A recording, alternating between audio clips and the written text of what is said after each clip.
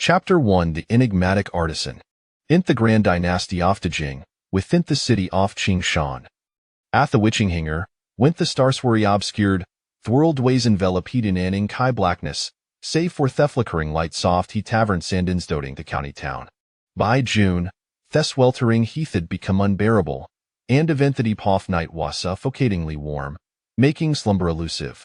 Yet eyes was not the sole reason for the restless nights the relentless summer drought had left Qingshan County parched for over a month. The common folk fretted over the spectre of famine, the middle class worried about the harvest off their lands, while the county solite feared the chaos that might ensue from a potential food shortage. From Thile to Retepius and Trata the steam med county magistrate, all were con summit anxiety for their respective interests, unable to find repose in the dead off night. Boom! A thunderous slap reverberated, as a serpentine flash of lightning split the darkened sky, accompanied by a continuous rumble. After the thunder, air-freshing breezes swept across the land, banishing festive-fling heat from the city of Qingshan. It's raining! An exhilarated shouter up the damaged Hatender, heralding a symphonia of Kier's thoughts soon cascaded throughout the county town. In the dead of night, the city, which had previously been lit on the scattered flames, began to illuminate with a myriad of lights.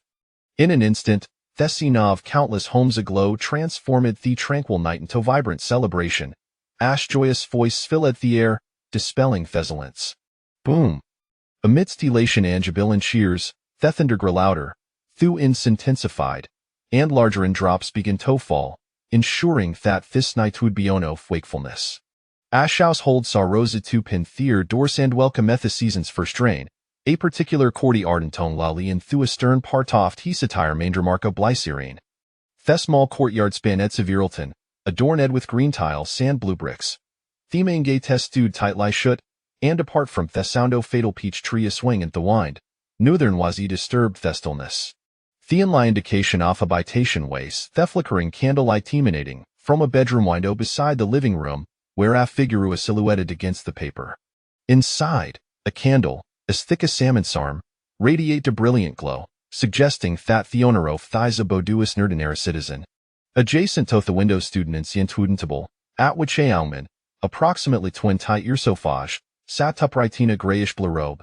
His features were unremarkable, and his physique was only what emaciated, yet his eyes, stark-like contrasting black and white, resembled a tranquil, profound pool of water.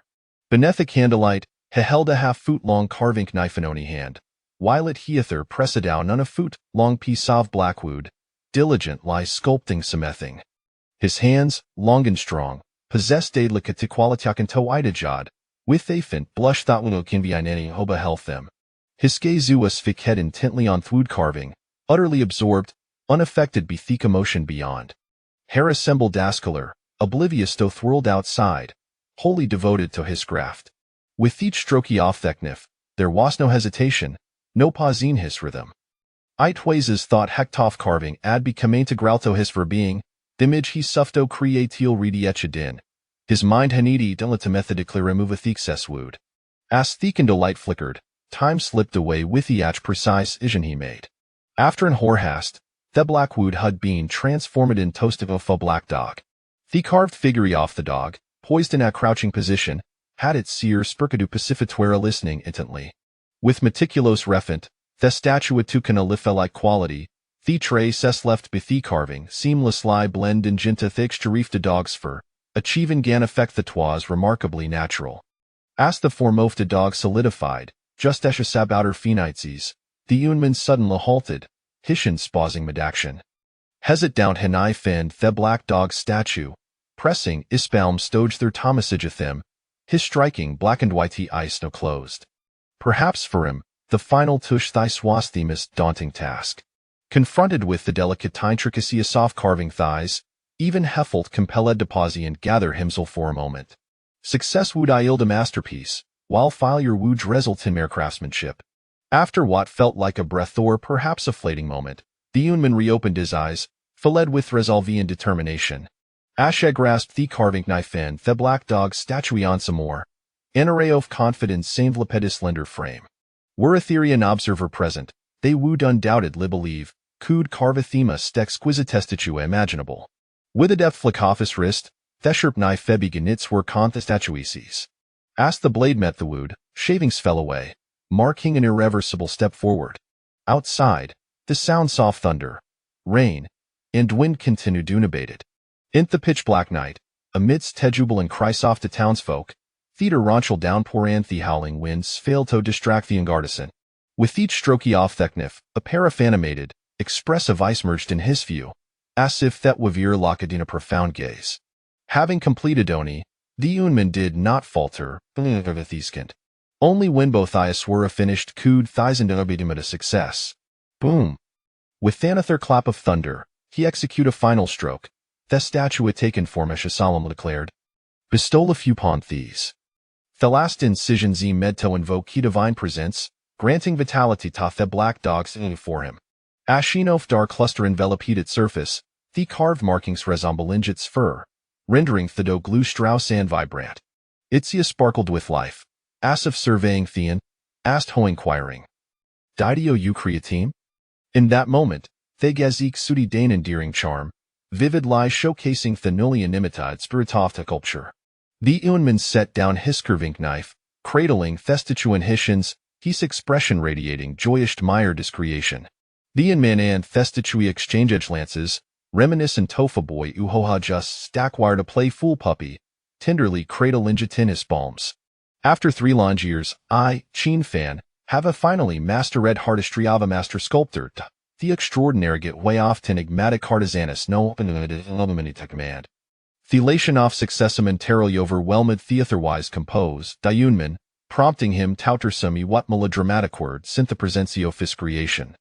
Ashi Kara said the black dog statue, Chin Fan reflected on the tumultuous journey of the past 3 years, a wavy of nostalgia shinjaverim. 3 years prior, had been an ordinary youth of Blue Star, until an unforeseen accident led to his soul traverse in Jinto another realm, reviving in Theba Diapha boy Uho had met a mysterious demise. For the Adhoftenu century, the concept of transmigration was often countered in novel sand films, making jitsumi will ear to accept. As for thy and formal yan friends, the memorious left behind be his predecessor Della Deniling ring attachment. These world was rife with malevolent deities, demons, and Thunkini. His predecessor had perished due to a bizarre incident, granting Chin Fan the opportunity to inhabit this new body. The misfortune of his predecessor stemmed from an ill-fit entanglement with otherworldly forces. Indeed, it was soulful full provocation, Alan pursued of becoming enigmatic artisan and master in extraordinary power. As for how his predecessor had acquired the ability to such power, that story beganeth his ancestor. This daily unfolds over a century ago.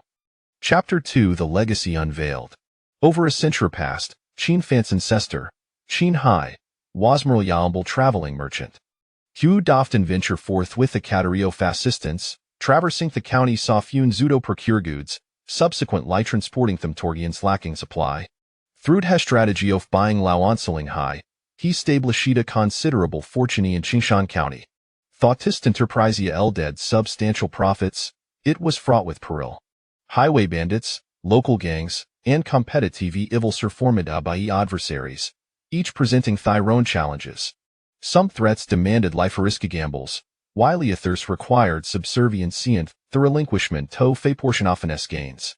Despite myriad dangers along through Chin Hai ultimately carved due to name for himself, becoming a known figure in Qingshan County. Wealthy and accompanied by daring associates, apart from the local authorities, knew their established powers to contest Kinfamilus influence in Qingshan. However, during an pivotal trading expedition, the outcome left everyone astounded. Aloft Chin Hai's companions failed to return, the cargo was nowhere to be found, and Chin Hai himself returned edge rave lie endured. Witnessing Kinfamily's plight, the townsfolk speculated wildly, asserting that they had encountered a powerful bandit group. Previously suppressed factions, seeing Kinfamily's current misfortune, seized the opportunity to strike, intent to usurping the Alth Chin Hai had missed. Fueled any hope for the Kin family, believing this new contender would vanish into Theonal soft Qingshan history. In time, the Kin family did indeed face decline, but not during Chin Hai Senior. Their Perkison's Fort Ho Suho had suff tounder minet Kin family were unforeseen, those Suho had acted against them, found themselves as beset by misfortune illness, accidents, or worse, disability. This internofivents disrupteth the plant soft hose faction lurking in the shadows. Rumors and speculations begin to circulate throughout Qingshan, and soon, Nunetaret to cast their gaze upon the Qin family. The genesis of this situation lay with the severely injured Qinhe himself. Torcounthidal, one a visit, that fata full trading expedition. Dueta the urgent need for critical goods, Qin hypersona lilled the family's primary force and thought journey. During Gassajourn Thuel Durnus, Qin Hai encountered a grievous lie in George Stranger. Having traversed the lanes fair and wide, he had not on Lihendis formidable skills but also cultivate a penchant for forging friendships, which enabled him to amass a considerable fortune. Upon discovering Simeonine distress, he resolved to render assistance before contemplating on further actions. After all, with injury sustained, he would pose a little threat to the entire merchant caravan, and should the stranger possess a remarkable background, it could serve as an opportunity to forge valuable connections. Little did Deck know that the man was an ordinary individual, but an enigmatic craftsman endowed with extraordinary abilities. This of her injury was a consequence of his entanglement in a bizarre incident. Duetto Qinhe's intervention, the entire caravan found themselves ensnared in peculiarity soft his situation, and even if the craftsman were to be revived, he lacked the strength to combat the anomalies. Ultimately, it was only with the craftsman's assistance that a sliver of hope was scarved out, allowing Qinhe to escape. However, the comrades who had accompanied him on his journey were left behind in that nebulous thicket. Ashe fled from the clutch soft hewn canny, Qin Hai unwittingly inherited the craftsman's legacy. The race and for's miraculous escape while a tech craftsman succumbed to the other world Leforces remained a secret now Solido Qin Hai. In his finalments, he revealed on lie that broad stroke he saw this extraordinary inheritance to his successors, withholding the intricate details. Thus, the true event soft hat fatiful encounter werelos ta time, buried deep within the and sophist story. Thelagasathat Qin Hai acquired Dwazafasatov tech craftsman sart the art of furia sculpture. Through team of carving, one could wield extraordinary capabilities such as fortune enhancement, fate alteration, curses, nightmares, and exorcisms. Although fit lack a directal thal power, the abilities were unzetting lie sinister, capable of inflicting harm without face-to-face confrontation. Upon his return to Qingshan County, Qin Hai refrained from resuming his former mercantile pursuits and instead devote himself to mastering the art of furia sculpture. These experiments solidified his belief in the veracity of the strange occurrence she had encountered during his travels. He saw gleaned insights from the craftsman had rescued regarding the Trinitarift world of malevolent deities, demons, and Diria phenomena lurking in the shadows, perpetually threatening the survival of humanity. As for we Qin Hai had no encountered in a strange ordy monisvents during his year sabrod, one must consider the current Grand Jing dynasty. In this realm, malevolent deities demand living beings sacrifices, harvesting thesence of artillery cavo ka cross the world. A great sage, having discerned the Trinitarift Hesidites, Suftobi komi sacrificial vestlin and divertoa sin de serichus deity ta counter the malevolence. However, the outcome was yet no malevolent deity rising from Theseus. Before losing his sanity, Thisage had proclaimed that Thulofin sensi and offering cis poisonous, and thosi overwhelmed but distracting thoughts would inevitably become a malevolent deities themselves. Since then, none had read to scheme for divine status. Despite the failure of this plan, some observed that such amethod could indeed bestow immense power to alter fate, fostering Gassen's offlingering dissatisfaction. Subsequently, another sage attempted to establish a foundation Busadant Hilazofta dynasty, gathering the collective Walandas Ares off the populous Cide for Gia National Destiny capable of contending with malevolent deities. Yet, the outcome was a annihilation, with Nona serving. Thethought softly and soft beings could not withstand such pressure at the dominancy of National Destiny ways insurmountable. Ultimately, countless sages pared higher efforts into sacrificial endeavor, utilizing Thetria's source of heaven and earth to create a national artifact powered by the elective of the populace, intended to cleanse the cosmos and suppressal forms of malevolence. Thus, the templates throughout Harem were dismantled, with the national artifact safeguarding local safety. This is precisely within the Grand Jing dynasty, while a strange and demonic occurrence still transpired, their frequency had dramatically diminished. Aslongassen did not be venture in Jin Todisolaterius, an ordinary individual would likely never encounter such phenomena her life at time. Whenever demonic or incidents arose, The local temple dedicated to the national artifact Wu dispatched designated personnel to address the situation. The Grand Jing dynasty's artifact was a three-legged, twi-red bronze cauldron, reputed to the fiersto fit skin crafted by humanity, thus earning the right to bear the national destiny. Consequently, Everlo Kalitai responsible for the veneration of the national artifact was the signet das a Grand Cauldron Temple, empowered by the dynastis decreto harness a portion of the dragon's energy. Beyond the guardians of national destiny, humanity also boasted enigmatic craftsmen, secret blood warriors, and spirit manipulators individuals who possessed extraordinary abilities. However, these paths often intersected with the supernatural and demonic, placing those who tread them in the precipice of life and death. Despite the emergency of the national destiny path, few were willing to abandon the perilous pursuits of the extraordinary. The primary reason lay in the fact that such extraordinary powers were wielded by the individual, impervious to whims of the dynasty, and those who embarks on this path had the potential to attain extended longevity. Upon uncovering the truth of this world, Qin he earned for immense power and greater longevity.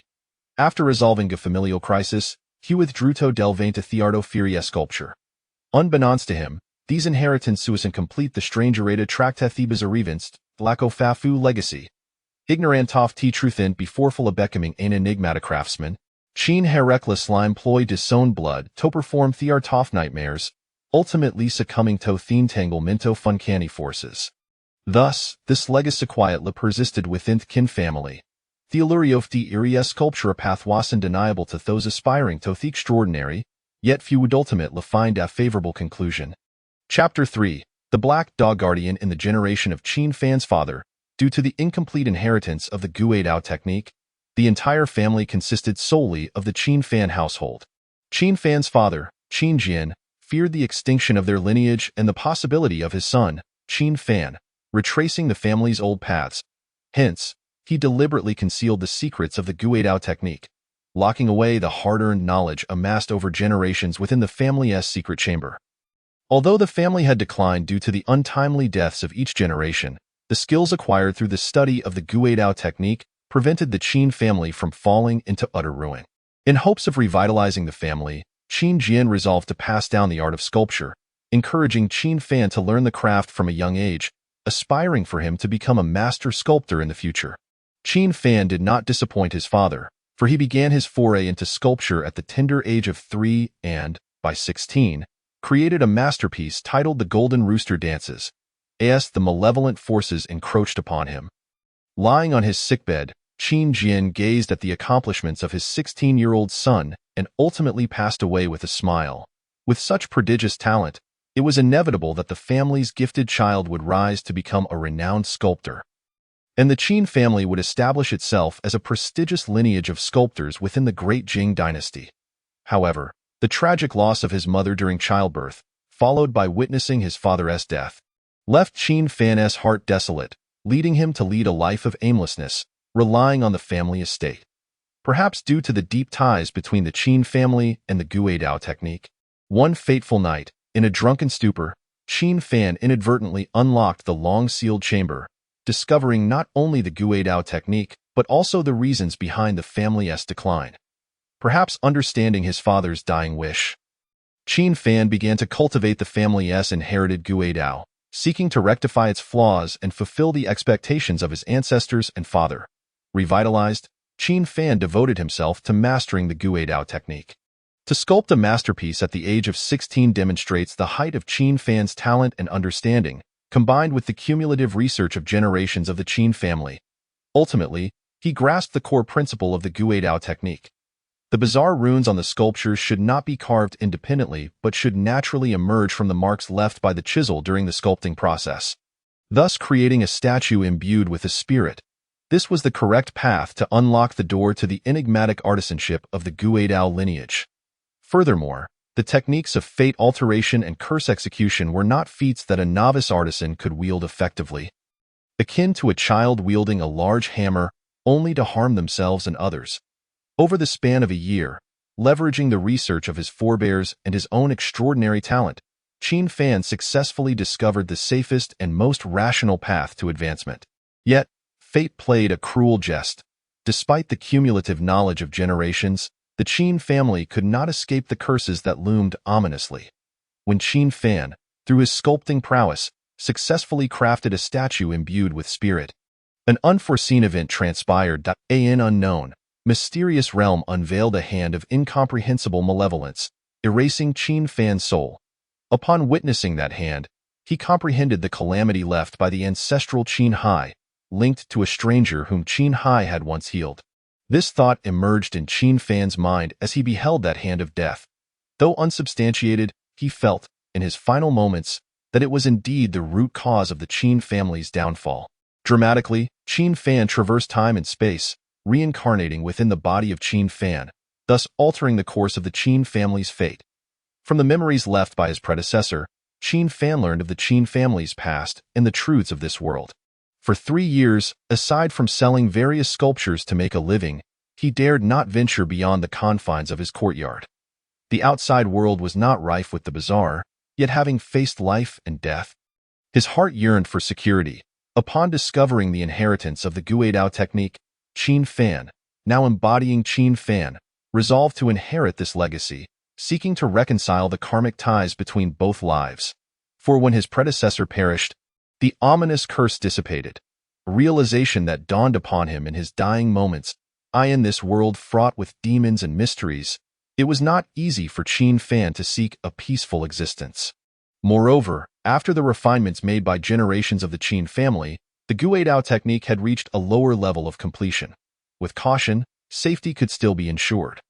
Lacking a sense of security and yearning for immense power, Qin Fan, now reborn, craved the secrets of immortality.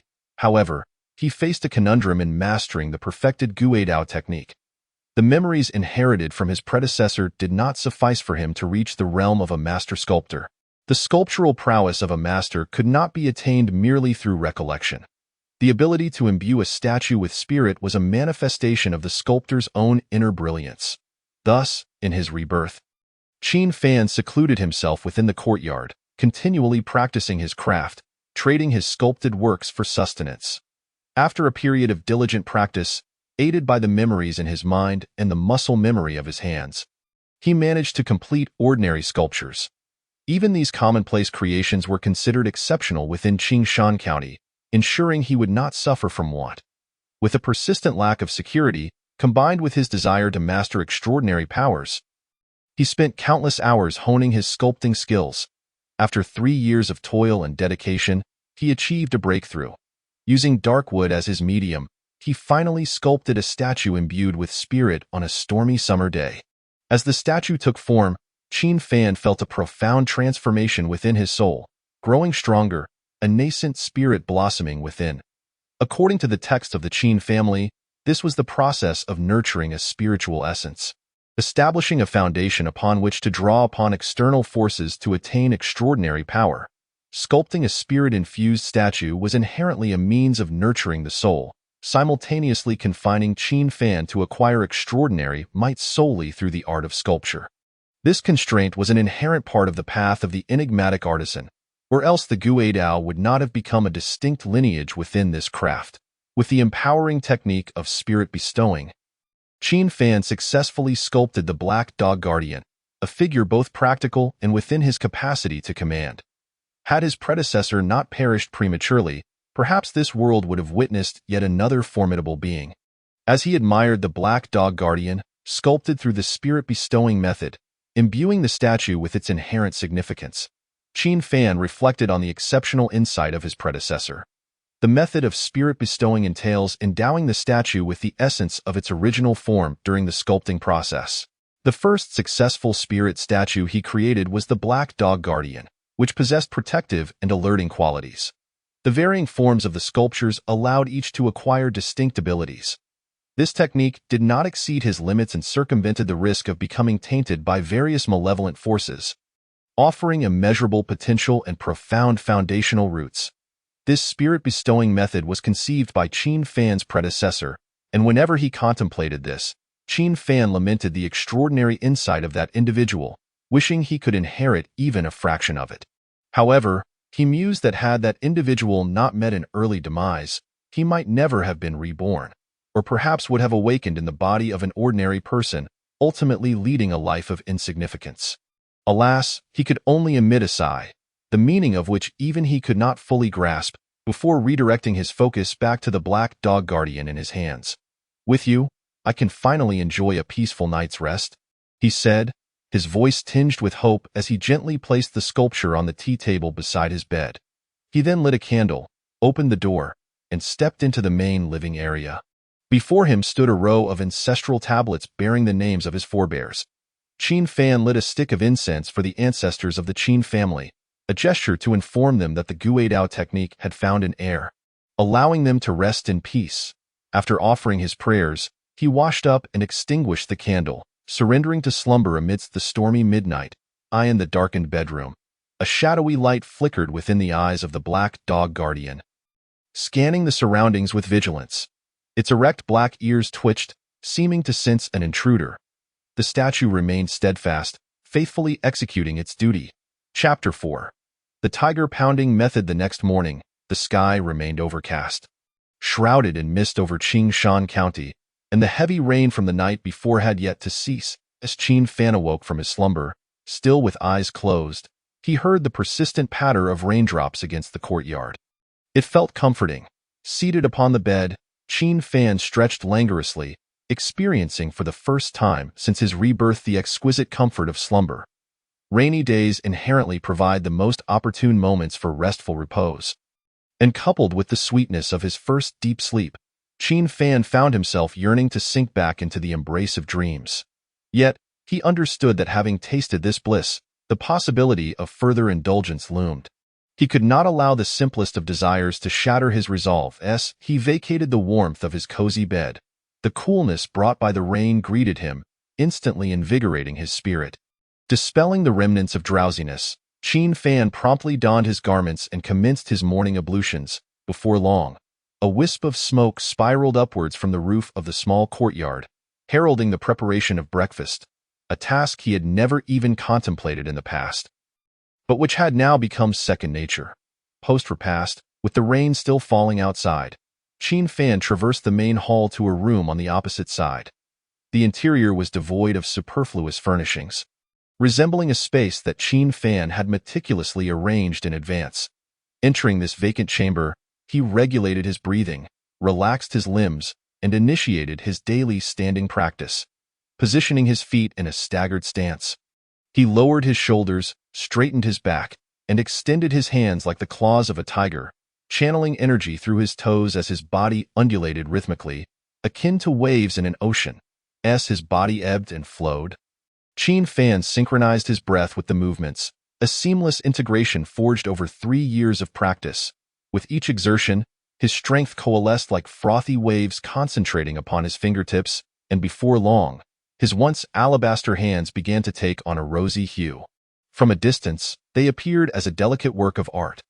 The stance he practiced, known as the tiger pounce posture, was a martial technique collected by the ancestors of the Qin family, designed to hone the body and assist in the art of sculpture. Sculpture itself demands considerable physical effort. Inspiration could strike, prompting an artist to carve for hours on end. The requirements for hand strength were particularly rigorous, necessitating not only formidable grip but also precise control over one's power. The tiger pounce posture not only fortified the body but also enhanced the strength of his hands, enabling Qin Fan to wield tools effortlessly against dense timber. Last night, as he sculpted a statue of a black dog intended to guard his residence, it was his considerable hand strength that allowed him to carve with such ease. Otherwise, even achieving a mundane likeness would have proved laborious, given the exceptional hardness of the wood. Moreover, it was common for eccentric artisans, whose prowess was akin to that of ordinary folk, to practice martial techniques not with the intent of slaying foes, but to cultivate a measure of self-defense. Beyond these considerations, Qin Fan had initially contemplated that if his sculpting skills did not elevate to the level of mastery, he would pursue an extraordinary path through martial arts. Compared to other avenues of transcendence, martial arts offered formidable combat capabilities in the early stages, and entering a martial academy was merely a matter of financial means. Upon reaching a certain level of mastery, one could qualify to embark on the path of the bloodline warrior, which similarly promised great strength and longevity. The only significant challenge lay in acquiring the legacy of the bloodline warrior. As it was not a conventional martial art easily accessible through any academy or sect, Qin Fan's inclination towards this path stemmed from his inability to pursue the eccentric artisan route, a course most straightforward and time-efficient. Initially, he could establish a solid foundation through ordinary martial arts, later leveraging the ancestral records of the Qin family to infiltrate the circle of practitioners and gradually strategize. While he need not venture down the path of the bloodline warrior at present, the tiger pounce posture remained invaluable to him, and thus Qin Fan had no intention of relinquishing it. Perhaps it would be only when the posture ceased to offer him benefits that he would consider abandoning his practice. The rhythmic patter of rain continuously filled the room, yet it did not disrupt the cadence of Qin Fan's stance. His body resembled the unchanging tides of the sea, ever surging forward. Time gradually slipped away as he continued his practice, and after an hour, he discerned that his movements and breath had begun to lose their harmony. He understood that today's training could come to a close, as further exertion would yield no benefit. At this point, his hands had turned a vivid crimson, the fingers swollen like carrots. Such a state was familiar to him. And with calm composure, he approached a nearby table and opened a palm-sized jade box. Had the medicinal ointment been depleted so swiftly? Observing the near-empty container, Qin Fan realized that in his preparation for ascending to the status of an eccentric artisan, he had not ventured beyond his home for nearly a month. It seemed he would need to procure some provisions and ingredients for concocting the ointment. The black jade ointment he employed was specifically formulated for the tiger pounce posture. Without its care, practicing the stance could result in hidden injuries. Many martial academies were untroubled by the prospect of their techniques being disseminated because they possessed a variety of medicinal salves and tonics. Forcing oneself to practice without proper care would only lead to latent threats, ultimately resulting in the decline of one's vitality. The exquisite appearance of Qin Fan's hands, rivaling that of a woman's, was primarily attributable to the effects of the black jade ointment. Carefully applying the remaining ointment to his hands, he proceeded to massage them according to the recorded technique until they returned to their normal state. With the practice of the tiger pounce posture concluded, Qin Fan wiped his body with a damp cloth in preparation for his departure. In his bedroom, he gazed fondly at the statue of the black dog he had carved himself, affectionately stroking its head as he spoke with a smile. "Almost forgot about you. Remember to guard the home well while I'm away." Much like a playful banter with a cherished guardian dog, he placed the statue into a concealed compartment beneath the bed. With the abilities of the guardian dog, it could detect any intrusions even from its hidden spot, and Qin Fan could sense intruders through the spiritual essence nurtured within his soul. After securing the guardian dog, Qin Fan observed that the rain had ceased, adjusted his attire, and stepped out of the small courtyard without an umbrella. "Old Granny Lee, what brings you to my gate? Is there something amiss?"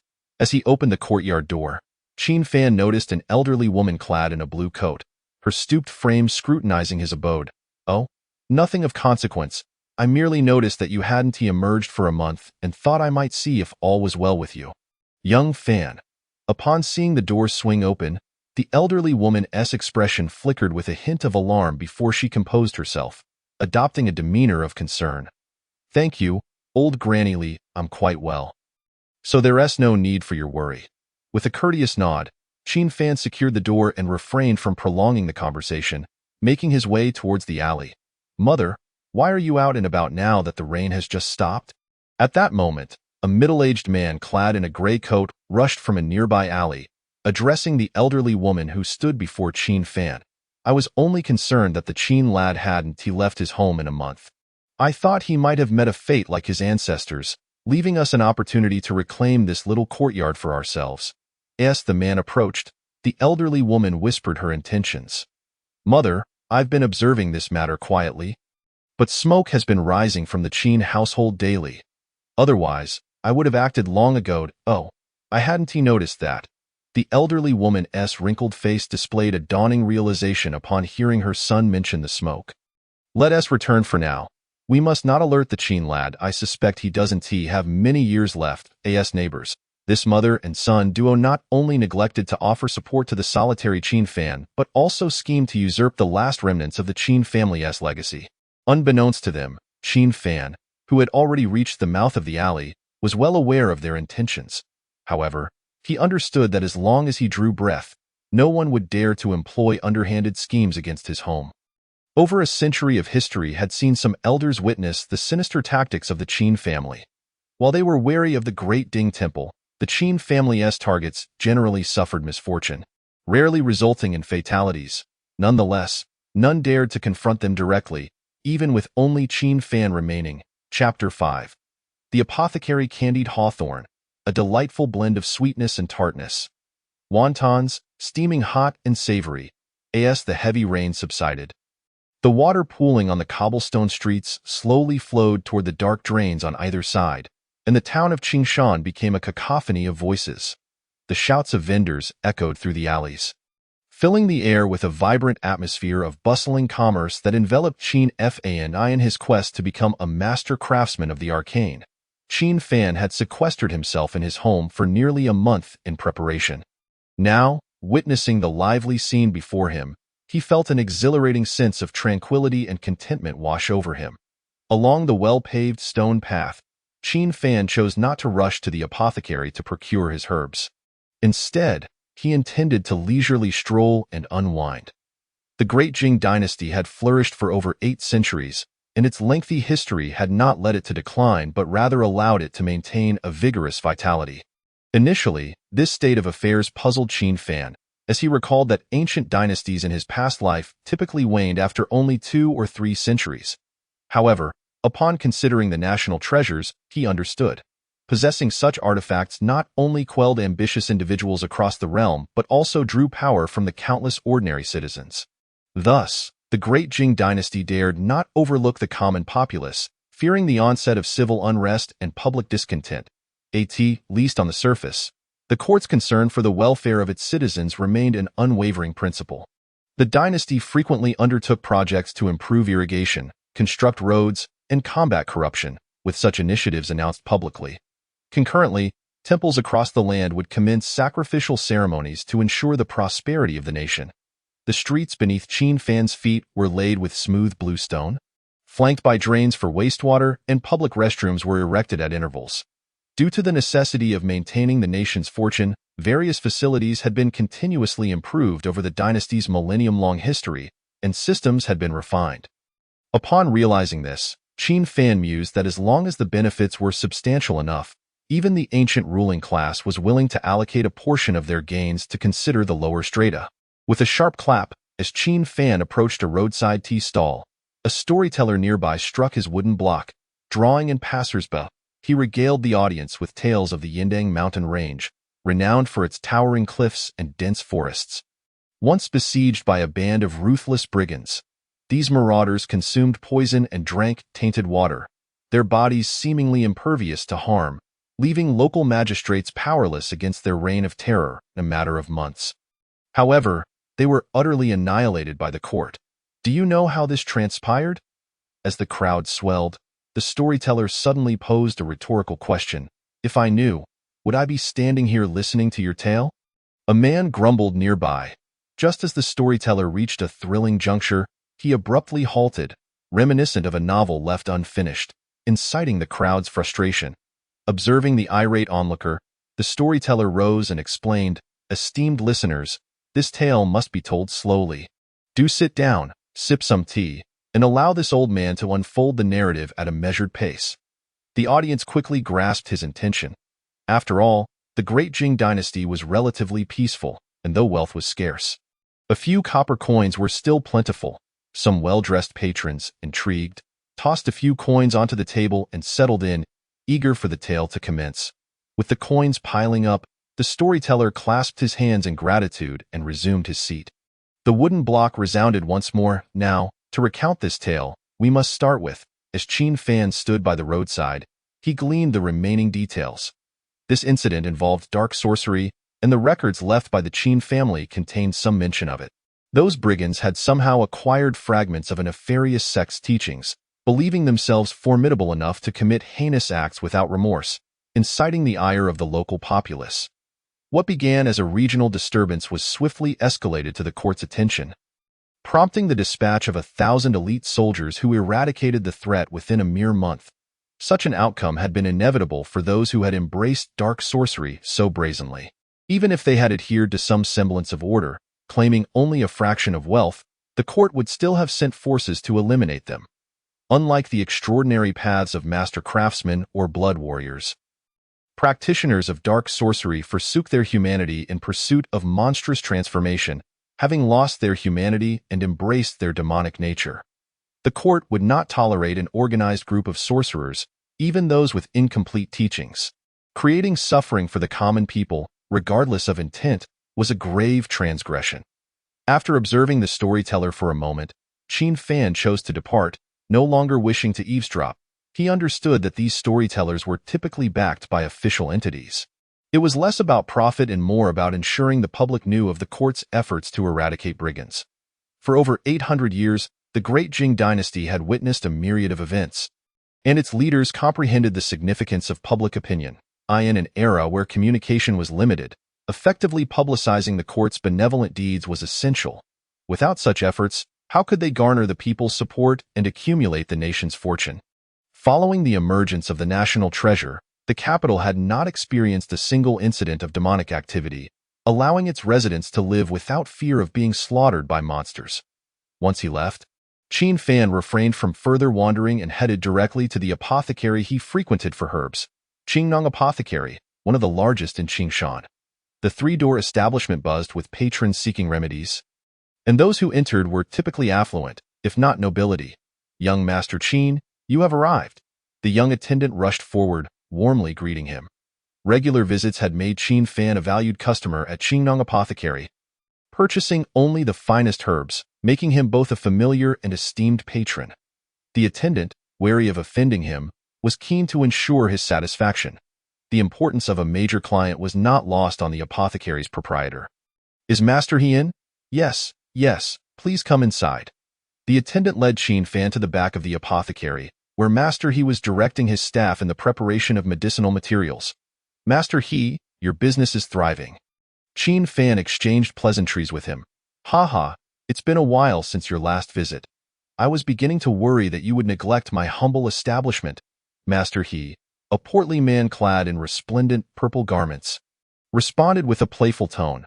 "Where else would I find the finest herbs in Qingshan if not here?" Qin Fan replied, his praise genuine. "Thank you for the compliment, young Master Qin. Are you here for the usual?" "Of course. Splendid." Master He turned to his assistant Taizhu. "Fetch the herbs I prepared in warehouse 1. "Yes, Master." A slender young lad scurried off to the warehouse. Not long after, he returned, carrying a bundle. "Master, here are the herbs you requested." "Very well, you may leave." After inspecting the bundle and finding everything in order, Qin Fan dismissed the assistant. "Young Master Qin, would you like to inspect the herbs? Given that they are prepared by Master He himself, is there any need for inspection? Here is the payment." Qin Fan produced 10 silver coins, each the size of a thumb, round on the outside and square within, minted from silver. One side bore the inscription Great Jing Tong Bao, while the other showcased intricate and exquisite designs. Chapter 6. Black Jade Ointment. During its peak, for centuries into the establishment of the Great Jing Dynasty, the significance of finance became increasingly apparent as the economy flourished. The minting of currency was centralized under the jurisdiction of the court, with coins standardized into copper, silver, and gold. All denominations were uniform in size and style, round on the outside and square within, each measuring roughly 1 inch. One side bore the words Great Jing Tong Bao, while the other featured elaborate patterns.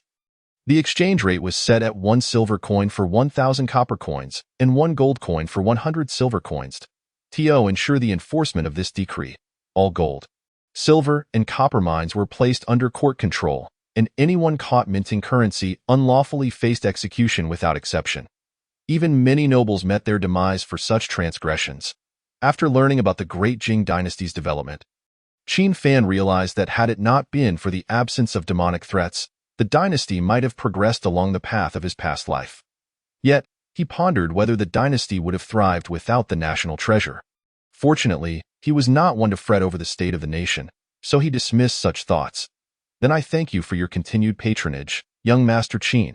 Upon witnessing Qin Fan hand over 10 silver dollars, The shopkeeper he could not help but beam with delight as he accepted the currency. 10 silver dollars amounted to 10,000 copper coins, a sum sufficient to sustain a modest family of 3 in Qingshan County for an entire year.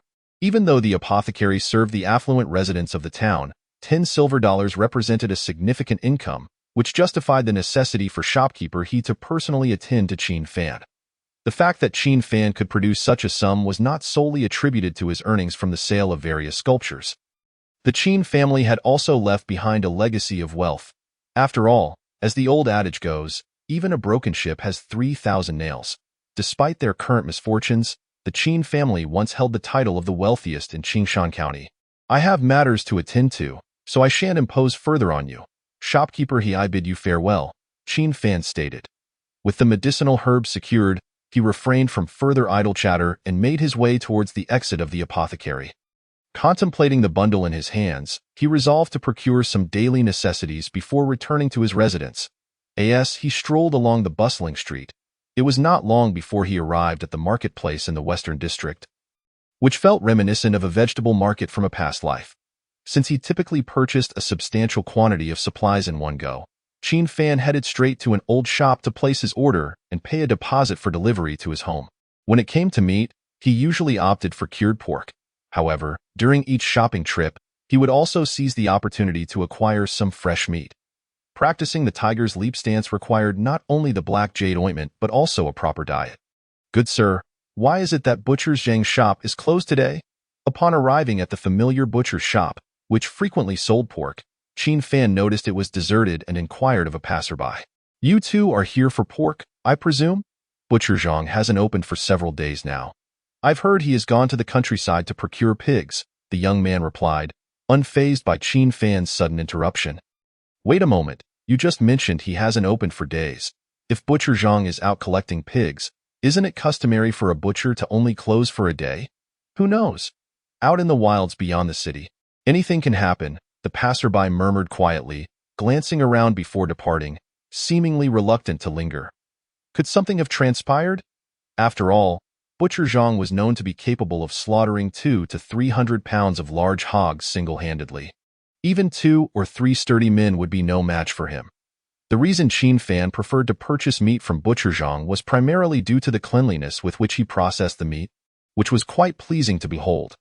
After pondering for a moment and finding no leads, Qin Fan decided not to waste any more time and sought out another butcher to purchase a couple of pounds of pork before making his way home. The day was still early, and he prioritized preparing the black jade ointment. Glancing up at the sky, he noted the sun was high in the sky. The atmosphere was exceptionally clear following the rain, and under the sunlight, several vibrant halos appeared. Observing these conditions, Qin Fan resolved to commence the preparation of the black jade ointment. Without the ointment, he would be unable to practice the tiger's leap stance the following day, an aspect of his cultivation that he certainly did not wish to delay. Within the courtyard, aside from the main hall and the 2 side rooms, there were several additional chambers lining both sides of the small courtyard. Unlocking the copper lock and pushing open the door revealed a room filled with various tools. Each time Qin Fan procured medicinal herbs, he felt no concern regarding the potential leakage of the black jade ointment's formula due to the exceedingly intricate procedure involved in its preparation, which required considerable effort even in the initial stages of processing the herbs. Some of the herbs even necessitated special methods for preparation. For instance, certain herbs had to be soaked in strong liquor beforehand, while others needed to be sliced and stir-fried together in a hot pan. Some required grinding into powder prior to use. Following the completion of the herbs processing, the proportions for adding them varied, and the sequence for introducing the herbs during the boiling process also differed. It was precisely for this reason that Qin Fan felt confident that the formula for the ointment would not be compromised. Having brewed the ointment countless times, Qin Fan skillfully handled the various precious herbs he had brought back. With experience on his side, he had already discerned the most efficient processing sequence. Thus, as Qin Fan focused intently on handling the herbs in his possession, the sun's waning light illuminated a stunning twilight sky. Knock, knock, knock. Young Master Qin, the rice, flour, vegetables, fruits, and cured meat you ordered earlier have arrived. It turned out that the daily necessities Qin Fan had ordered at noon were being delivered by the attendants. Upon hearing this, Qin Fan set down the items in his hands, secured the door, and proceeded to receive the delivery. Opening the courtyard door, he observed 2 attendants pushing a cart laden with goods. Qin Fan gestured for them to bring the items into the kitchen.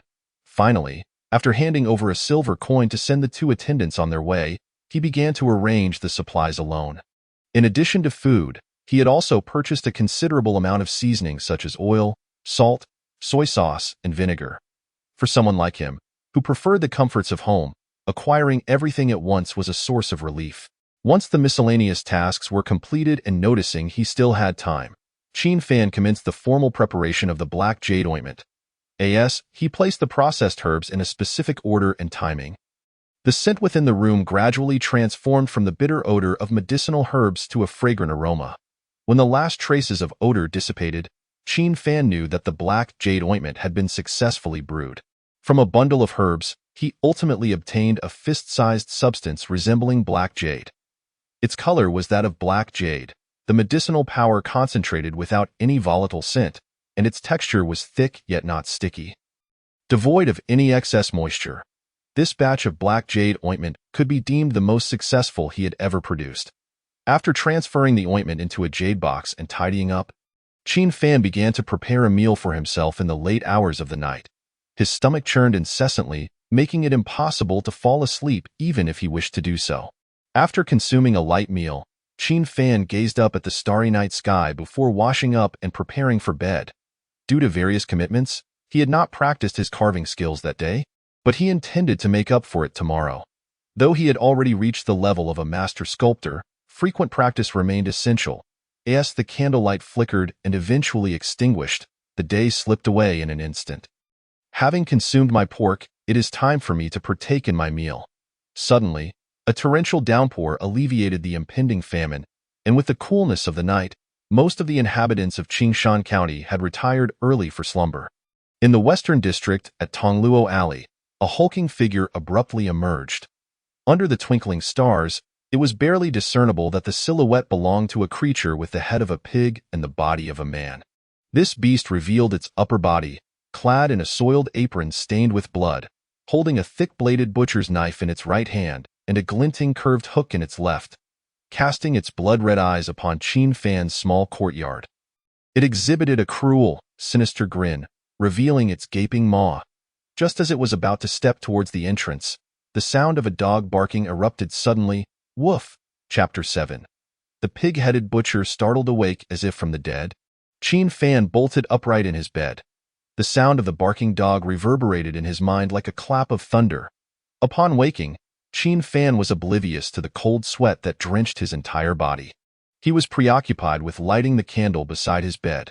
Without bothering to don his shoes, he hurriedly knelt at the foot of the bed to retrieve the statue of the black dog meant to ward off evil spirits. Along with a sealed box, woof, as he grasped the black dog statue. Another bark sounded, this one inaudible to ordinary ears, yet crystal clear to Qin Fan, who had cultivated a spirit of awareness. Outside the door, as the pig-headed creature advanced towards the courtyard with fury, the sound of the barking resonated like an invisible shockwave, sending its massive form soaring through the air and crashing against the wall of the alley. The once oily, filthy skin of the creature appeared to crack like porcelain, dark crimson blood oozing slowly from the fissures. Rising to its feet, the pig-headed beast refrained from a roar, merely fixating its blood-red gaze upon the small courtyard as if to imprint the location firmly in its memory. Subsequently, this aberration, which should not exist within the county, vanished like a phantom into Tongluo Alley. Even the blood that had trickled onto the ground evaporated without a trace, leaving only the corrosive marks on the walls and the ground to indicate that something extraordinary had transpired here.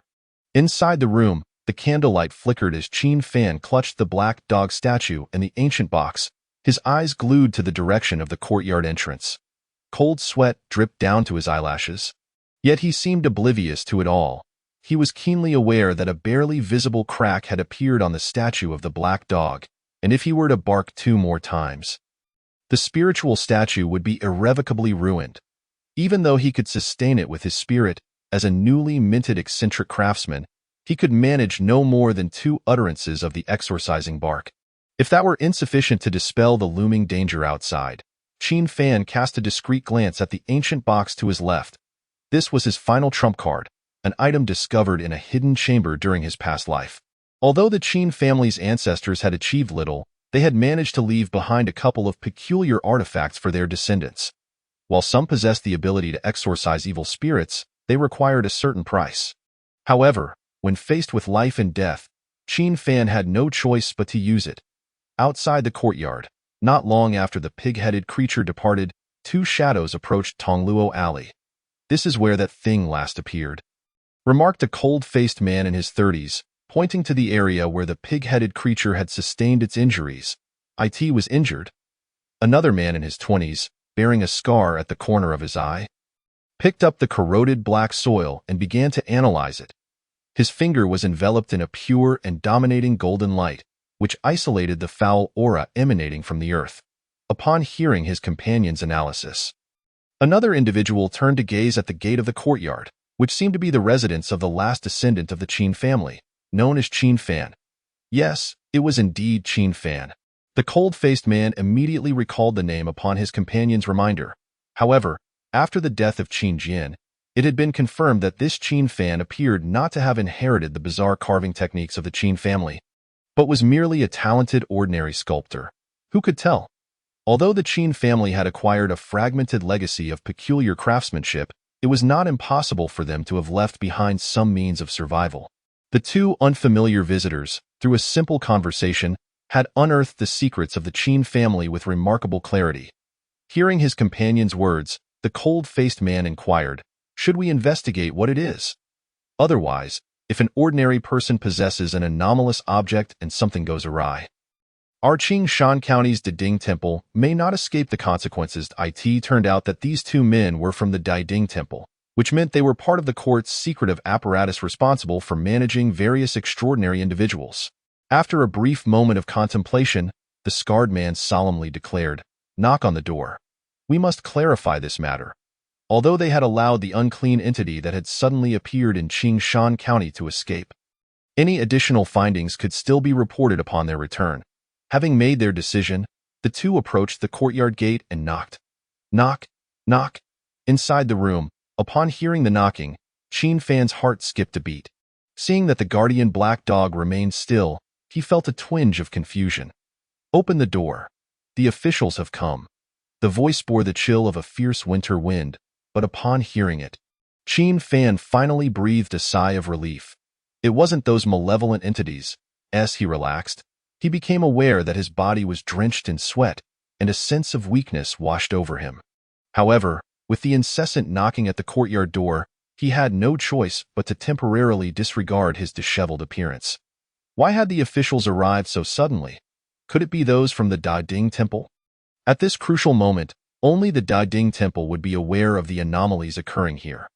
After a moment's thought, Qin Fan placed the ancient box back into its hidden compartment, positioned the guardian black dog statue on the table within the room, and then, trying to appear composed despite his disarray, made his way to the courtyard door. Perhaps he didn't need to feign composure. He naturally appeared to be in a state of fright. "You are not from the official court." Upon opening the courtyard gate, illuminated by the flickering candlelight, two men clad in black attire with an imposing demeanor stood before him. Seeing the two before him, Qin Fan felt deceived and hastily attempted to close the door. Exclaiming that they were not officials, bang! The scarred man forcefully pressed against the courtyard door, locking eyes with Qin Fan. "Stop pretending. You should have an inkling of who we are." Hearing this, Qin Fan felt a wave of headache wash over him. It seemed they knew him all too well. He had just become a peculiar craftsman, finally managing to enjoy a good night's sleep after a long time, only to be confronted by unclean entities, followed by the arrival of the Diding Temple personnel. Did this mean that in 3 years, he would only have one day to rest properly? Observing the resolute expressions of the two illuminated by the candlelight, he realized that it would be difficult to dismiss them, but Qin Fan still sought to negotiate. "Gentlemen, if you seek wealth, I have some here. I can consider it a financial loss to avert calamity. How about we treat tonight's events as if they never occurred?" Noticing their silence, Qin Fan continued, "Seeking wealth and taking lives are two entirely different matters. You must have heard of the great importance the Dejing dynasty places on homicide cases. If you take the money and leave, it would be beneficial for everyone. Begging for mercy won't work. Qin Fan subtly shifted to a threatening tone. Oh, you dare to invoke the laws of the Dejing dynasty? The scarred-faced man replied sharply, Qin Fan, the last descendant of the Qin family, because your ancestor obtained a fragmented bizarre carving technique, none of the descendants of the Qin family have met a good end. The last inheritor was your father, Qin Jian, who, in order to ensure you carried on the Qin family's legacy, did not pass on the bizarre carving technique to you. Instead, you learned the ordinary art of sculpture, excelling in it, mere inches away from becoming a master sculptor. Gulp. Upon hearing the scarred man's words revealing the majority of his family's secrets, Qin Fan felt cold sweat trickle down his back, a chill sweeping over him as he instinctively swallowed hard. The memories left behind by his predecessor, as well as the family's texts, had not indicated that the Daiding Temple had so thoroughly scrutinized the Qin family's background.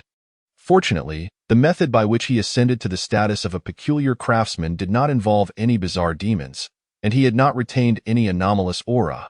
Moreover, since he had just recently broken through, the others had not detected it.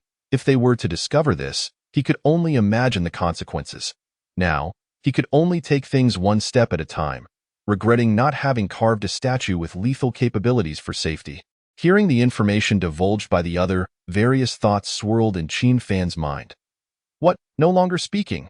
I am too astonished, and the things I know pale in comparison to yours, Qin Fan hesitantly explained in a low voice.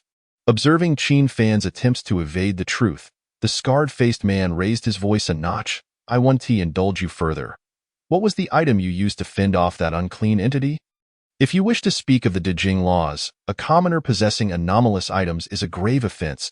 If you hand it over, I won't pursue the matter further. Please, gentlemen, follow me into the courtyard. I will retrieve it at once.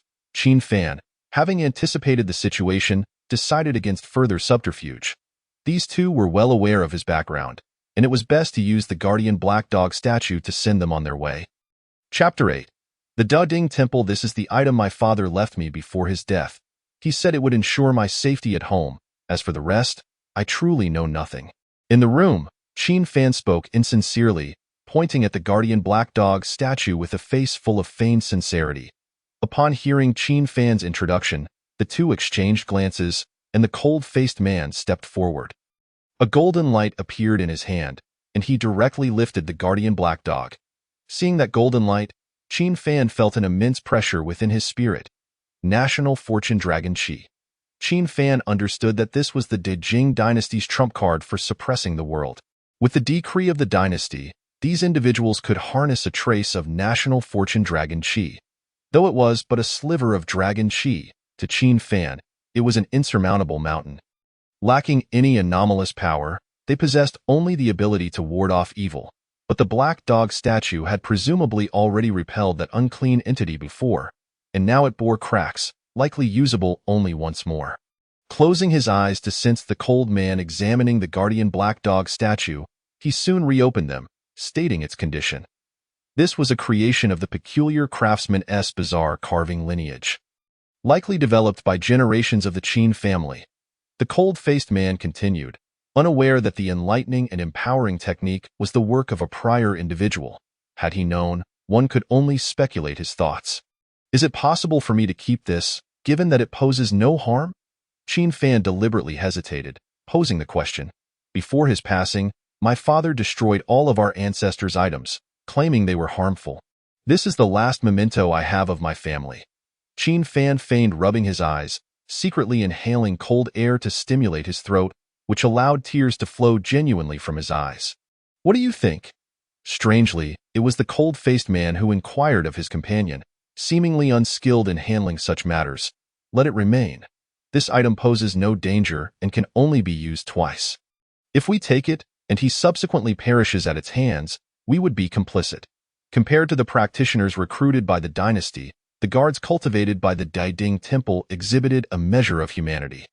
Had a practitioner from another extraordinary path approached, even if they did not harm Qin Fan, the guardian black dog statue would certainly not be spared. Regardless, a spirit statue with no side effects still held considerable value. even if it could only be used twice. Thank you, gentlemen, thank you. Qin Fan repeatedly bowed in gratitude. Although his initial impression of the two was that they were cold and unapproachable, they were fundamentally good people. This was the reason the Dajing dynasty had endured for over 8 centuries. In the coming days, remain prudent. It would be best to stay at home. With this item, it may just save your life. After speaking, they disregarded Qin Fan and walked away from the courtyard. Once he heard no further sounds, Qin Fan quickly secured the courtyard door. He had thought that no one knew of his family's affairs and that he could quietly cultivate until he matured. Yet the entire Qin family had been under scrutiny. Returning to his room, Qin Fan regained his usual calm demeanor and expressed his thoughts following this encounter. After this incident, Qin Fan held a new perspective on the Daiding Temple.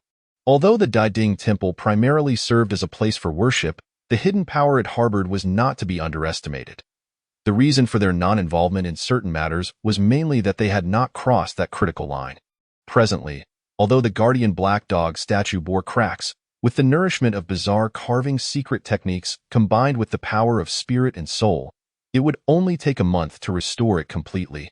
The primary task at hand is to carve a new statue, preferably one that possesses direct combat capabilities. Qin Fan caressed the statue of the Guardian Black Dog in his hands. He contemplated his subsequent plans. The lackluster performance of the spiritual statue this time was primarily due to the formidable strength of the malevolent entities that had manifested. Had it been merely ordinary malevolent energy, it would not have inflicted such significant damage on the Guardian Black Dog.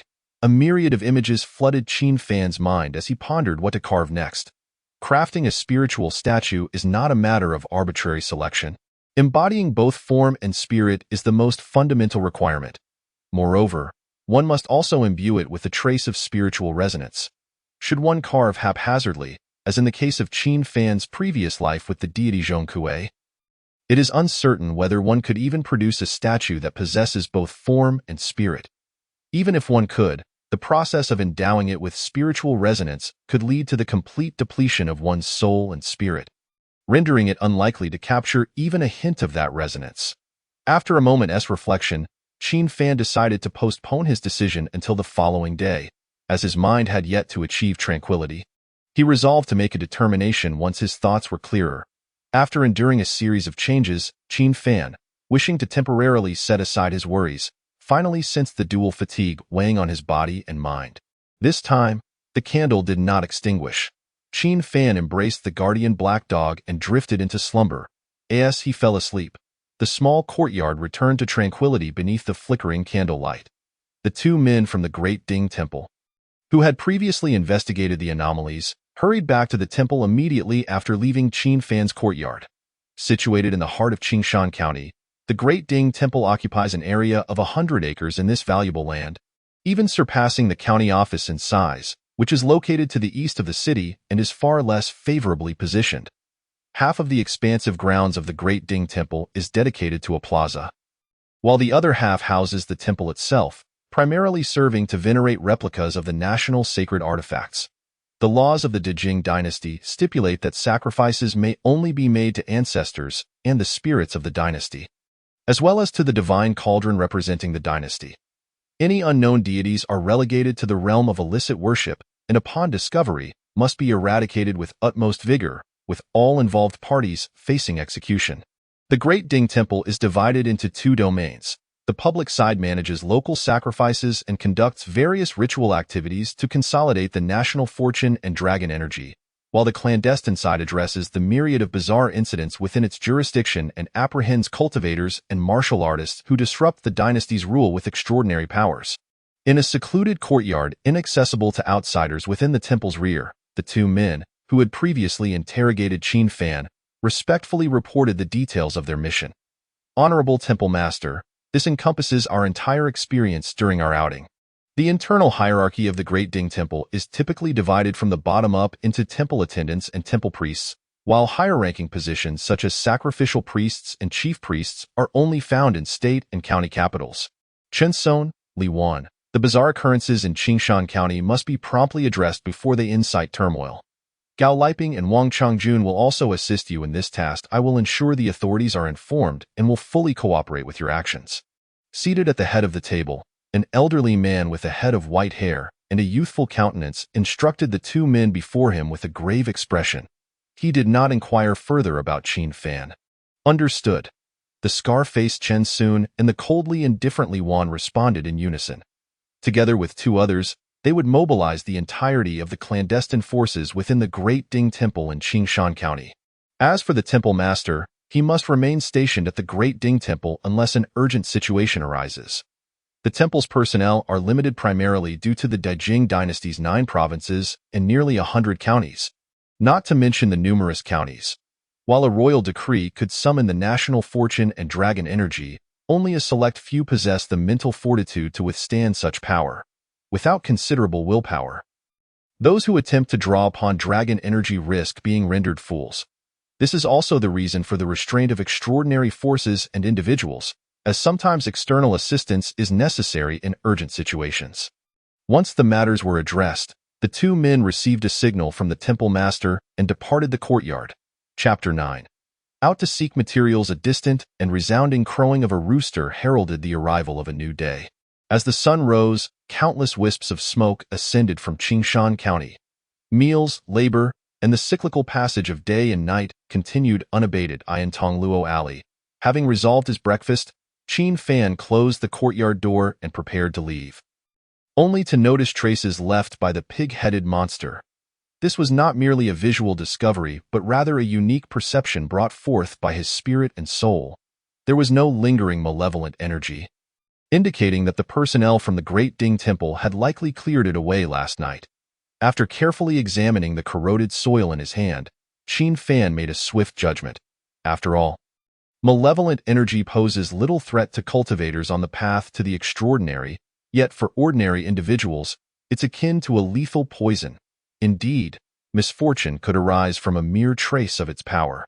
With a general understanding of the situation, Qin Fan discarded the soil from his hand and turned to exit the alley. Having recently become an extraordinary craftsman, Qin Fan initially intended to remain at home, practicing the tiger pound stance in the morning and honing his carving skills and studying the knowledge and spells of the art of peculiar carving in the afternoon. Once he had mastered all the abilities within his grasp, he would consider future matters. After all, he could still manage the resources required for his cultivation without hurrying.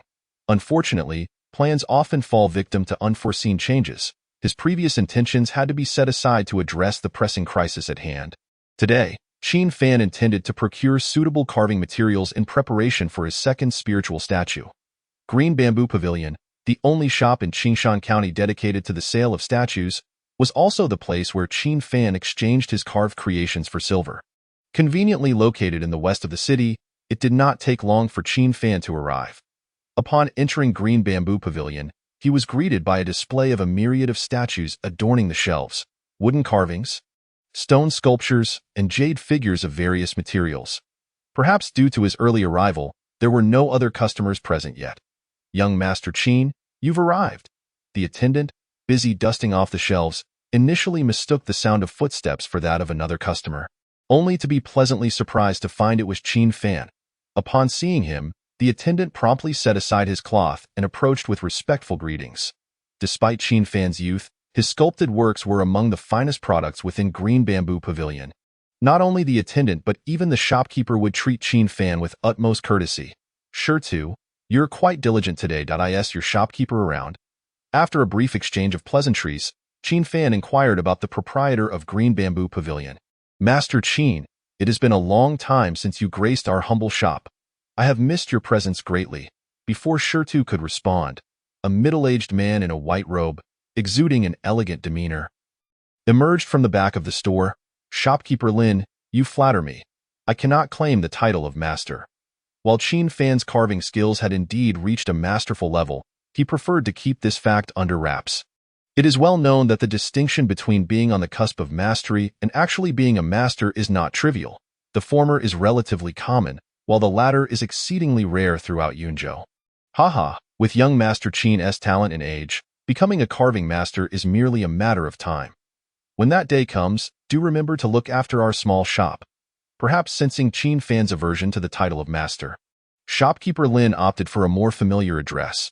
Certainly, regardless of circumstances, I shall not forget the care you have shown me, shopkeeper Lin. Then I thank you, young Master Qin. Sure to? Why are you still standing there? Quickly serve tea to young Master Qin. Bring out the treasured Yunwu tea for him to savor.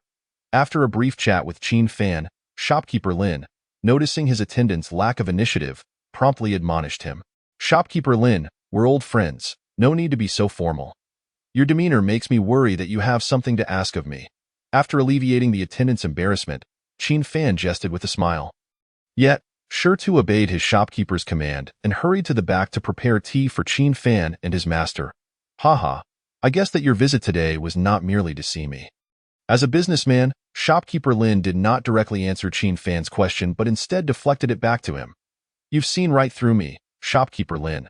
I do indeed have a matter to trouble you with. Anticipating that the other party had business to discuss, Qin Fan did not conceal his purpose and directly expressed it to shopkeeper Lin. Let us proceed to the quiet room to discuss further. The clientele of Green Bamboo Pavilion was not composed of ordinary individuals. Those who frequented the establishment were typically affluent families of considerable means. The shop featured several quiet rooms specifically designed for hosting esteemed guests. Upon entering the quiet room with shopkeeper Lin, Sure Tu brought in the freshly brewed tea. Young Master Qin, do try this. It's fine tea I had someone bring from the county city. Watching the steam rise from the teacup, a fragrant aroma wafted into the air, and Qin Fan understood that the other party indeed had business to discuss, as such fine tea would not be offered without reason.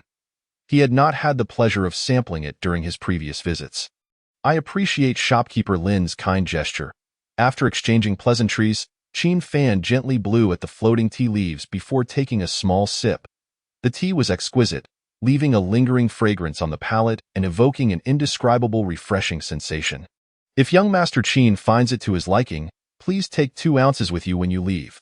Perhaps feeling that his words were too few, Master Lin continued primarily, I do not possess much of this cloud mist tea. Otherwise, I would certainly bestow half a pound upon young Master Qin.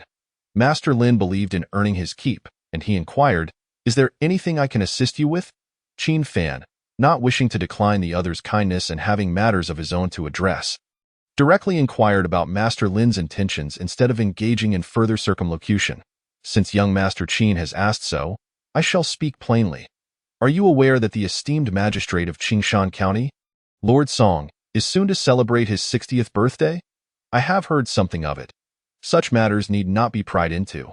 One can easily catch snippets of conversation while strolling the streets.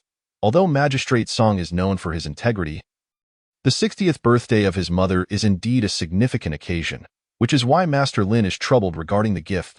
Oh, with your wealth, Master Lin, why would you concern yourself with the gift? Qin Fan set down his teacup, curiosity evident in his voice. Lord Song became a county magistrate in his 30s and has a promising future ahead, thus he does not favor excessively lavish gifts of gold, silver, or jewels. Furthermore, Lord Song's mother hails from a noble family, and a commonplace gift would hardly catch her discerning eye, which is why I thought of you, young Master Qin. After explaining his reasoning, Master Lin added, Had you not come today, I would have planned to visit you myself. Upon hearing this, Qin Fan instantly grasped Master Lin's intentions. The wooden carving is essentially just a piece of wood. It can be deemed valuable or worthless. A finely crafted wooden sculpture serves as a gift that is neither too extravagant nor too commonplace, and quality sculptures indeed hold considerable value, I see. It appears I have arrived at just the right moment. With that, Qin Fan placed a silk-wrapped object, roughly the size of a fist, on the tea table. Master Lin did not immediately unwrap it but instead inquired about it. You will know once you open it. Qin Fan replied with a mysterious smile, Then I shall not stand on ceremony. Pushing aside his teacup, Master Lin seemed to anticipate what was inside and gently unwrapped the silk-covered item before him. Chapter 10. Material gains excellent craftsmanship, indeed. Though the object was small, only fist-sized, Master Lin could not help but admire the sculpture in his hands. It depicted a clever and adorable spirit monkey, half-kneeling, with both hands raised high in offering of a longevity peach. Not only was the symbolism of the carving auspicious, but the depiction was strikingly vivid, capturing the essence of presenting a gift for longevity. The sole flaw lay in its somewhat feeble ambience. lacking a hint of spiritual essence. However, this was an intentional choice by Qin Fan. Had the spirit monkey's offering been fully realized, it would have transcended into a masterpiece, if only it were a touch better. Master Lin mused. As a merchant specializing in sculptures, his discerning eye quickly identified the imperfection. Haha, Master Lin, you should know how many people spend their entire lives striving for that last bit. Upon hearing Qin Fan's remark, Master Lin nodded in agreement, recognizing that this principle applied not only to carving but to many other crafts as well. Moreover, the sculpture before them was perfectly suited as a gift.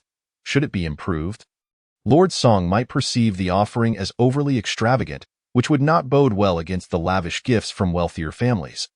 Qin Fan was not intentionally persuading him, but aimed to elevate the perceived value of his work through this conversation. You make a valid point, young Master Qin. Master Lin was no fool. He quickly comprehended. I had no idea you had already prepared a gift for me. Had I known, I would not have worried so. Changing the subject, Master Lin immediately inquired about the price of the object in his possession. What price do you intend to sell this piece for, young Master Qin? Observing Master Lin's expression, it was clear that as long as Qin Fan did not ask for an exorbitant sum, he would be inclined to accept it. The price is not urgent, Master Lin. I must remind you that I have other matters for which I seek your assistance today. Oh, what can I assist you with? Young Master Qin? Noticing that Qin Fan had not immediately mentioned the price of the spirit monkey sculpture, but instead sought his help, Master Lin inquired with curiosity. This is a trivial matter for you. I intend to seek out some superior wood materials and would like to know if you have any in stock. Upon hearing this, Master Lin perked up immediately. Qin Fan's desire for quality would hinted that he intended to create something extraordinary, and as a businessman, Master Lin sensed an opportunity. Are you aiming to carve a masterpiece, young Master Qin? After all, every sculptor harbors a special sentiment towards their first true masterpiece, naturally wishing to use the finest materials for its creation. Upon hearing Qin Fan's request, Master Lin shifted his focus from the object in his hands and eagerly inquired, Are you truly aspiring to become a master sculptor? Qin Fan did not decline but remained vague, merely deflecting the inquiry. With your aspirations, I am obliged to assist you. Come, after we finish this cup of tea, let us proceed to the back courtyard. Then I thank you, Master Lin. Recognizing that the other likely possessed a collection of fine wood, Qin Fan followed Master Lin to the back courtyard after finishing his tea. After a brief wait by the stone table in the small courtyard, Qin Fan observed Master Lin and his assistant emerge from the house, carrying 2 large wooden chests. You may leave now, Master Lin instructed his assistant. Yes, Master. Once the assistant departed, Master Lin opened the 2 wooden chests before him. Young Master Qin, feel free to choose any materials you desire. Given the value of the spirit monkey sculpture, it was worth enough to take both chests, and thus Master Lin displayed a generous demeanor. Well then, I shall not be polite, Qin Fan replied with a slight bow. Inside the chests were rosewood, snow fir, wong wali, and a piece of unknown wood bearing charred black marks. Master Lin, I knew you must have precious wood in your collection, but I never expected it to be of such quality. Upon seeing the diameter of the wood, Qin Fan realized it was likely from trees over 100 years old. However, I must confess my ignorance regarding the final piece. What wood is it? This piece of wood, had I not witnessed it with my own eyes, I would find it hard to believe I found it during my previous trip to the county town. While seeking shelter from a thunderstorm, I came across an old pine struck by lightning, and I salvaged the stump remaining near the root. Master Lin continued, having dealt with wood for years, I felt there was something extraordinary about this lightning-struck wood, which is why I kept it. Upon hearing that it was lightning-struck wood, a ripple of excitement stirred within Qin Fan's previously calm demeanor. He did not inquire further, but instead lowered himself to place his seemingly jade-like hand directly on the lightning-struck wood. Disregarding the traces of charred residue, a gentle touch revealed sensations imperceptible to ordinary individuals. While he could ascertain that this was indeed lightning-struck wood, Qin Fan cautiously extended his spiritual awareness to discern its specific qualities. Boom.it was as though an emotionless sound descended from the heavens, and Qin Fan felt as if he were facing a divine judgment, unable to resist, only capable of confronting it. Fortunately, this was merely an aura left behind by the heavenly thunder. And within moments, Qin Fan extricated himself from the illusion that had engulfed his mind. Nevertheless, the unfathomable might had etched a deeply memorable impression in his memory. This will do. May I inquire how much you wish to sell it for? Master Lin? Without any hesitation, Qin Fan recognized that this piece of wood was precisely what he needed. One could say it was the first fortuitous encounter he had experienced since arriving in this world. Young Master Qin, are you not interested in anything else? Master Lin inquired, genuinely concerned. I want only this, Qin Fan affirmed decisively. Seeing that Qin Fan had chosen the lightning-struck wood over the more commonly sought-after materials favored by sculptors, Master Lin felt a twinge of confusion. After a moment of contemplation, he seemed to recall Qin Fan's background, causing his brow to furrow slightly. Yet, the next moment, his expression transformed into a smile. This wood is hardly valuable. Besides, young Master Qin has done me a considerable favor today, so I shall simply gift it to you. No, I cannot accept such a gift. I sought your assistance, Master Lin. It would not be proper for me to take it without recompense. How would I approach you for help in the future? Qin Fan quickly protested. Despite his youth, Qin Fan displayed remarkable acumen in handling affairs. His initial inquiry about whether Master Lin had any matters needing assistance was a strategic move to create a sense of obligation, ensuring he could later request help. With this statement, he effectively curtailed Master Lin's inclination to gift him the wood, for after all, debts of gratitude are not easily repaid. How about this? I will reduce the price of the spirit monkey sculpture by 10%, and I will purchase it for 9 silver coins. What do you think? That sounds agreeable. Acquiring the lightning-struck wood was already a significant gain for Qin Fan. The quantity of money was of little concern. Furthermore, while the spirit monkey sculpture was commendable, it ultimately was not a masterpiece. Otherwise, it would be reasonable to expect a 10-fold or even a 100-fold increase in price. Additionally, as Qin Fan had not requested Master Lin to promote its reputation, he was satisfied with this arrangement. Master Lin, please find me a cloth so I can wrap it up and take it home. Would you like me to have someone deliver it to your residence? No need, I shall retrieve it myself. Such exquisite materials are not something Qin Fan wishes to let out of his sight, so he would never entrust them to another. All right then. Subsequently, Manager Lin procured a large gray cloth for Qin Fan, wrapping the more than 1-foot-tall thunderstruck wood securely. After obtaining the wood, Qin Fan did not wish to linger for long. Once he received 9 silver dollars, he bid farewell to Manager Lin. Chapter 11. Designing the statue. Have you heard? The Zhang butcher's family was exterminated. All of them, young and old, were slaughtered last night. According to my neighbor's cousin, the bodies were in pieces. As Qin Fan was making his way home, he passed by a tea stall where a dark-skinned man was conversing quietly with his companion. Speaking of the Zhang family's massacre, he appeared somewhat terrified, resorting to sipping tea to mask his inner turmoil. Which Zhang family? I have not heard of this incident. His companion was momentarily taken aback and inquired which Zhang family was being discussed. Which Zhang family, you ask? It is the Zhang butcher's family. Of course, isn't Lord Song's esteemed elder about to celebrate his 60th birthday? Thus, those in the know have been sworn to secrecy. By the way, do not let this news spread. I have only shared it with the two of you. Speaking of secrecy, the man hastily cautioned, fearing trouble would come his way. Certainly, you know well how tight-lipped we are, indeed. Do you not trust us? The other person chimed in quickly. It is unexpected that just a few days after the Zhang butcher's disappearance, his family encountered such a calamity. One wonders what powerful figure the Zhang butcher had offended. It is best if this matter does not concern us. Be cautious when you return home tonight. Standing some distance away, Qin Fan overheard everything clearly. Was it that the Zhang butcher had encountered something strange while out collecting pigs, which then involved his family? Perhaps last night's events were indeed related to the Zhang butcher. It is also possible that he had offended someone, bringing about this tragic fate. After a moment of contemplation, Qin Fan chose not to linger and attract attention, instead making his way back to his own small courtyard amidst the bustling street. The specifics of the situation were no longer of paramount importance. What mattered most was his own capability to resolve issues, as long as his strength was formidable enough, even if the entire city were filled with demons and oddities. He could face them with composure. His pace quickened, influenced by the earlier conversation, and before long, he returned to his small courtyard. Inside his room, Qin Fan placed the wood next to the window on a wooden table. Unwrapping the carefully packaged material to reveal a somewhat tattered wood stump. Its exterior suggested it was from a large tree, near the ground and root area. The intense heat from the lightning had left several charred marks on this precariously intact stump.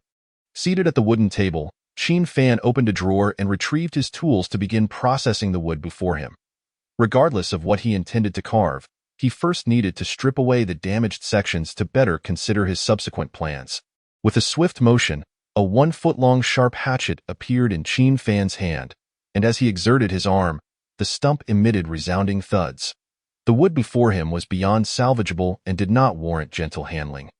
Before long, a piece of wood approximately 1 foot high and 7 to 8 inches in diameter emerged before Qin Fan.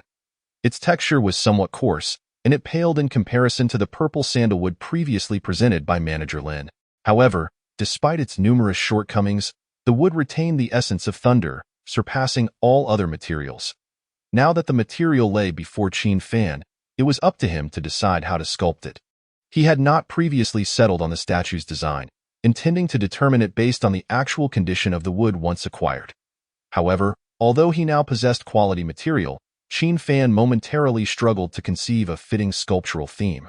Generally, thunderstruck wood is best suited for carving figures or divine beasts associated with thunder, yet practical constraints hindered this direction. First, there was the matter of whether the sculptural representation would be effective. Second, how to imbue the sculpture with vitality and realism. Third, whether he could bear the spiritual resonance imparted during the carving process. Beyond these considerations, there was also the challenge of how to integrate runes into the sculptural markings, making them an integral part of the statue. Could the final product meet his expectations, and would he be able to fully harness the thunderous essence within the wood? A myriad of challenges lay before Qin Fan, each requiring his careful resolution. It was precisely these challenges that had necessitated a month of preparation prior to successfully carving the Guardian Black Dog statue. Had it not been for the recent encounter with an ominous entity seeking him out, Qin Fan might not have felt such urgency to carve a second statue. Of course, the complexity of sculpting a spiritually imbued statue stemmed largely from the theories left behind by his predecessor, as well as the inherent demands of the spirit-bestowing techniques. The difficulty and intricacy had increased significantly, but the advantage was that such works were less susceptible to contamination by malevolent forces, and their potential for future development surpassed that of the originally flawed techniques of eerie sculpture.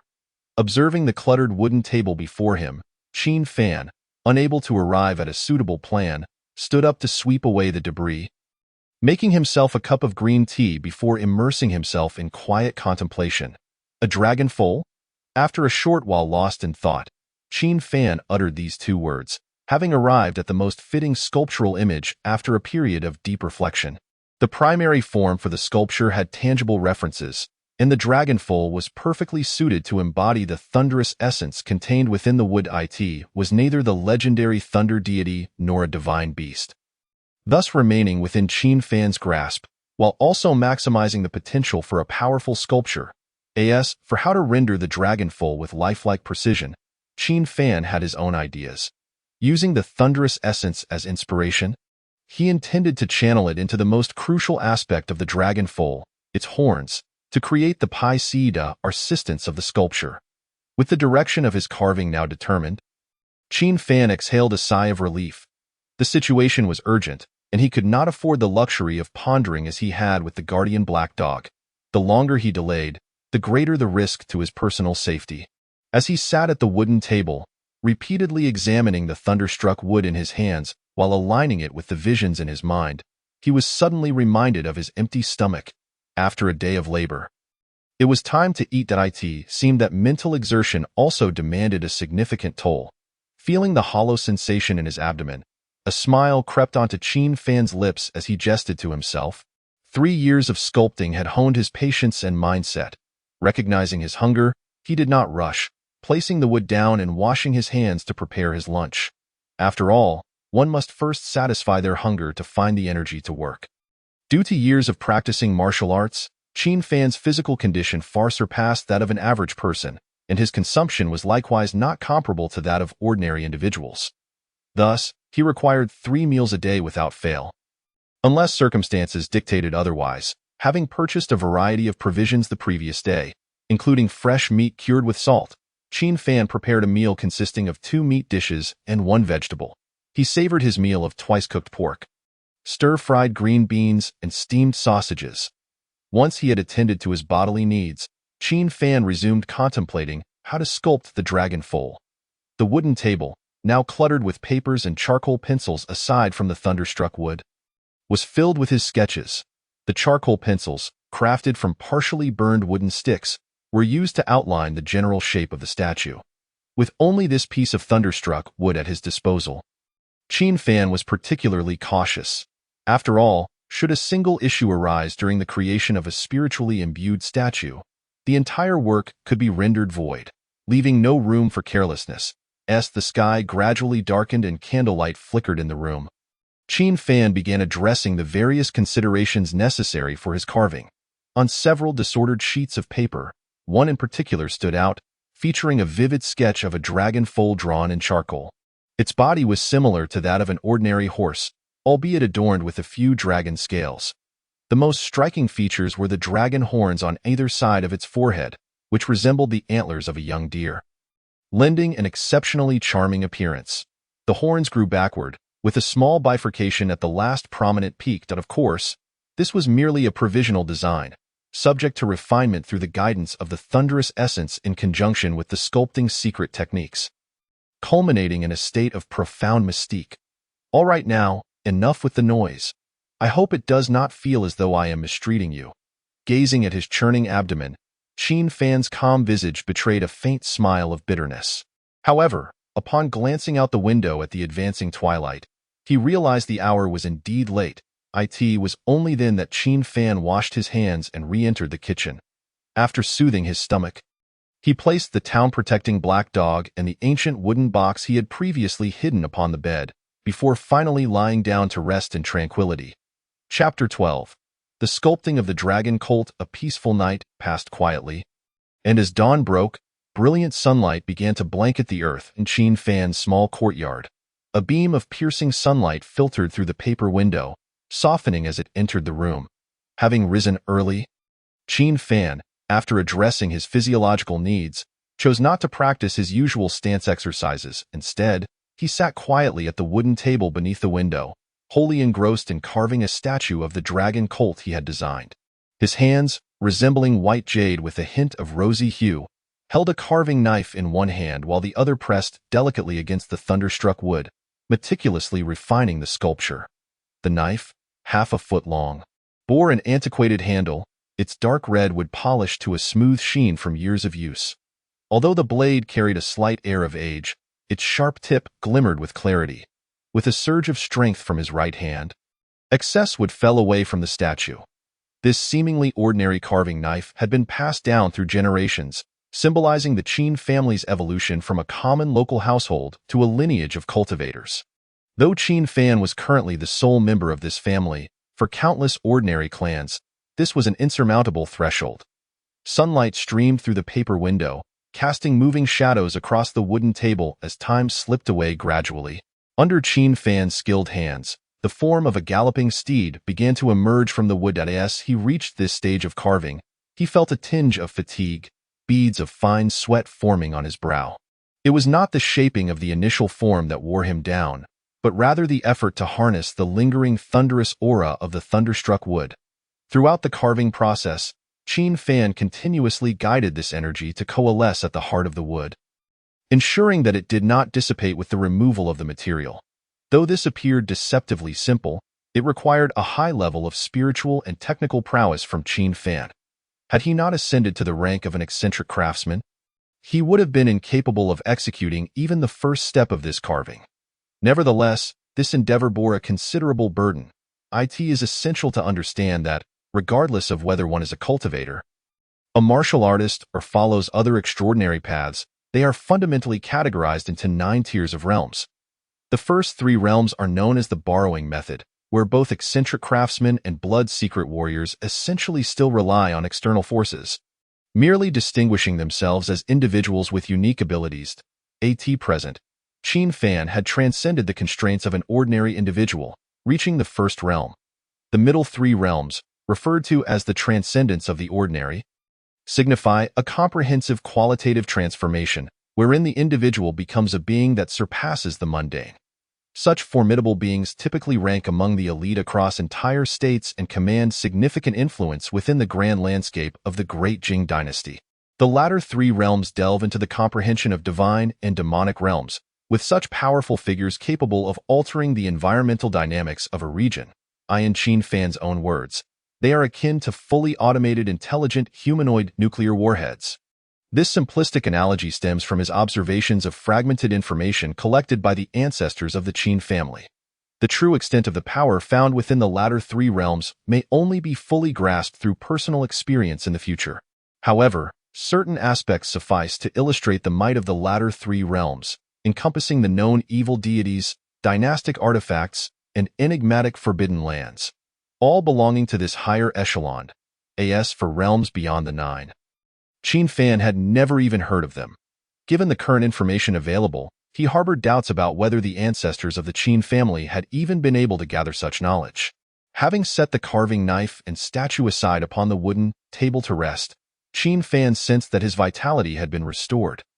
He then opened his eyes, which had been closed in a meditative state, and commenced the final touches of his sculpture. The first stroke of the carving was pivotal, determining whether the spirit of the statue would manifest successfully. The remnants of the carving would form natural runic patterns, while also embodying both spirit and form, infusing the statue with vitality and grace. Should the initial stroke be misplaced, the entire endeavor would be deemed a failure. Transitioning from stillness to movement, Qin Fan, having contemplated his approach, picked up the carving knife without hesitation and initiated the process as per his plan. The thunderstruck wood, infused with the essence of thunder, revealed faint streaks of purple gold. Its texture became notably refined. Although the hardness of the wood had increased somewhat, it did not hinder Qin Fan's progress. Commencing from the tail of the dragon cult statue, he executed the first stroke, maintaining a steady rhythm, albeit not excessively swift. Each successive strike caused wood shavings to cascade down like snowflakes in the heart of winter, continuously falling from the statue. Qin Fan exerted force with his right hand. The knife tip sparkled like stars in the night sky, bringing to life the flowing mane and perfectly defined musculature of the legs. The shadows along the windowsill shifted continually, as time flowed on as usual. As the sun passed its zenith and began its descent towards the horizon, Qin Fan, having carved for nearly an entire day, reached the most crucial juncture, the dragon horns. This particular feature was even more critical than the eyes of the dragon cult. The vitality of the statue hinged upon this final step. Forgetting oneself and returning to the void, a gentle whisper resonated within the room as Qin Fan sculpted, yet his hands remained unceasing in their motion. While his starkly contrasting eyes gradually closed, drawing upon the essence of thunder, he entered a state of self-forgetfulness, channeling the ethereal spirit of the divine entity he was sculpting and imbuing it with life. This secret technique was one of the most enigmatic arts within the legacy of eccentric sculpting. Fortunately, the ancestral figure of the Qin family, Qin Hai, had acquired this technique. Otherwise, Qin Fan would have had to rely solely on luck to carve the dragon cult. In theory, had there been an aura of an evil deity present, Qin Fan's own abilities would have sufficed to utilize this secret technique to sculpt an idol of the malevolent being. However, the likely outcome for Qin Fan would have been assimilation by the aura of the evil deity. Even as he employed this technique to carve the dragon cult, an eerie aura began to emanate from Qin Fan. Fortunately, with the utilization of the thunderstruck wood and the guiding essence of thunder, the advantages of having conserved this energy became evident at this moment. Flickering like fine strands of purple electricity, it continuously extinguished the mysterious aura evoked by the secret technique. Having spent an entire day strategizing, Qin Fan had anticipated various scenarios, and fearful of the consequences, he was certainly reluctant to allow this strange aura to linger upon him. Not only was this aura potentially harmful to himself, but should it manifest upon him, it could attract the attention of malevolent entities with a significantly greater probability than that of an ordinary person. Furthermore, The revelation of his status as an eccentric craftsman could no longer be concealed when confronted by the imperial guards of the Grand Ding Temple. The Qin family had suffered early demise due to their incomplete inheritance, coupled with the accumulation of strange auras and hidden dangers. Closing his eyes did not impede Qin Fan's carving. Instead, in this unique state, he meticulously sculpted a pair of dragon horns, compared to his original sketch. The horns before him exuded a more vivid spirit, radiating an intangible majesty. As the summer night approached, the air was thick with mosquitoes, yet upon the emergence of the dragon horns, an eerie stillness enveloped the courtyard. And even the sound of falling leaves could be distinctly heard, infusing light and spirit. As the final stroke graced the dragon horns, the previously silent room was once again filled with Qin Fan's voice. At that moment, the earlier eerie aura and the essence of thunder dissipated simultaneously, and as Qin Fan reopened his eyes, a magnificent sculpture came into view before him. The entire statue appeared as if forged from purple gold, with 4 powerful legs adorned with delicate dragon scales near the hooves. The galloping form boasted a flowing mane, with subtle scales seemingly concealed beneath the horse's fur. These scale-like carvings not only endowed the dragon colt with its inherent draconic characteristics, but also formed natural runes. Chapter 13. The Thunder Dragon Colt. The most significant feature, the dragon horns, appeared as if sculpted from amethyst, entirely distinct from the other parts. Although much of the thunderous essence had been expended, given his current circumstances, achieving such a result was nothing short of perfection. After scrutinizing his work, Qin Fan was exceedingly satisfied. The smile at the corners of Qin Fan's lips had yet to fully blossom, and a fleeting expression of pain surfaced on his face. Following Qin Fan's gaze, what had once resembled delicate hands of white jade had now swollen to the size of carrots. This was not a consequence of practicing the tiger pounce stance, but rather the result of a day spent tirelessly carving, leading to excessive strain on his hands. For a peculiar craftsman, one's hands hold even greater importance than one's feet. If left untreated, the repercussions would be unbearable for Qin Fan. The third realm is not to be trifled with. Those who achieve the transformation of law and transcendence possess the ability to regenerate severed limbs, albeit at a cost. With no time to inspect the dragon foal statue, Qin Fan rose, enduring the pain, and retrieved the black jade ointment he had concocted earlier. He applied the ointment to his hands, gently massaging them. That moment, a wave of cool comfort washed over him, allowing him to exhale in relief. As darkness enveloped the sky and candlelight flickered in the room, Qin Fan's hands gradually returned to a semblance of normalcy. He felt a profound sense of satisfaction with the potency of the black jade ointment. A day of relentless carving had left both his spirit and body utterly fatigued, and his stomach growled with hunger. Fortunately, he had prepared a substantial breakfast. Though it had cooled, his current state of hunger rendered him indifferent. He devoured the leftovers with fervor, and only then did he feel a glimmer of strength return to his body. It was at this juncture that he finally had the opportunity to examine his new sculptural work. The right hand of the dragon foal statue resembled a napkin as he hastily wiped his mouth and hurriedly seated himself at the wooden table, lifting the statue, which was truly a work of art. Qin Fan felt a surge of excitement within his otherwise tranquil mind. Upon touching the dragon foal statue, he instantly comprehended its capabilities: demonic extermination. Unlike the protective black dog statue that possessed dual effects, the dragon foal statue had but a singular purpose. Yet, that singular effect satisfied Qin Fan immensely. Demonic extermination unleashed a bolt of violet lightning to vanquish evil spirits, completely aligning with his desired combat prowess, specifically tailored to counteract malevolent entities. With the dragon foal statue in hand, along with the protective abilities of the black dog statue, Qin Fan felt confident in confronting even second-realm sinister beings head-on. Regrettably, with his current cultivation level, he was unable to unleash the full might of the dragon foal statue. Gazing at the statue, he realized that, for the time being, he could only activate its powers twice. The abilities of the dragon foal statue were not akin to those of the black dog statue, which provided passive defense. In confronting previous malevolent entities, the black dog statue could autonomously defend. albeit only 2 or 3 times against formidable foes, which was still invaluable. Should Qin Fan invoke it with his spirit and consciousness, the number of uses could potentially increase. However, the demonic extermination effect of the Dragon Foal statue was an act of skill, requiring Qin Fan to channel his spirit and consciousness to activate it. Having just sensed the capabilities of the Dragon Foal statue, Qin Fan discerned that he could only utilize it twice in the near term. Nevertheless, he consoled himself with the knowledge that he possessed at least some means of resistance. Ultimately, Qin Fan had to steady his resolve. After all, elevating one's cultivation is not an endeavor that can be accomplished in a brief period.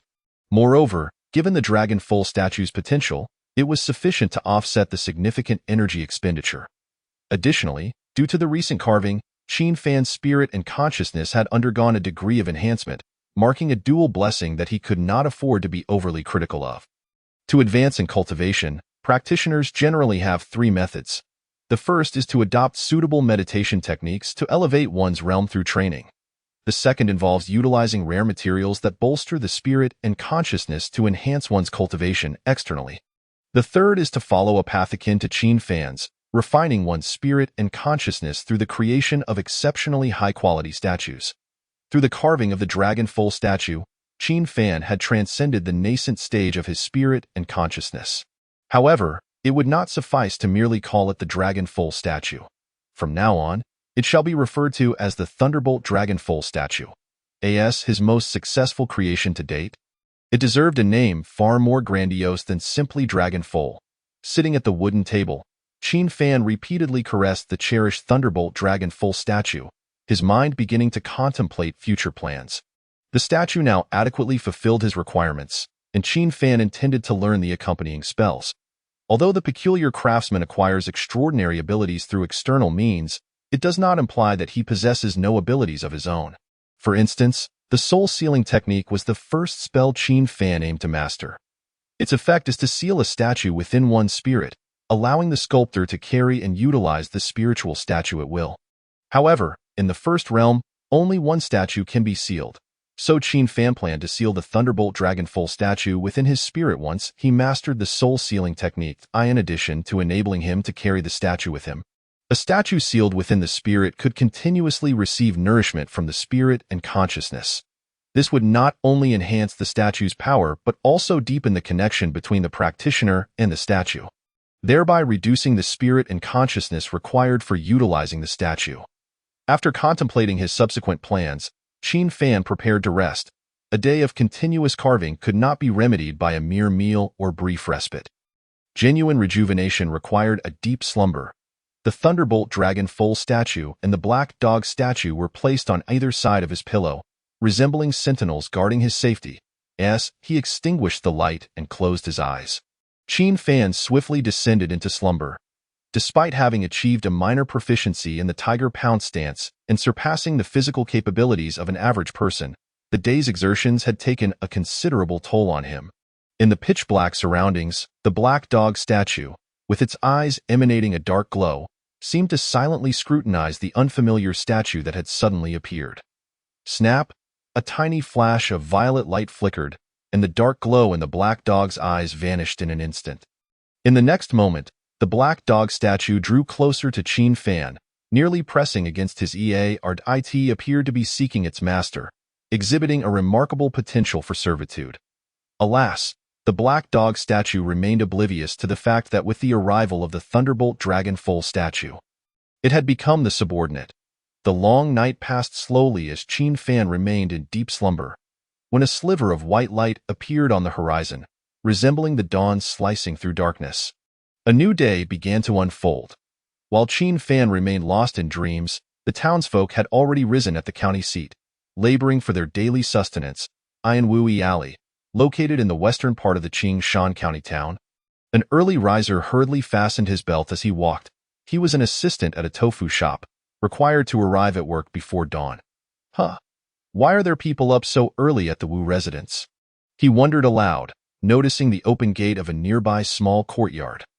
The man, having secured his belt, expressed his puzzlement, for he had never witnessed the Wu family opening their courtyard gate at such an hour. As he continued walking, he approached the path in front of the Wu residence, Peeking curiously into the courtyard in an instant, he felt a chill wash over him, his limbs stiffening as he stood frozen in place. Mouth agape as if to scream. Yet at that moment, he felt completely drained, slumping to the ground. Thanks to the faint light of dawn, he could barely discern the scene within the courtyard. It resembled a slaughterhouse, with the bodies of the Wu family members scattered about, dismembered. Among them, several heads were neatly arranged at the entrance, their eyes filled with terror, fixated on the passing man. Dead, dead, they're all dead. After several attempts, he finally managed to utter a sound. Perhaps it was the loudest cry he would ever produce in his life.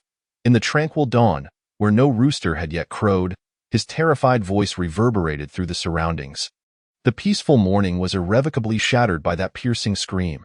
Chapter 14. The soul-sealing technique. Ding, ding, ding. As the sun rose, the sound of a gong echoed from outside the alley, causing Qin Fan to feel irritable. Were it not for his good temperament, he would have already begun to curse. Dead? The Wu family in Wui Alley has been slaughtered. Dead. Following the gongs, news of yet another murder in Qingshan County spread, jolting Qin Fan awake from his slumber. Was it that foul entity from that night? Qin Fan immediately suspected that the recent murder was orchestrated by the malevolent entities from before. This conjecture stemmed from the fact that Qingshan County, being a small town, boasted a resident and transient population of no more than 100,000. While there were a few minor gangs operating discreetly within the county, they primarily engaged in minor illicit activities. No one would dare to commit a heinous act such as slaughtering an entire family. Even if such an atrocity were to occur, it would likely be swiftly covered up to avoid drawing attention. The Dejing dynasty was far from its twilight years, and although local officials might not be entirely virtuous, they would certainly not allow for such barbarity to take place. The authority of the local government remained paramount. With a fully staffed force of trained and formidable constables and patrol soldiers. Furthermore, the existence of personal vendettas would not lead to consecutive days of such massacres. Ignoring the clamor outside, Qin Fan quietly analyzed the situation. Ultimately, he resolved to investigate personally to verify the accuracy of his suspicions. Having already been targeted once, it was plausible that he might be sought again. The more victims the malevolent entities claimed, the stronger they would become if he did not act swiftly. By the time he found himself in danger, these dark forces might possess power beyond his capacity to confront. As he dressed, he remained oblivious to the fact that the statue of the Black Hound meant to protect his home had been displaced from its original position. Bang! Inside the county office of Qingshan, the sound of porcelain shattering echoed through the otherwise quiet hall. One family had perished the night before last. Another just last night. Would there be yet another tonight?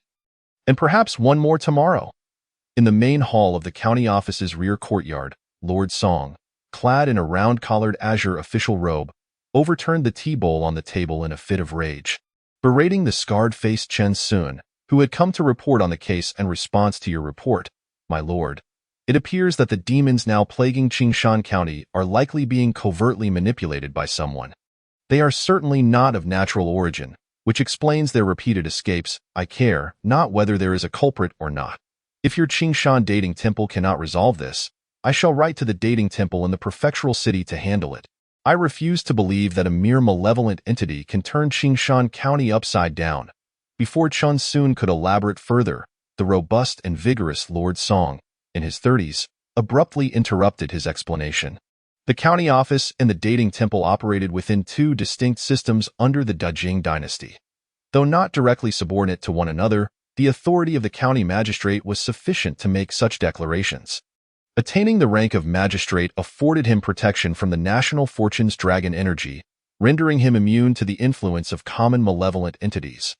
Moreover, the dragon energy harnessed by the temple's priests and attendants could not be wielded against a county magistrate, which granted Lord Song the standing to confront the dating temple of Qingshan County directly. The county office managed local governance, while the dating temple was responsible for matters concerning malevolent spirits. This division, alongside the military, constituted the governing framework of the Dejing dynasty. While the county office could not interfere in the temple's affairs, it possessed the power to impeach. Typically, the relationship between the county office and the temple was one of mutual support, preventing any undue strain. However, The occurrence of 2 consecutive massacres had already begun to affect the ambitious Lord Song's career trajectory. The rigidity of their relationship was now of little consequence, for the gravity of the massacres was inherently severe. Even the most composed individuals would struggle to maintain their composure in such circumstances. In response, my lord, I have come primarily to inform you that we have likely identified the hidden hand behind these events. Their approximate location is to the west of the city. The dating temple intends to take action tonight, but we require the assistance of the office to maintain order and prevent the culprits from fleeing. Despite having endured a reprimand, Chan Sun reported the purpose of his visit without faltering. Upon hearing this, Lord Song's expression softened. Bring him in, he called out to the guards outside. Why, Lord? A guard promptly entered the hall upon hearing the summons. Go notify Lord He to come here. Inform him it is urgent. The Lord He in question was He Yuanming, the county's constable. In addition to overseeing the county's security, he was also a secret blood warrior, having risen through the ranks via martial prowess. Yes, the guard replied, bowing before quickly departing to relay the message. Meanwhile, Qin Fan, who had rushed to Wui Alley without even having breakfast after washing up, found himself amidst a crowd of onlookers drawn by the recent slaughter. The townsfolk gathered at the alley's entrance, several acquaintances engaged in hushed discussions. Observing the scene, Qin Fan slipped into the crowd, hands tucked within his sleeves, blending in as just another curious bystander, repeatedly glancing toward the Wu family courtyard. Various rumors reached his ears. Some spoke of vendettas, others of financial motives, and a few whispered of supernatural disturbances. Each narrative varied, yet the expressions of concern etched on their faces were strikingly similar. No one could predict whether they would be next. What are you staring at? Disperse at once. If you hinder the investigation, I'll have every last one of you arrested and brought to the county office. As the crowd swelled, the constables emerged to disperse the onlookers.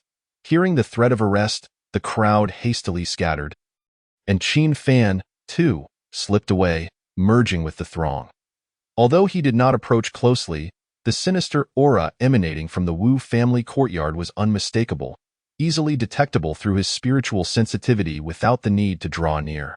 Confirming the accuracy of his judgment, Qin Fan chose not to linger and returned home directly, pausing at a roadside stall to purchase breakfast. For someone like Qin Fan, who had a penchant for food, it wasn't merely a matter of enjoyment. He was always diligent when it came to eating. With 2 incidents occurring in the west of the city, was it merely coincidence? As he stuffed the last piece of steamed bun into his mouth, Qin Fan began to analyze the current situation. If he included his previous encounter, the total occurrences of malevolent entities in the west amounted to 3. With 3 consecutive nights of disturbances, it was inconceivable that the dating temple had failed to uncover any traces. Something was likely to transpire tonight. Rubbing his chin and squinting his eyes, his instincts urged him that something significant was bound to happen that evening. There was still time. He decided to focus on mastering the soul sealing technique, which would facilitate his covert observations should any disturbances arise later. Glancing at the sun that had only recently risen, Qin Fan recognized that he had ample time. While mastering other spells might take him half a day, learning the soul sealing technique was entirely feasible. This technique could not seal other objects but could only bind the spiritual artifacts he created himself. As a first-tier bizarre craftsman, he was limited to sealing 1 item. Now that the Thunderbolt Dragon Steed statue was complete, he merely needed to establish a connection between himself and the statue, then use his spiritual essence as a conduit, coupled with a special incantation. This spell was designed to assist bizarre craftsmen, thus posing no significant difficulty. Indeed, it could be considered a versatile technique. Subsequently, Qin Fan turned his attention away from other matters and retrieved the Thunderbolt Dragon Steed statue from its hidden compartment to begin practicing the soul sealing technique. Chapter 15. The Rainy Night Encirclement. Boom, boom. Another thunderous night of rain. As the pitch-black night enveloped him, Qin Fan stood by the window, observing the tempestuous weather, marveling at the changes that had transpired over the past 2 to 3 days, far greater than the transformations he had experienced in the past 2 to 3 years in this world. Perhaps this was the price of becoming a bizarre craftsman. After another moment of reflection, Qin Fan extinguished the candle beside him and stepped out into the storm. Clad in a self-made black cloak with a hood, He carried a small wooden chest on his back, within which lay the protective Black Hound statue. Although the statue had yet to be restored, it could still be utilized once more. Additionally, the spiritual essence he had infused into the Thunderbolt Dragon Steed statue granted him a notable enhancement, allowing him to invoke its power twice without damaging the protective statue. Thus, on a supernatural level, Qin Fan possessed 3 defensive opportunities and 2 offensive ones. As for why his capabilities seemed limited, it was primarily because he had only recently ascended to the rank of Bizarre Craftsman and was reluctant to employ spells from the Bizarre Sculpture heritage that bore adverse effects. Moreover, the Bizarre Sculpture lineage was fundamentally rooted in statues. Having acquired 1 offensive and 1 defensive statue upon becoming a Bizarre Craftsman was considered fortunate indeed. Given sufficient time, even as a first-tier craftsman, the quantity of spiritual statues he could create would significantly bolster his power. The reason he was willing to take this risk was that the matter directly concerned him. He could not shake the feeling of an unresolved thorn in his heart.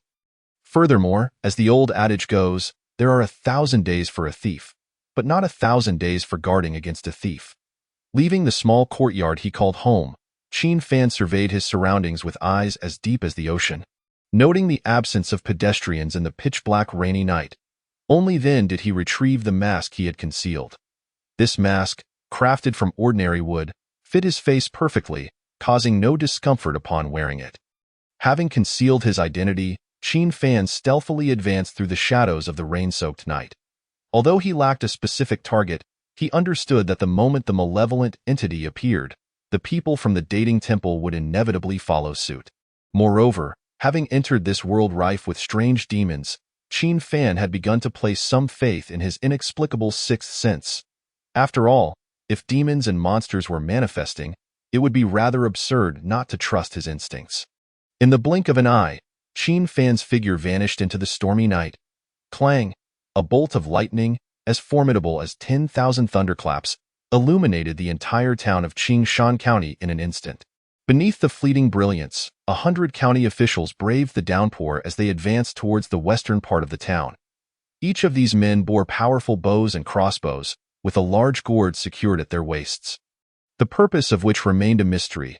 As they pressed onward, the 100 officials arrived at a dilapidated estate and encircled it completely. Could this be the lair of the mastermind? Among the officials, a brawny man, clad in tight-fitting gear and a leather armor, wielding a steel blade, inquired of his companions, Chan Sun and others. This man was He Yuanming, the county lieutenant of Qingshan, himself a practitioner of the first realm of secret blood martial arts. His motivation for joining the imperial court was primarily to harness the dragon energy to dissipate the demon blood within him. To become a secret blood warrior, one must refine both body and will through ordinary martial arts to their utmost limits, enabling them to withstand the insidious corruption of demonic forces. Subsequently, through secret techniques, one consumes various demon blood, using their own will and vitality as a grinding stone, gradually subduing and merging the demonic power into themselves. Without sufficient strength, one must rely on external forces. While the inability to enhance one's power is a minor concern, failing to tame the demon power within could result in a backlash of contamination. This is why many secret blood warriors are inclined to ally with the court.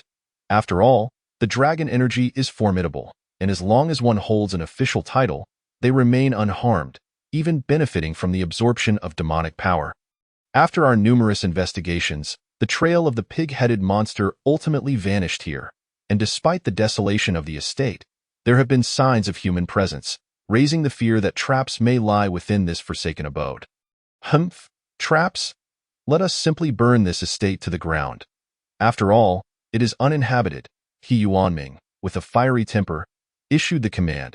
As the one responsible for maintaining public order in the county, he felt the weight of responsibility when 2 households were slaughtered. He was more anxious than the county magistrate himself.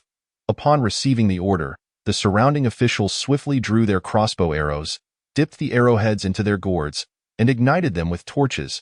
It was unclear what substance they had coated their arrows with, but the flames remained unaffected by the rain, the heat causing the iron tips to glow red. Release. At the command, 100 fiery arrows soared over the estate's walls, the sound of thuds echoing. As flames began to illuminate the courtyard, Continue. Do not cease until half of the arrows are expended. Though He Yuanming appeared to be a simple-minded brute, he was, in fact, a man of considerable cunning. Capturing those of wicked disposition is a significant achievement, yet it carries immense danger, fraught with the risk of unforeseen calamities. Moreover, the officials surrounding him were not ordinary constables or patrolling soldiers. They were meticulously chosen to confront the bizarre and the sinister. Each individual, while not necessarily possessing extraordinary abilities, was resolute and steadfast in spirit. Should they expend too much, it would not bode well for him. Thus, trading the seldom used oil and crossbow arrows for safety was the wisest course of action. The 4 companions of Qin Sun, upon hearing this, did not intervene, allowing the officials to continue firing arrows. Forcing the occupants of the house out was far preferable to risking their own safety by entering. In a matter of moments, fueled by the oil, the entire estate was engulfed in flames, casting a brilliant light across the surroundings. A roar erupted from within the inferno, and a chilling black mist began to spread, extinguishing the surrounding flames. Spread out, remain vigilant. There may be someone escaping within the estate, and prevent any residents from leaving their homes. He Yuanming, his expression grave, commanded upon hearing the commotion from within the estate. Following his orders, the officials dispersed in an orderly manner, undeterred by the eerie roars emanating from within. He Yuanming drew his prized blade, positioning himself alongside Qin Sun at the entrance, while the other 3 from the Great Cauldron Temple took their places at the other 3 sides. They were still awaiting developments. While the pig-headed butcher could disregard the flames and smoke, the true mastermind could not do the same. A practitioner who had yet to reach the 4th realm remained. After all, a mortal being. Even with special abilities, endurance was limited. Drawing the elusive enemy into a controlled environment was hard-earned wisdom, learned through countless lessons. The roars from within grew increasingly frantic, and the black mist began to spread more rapidly, causing the structure to collapse under the weight of both flames and darkness. Those encircled understood that the hidden puppet master was nearing their breaking point, and the expressions among them grew ever graver.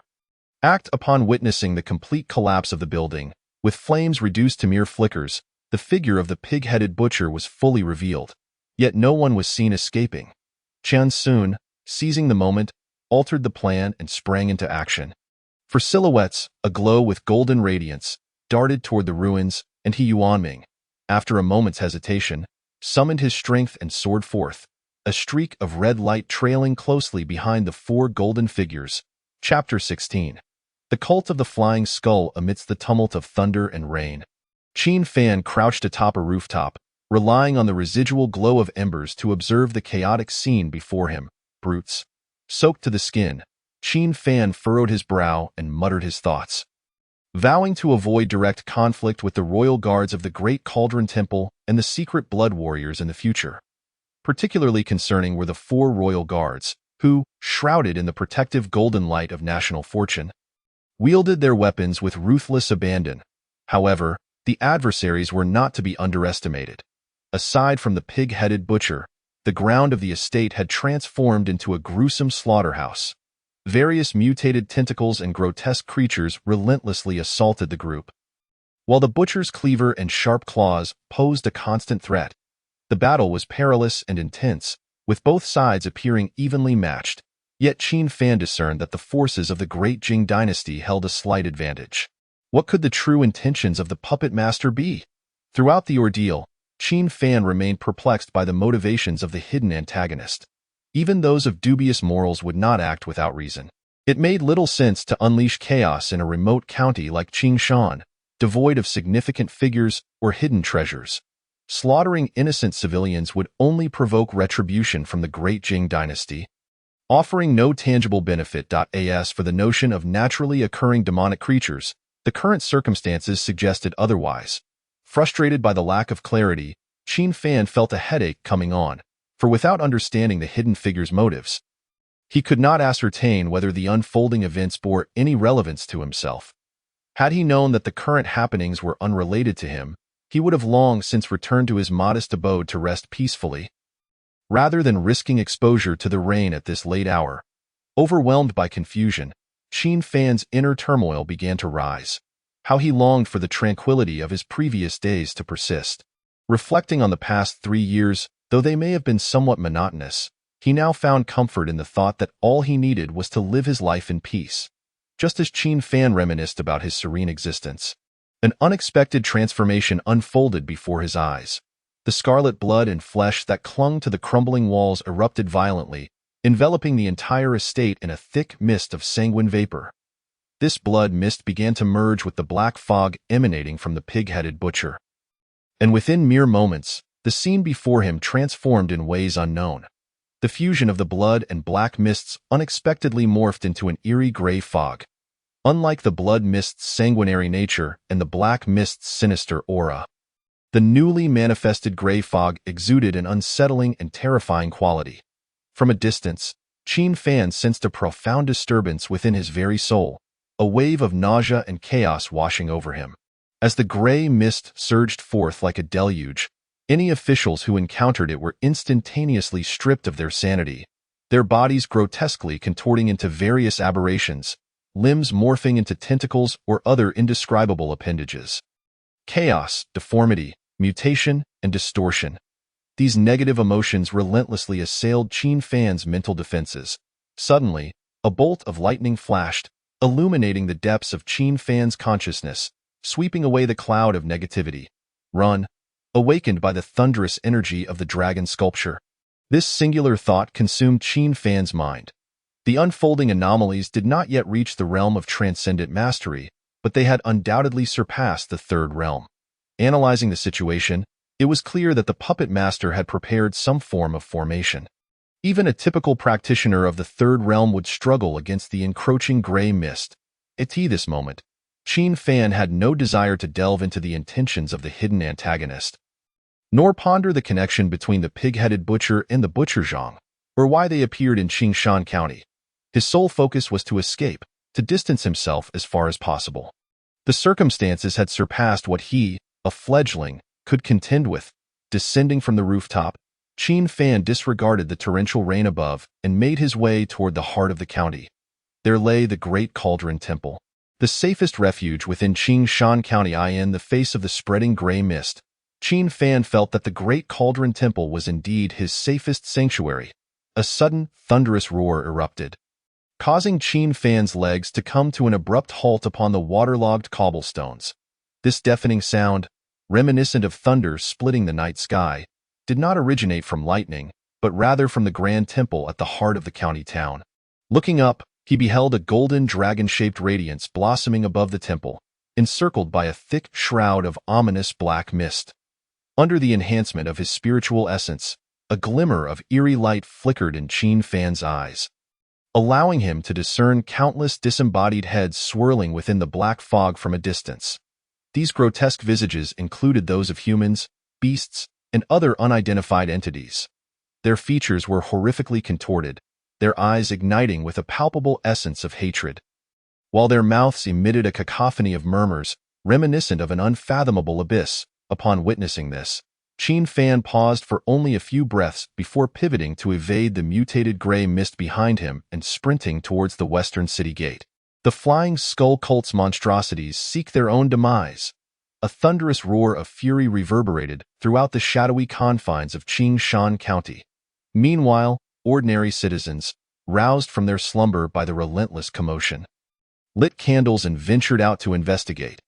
The appearance of the black and gray mists plunged countless innocents into a frenzy, chaos erupting instantaneously within Qingshan County. The grotesque creatures spawned from the mutated gray mist began to spread from the west of the city, rampaging through the town like a deluge. Ordinary people, devoid of any extraordinary abilities, were akin to sheep awaiting slaughter, either being hunted by the monsters or transformed into twisted aberrations by the gray mist. Desperate cries for help echoed amidst the rain-soaked night, blending into a cacophony of human voices. "Hurry, hurry!" Under the cloak of night, Qin Fan, hearing the terrified pleas, urged himself to run even faster as for the ordinary individuals before him.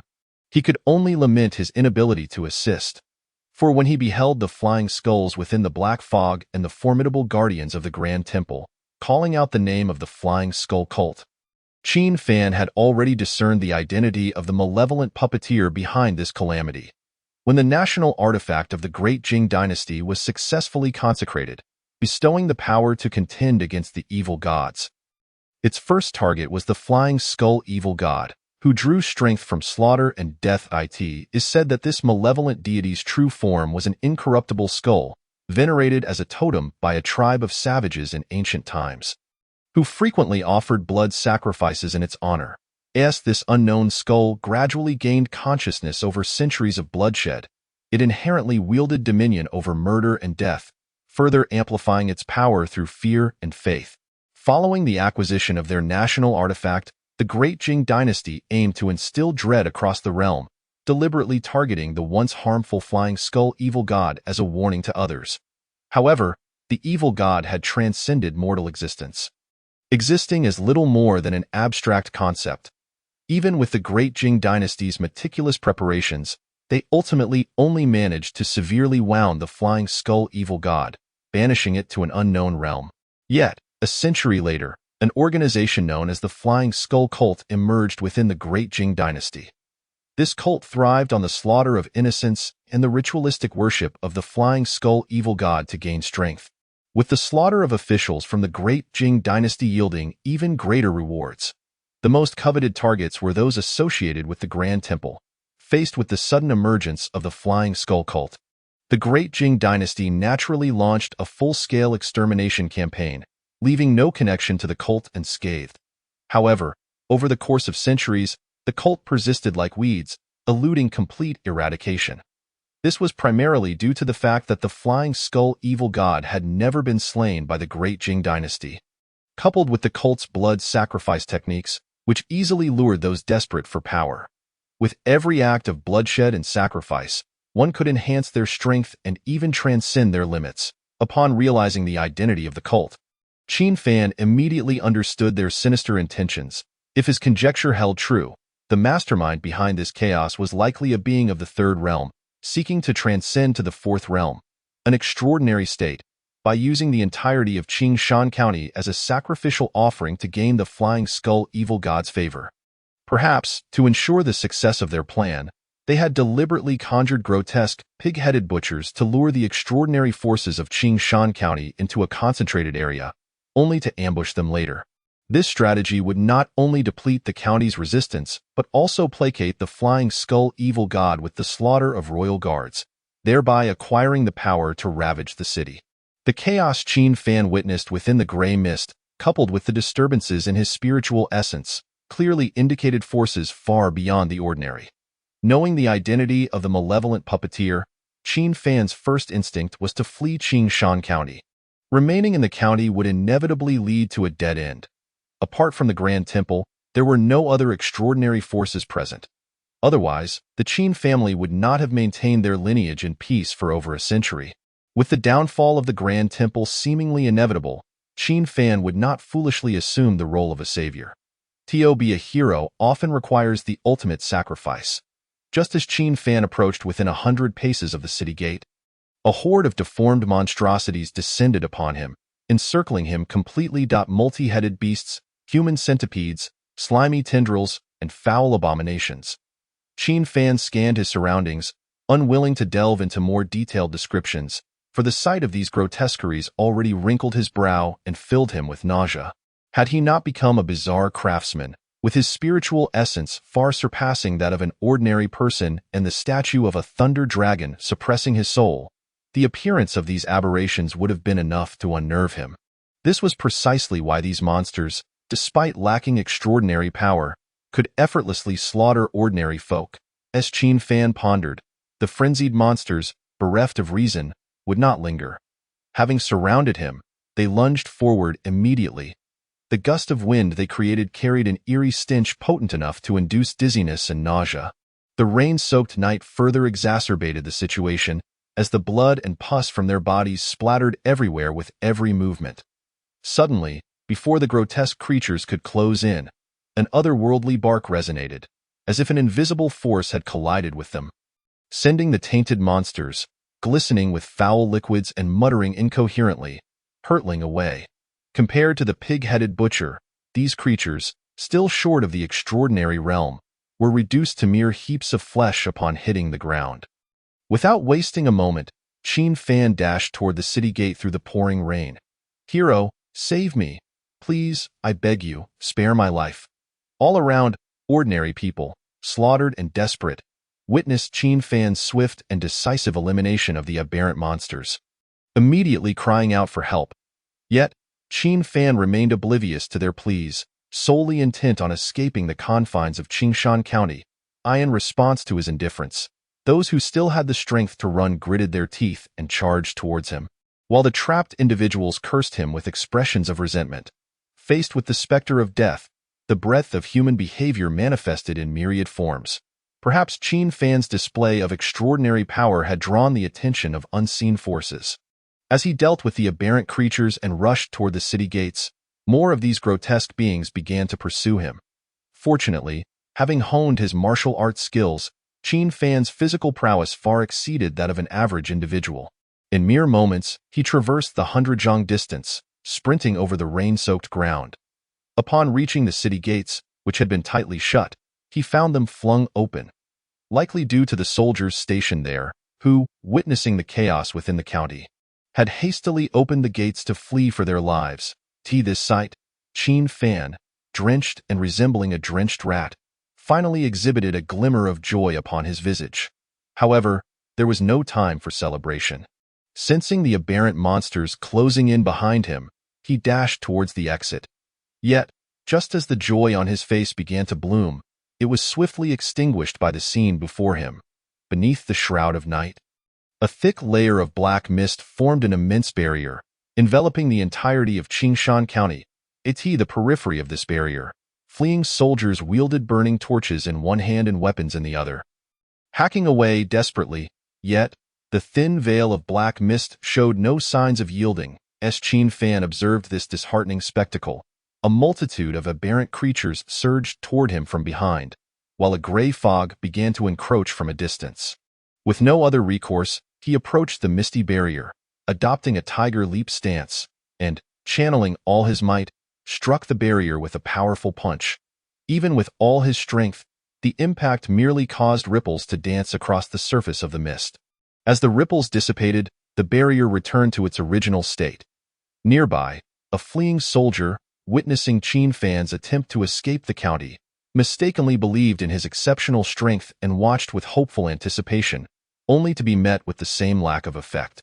Despair engulfed the onlookers, who sat in the muddy ground, lost and awaiting the arrival of death. Suddenly, a grotesque aberrant creature, bare from the waist up, with a gaping maw filled with sharp fangs, devoured one of the fleeing soldiers whole. With a sickening crunch, the body was torn asunder, blood spraying forth, and entrails littering the ground. Even cloaked by the night's rain, a putrid scent pervaded the air.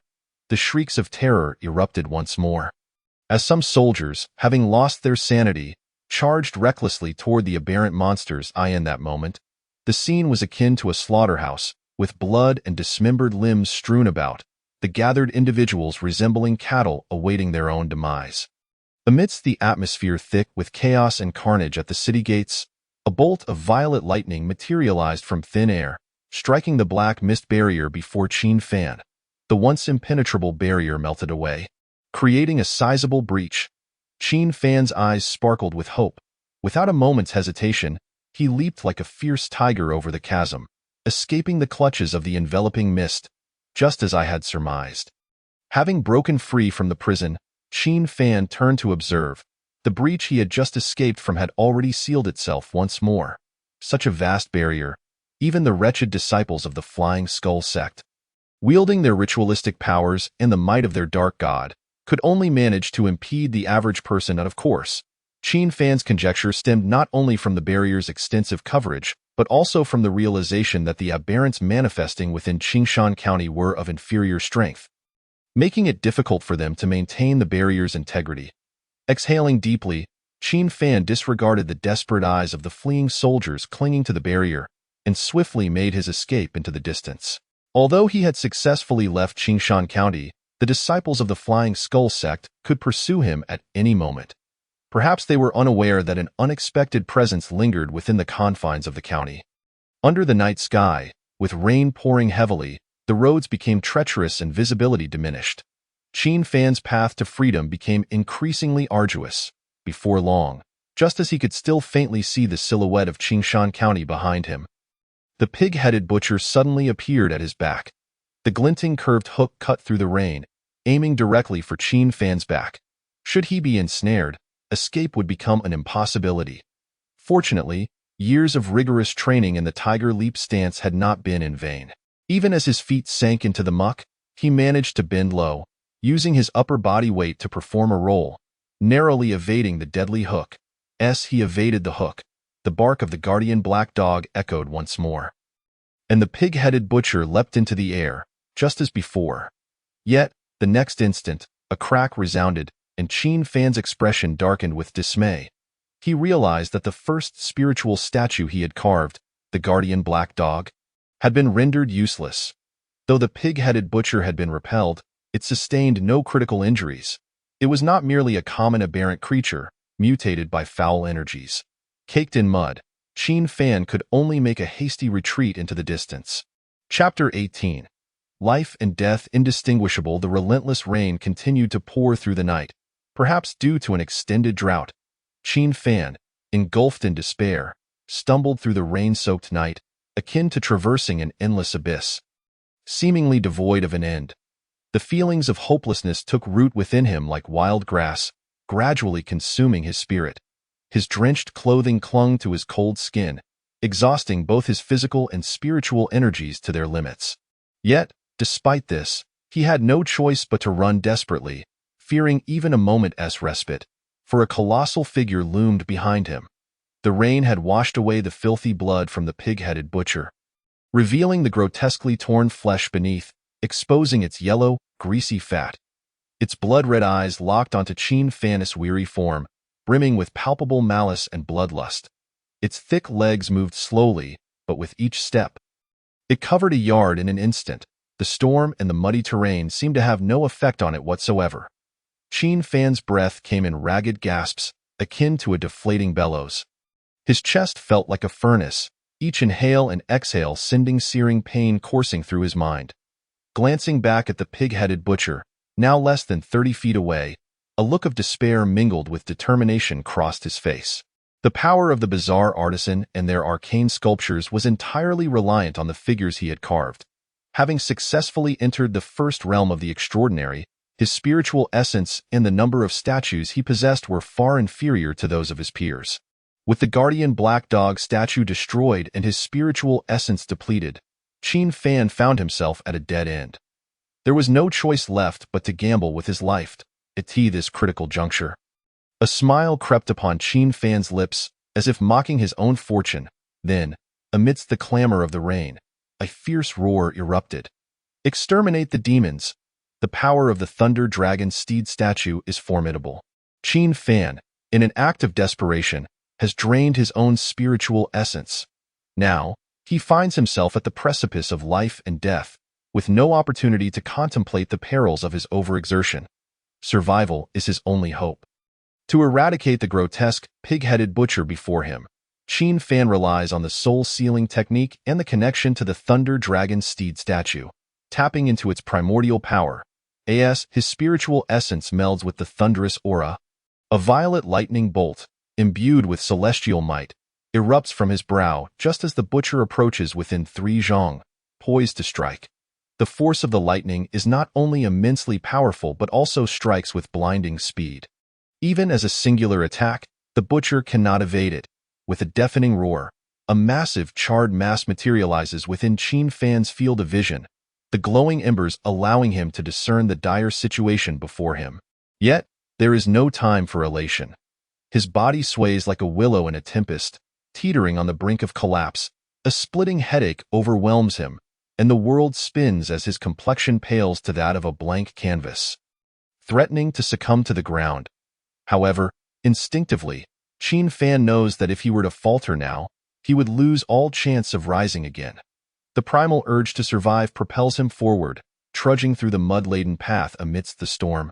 Yet, his willpower cannot reverse the complete depletion of his body. He sways unsteadily, ultimately collapsing onto the hillside beside the road. Thorns and stones inflict further wounds upon his already battered form, upon tumbling to the base of the slope. The torrential rain has transformed into a temporary flood, sweeping him away like a withered branch. As night descends and the downpour ceases, a clear sky emerges above the land. The familiar morning cacophony of roosters and barking dogs in Qingshan County is now replaced by an eerie silence. The stillness sends shivers down one's spine, and an indescribable palpitation arises within. Viewed from above, Qingshan County appears devoid of life, strewn with dismembered limbs and bones, remnants of blood washed away by the rain. Suffusing the town with an overwhelming aura of death, the very heart of Qingshan County, stands an altar constructed from the distorted corpses. Twisted and dark, this macabre flesh altar emanates the most extreme negative energy. Atop this grotesque structure lie several severed heads, their distorted and anguished faces betraying infinite suffering. These heads belong to the county magistrate, the county constable, the temple keeper of the Great Cauldron Temple, and the royal guards of the Great Cauldron Temple. If the altar is likened to a head, these severed heads occupy the Baihui Point, evidently intended as offerings in a sacrificial rite. As the sun rises, Qingshan County has met its eternal demise. The clear sky following the rain now harbors the seeds of a new storm, birthed from the massacre of the county. The Lijiang River, a flowing artery connecting north and south, links the misty sea to the boundless ocean. Stretching nearly 10,000 li, this river resembles a coiled dragon resting upon the southwestern expanse. This waterway also serves as the boundary between the Great Jing Dynasty and the Black Mountain Dynasty.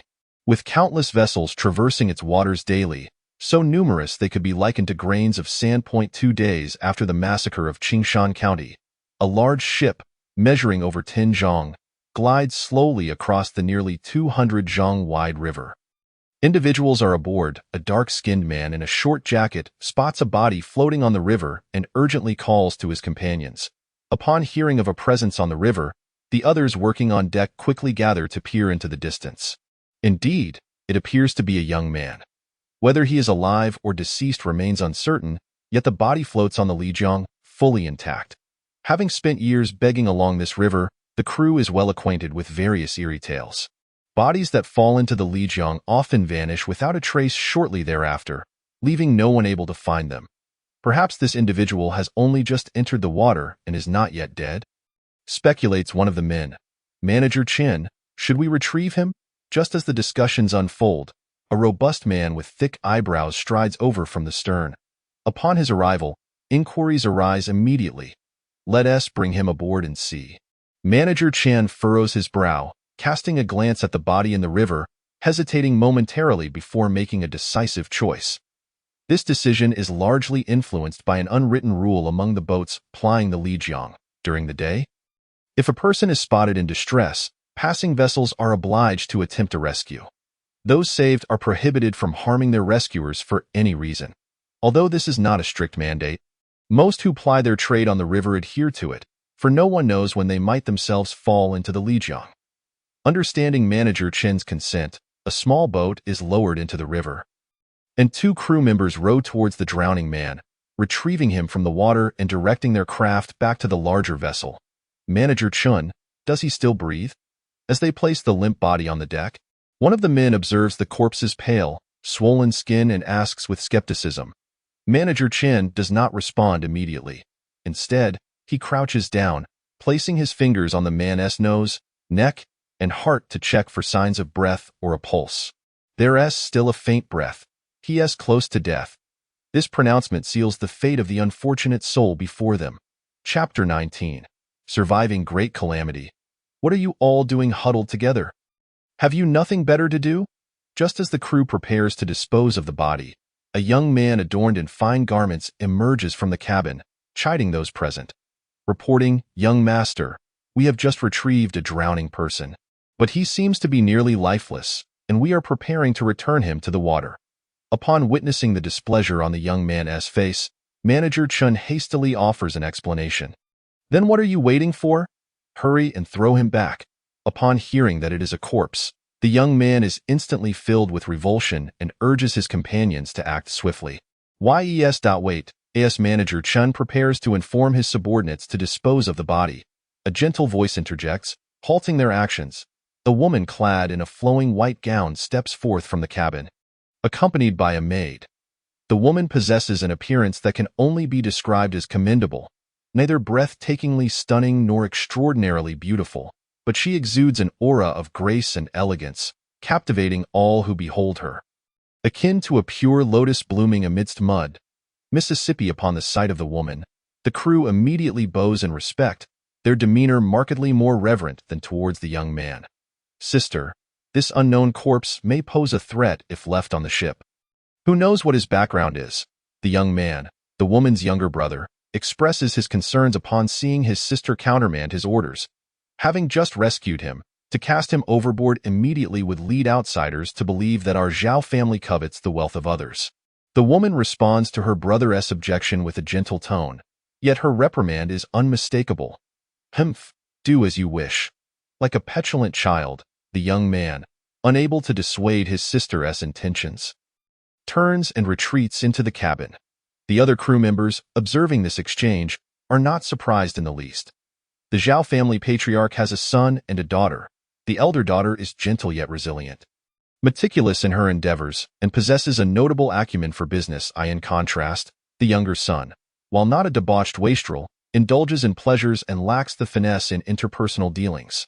Aware that if his son were to inherit the family business, the empire built by the patriarch would be squandered, he ultimately decides that the son will inherit the estate while the daughter will manage it.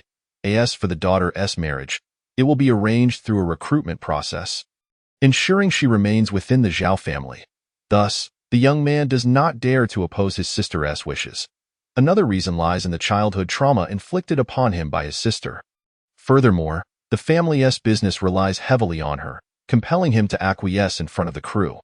Manager Chun, take this person into the cabin and care for him properly, if he truly cannot be saved. Then it is simply his misfortune, and we can return him to the river later. After witnessing her brother leave, the woman continues to issue instructions to Manager Chan. Understood. Once the arrangements for the rescued individual are confirmed, Manager Chun complies with the orders and promptly organizes the crew, while the others return to their respective duties. Upon observing Manager Chun's actions, the woman decides not to linger longer and prepares to head back into the cabin. As they lift the drowning man into the cabin, a wooden box slips from his side and falls onto the deck. Xiao Qing, take care of that wooden box. If he awakens, return it to him. At the cabin's entrance, upon hearing the sound, the woman turns to glance at the intricately crafted box on the deck, instructing her maid. Miss, I will retrieve it immediately. The maid comprehended that the young lady was concerned about the integrity of those below, which prompted her to safeguard the matter carefully. As the unfortunate individual was brought into the cabin, the maid retrieved a finely crafted wooden box, allowing the woman to momentarily disregard the situation at hand. With the vessel continuing its journey, the crowd shifted their attention to the navigation of the boat, as incidents of people falling into the Li River were not uncommon.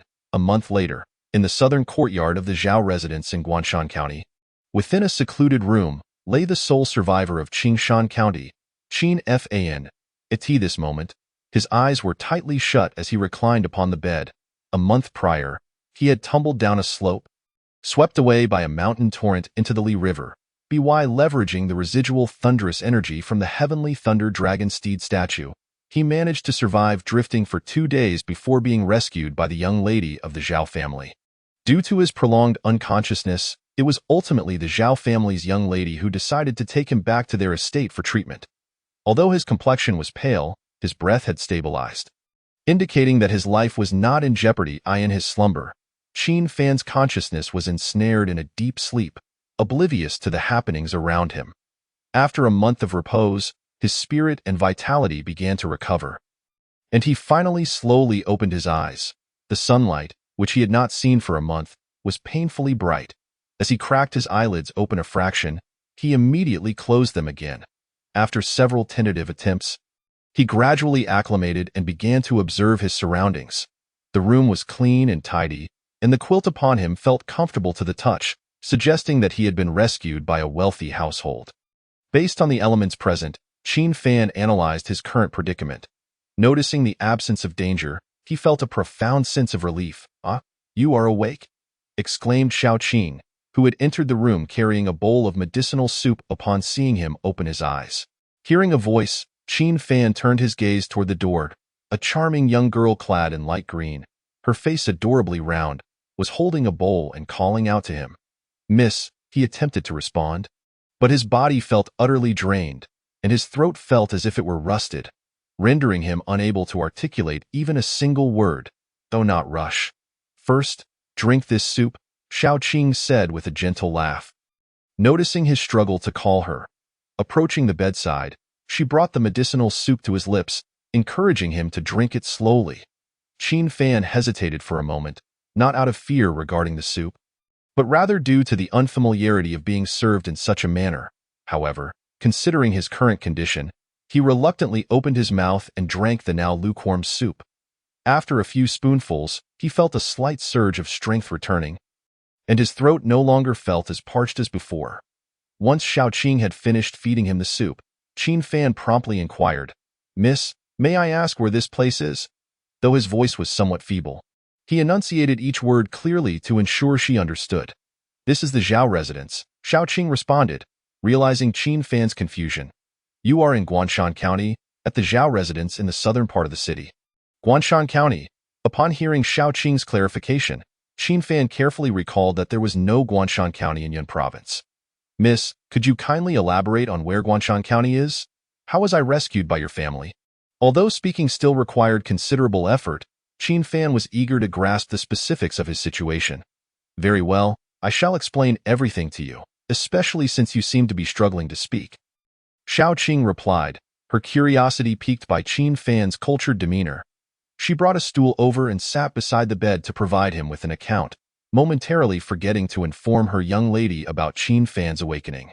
Qin Fan, taken aback by the young girl's kindness and her propensity for conversation, found himself unwittingly drawn into a conversation that stretched on for half an hour, during which his frail body eventually succumbed to slumber once more.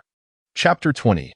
Meeting Zhao Shui 3 days later, under a clear sky and radiant sunshine, Qin Fan awakened from his coma, leaning on a cane as he was supported by Xiao Qing, stepping out of the room where he had lain for 3 days. The bright sunlight enveloped him, and he felt as though he had truly come back to life.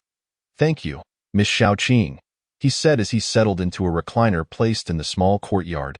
His complexion visibly improved as he expressed his gratitude to the young girl beside him. "Young Master Qin, if you wish to express your gratitude, it should be directed towards my young lady."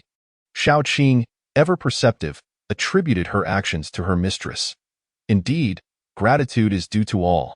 Had it not been for Miss Zhao's timely rescue and your attentive care, my life would have surely been forfeit." Qin Fan replied, feeling a deep sense of appreciation. "By the way, young Master Qin, how did you end up in the Li River?" Xiao Qing inquired casually, handing him a nourishing soup. "Xiao Qing," just as Qin Fan was about to fabricate a response, a voice of reproach interrupted him. He looked up to see Zhao Shui, the young lady of the Zhao family, approaching in a flowing white dress. Realizing that both Zhao siblings were born in winter, their father had chosen names inspired by ice and snow. Upon seeing Zhao Shui, Qin Fan quickly remarked, "Miss Zhao, it was merely Xiao Qing's curiosity. It is of no consequence." I in defense of Xiao Qing. He continued, "It is your benevolence that saved me. I can only remember this kindness in my heart." His expression was solemn and serious, devoid of any insincerity. Though he did not consider himself a paragon of virtue, he was not one to forget a life-saving grace. "Young Master Qin, you are too courteous. Such events prompt anyone to lend a hand. There is no need to dwell upon it," Zhao Shui reassured him as she approached, helping him to sit down once more while clarifying her purpose in visiting. "I came to check on your condition and to see if you need me to send a message to your family." "No need. I am all alone, and wherever I go, that becomes my home." Qin Fan shook his head with a sigh upon hearing Zhao Shui's kind offer. "I misspoke," Zhao Shui replied, her expression somewhat surprised to learn that this young man, so vibrant, was indeed solitary. "It is nothing. I have grown accustomed to it." After a brief exchange, Qin Fan turned to Xiao Qing, who was waiting nearby. "Miss Xiao Qing, could you please fetch my backpack? I would greatly appreciate it." "Please wait a moment, young Master Qin," Xiaoqing responded before hastily entering the room to retrieve his wooden box.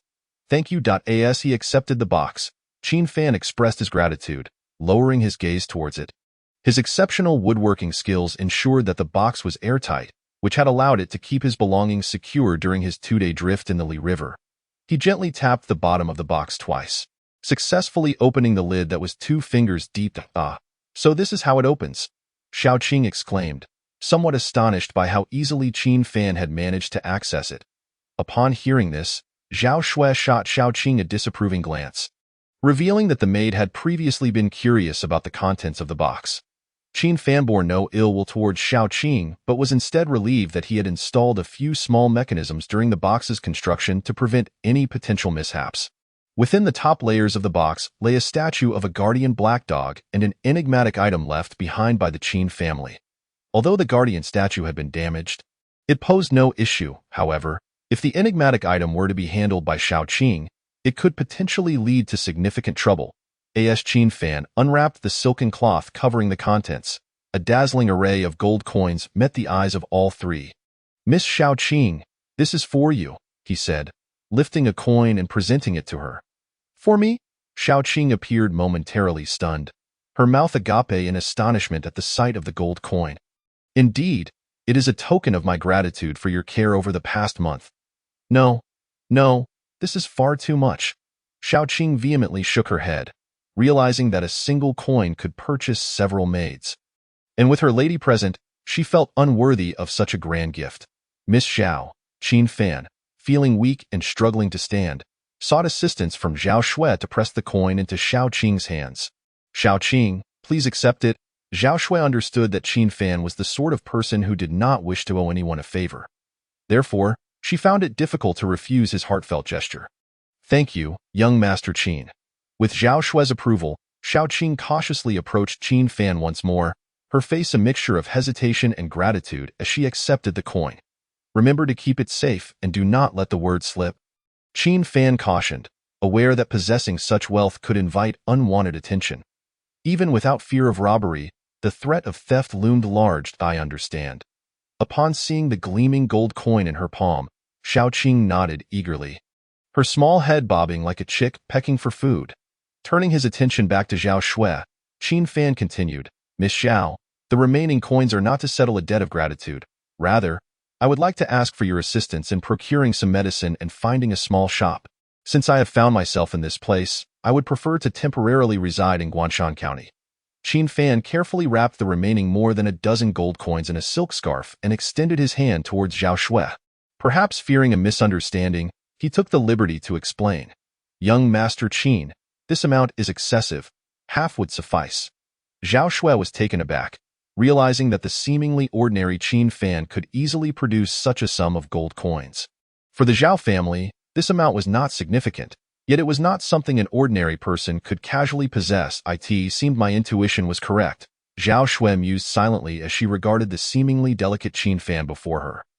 Her immediate willingness to save him was driven by a sixth sense. Otherwise, a person capable of managing such a large family would not merely be a kind-hearted woman. The medicinal ingredients required for my prescription are rather precious and limited. If Miss Zhao finds this prescription appealing, she may keep it for future contingencies.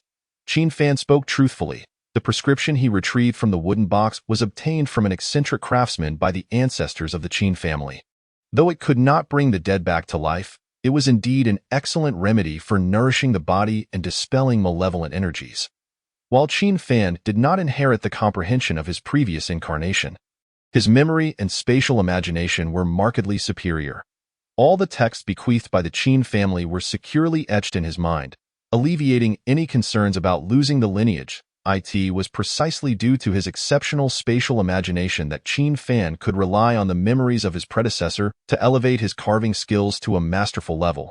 It was through the brilliance of a master carver that he cultivated the spiritual essence of his soul, thus achieving the remarkable status of an eccentric craftsman without any future repercussions. Then I shall not be polite. With Qin Fan's insistence, Zhao Shui refrained from further objections and accepted the silk scarf containing the gold coins. The medicinal ingredients will be delivered by tomorrow at the latest. I will assist young Master Qin in finding a suitable location for the shop and will notify you when the time comes. The shop need not be in a bustling area. A quieter location will suffice. Zhao Shui did not immediately comprehend Qin Fan's request, yet since he had articulated it, she could only nod in agreement. Once their conversation concluded, Zhao Shui departed, leaving Qin Fan alone with Xiaoqing. Noticing the pleasant weather, Qin Fan sent Xiaoqing away and basked in the sun in the courtyard, savoring the sensation of being alive once more. That moment, his desire for strength intensified. After all, the ignominy of a hurried escape was profoundly dissatisfying. Chapter 21. Healing Wounds. Young Master Qin, it's time for your medicine.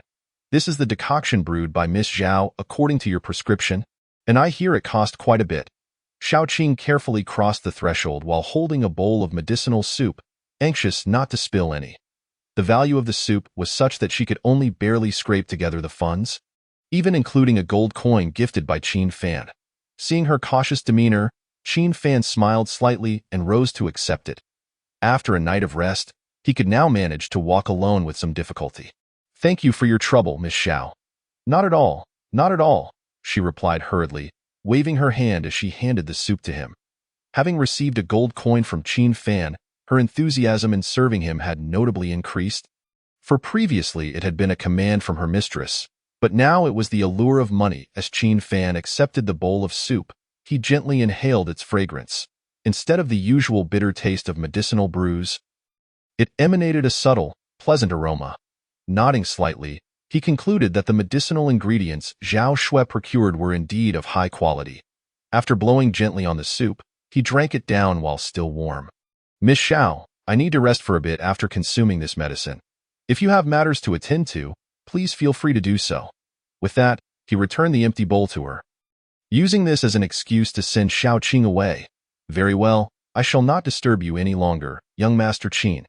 Upon seeing his reluctance to engage further, Xiaoqing promptly took the bowl and exited, closing the door behind her with care.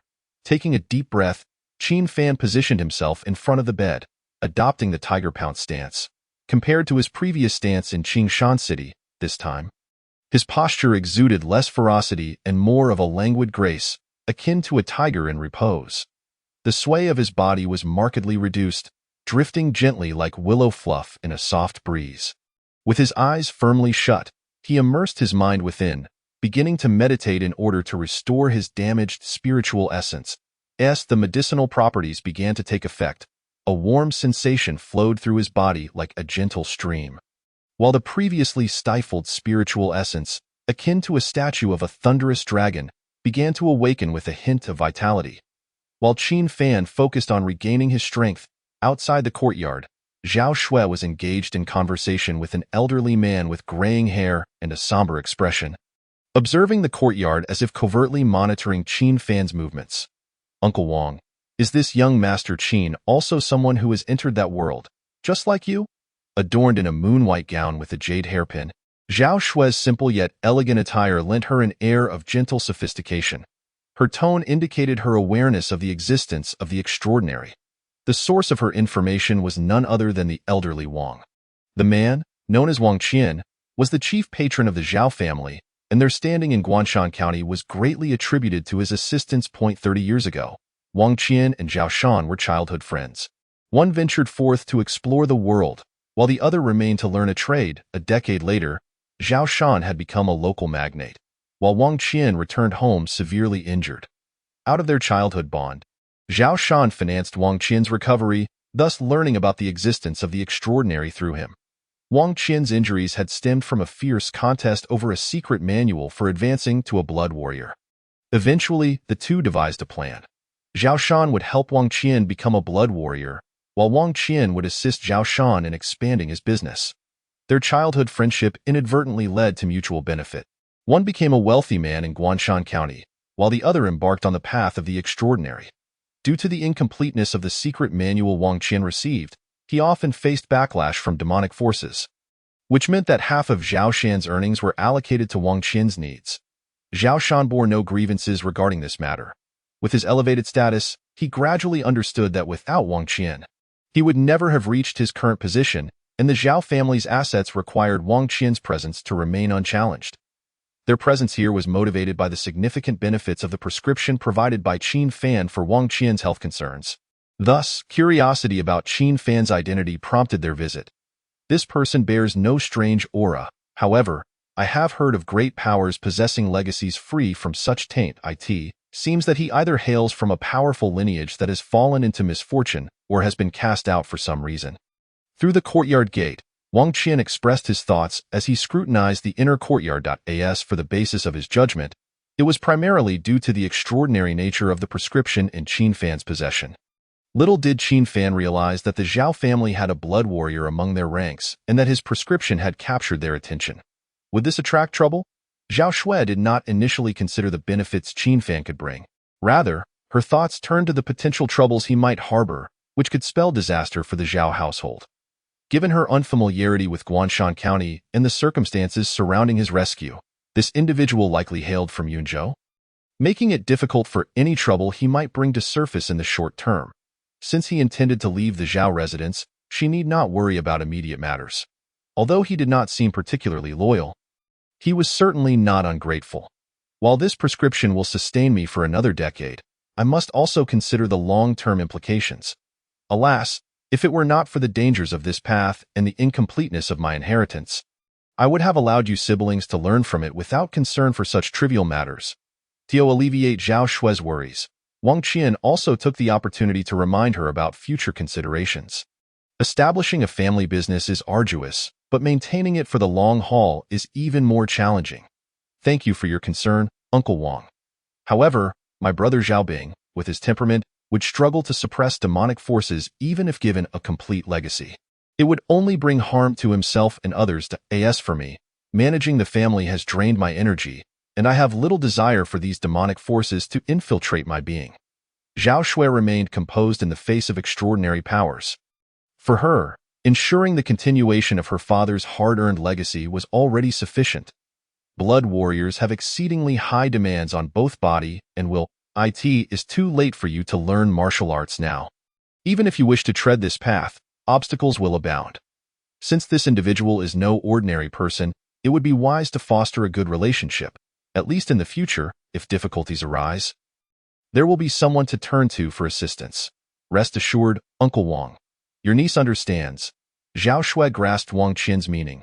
With the bond of life-saving grace, as long as they maintained a proper relationship, seeking Qin Fan's help in the future would likely not be met with refusal. Let us depart. Should we be discovered, misunderstandings could arise. As Wang Qian, a secret blood warrior from the enigmatic realm, understood the deep-seated suspicions harbored by such individuals, he chose not to linger to avoid any misunderstandings. Upon hearing this, Zhao Shui nodded in agreement and assisted Wang Bo in leaving. Once Wang Qian and Zhao Shui departed the small courtyard, Qin Fan, with his eyes tightly shut, suddenly opened them and gazed deeply at the courtyard gate before closing them once more to tend to his injuries. The visitor had merely come to inspect and had not taken any further action, indicating a lack of malice.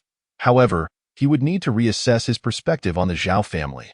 Moreover, with that individual, he might well find a means to enter the enigmatic realm of Guanshan County.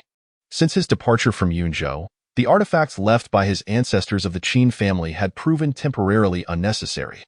Yet, in order to engage with this individual, he must first fully restore his strength and make the necessary preparations. As long as the other party harbored no ulterior motives, he would not forget the Zhao family's life-saving grace.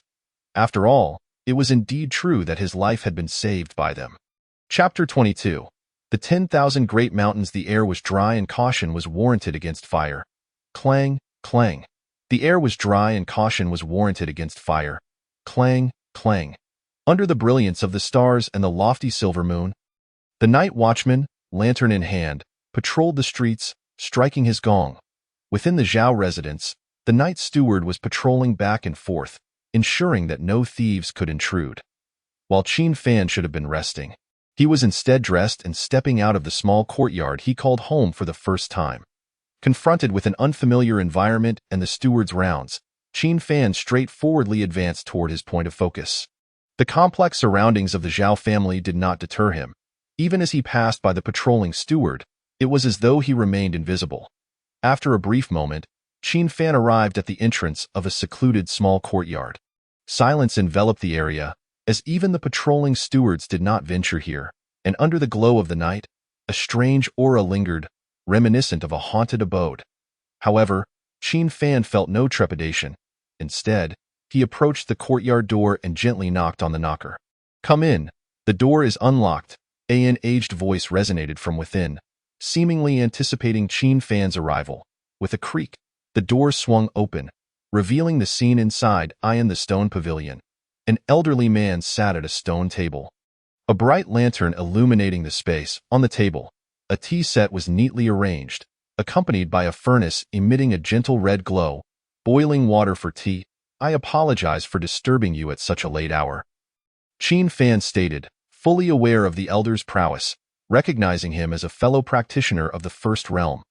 Observing the fiery energy emanating from the elder, he surmised that the man had likely chosen the path of the secret blood warrior, a decision that afforded him the greatest potential. "Ha ha, my young friend, you are too courteous," Wang Qian chuckled, shaking his head in amusement at the elevated title bestowed upon him. "We are both practitioners of the First Realm. I cannot be considered a senior, merely one who has idled away some time. You may simply call me Wang, fellow Taoist." Whether one was an eccentric craftsman, a secret blood warrior, or a spirit manipulator, all were ultimately in pursuit of longevity and the transformative powers to reshape their fates. At its core, they were merely fellow travelers grappling with the same struggles on this path, which is why those of comparable strength in the cultivation community often addressed one another as Taoist friends. Wang Qian's gesture was evidently an intention to treat Qin Fan as an equal. "I have found myself in this place, not only saved by Miss Zhao Shui, but also fortunate enough to encounter a kindred spirit. It seems Qin's luck is not so poor after all." Qin Fan entered the stone pavilion, offered a slight bow, and without further pleasantries, took a seat opposite Wang Qian. However, he could not help but express his confusion. "I find it difficult to understand why Taoist Wang would reside among merchants." After settling down, Qin Fan directly voiced his concerns. After all, even if the First Realm was the lowest tier on the path to the extraordinary, it was not a realm that an ordinary merchant could easily afford. Wang Qian took a sip of tea, then set down the cup before explaining, "I was childhood friends with Zhao Shan. Miss Shui's father and my entry into this path was largely due to his assistance, which is why I have remained here at the Zhao residence, leading a leisurely life." "You are too modest, Taoist Wang," Qin Fan countered, unconvinced by Wang Qian's self-deprecation. Simply by virtue of his identity as a secret blood warrior, he could assist the Zhao family in resolving numerous matters. However, Qin Fan refrained from delving deeper into the intricacies of the situation and instead articulated his purpose for visiting. "Having found myself in this place, I come tonight to disturb Taoist Wang for two reasons. First, to seize this opportunity to connect with a fellow practitioner, and second, to request your assistance in understanding the cultivation community of Guanshan County, so as not to flounder about like a headless fly." Though Qin Fan had embarked on the path of the eccentric craftsman, he had remained secluded in Qingshan County, with little interaction with other practitioners. His only encounters with extraordinary powers were with the two imperial guards at the Great Ding Temple. As for the Flying Skull Cult, his encounters were limited to indirect confrontations through the grotesque pig-head butcher. Now, having arrived in a new place, he naturally sought to grasp the situation to avoid unnecessary troubles. "I can indeed assist with that. If you don't mind my rambling, let us enjoy some tea while we converse."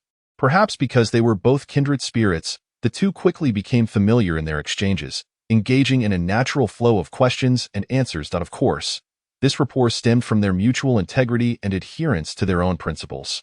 As the night wore on, they conversed until the early hours, and as dawn approached, Qin Fan felt a tinge of embarrassment and took his leave. Upon returning to his small courtyard, Qin Fan sat on his bed, devoid of any fatigue, his eyes gleaming with vitality, exuding an air of vigor. From Wang Qian's words, he learned that the cultivation community in Qizhou was significantly more prosperous than that of Yunzhou.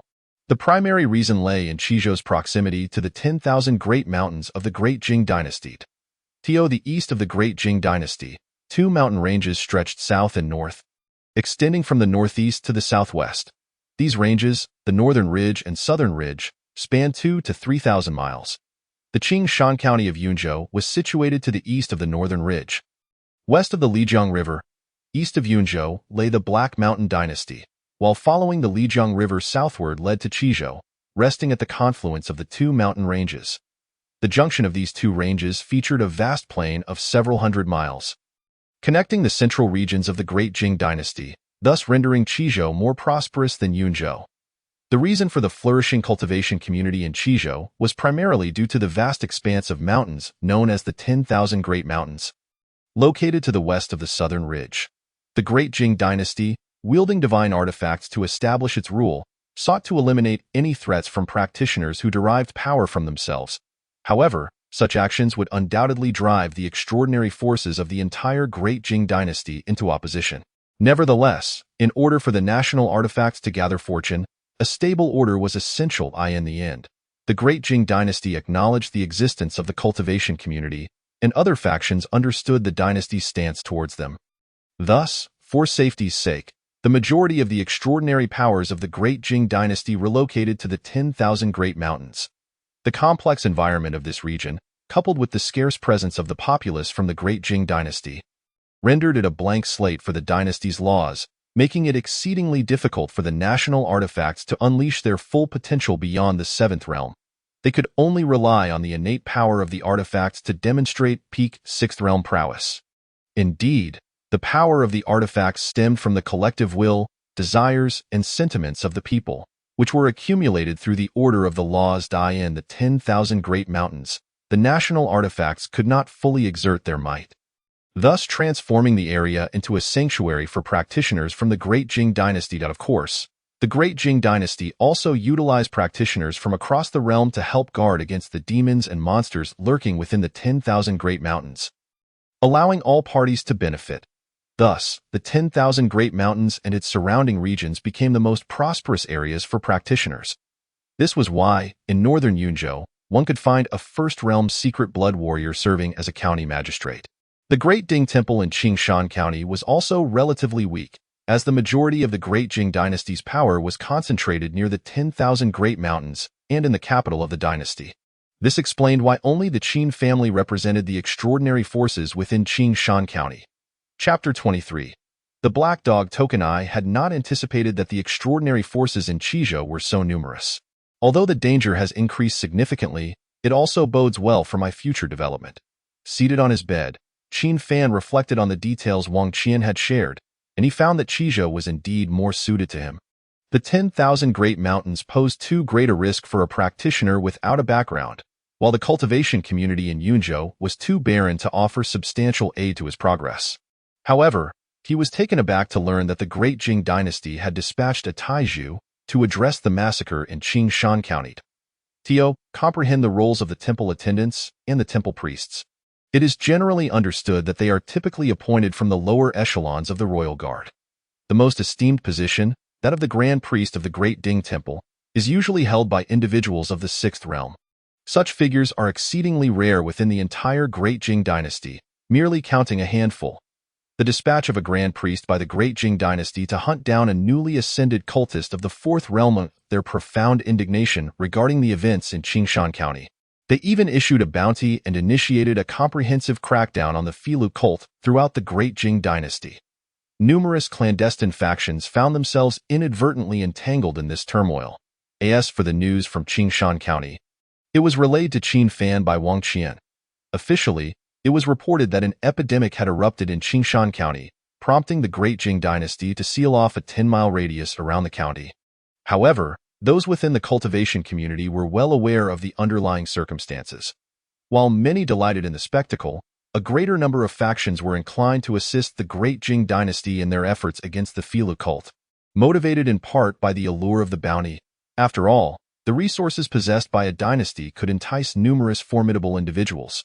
Subsequently, Qin Fan sat quietly on his bed, sifting through the information he had gathered from Wang Qian. As dawn broke and his body began to regain strength, he decided to disrobe and indulge in a brief respite. Following their nocturnal discussions, Qin Fan had not departed from the small courtyard. Choosing instead to recuperate while awaiting Zhao Shui's assistance in preparing the shop so that he could vacate the Zhao residence, in the days that followed, Qin Fan encountered Zhao Shan, the master of the Zhao residence, as well as Zhao Bing, the young master referred to by Shao Qing. Perhaps due to Wang Qian's confirmation of Qin Fan's identity, even though Zhao Shui owed him a debt of gratitude for saving her life. Both she and Zhao Bing displayed a certain degree of formality towards Qin Fan. Zhao Shui, in particular, looked at him with a hint of astonishment, surprised that her casual act had inadvertently saved an extraordinary individual. Nevertheless, she harbored no ulterior motives, adhering to Wang Qian's instructions to maintain a normal relationship. Such composure surpassed even that of her father, suggesting that Zhao Shan's decision to appoint her to manage the Zhao residence was second only to his initial assistance to Wang Qian. On a subsequent morning, Zhao Shui did not prolong Qin Fan's stay at the Zhao residence due to his identity, but promptly procured the shop he required and presented it to him. Located on Tianxiang Street in South Guanshan County, this thoroughfare is frequented by dignitaries and wealthy patrons, boasting an array of jewelers, fine cosmetics, and upscale taverns. Even at this early hour, the street bustled with activity, the sounds of vendors resonating throughout. The shop Zhao Shui acquired was a modest establishment situated on a secluded corner, where one could glimpse the vibrant Tianxiang Street just a few steps away. Yet it remained relatively unvisited. This strategic placement allowed it to evade the bustling commercial hub while still having the potential to attract affluent clientele. Given Zhao Shui's astuteness, it was evident that she surmised Qin Fan intended to conduct business of a more exclusive nature. Young Master Qin, does this shop meet your expectations? The Zhao residence's carriage brought Qin Fan, Zhao Shui, and Xiao Qing to the newly acquired shop on Tianxiang Street. Xiao Qing stepped forward to open the shop's entrance. While Zhao Shui inquired of Qin Fan regarding his thoughts, I am quite satisfied. I appreciate your efforts, Miss Zhao. The shop, though modest, spanned approximately 10 feet in width and 20 feet in length, featuring 2 levels, one for commerce and the upper level for living quarters. In a place as valuable as the county town, having a space to reside was already a significant source of contentment for Qin Fan. As long as you are pleased, that is what matters. However, if possible, please call me Zhao Shui. Though Zhao Shui did not wish to overly ingratiate herself with Qin Fan due to her debt of gratitude, she also did not want the relationship to feel overly distant. Then let us not be too formal. You may simply call me Qin Fan. Qin Fan responded with a smile to Zhao Shui's request. Very well, calling you young Master Qin feels a bit too distant. I shall refer to you as Qin Fan. Standing before the shop, the change in their manner of address fostered a sense of camaraderie between them. Qin Fan, shall we proceed? Take a look around and see if anything needs to be added to the shop. Upon entering the shop, Qin Fan conducted a brief inspection, forgoing excessive pleasantries with Zhao Shui and directly articulating his requirements. After a moment, upon understanding Qin Fan's needs, Zhao Shui prepared to depart with Xiao Qing to arrange for the necessary provisions. Zhao Shui, wait a moment. As Zhao Shui was about to board the carriage with Xiao Qing's assistance, she halted upon hearing Qin Fan's call. This is for you. Should you require assistance in the future, present this to me, and I shall come to your aid. In Qin Fan's hand was the damaged statue of the guardian black dog, which had split into 2 due to the depletion of its spirit. I have taken special care of this statue. If I can manage to bond the 2 halves together, I will be able to sense when you are in need, and I will respond promptly. With this, Qin Fan intended to express his gratitude for her life-saving intervention. Zhao Shui gazed at the wooden box containing the 2 fractured statue halves before meeting Qin Fan's earnest gaze, which harbored no hint of deceit. Very well, a rare smile graced Zhao Shui's face, akin to a lotus blooming in tranquil waters, as she gracefully accepted Qin Fan's chosen method of recompense. Accepting the broken statue of the guardian black dog, Zhao Shui then departed with Xiao Qing. Watching the carriage gradually fade from view, Qin Fan felt a weight lift from his heart. Monetary debts may be easily settled, but the debts of gratitude are far more complex. Although his actions today would inevitably weave a new thread of fate into his life, he felt a profound sense of clarity within. Perhaps he would not become a paragon of virtue in the future, but he would undoubtedly uphold his own principles in this life. One must retain certain values to stand by. As the carriage disappeared from sight, Qin Fan took the key Xiao Qing had given him and stepped into the shop. Qin Fan had not waited half an hour before several carts laden with various pieces of furniture arrived at the shopfront. Upon announcing their purpose, Qin Fan stood by the entrance, allowing the workers to begin unloading the furnishings. Once everything was arranged, a shop that bore semblance to a legitimate establishment materialized before Qin Fan's eyes. Observing the vacant shelves, he resolved to procure some timber the following day, temporarily stocking ordinary figurines to sustain his livelihood. Having generously entrusted his remaining funds to Zhao Shui, Qin Fan was left with only a few dozen silver coins. This was a precautionary measure he had taken while investigating the butcher in Qingshan County. Securing his money within a self-made wooden box, it was precisely this foresight that had spared him from being entirely destitute. As the sun reached its zenith, Qin Fan, contemplating the shelves and his future plans, felt his stomach remind him it was time to eat. With a resigned shake of his head, he locked the door and made his way toward Tianxiang Street. Strolling leisurely around the corner, he was greeted by a scene of vibrant prosperity. The streets buzzed with life, the sound of bustling traffic and lively vendors creating a symphony of commerce. Zhao Shui must have expended considerable effort to secure this shop. He mused before dismissing the thought. Responding to his stomach's insistence, he headed towards a nearby wonton stall. Chapter 24. Harvesting informants. Ah, this is delightful. I never anticipated that the meat wontons would be so exquisite. Setting down his bowl of soup, Qin Fan's face radiated sheer satisfaction. To his astonishment, the wontons prepared at the roadside stall were remarkably delicious.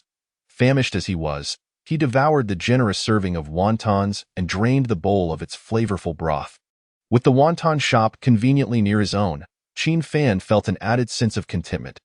Owner, your wontons are truly impressive. With his hunger satiated, Qin Fan's mood lifted considerably. Observing the proprietor tidying up the dishes, he offered a casual compliment. Thank you for your kind words, esteemed guest.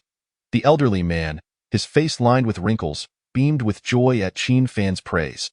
After expressing his gratitude, he proudly shared, my ancestors have been making wontons for generations. I am now the fourth in line, and my son will carry on this legacy. As he spoke, the old man glanced toward the young man kneading dough at the stall, his eyes brimming with pride. Qin Fan felt a twinge of envy for the old man, who found fulfillment in the simplicity of life. Yet, the grim realities he had witnessed in Qingshan County compelled him to pursue greater strength.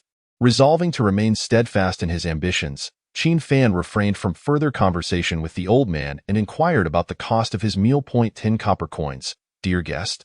The price struck Qin Fan as reasonable, and he promptly retrieved a silver coin from his pocket and placed it on the table. Might I trouble you for change? A single silver coin could be exchanged for 1,000 copper coins. And the old man hesitated, realizing he could not possibly provide such a sum immediately. Sir, I don't have copper coins on hand, but my shop is right there. I propose we consider this an advance payment for future meals. Qin Fan, seeking to ease the old man's burden, suggested this arrangement as a means of integrating himself into Guanshan County. Then I am most grateful. Each morning, I shall send my son to deliver your breakfast personally.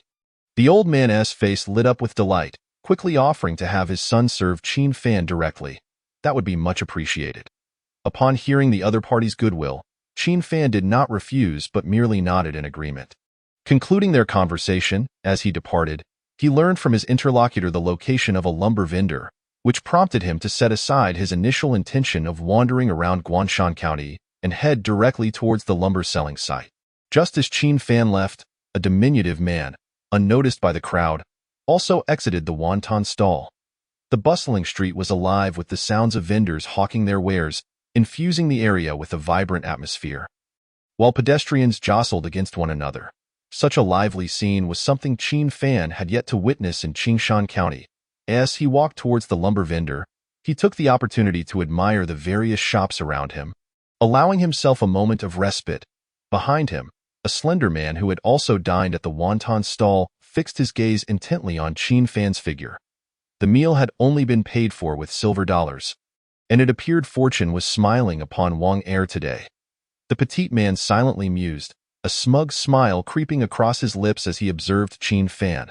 Noticing an increase in foot traffic ahead, he seized the opportunity to sidle up behind Qin Fan with ill intent. A seasoned thief, he feigned an accidental bump with his left shoulder against Qin Fan, and when Qin Fan turned to glance behind him, the small man's eyes gleamed with a hint of delight. Swift as a serpent, his right hand slid into Qin Fan's embrace in the blink of an eye. The sensation of fingertips brushing against fabric instantly informed the experienced thief that he had found his target for theft. However, in that fleeting moment, his right hand felt as if it had been ensnared in a vice, leaving him no chance to resist. Just a little rat, came the mocking tone reminiscent of a hunter relishing his catch. Realizing the precariousness of his situation, the man swiftly contemplated raising an alarm to muddle the circumstances. He was not without accomplices. This bustling area was rife with pickpockets. Having been caught before, he was seasoned enough to react instinctively. With a firm grip on the man's right hand, Chin Fan turned and placed his left hand on the thief's shoulder, presenting the facade of an ordinary acquaintanceship, thus evading the notice of those around them. However, perceiving the man's intent to resist, he let out a low grunt that pierced the air like a chilling winter gust, striking fear deep within the petite man's heart. The sound seemed to drain the will to fight from him, akin to a venomous snake stripped of its fangs, leaving him at the mercy of Chin Fan. "Why, good sir, I am but a fool who failed to recognize your greatness. I beseech you to spare me." The man whimpered, his voice laced with desperation as Chin Fan maintained his grip while strolling through the crowd. The direction in which Chin Fan was heading led to a narrow alley not far off. Faced with such a predicament, various scenarios raced through the man's mind. Even before Chin Fan issued any overt threats, his courage had already crumbled, leaving him devoid of any inclination to resist. This was largely due to that single grunt, a sound imbued with more intimidation than witnessing an irate boss. It evoked a primal fear within him, making it clear that the young man before him was no ordinary individual. Should he continue to struggle, the potential consequences were too dire to contemplate in that brief interlude. Chin Fan appeared to depart the crowd as if escorting a friend. Upon reaching the secluded alley, he finally released his iron grip on the pickpocket. Though freed, the man could only stare at the smiling Chin Fan, unable to summon the courage to flee. "Please, kind sir, let me go. I swear I shall never cross your path again." With a sudden thud, the man fell to his knees. Throughout the encounter, Chin Fan had spoken little, yet the oppressive atmosphere he exuded was palpable, akin to facing an unfathomable darkness concealing unspeakable horrors. "What is your name?" "Wang Er, my lord." "You may call me Wang Er Guzi," he replied, his heart leaping with joy at Chin Fan's inquiry. He was far more afraid of silence than of being questioned. Having navigated the lower strata for so long, he understood that some ruthless individuals preferred action over words. "Dio, introduce yourself." At Chin Fan's prompting, the man momentarily faltered. Yet, meeting the unwavering gaze of Chin Fan, he hastily divulged every detail about himself: his place of residence, family members, his mother's age, his daily activities, any criminal affiliations, and his background. He spoke without hesitation, omitting only the incident of his childhood bedwetting. Chin Fan listened patiently, allowing the man to share without interruption. "Why, lord, that is all, truly." The quivering tone of Wang Er's voice revealed his deep regret. Having ventured out with only silver dollars and no copper coins, he had failed to consider whether he could afford to provoke such a formidable individual. "I recently opened a shop near the wonton stall. Come find me there tonight." After casting a glance at the man, Chin Fan prepared to turn away, but then added, "By the way, I have just arrived in Guanshan County, and I am in need of someone to run errands. If you're wise, you might find yourself in a position of wealth. If not, death could very well be your fate." Chin Fan abruptly turned back to Wang Er, an eerie glint flashing in his eyes even in the daylight. Faced with this unsettling transformation, Wang Er collapsed to the ground, watching as Chin Fan, silent and unyielding, gradually walked away. Once Chin Fan departed, Wang Er felt as though he had resurfaced from drowning, gasping for air, drenched in cold sweat. Regaining his composure, he lay on the ground, contemplating Chin Fan's words. "This could indeed be my chance," he mused. Compared to Yunzhou, tales of extraordinary individuals and events in Qizhou were abundant. A rogue like Wang Er had certainly heard whispers of them. He harbored doubts about Chin Fan's true identity. Serving any master is the same. Why not seek a more favorable one? For Wang Er, dignity held little value. He would not hesitate to become a dog if it meant climbing the social ladder. As his strength returned, he struggled to his feet and, crawling and rolling, made his way toward the throngs outside the alley, Upon exiting, he resolved not to disclose this encounter to anyone, instead hastening to Qin Fan's shop. When the prospect of wealth beckons, who would share such fortune with anyone other than their own flesh and blood? Having already resigned himself to the role of a dog, he deemed it prudent to adopt the right attitude. Preferring to wait outside the establishment as instructed by the gentleman, Wang Er swiftly acclimated to his new reality, Qin Fan continued his leisurely stroll toward the lumber vendor. He paid little mind to Wang Er. For as he had stated, he was new to this place and unfamiliar with its ways. In need of an errand runner, Wang Er, with his background as a pickpocket, possessed a certain understanding of the various strata within Guanshan County, making him well suited to gather information. If Wang Er were to be caught, his kind would hardly attract the attention of the authorities. Thus, regarding Wang Er's thievery, Qin Fan acted on a whim, intending to recruit him into his service. The earlier series of actions had effectively dismantled Wang Er's psychological defenses, discouraging any rebellious notions he might harbor. Gaining followers was not solely reliant on kindness. For someone like him, intimidation was the most effective approach. Before long, Qin Fan arrived at the junction of the southern and western sections of the city. After inquiring with several passers-by, he located a warehouse that dealt in lumber. "Esteemed guest, what type of lumber might you require?" Upon reaching the entrance of the warehouse, a nearby clerk greeted him enthusiastically. "I seek your manager. I need a supply of high-quality timber," Qin Fan replied without indulging in unnecessary pleasantries. The clerk, upon hearing this, scrutinized Qin Fan's attire and promptly ushered him into the warehouse, heading off to fetch the manager. Seems that appearances do indeed hold sway. Qin Fan chuckled to himself, glancing down at his well-tailored outfit, which had been provided by the Zhao family and was crafted from fine materials, fitting comfortably. As Qin Fan reveled in his thoughts, the clerk returned accompanied by a robust man with bronzed skin.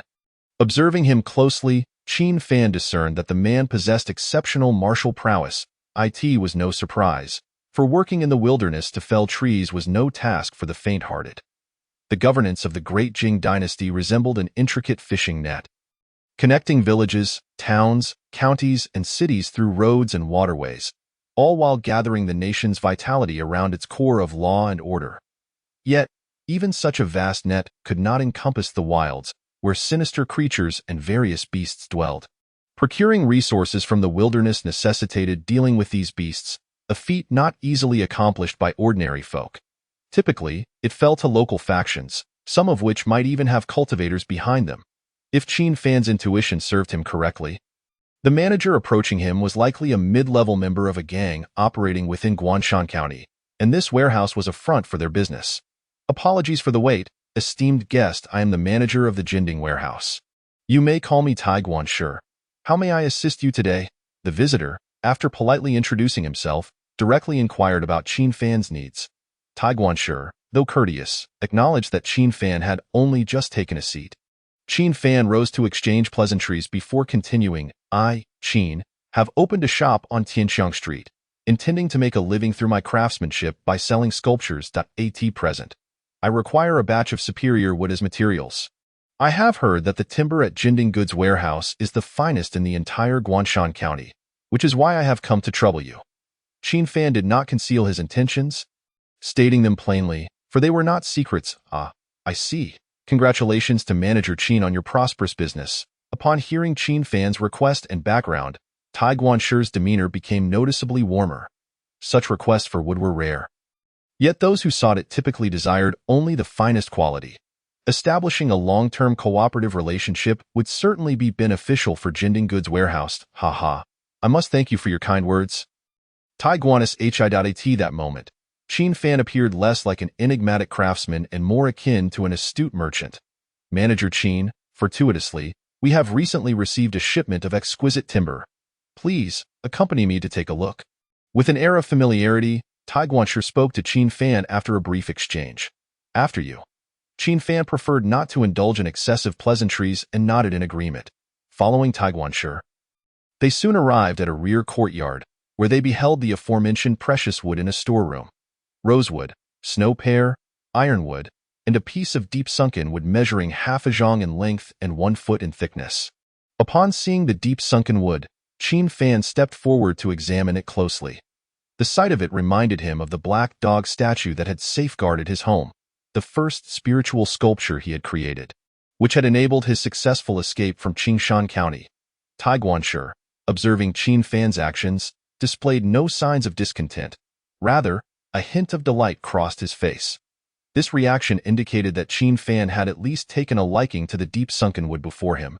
Gently caressing the wood, Qin Fan channeled his spiritual essence to perceive its qualities, detecting a thread of purine energy. Simultaneously, the entire piece of wood had undergone complete carbonization, revealing an exceptionally refined texture. After a brief inspection, Qin Fan resolved to purchase the deep-sunken wood. He then proceeded to assess the other materials. Having thoroughly examined the wood, Qin Fan finally turned his gaze to Tai Guanshi. Tai Guanshi, please quote a selling price. If it is reasonable, I shall take this entire batch. Hearing this, Tai Guanshi felt a surge of joy, yet he refrained from immediately stating a price. Mindful of Qin Fan's condition that he would purchase only if the price was agreeable. What would you consider a suitable price? 3 gold coins. After a moment's hesitation, Tai Guanshi announced the lowest price he could offer. This was a concession made in consideration of Qin Fan's intention to buy all the wood at once, along with the prospect of future business dealings between them. Very well. Qin Fan promptly agreed, aware that this was likely the lowest price Tai Guanshi could offer. 3 gold coins equated to 300,000 copper coins. For an ordinary person, this was a substantial sum, yet here, it merely translated to a collection of wood. My funds are insufficient. Might I propose using this as collateral? Upon agreeing, Qin Fan produced a string of prayer beads from his pocket. Tai Guanshi's expression shifted dramatically, revealing a hint of dissatisfaction, yet he refrained from voicing it immediately. If you are unwilling to barter, I shall have to sell it first and then return to purchase the wood. Qin Fan's final words brimmed with confidence, piquing Tai Guanshi's interest, prompting him to step forward and accept the prayer beads from Qin Fan's hand. This material is quite ordinary. Upon holding the beads, Tai Guanshi instantly discerned their composition. Indeed, quite ordinary. These were merely carved from wood found haphazardly at the Zhao residence. Seeing that Qin Fan remained silent, Tai Guanshi resumed his examination. Moments later, an incredulous exclamation escaped his lips. Masterful craftsmanship. On the prayer bead, the size of a fingertip, were intricately carved lifelike animals in bas-relief. He gently rotated the bead. It appeared as though the creatures were frolicking in his hand. Tai Guanshi, if you are unwilling to trade, I shall have no choice but to sell this and then return to buy the timber. Let us exchange. Tai Guanshi, startled like a frightened rabbit, immediately clutched the prayer bead and exclaimed. Qin Fan smiled faintly at Tai Guanshi's reaction, which had been entirely anticipated. Craftsmanship, much like painting or porcelain, held little value in the hands of the unrefined, yet to a businessman like Tai Guanshi, it represented the utmost gift. These beads could be enjoyed at leisure and displayed to impress guests, making them a rare treasure for someone concerned with appearances. I had no idea my old Tai was so perceptive. Manager Qin, despite your youth, you are indeed a master sculptor. He carefully placed the beads into his pocket before bowing to Qin Fan. By sheer luck, after years of honing my carving skills, this is the only piece worthy of display. While Qin Fan wished to use this opportunity to boost his shop's business, he refrained from overly showcasing his talents. His goal was merely to attract affluent clientele, ensuring he possessed ample resources for his pursuits. As resources were indispensable for advancing along the extraordinary path, of course, the more valuable spiritual sculptures represented Qin Fan's means to acquire resources, though he was not yet ready to reveal them. Manager Qin, at such a young age to produce works of masterful caliber, you are truly gifted. In the future, creating masterpieces will be no great challenge. Thank you for your generous words, Tai Guanshi. After expressing his gratitude, Qin Fan did not linger in conversation. Instead, he left his address for the delivery of the wood, citing pressing matters as his reason for departing. Xiao Wu, remember that this batch of wood was purchased by a customer for 3 gold coins. As Qin Fan's figure vanished into the courtyard, Tai Guanshi turned to his assistant. Yes, I heard it with my own ears. Quick-witted Xiao Wu immediately grasped the implication of Tai Guanshi's words and affirmed with alacrity. Ha ha, indeed, do your work well, and I shall not treat you poorly. With a reassuring remark for his assistant, Tai Guanshi then departed. The ledger. it would be recorded that the wood in the storeroom had been sold for 3 gold coins. Having left Jinding Good's warehouse, Qin Fan did not return directly to his shop but instead continued to stroll leisurely along the street. Eventually, he stopped at a blacksmith's shop to purchase some axes and other carving tools before meandering back to his store in the afternoon. My lord. Upon returning to the bustling Tianxiang Street and rounding a corner, Wang Er, stationed before the shop, approached Qin Fan with a low bow and a beaming smile. You arrived quite early, noticing Wang Er. Qin Fan casually remarked I did not wish to keep my lord waiting. Wang Er chuckled, immediately adopting a sycophantic demeanor as he eagerly took the tools from Qin Fan's hands, following him like an obedient servant. Qin Fan glanced at him, sensing that Wang Er was quite agreeable. However, he paid little mind and proceeded to open the shop door. Once inside, he settled into a chair before speaking. I have only just arrived in this place, unfamiliar with my surroundings. Although I have a few acquaintances, I prefer not to trouble them unduly. Over the next few days, please investigate the distribution of the various factions in Guanshan County, including the main leaders of significant forces and any peculiar happenings. If there is danger, do not feel compelled to dig too deeply. Simply report back to me. Qin Fan had taken Wang Er under his wing, yet he did not expect him to undertake any monumental tasks. His primary aim was to gain insight into Guanshan County and to stay informed of significant events occurring within the city. Despite Wang Er's humble origins and low status, he had his own networks. And Qin Fan sought to establish a pair of ears for himself within Guanshan County. Yes, I will ensure to gather the information, my lord. Wang Er responded confidently, pleased that the task assigned to him was well within his capabilities. Here are 10 silver coins, a token of appreciation for your assistance. Should you perform well in the future, further rewards await you. As Qin Fan handed over a stack of silver coins, Wang Er's eyes widened in astonishment. Though this amount may seem modest, for someone like Wang Er, it was akin to a small fortune, as few could afford to make purchases with gold coins. Thank you for your generosity, my lord. Wang Er, without excessive formality, accepted the coins with a deep bow, eager to curry favor with Qin Fan. I have matters to attend to in the coming days. Do not disturb me. You may focus on the tasks I have assigned. There is no need for you to remain by my side. I will seek you out if needed. Do you understand? Yes, I understand. Wang Er, having navigated the depths of society for so long, naturally comprehended Qin Fan's intentions. He was akin to a foot cloth, used when necessary and cast aside when deemed foul. However, he harbored no dissatisfaction. After all, with money at stake, he was willing to heed the words of the affluent. Having spent considerable time in the lower echelons, he had come to understand a fundamental truth. Dignity is contingent upon wealth, while in its absence, dignity can be bartered for mere pennies. To utter an unpalatable truth. There are times when one may wish to sell their dignity, yet others may not be inclined to purchase. Faced with the opportunity at hand, Wang Er was determined to seize it very well. You may take your leave now. Yes. Observing Qin Fan's desire for solitude, Wang Er clasped his fists in respect and exited the modest shop recently acquired by Qin Fan. Once Wang Er had departed, Qin Fan closed his eyes in contemplation, ready to ponder his future path after tending to the trifles at hand. The little shop before him was merely a temporary refuge. As Qin Fan immersed himself in thought, the attendants from the Jinding Goods Depot arrived, delivering the lumber he had procured. Upon seeing the arrival of the carving materials, Qin Fan concluded his reverie, instructing his team to stow the wood in the small storeroom behind the counter. Due to the considerable quantity of wood, a small portion had to be placed directly on the shop floor.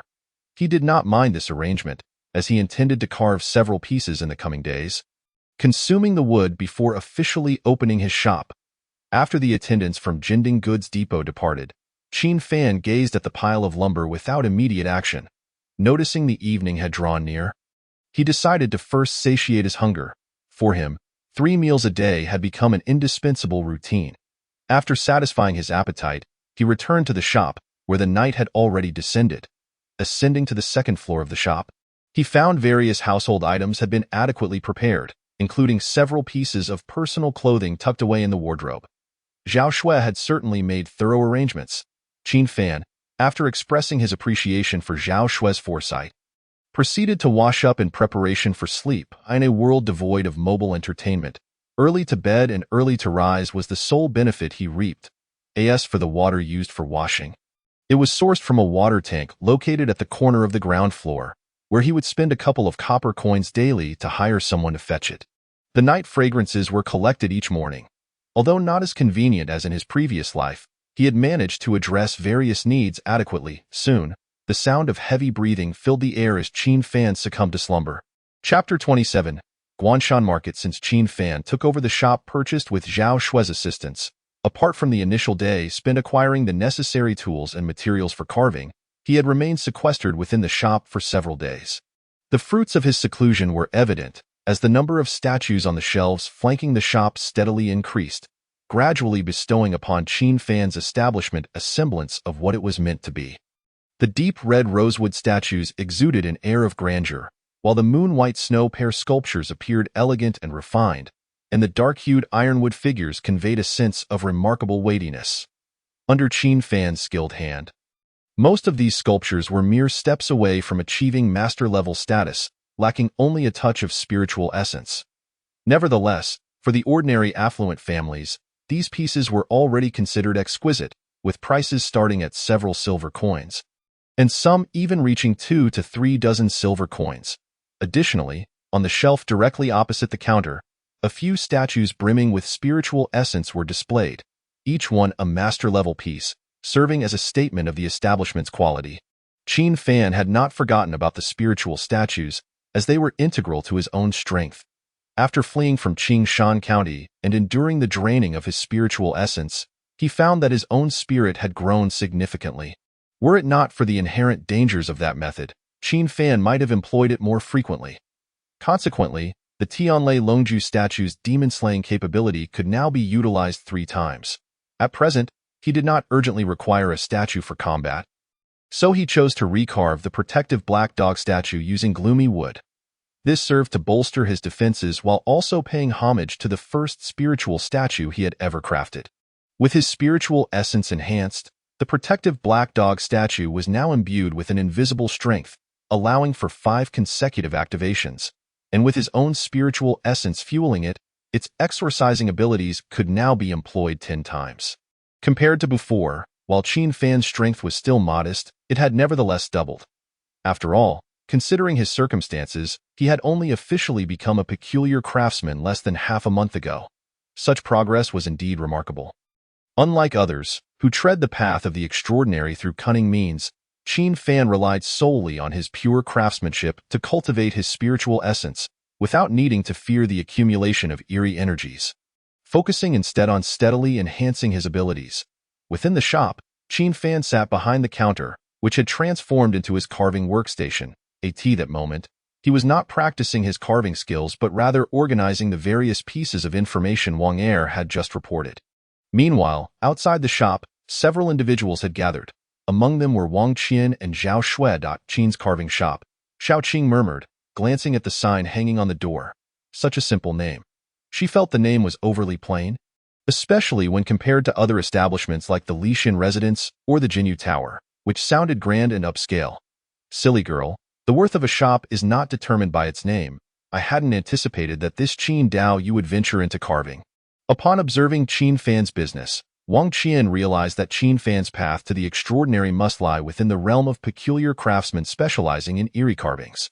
Inside the shop, having overheard Wang Qian's conversation, Qin Fan looked up to see Zhao Shue and the others entering, prompting him to cease his musings and greet them with a smile.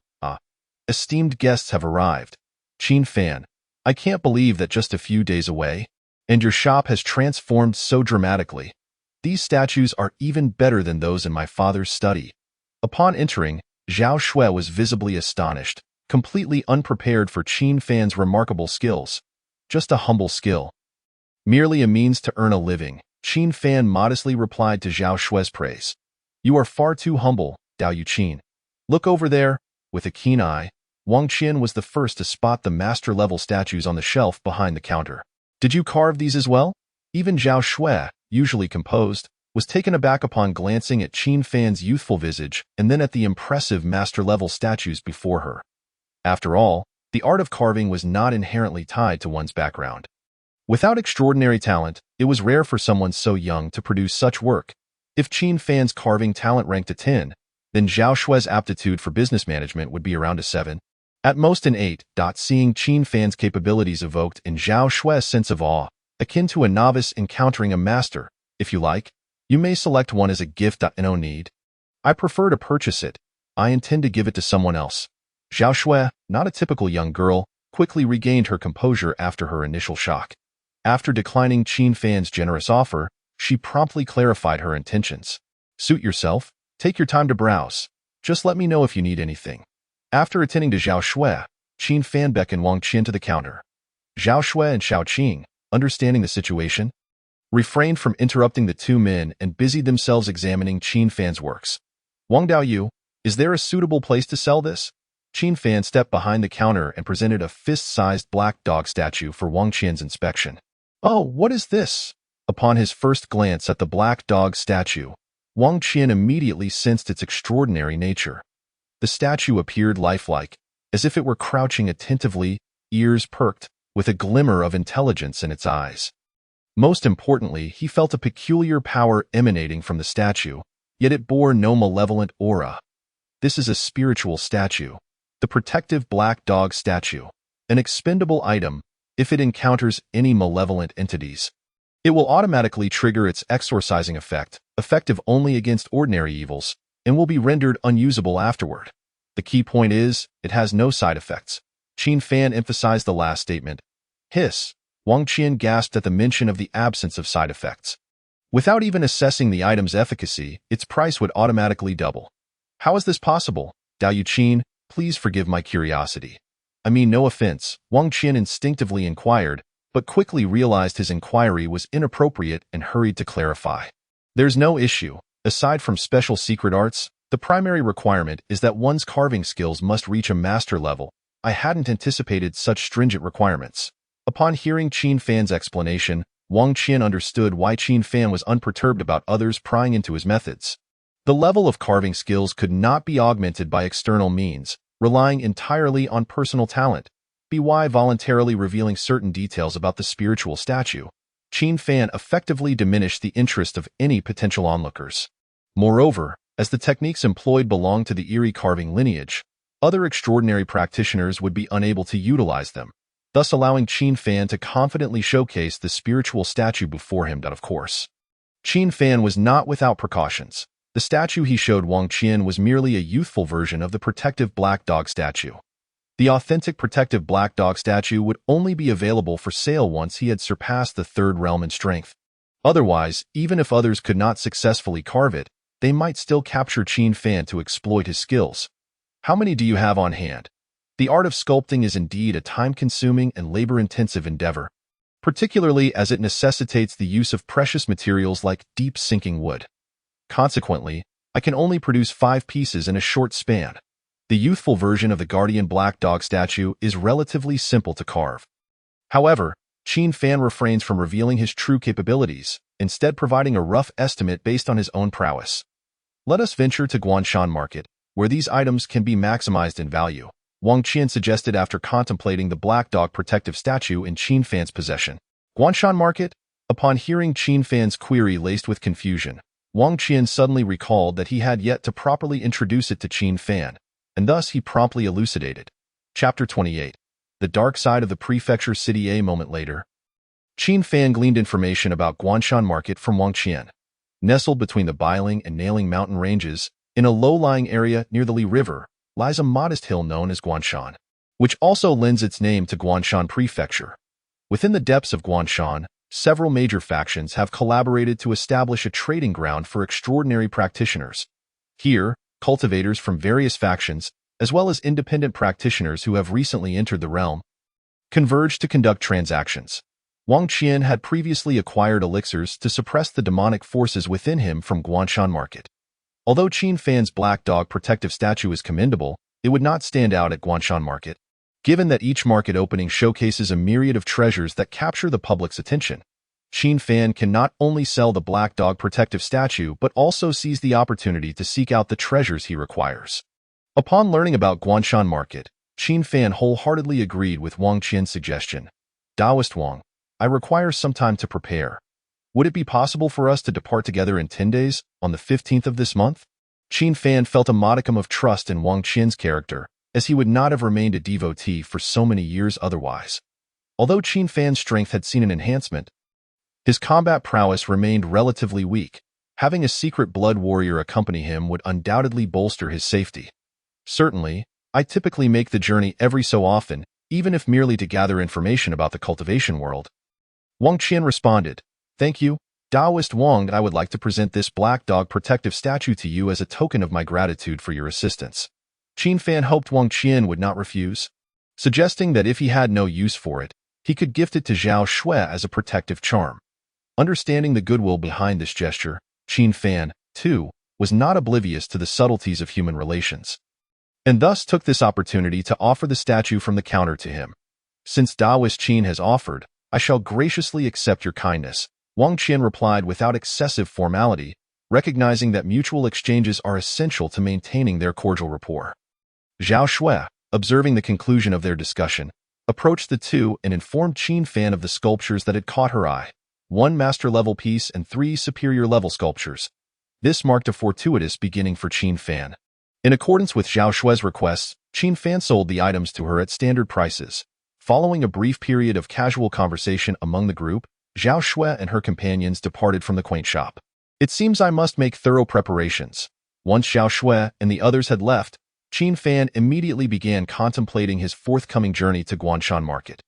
His decision to disclose the sentient sculptures was motivated by his desire to leverage Wang Qian's connections within the realm of cultivators in Guanshan Prefecture. Unbeknownst to him, he had stumbled upon valuable information about Guanshan Market, and with a resource acquisition channel at his disposal, he was determined not to let this opportunity slip away. With no customers in sight, Qin Fan returned to the counter and began to ponder his next sentient sculpture. The Thunder Dragon Colt sculpture boasts formidable power but serves merely as a trump card, while the Black Dog statue is specifically designed to counter malevolent spirits. What he now lacked was a sentient sculpture suitable for routine combat. Furthermore, the sculptures currently in his shop held considerable value, making them susceptible to the covetous eyes of unscrupulous individuals. Adequate defensive measures were essential. Though time was ample, meticulous planning revealed to Qin Fan that the schedule felt somewhat pressing. "Let us first complete the Black Dog protective statue." After a moment's reflection, finding no further interruptions, he resolved to tackle the simplest task first.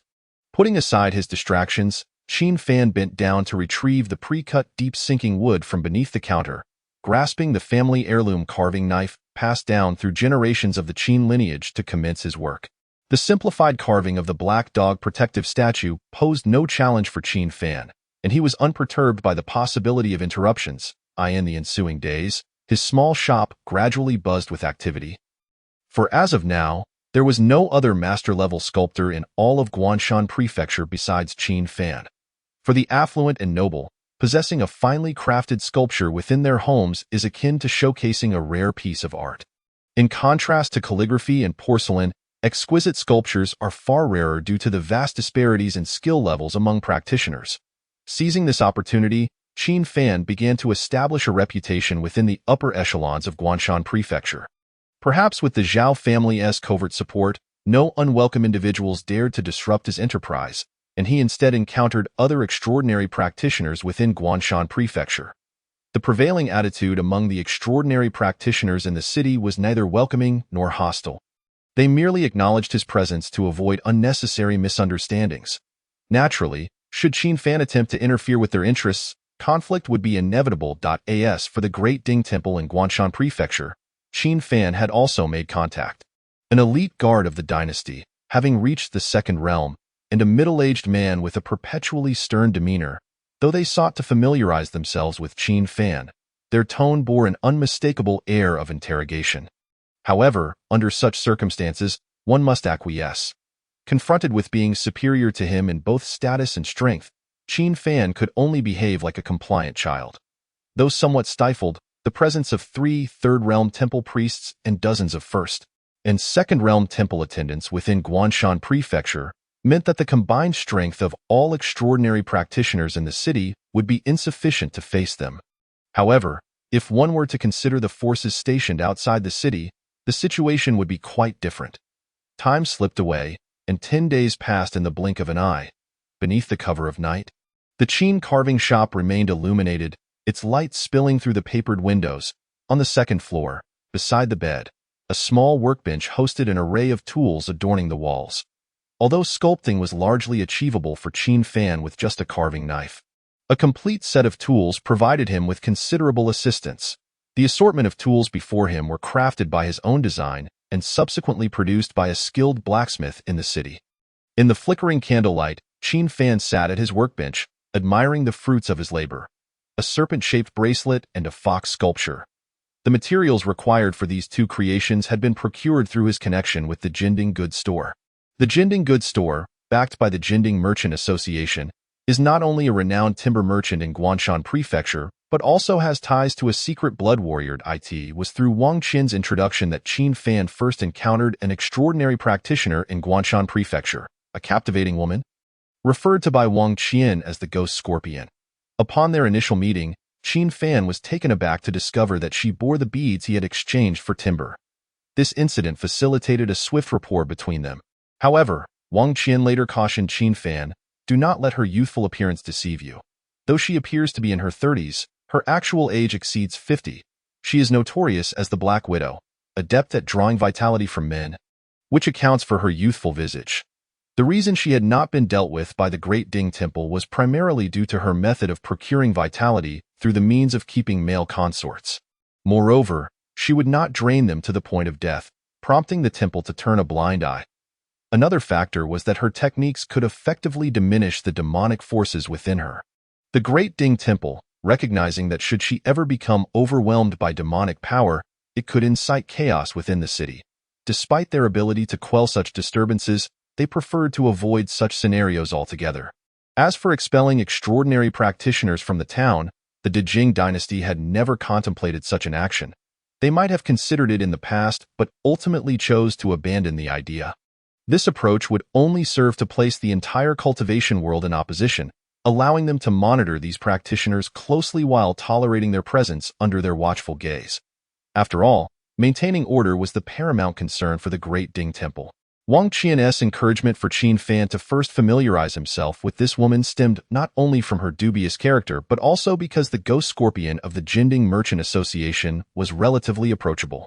Thus, during the latter half of the 10-day period, aside from crafting new sentient sculptures, Qin Fan gradually acclimated to the other side of Guanshan Prefecture with Wang Qian's assistance. Chapter 29.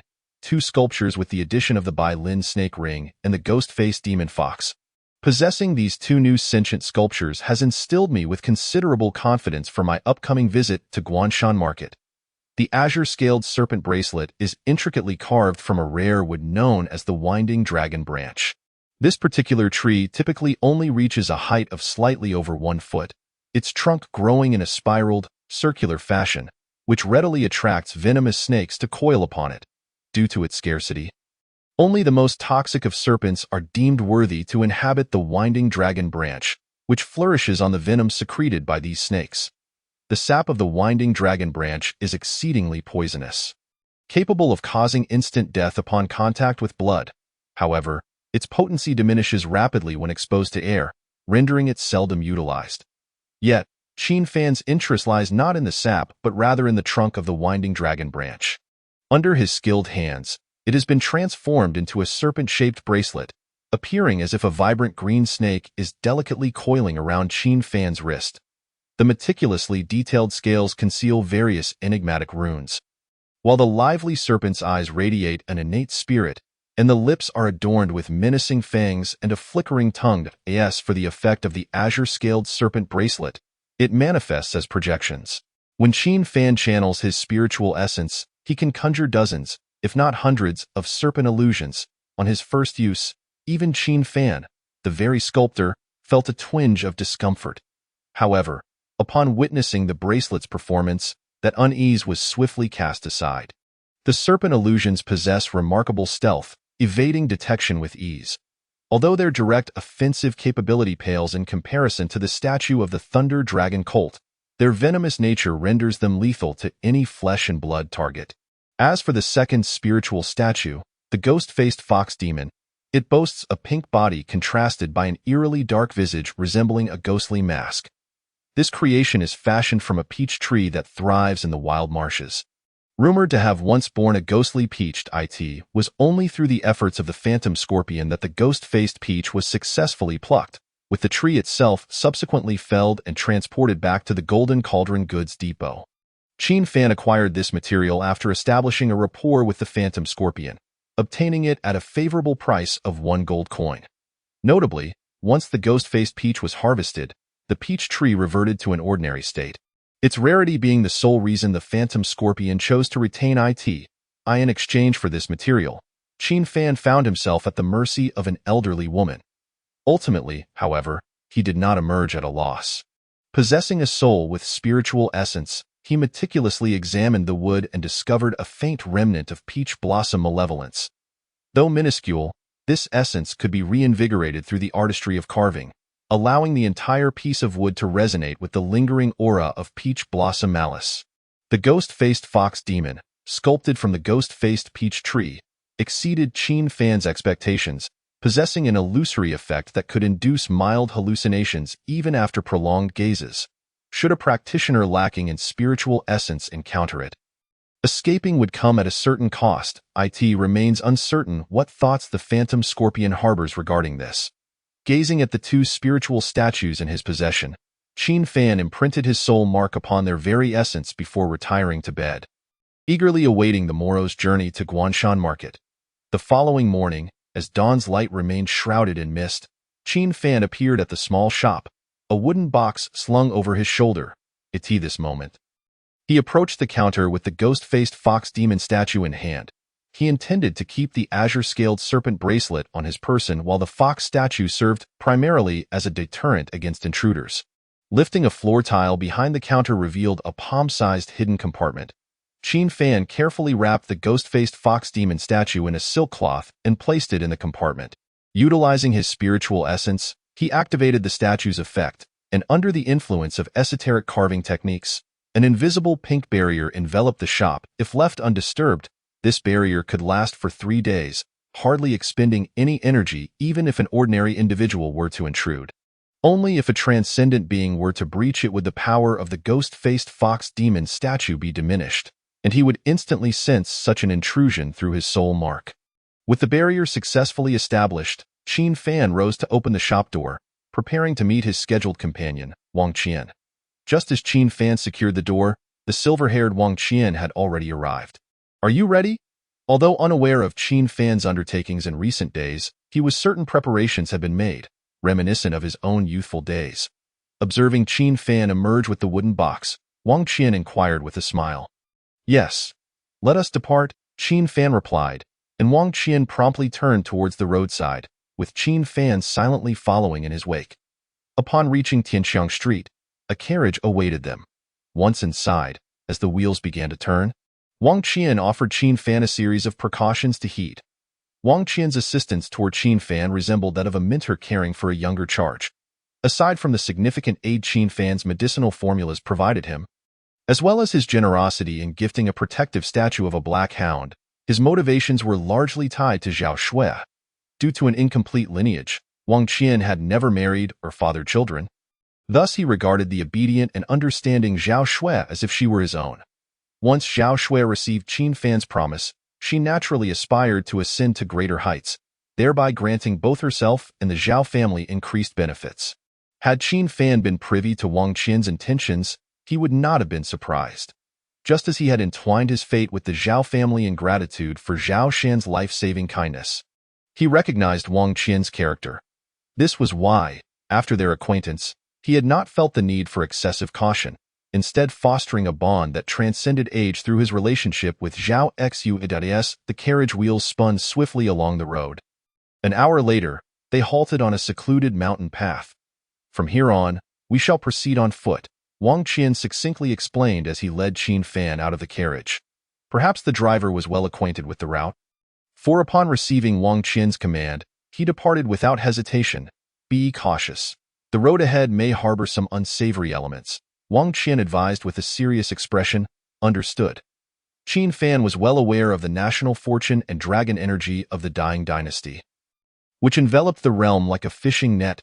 However, the influence of such energy in desolate areas was far less potent than in bustling towns, particularly within the 10,000 Great Mountains, a vast expanse devoid of the dynasty's laws. It rendered the dragon energy nearly impotent. As the pair traversed the long-established mountain trails, they advanced silently through the wilderness. Even under the blazing sun, an eerie atmosphere lingered in the air, an experience unlike any Qin fan had encountered since arriving in this world. These entities were insignificant, and even the bravest of men need not fear them. Sensing a shift in Qin Fan's aura behind him, the seasoned Wang Qian offered a timely warning. While in Yunzhou, I had not heard of such dangers in the wild. Reflecting on their surroundings, Qin Fan felt a twinge of nostalgia. Naturally, the capital lies to the north of the dying dynasty. One would hardly encounter ordinary malevolent beings. Even the North Ridge Mountains send individuals to cleanse the area annually, making it rare to encounter such threats unless in exceedingly remote locations.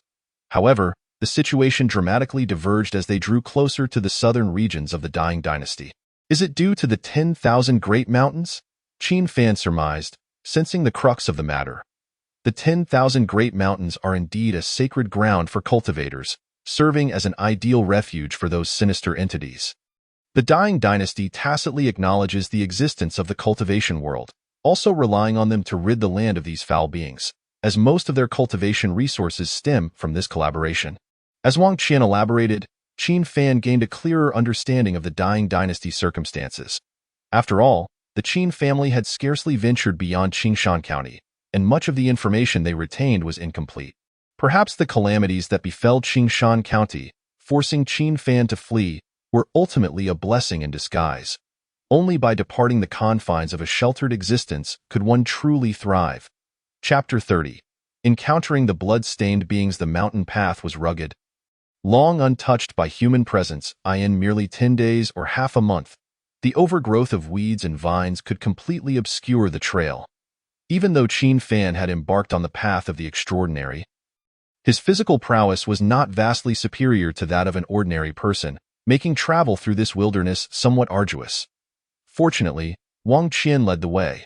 As a bloodline warrior, his physical strength was far beyond that of a common man. Coupled with the overwhelming energy that radiated from him, he resembled a powerful weed-clearing machine. Qin Fan merely followed in Wang Qian's wake, untroubled by the encroaching thickets, thus alleviating much of his burden. As they delved deeper, ferocious beasts and various sinister entities lurked in the shadows, seemingly biding their time. Faced with such a situation, the two refrained from unnecessary confrontation. Their primary objective was to reach Guanshan Market unscathed, and the trivial threats around them were best ignored. However, as their journey progressed smoothly, an unforeseen event transpired as they entered a mountain gorge. A shadow, resembling both man and beast, suddenly lunged at them from the distant thicket. The assailant seemed oblivious to the art of stealth. Even Qin Fan, with his limited combat experience, sensed the danger instantly. As for Wang Qian, upon recognizing the shadow's approach akin to a hunting leopard, he unsheathed his prized blade without hesitation, cleaving through the air and unleashing a crimson arc of light. The sound of their clash resonated like that of two mighty beasts colliding, echoing through the stillness of the mountains. Although the oncoming shadow exuded an imposing aura, it was immediately sent hurtling backward upon receiving Wang Qian's strike, crashing into the earth not far behind and scattering weeds and dirt in all directions. What is this? Upon witnessing the grotesque entities attacking the two of them, Qin Fan immediately furrowed his brow and expressed his disgust. The beings resembled a hybrid of human and beast, yet their forms were even more distorted. Lacking any semblance of symmetry, their skin appeared as if it had been flayed, revealing blackened muscles exposed to the air.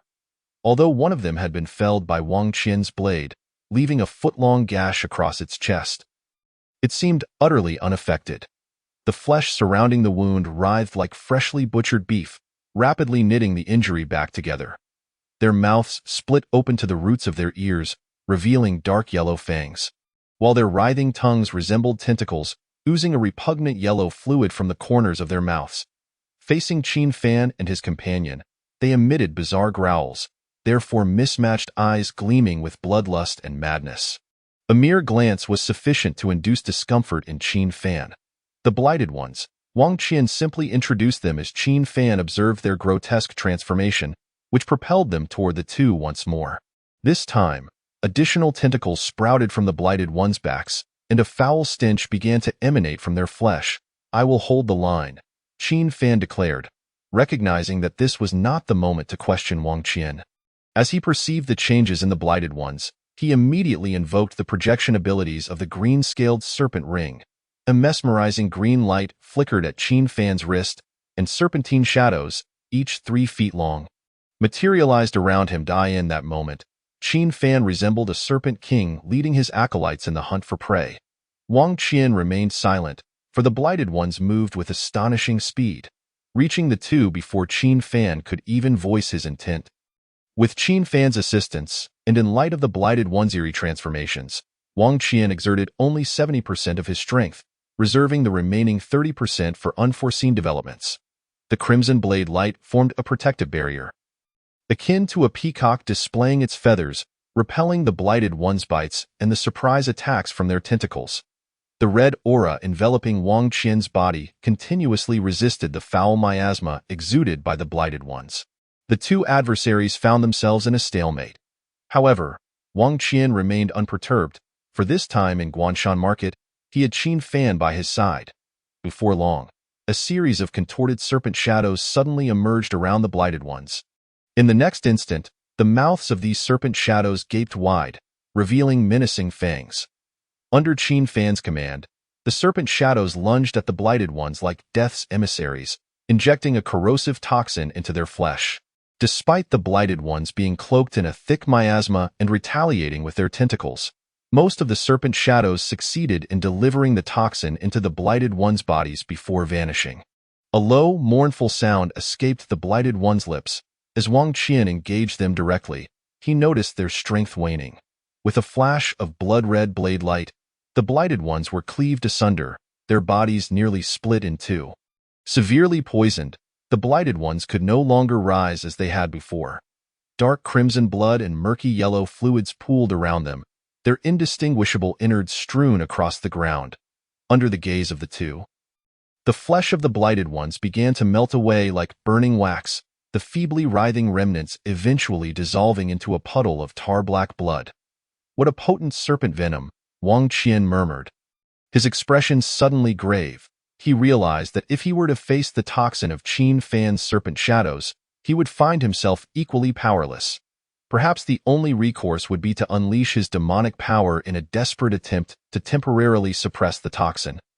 Risking mutual destruction before succumbing entirely in light of Qin Fan's prowess, Wang Qian gained a newfound respect. "Why, friend, you overestimate me. While the serpent venom is indeed formidable, if it cannot penetrate the enemy's defenses, it is merely ornamental. Why, green-scaled serpent shadows possess great toxicity, yet their capacity to breach defenses is limited. Had you not restrained the foe, I would have struggled to achieve success," Qin Fan admitted candidly, recognizing the vulnerability of his serpent shadows.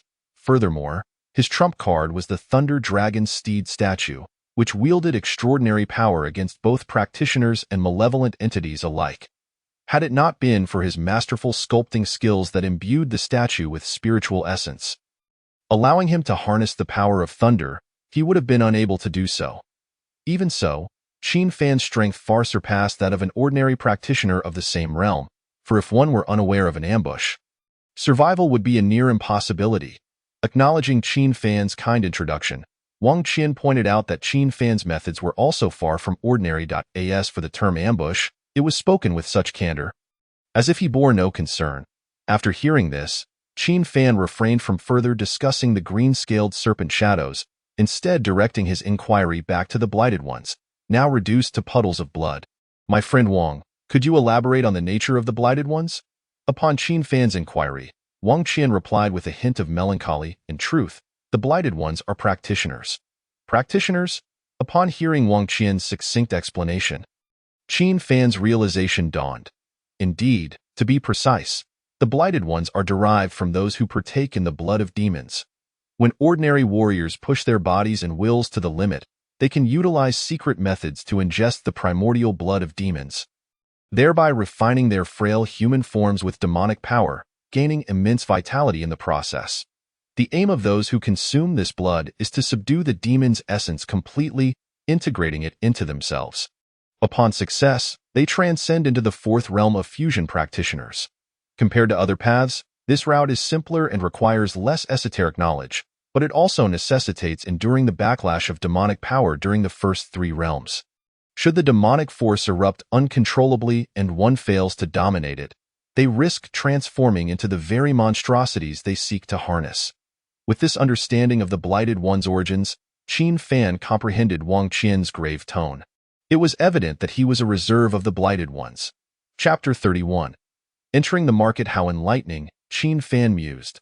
Although he was aware that practitioners navigated the perilous line between life and death, witnessing the Blighted Ones firsthand instilled a sense of relief within him.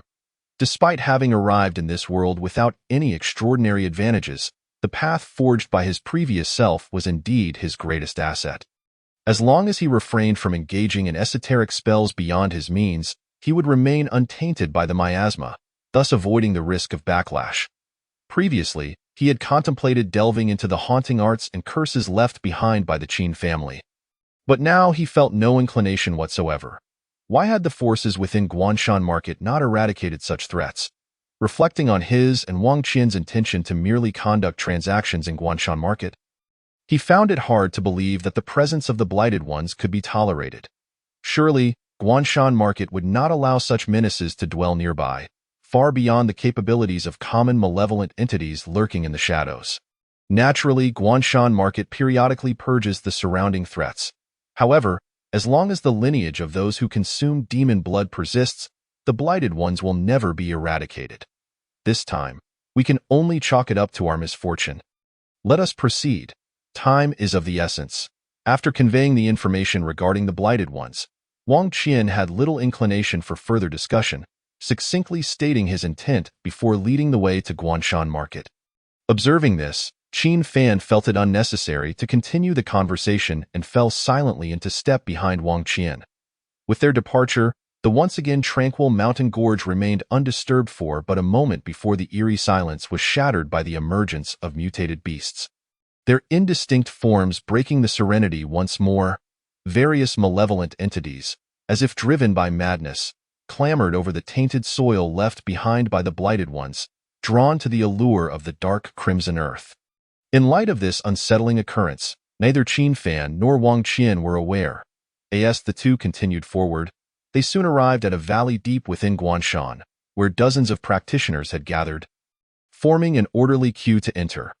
Their arrival went unnoticed, and under Wang Qian's leadership, Qin Fan stood at the end of the line like an ordinary person. As time passed, three figures emerged, capturing Qin Fan's attention. They bypassed the queue entirely and strode directly into the valley. This preferential treatment elicited no objections from those present, as if it were the norm. "My friend Wang, do you recognize those individuals?" Qin Fan inquired quietly, leaning closer to Wang Qian. Wang Qian raised his gaze, directing it towards the figures Qin Fan had indicated. One was a towering man, clad in a tiger skin coat, his physique as formidable as a mountain. 1 foot is approximately 33 centimeters, and 1 zhang is approximately 3.3 meters. Another was a voluptuous woman, her face veiled in purple, exuding an intoxicating allure, with an exotic red serpent coiling around her waist. The final figure was a diminutive man, standing only 3 feet tall, yet bearing the countenance of an adult, his hair styled in a topknot, standing beside the purple-veiled woman with an expression replete with lasciviousness. The towering man was known as Kuang Shan, a true disciple of the Beast King Fortress, who had mutated after consuming the primordial blood of a mountain demon, resulting in an extraordinary stature. Despite his unusual physique, he possessed strength that far exceeded that of his peers, boasting the power of the second realm and an exceptionally domineering demeanor. The woman adorned with a purple veil is known as Qi Mei, a true disciple of Shegu, where the legacy revolves around the art of spirit manipulation, excelling in concocting serpent poisons and controlling serpentine beasts. My understanding of the spirit manipulation system is limited. It would be prudent for you to refrain from provoking her, particularly with your shadow serpent techniques, as it is advisable to avoid piquing her interest. With her formidable strength at the second realm, you are currently ill-equipped to contend with her. Nearby, Qin Fan, upon hearing about the spirit manipulation system, immediately became intrigued.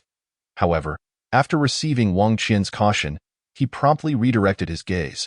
Should she indeed take a fancy to the Bai Lin snake ring, the loss of the treasure would be minor. However, if she were to casually slay him, that would indeed be a grave misfortune. The final individual is Tong Yaoqigu, a person whose congenital physical frailty has subjected him to ridicule since childhood, leading him to develop a sinister and venomous disposition, relishing in tormenting others to death. It is said that by a stroke of fortune, he acquired the inheritance of the ghost-rearing lineage within the spirit manipulation sect. Employing nefarious methods and possessing strength at the second realm, becoming a notorious rogue in Guanshan County. Upon encountering Qimei, he was immediately overcome by possessive desires and has since pursued her relentlessly. However, I believe you can surmise the outcome of this pursuit. At this juncture, even the seasoned Wang Qian's tone carried a hint of derision. Upon learning about the three individuals, Qin Fan quickly grasped why they enjoyed such status. Their power and identities far exceeded those present at the first realm. Within Guanshan County, aside from those who have retreated into seclusion in hopes of breaking through to the third realm, second realm practitioners are unequivocally considered elite. Particularly, he had heard of the Beast King Fortress and Shegu, the factions to which Guangshan and Qimei belonged. It is rumored that both factions harbor peak powers at the third realm. Even within the Grand Ding Temple of Guanshan County, one must treat these two factions with utmost respect. Both factions, leveraging their formidable might, have established their strongholds beyond the wilderness. As Wang Qian concluded his introduction, the three individuals, unlike the rest who had to queue, leisurely strode into the valley, vanishing from the onlooker's sight. It is our turn. Just as Qin Fan was engrossed in the information Wang Qian provided, the latter softly reminded him. Upon looking up, he realized it was indeed their turn to enter the valley. Following the earlier instructions from Wang Qian, they approached a wooden table adjacent to the entrance, where Qin Fan presented a silver token. The attendant, without any inquiry, expertly returned a specially crafted wooden plaque. According to Wang Qian, this plaque was essential for a smooth departure from the marketplace. Failing to produce it would result in being apprehended and interrogated, with most facing the dire consequence of never being able to leave. Upon obtaining the plaque, Qin Fan and Wang Qian, like others, did not linger and promptly crossed the fog-enshrouded entrance of the valley. We shall convene at the valley's mouth tomorrow noon. Once inside, before Qin Fan had the chance to survey his surroundings, Wang Qian whispered, "Understood." The two had previously agreed to act separately, though their relationship was amicable. Every practitioner harbors their own secrets, making separation the wisest choice. Moreover, within Guanshan Marketplace, as long as Qin Fan did not seek trouble, even the trio previously mentioned would not dare to act against him. After all, the interests at stake within Guanshan Marketplace involve several major factions, and few dare to challenge their authority. As for the information pertaining to Guanshan Marketplace and the necessary precautions, Wang Qian relayed everything to Qin Fan. After hearing Qin Fan's acknowledgement, Wang Qian nodded slightly and walked away into the distance. Left alone, Qin Fan began to examine his surroundings. The skies above the valley were shrouded in mist, casting a dim atmosphere over the entire area. Not far from where Qin Fan stood, a marketplace, roughly the size of a small town, emerged within the valley. For a moment, he observed as practitioners continued to enter and exit, to avoid drawing attention. Qin Fan, like the others, made his way into the marketplace. Upon entering, a vibrant and bustling atmosphere unfolded before him, contrasting sharply with the desolation surrounding it. Although the marketplace was modest in size, as Wang Qian had described, it consistently hosted over 1,000 practitioners, not counting the servants attending to them, bringing the total to around 2,000 or 3,000. Witnessing such a congregation of extraordinary practitioners left Qin Fan somewhat astonished, simultaneously igniting his anticipation for this visit to Guanshan Marketplace. Chapter 32. The Tiger King of the Bai clan. Shortly after entering the marketplace, Qin Fan began to familiarize himself with its layout. The marketplace featured establishments typical of ordinary towns, such as tea houses, inns, taverns, and brothels. However, it was the shops catering specifically to practitioners that captivated Qin Fan's attention. "Excuse me," Could you direct me to the Gathering Treasure Pavilion? After acquiring a decent understanding of the marketplace, Qin Fan seized the opportunity to inquire of a passing servant. His ability to discern the servants' role stemmed from the fact that they typically moved with caution. Their demeanor submissive, fearing an accidental clash with the practitioners. Offending a practitioner could lead to immediate execution, and the marketplace's owner would not inquire further. Why, yes, sir, just ahead and take a left. The middle-aged servant, suddenly addressed by Qin Fan, turned pale as a ghost. Upon learning that Qin Fan sought the Gathering Treasure Pavilion, he regained his composure and provided the necessary information. Thank you.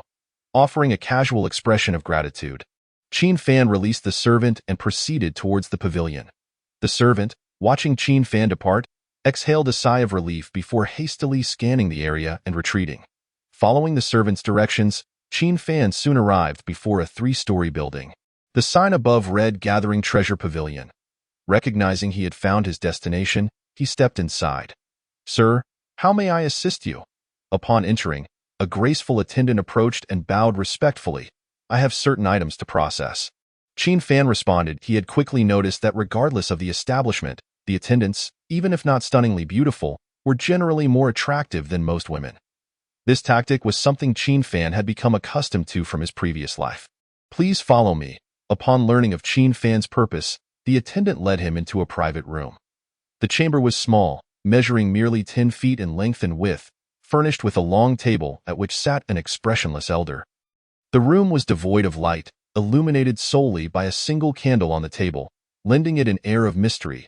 At first glance, Qin Fan recognized the elder as a fellow practitioner, without needing to probe further. Solely based on the aura he exuded. The elder gestured for the attendant to withdraw before turning his attention to Qin Fan. Please take a seat. What items do you wish to sell? Qin Fan placed the wooden box he had meticulously crafted on the table and opened a hidden compartment within, revealing 5 intricately carved black dog protective talismans. He arranged them on the table for the elder's inspection. Strange carvings? The elder, of the Gathering Treasure Pavilion, immediately recognized the origin of the talismans upon their first sight, but noted some discrepancies compared to what he was familiar with, his tone tinged with inquiry. Taking a seat, Qin Fan refrained from answering the elder's question directly and instead elaborated on the effects of the Black Dog Protective Talismans. The Black Dog Protective Talisman possesses the ability to ward off malevolent entities without requiring activation. Merely dripping blood will trigger its protective effect whenever the owner faces a threat from such entities, making it usable by both ordinary individuals and practitioners, with no adverse effects. However, it is rendered useless after a single use. Upon hearing Qin Fan's description, the elder's demeanor shifted to one of seriousness. What level of malevolent entities can it combat? While the lack of negative effects was appealing, an inability to contend with formidable malevolent forces would significantly diminish its value. The elder did not inspect the talismans further but fixed his gaze on Qin Fan, inquiring about the most crucial detail. It cannot deal with powerful malevolent entities directly. However, it can repel lower-tier entities once, granting the owner a brief respite. May I examine them? Although the talismans were limited in their scope of effectiveness, the absence of usage requirements and side effects rendered the elder quite satisfied with the 5 talismans before him. At this point, he merely sought to verify the authenticity of their effects, of course. Qin Fan readily accepted the elder's reasonable request. Such exquisite craftsmanship. Upon receiving the talisman, the elder couldn't help but exclaim in admiration at the black dog talisman's form. As he continued to inspect it, he found the craftsmanship to be nothing short of extraordinary. The intricate symbols seamlessly integrated into the texture of the talisman's surface, or rather, the symbols appeared to emerge organically from the talisman's very substance. Simultaneously, through a special technique, the elder discerned a hint of sentience within the black dog protective talisman, akin to the spiritual essence of a practitioner's soul. However, this essence did not originate from a practitioner, but rather seemed to stem from the talisman itself. The elder, aware of the taboos within the cultivation realm, was curious yet refrained from recklessly inquiring further. What price do you intend to set for these items? Confirming that there are no issues with the goods, the elderly man straightforwardly inquired. Each statue costs 20 gold coins, totaling 100 coins. Qin Fan had long since settled on this price. Does the customer not find it expensive? At this rate, a single statue could procure a small courtyard in Guanshan County. Although the elder appreciated the Black Dog Guardian statue, he understood that the Gathering Treasure Pavilion was a business, naturally seeking to maximize profits. IT is not expensive at all. While it may not significantly aid cultivators, it could sometimes prove life-saving. However, as a commercial establishment, the quality of goods is irrelevant if they do not yield profit. They are essentially worthless. The elder calmly shook his head, presenting a rather pragmatic question. How much is the Gathering Treasure Pavilion willing to offer? 80. In response to the price proposed by the elder, Qin Fan let out a cold smile. 90 gold coins, non-negotiable. That is my lowest acceptable price. Qin Fan did not engage in idle chatter, directly communicating his bottom line and placing the decision squarely in the elder's hands. Although the cost of the carving materials was negligible compared to the price of each statue, he was a craftsman who relied on his skills for a living. I hope that in the future, should customers possess similar items, they will consider the Gathering Treasure Pavilion first. Regarding the price of 90 gold coins for 5 Black Dog Guardian statues, the elder did not raise any further objections, merely seizing the opportunity to make a small request. Of course, if it were not for the esteemed reputation of the Tiger King by family, I would not have come to the Gathering Treasure Pavilion to sell the Black Dog Guardian statues. The Tiger King by family is the foremost cultivating family in Guanshan County.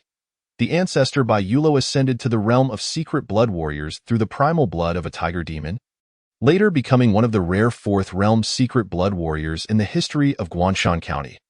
Although secret blood warriors in the first 3 realms are susceptible to corruption from demonic blood, once they reach the fusion law realm, the demonic blood completely melds with their body, forming a hereditary bloodline.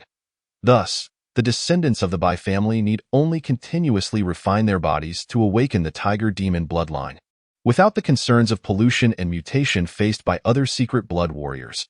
However, the inheritance of the bloodline is not without its drawbacks. If no descendants of the Bai family break through to the 4th realm, the bloodline will gradually weaken, and if they wish to become secret blood warriors, they must resort to consuming demonic blood.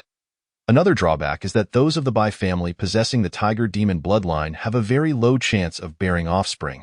It is said that the number of Bai family members with the tiger demon bloodline does not exceed 100. The Bai family has been established in Guanshan County for over 300 years. And the Gathering Treasure Pavilion they operate enjoys an excellent reputation, which is why Qin Fan chose to sell the Black Dog Guardian statues there. Chapter 33. The transaction concludes. May I inquire if the customer requires any additional supplies? The elder, stroking the Black Dog Guardian statue in his hand, casually asked Qin Fan if he had any other needs. This is the style of a businessman, always seeking to reclaim what they perceive as losses through various means. A box of soul-nurturing incense, a jar of blood-activating ointment, and I would also like to inquire if the Gathering Treasure Pavilion has any meditation techniques for sale. The soul-nurturing incense enhances spiritual awareness, while the blood-activating ointment is similar to the Black Jade ointment Qin Fan previously formulated, though it is more effective and also strengthens the muscles and bones. These 2 resources were mentioned by Wang Qian as being available at the Gathering Treasure Pavilion, so Qin Fan had already resolved to make a purchase. As for the meditation technique, Qin Fan was aware that with his current wealth, he was not yet qualified to buy one, which is why he inquired in advance. A box of soul-nurturing incense containing 50 sticks costs 50 gold coins, while a jar of blood-activating ointment is 10 gold coins, non-negotiable. However, I can provide the customer with information on meditation techniques for free. At the end of the year, the Gathering Treasure Pavilion will hold an auction where a meditation technique will be available for sale. The customer should understand the rarity of meditation techniques, and therefore should prepare in advance. Although he already knew that cultivation resources were precious, upon hearing the prices quoted by the elder, Qin Fan's face involuntarily twitched slightly. Nevertheless, being able to purchase cultivation resources with gold coins was already quite favorable. Resources required by cultivators above the 4th realm were entirely beyond the reach of ordinary currency. Very well.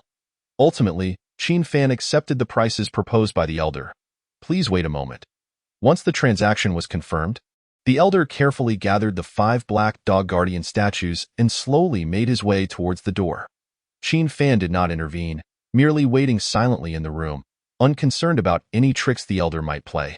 Since the establishment of the Gathering Treasure Pavilion by the Tiger King by family, They had proactively dealt with anyone daring to tarnish their reputation, including 2 members of the Bai family who inherited the Tiger Demon bloodline. It was precisely due to this reputation that cultivators in Guanshan County wishing to sell precious treasures almost always chose the Gathering Treasure Pavilion. Thus, Qin Fan felt compelled to inquire whether there were any meditation techniques for sale. If the Gathering Treasure Pavilion did not have any, it was unlikely that other shops in Guanshan would. Moments later, the dim room was opened again, and the elder was followed by a maid carrying a wooden tray. On it rested a half-foot-tall porcelain jar, a 1-foot-long wooden box, and a money pouch. Please verify if there are any issues with the items. Having spent 60 gold coins, Qin Fan naturally intended to inspect the goods. Rising, he opened the wooden box to reveal neatly arranged soul-nurturing incense, appearing in a deep black hue. There was a faint, unusual fragrance that instantly cleared his mind. It was indeed soul-nurturing incense. He then opened the porcelain jar, which was filled to the brim with a blood-red ointment. Dipping his finger into it, he applied it to his hands, feeling as if they were immersed in a hot spring. As for the gold coins, a mere glance sufficed. The engravings were such that even he, as a master carver, would require considerable effort to replicate perfectly. Such advanced anti-counterfeiting measures were truly remarkable. Seeing that the items were satisfactory, Qin Fan adjusted his wooden box to fit the 2 auxiliary cultivation resources snugly, ensuring they would not shift. I shall take my leave now. With the goods in hand, Qin Fan had no intention of lingering.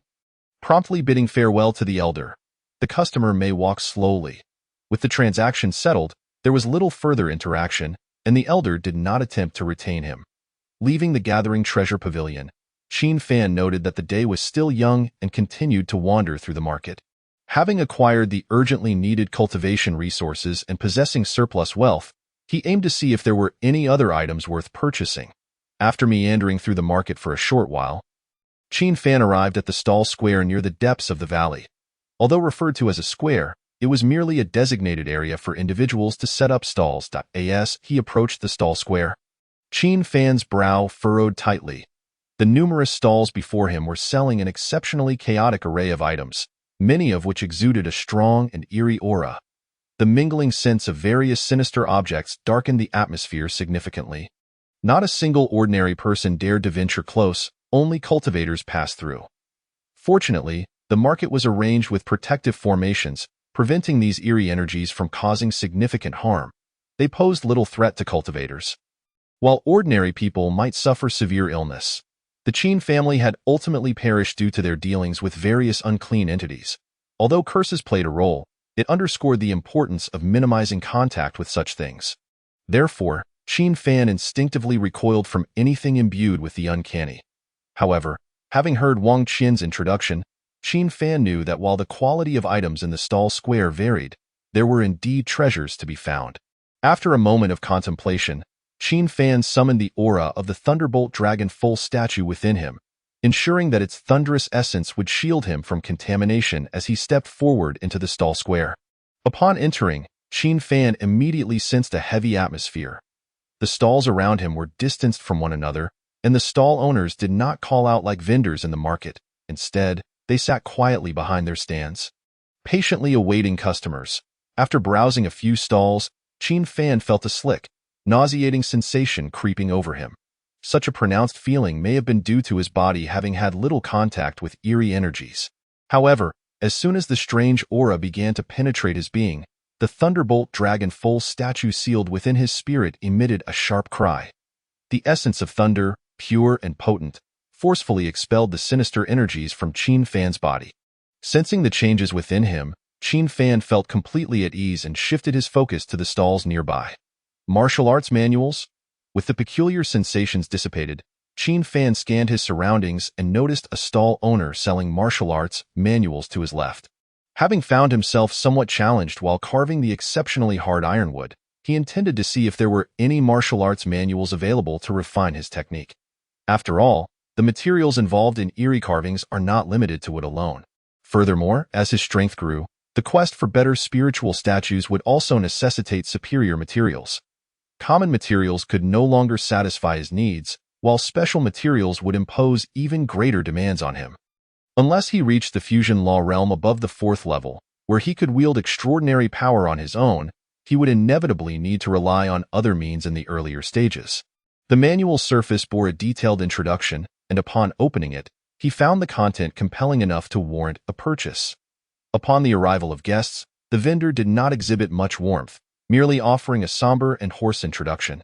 Qin Fan scrutinized the figure before him, cloaked in a black robe with a hood obscuring his features, revealing only the cheek adorned with what appeared to be serpentine scales. It seemed that the individual was traversing the perilous path of a secret blood warrior. Though his current predicament appeared rather dire, such individuals are exceedingly dangerous, akin to the drug addicts of a past life. If one cannot rectify their circumstances, they are destined to become tainted beings. Typically, such dangerous entities are expelled from towns by the Great Cauldron Temple, a practice acknowledged by the realm of cultivators. Observing this, Qin Fan refrained from further comment, instead crouching down to examine a tome.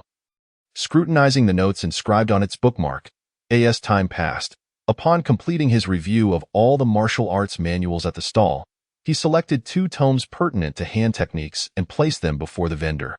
Chapter 34. No choices. How much for these 2 manuals? The Star-Picking Hand and the Crimson Serpent Palm, a total of 5 gold coins for both. A cursory glance was all the vendor afforded. Casually stating the price. Humph.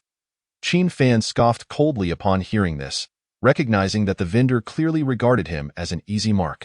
Mundane martial manuals hold little value for cultivators, even in the ascension to secret blood warriors.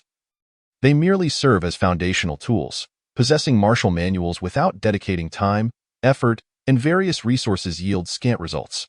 Without a martial foundation, one must seek instruction from others. 5 gold coins could secure access to the finest martial halls within Guanshan County. Complete with all necessary training resources, his selection of these 2 manuals was solely to augment hand strength and agility, not a matter of necessity. 2 gold coins. This price is offered in light of the bookmark's note on superior martial arts. It is too low. I hope the guest can sincerely negotiate.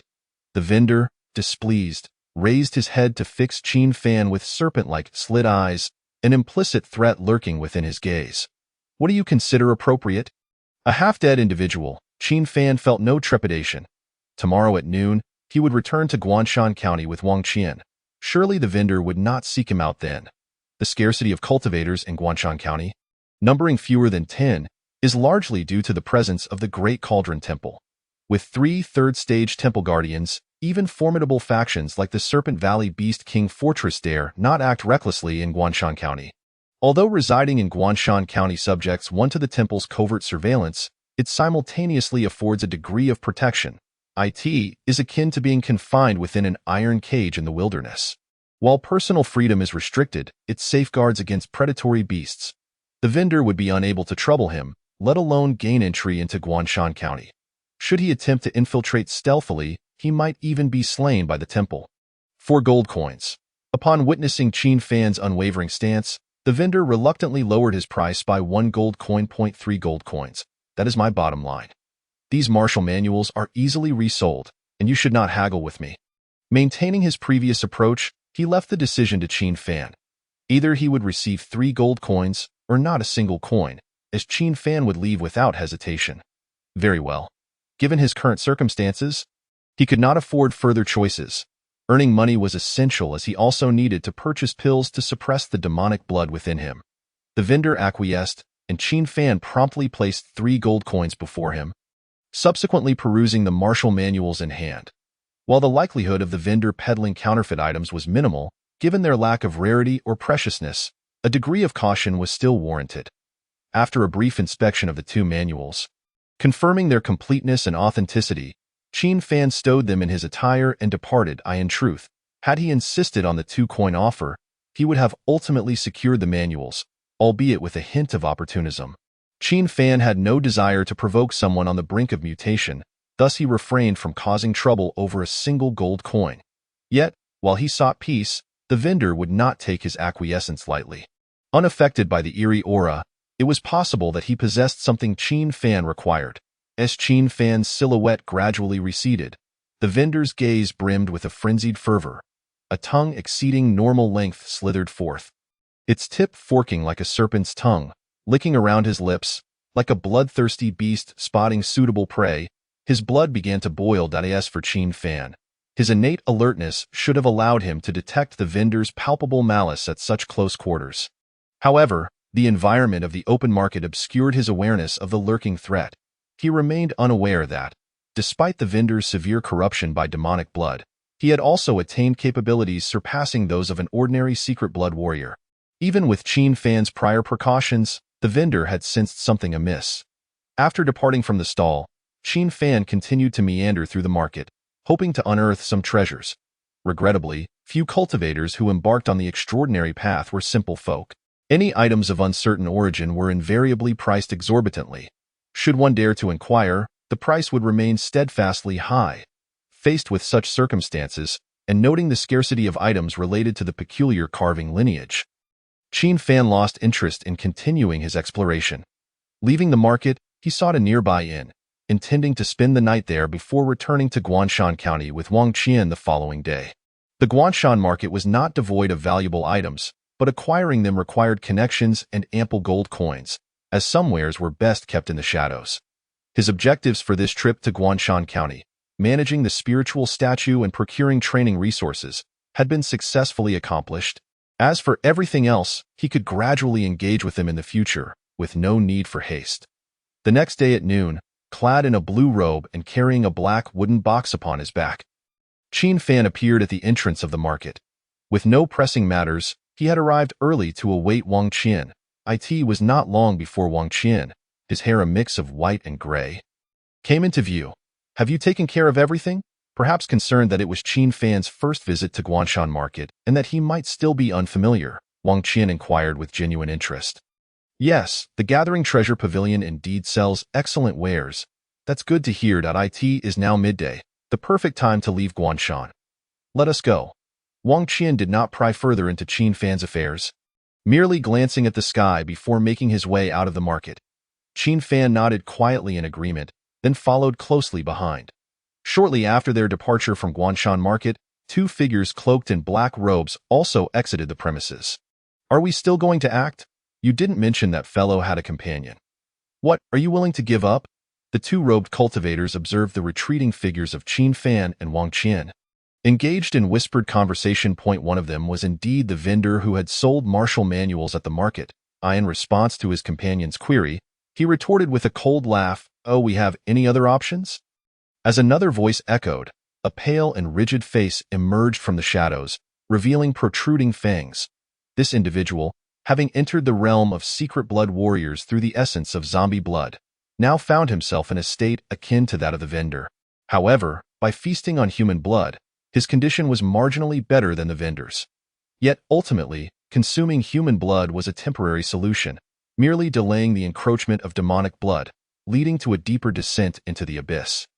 Initially, they had believed they could easily subdue the solitary Qin Fan, but now they found themselves facing an unforeseen complication with Wang Qian's presence. Nevertheless, as the zombie-like man stated, they had no choice but to act. Even with an additional person involved, as long as you understand. Were it not for the stakes involving their own lives, he would not have shared his findings with the other. After all, they were both afflicted by the corruption of demonic blood. At least until they captured the cultivator devoid of the eerie aura, their objectives remained aligned. The zombie man did not flinch, and the vendor chose not to elaborate further. Extending his right hand, the flesh on his arm began to writhe unnaturally, as a blood-red serpent without scales emerged from the pulsating tissue. It promptly transformed into a shadow of blood, slithering towards the path that Qin Fan and Wang Qian had taken. This appeared to be the vendor's method of tracking. As the blood shadow vanished, the two figures followed closely behind. Chapter 35.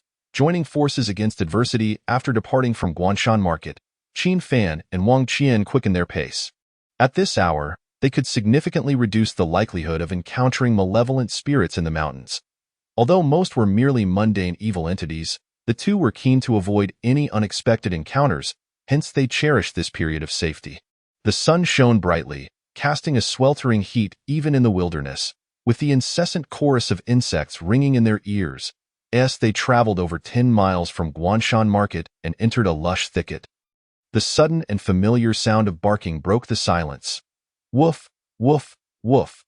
The black dog statue meant to ward off evil emitted 3 resounding barks, filled with an aura of exorcism in that fleeting moment. A massive black python, measuring 3 zhang in length, suddenly appeared in midair, as if it had been struck by a giant hammer, hurtling away into the distance. How could this be?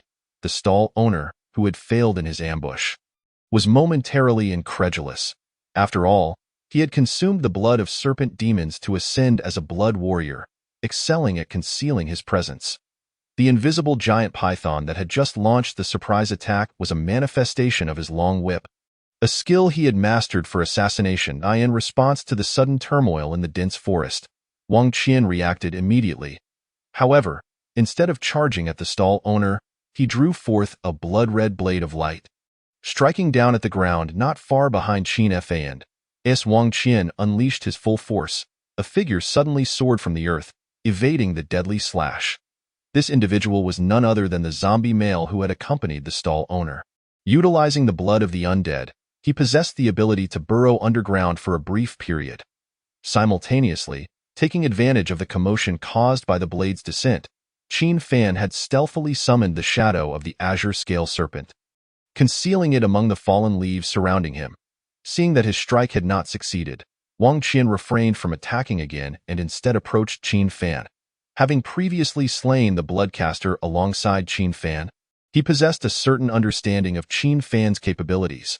While he was not adept at close combat, his methods were cunning. If the two coordinated properly from their respective distances, they could unleash substantial power. Thus, the seasoned warrior did not act recklessly in the face of the ambushed. The zombie male, having dodged Wang Qian's blade, swiftly approached the stall owner. The failure of their ambush against the black dog statue had left them momentarily hesitant to strike again. Upon seeing the stall owner's countenance, Qin Fan immediately recognized him. "Do you know him?" Wang Qian inquired, initially assuming that Qin Fan had attracted trouble in the Guanshan marketplace. "Hand over your means of dispelling the eerie aura, and we shall depart at once." Before Qin Fan could respond, the stall owner directly stated their intentions. Wang Qian, observing the two, quickly grasped the reason behind their ambush. They must have discovered that there was no eerie aura within Qin Fan's body, assuming he possessed a means to suppress the blood of demons. After all, the ability to eliminate eerie auras would also assist in subduing demon blood. Even the slightest effect would be sufficient to drive a blood warrior, already eroded by demon blood, to madness. Had it not been for Wang Qian acquiring the prescription from Qin Fan and learning of his method to ascend as a peculiar craftsman, his temperament might have succumbed as well. "No, it is merely my inheritance that has led to your misunderstanding." Although later informed by Wang Qian that the ancestor of the Qin family had obtained a prescription effective for healing injuries and suppressing demon blood, Qin Fan had already made an agreement with Wang Qian that this matter must never be revealed. While the prescription did not completely suppress demon blood, it was potent enough to incite madness in ordinary blood warriors.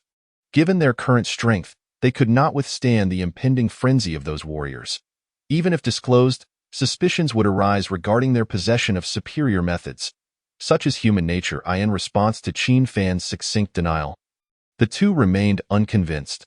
Perhaps in their eyes, Qin Fan represented a lifeline. Even if illusory, they clutched it tightly. The brief negotiation collapsed, and the two adversaries ceased their verbal sparring, launching themselves directly at Qin Fan. The stall owner wielded his long whip, his serpentine skin beginning to writhe as it gradually enveloped the weapon, transforming it into a blood-colored python. Though lacking the earlier stealth of the illusionary serpent, its menacing aura was palpably intensified. Meanwhile, the zombie male brandished a pair of 1-foot-long steel claws, corrosive black mist emanating from his arms, rendering the claws almost spectral. Their techniques were evidently not those typical of ordinary blood warriors. The erosion of their bodies by demon blood had only amplified their bizarre abilities. Unfazed by their strange methods, Wang Qian stepped forward, positioning himself protectively in front of Qin Fan. The blood-red blade of light blossomed like a flower of death, breathtakingly beautiful yet imbued with lethal intent.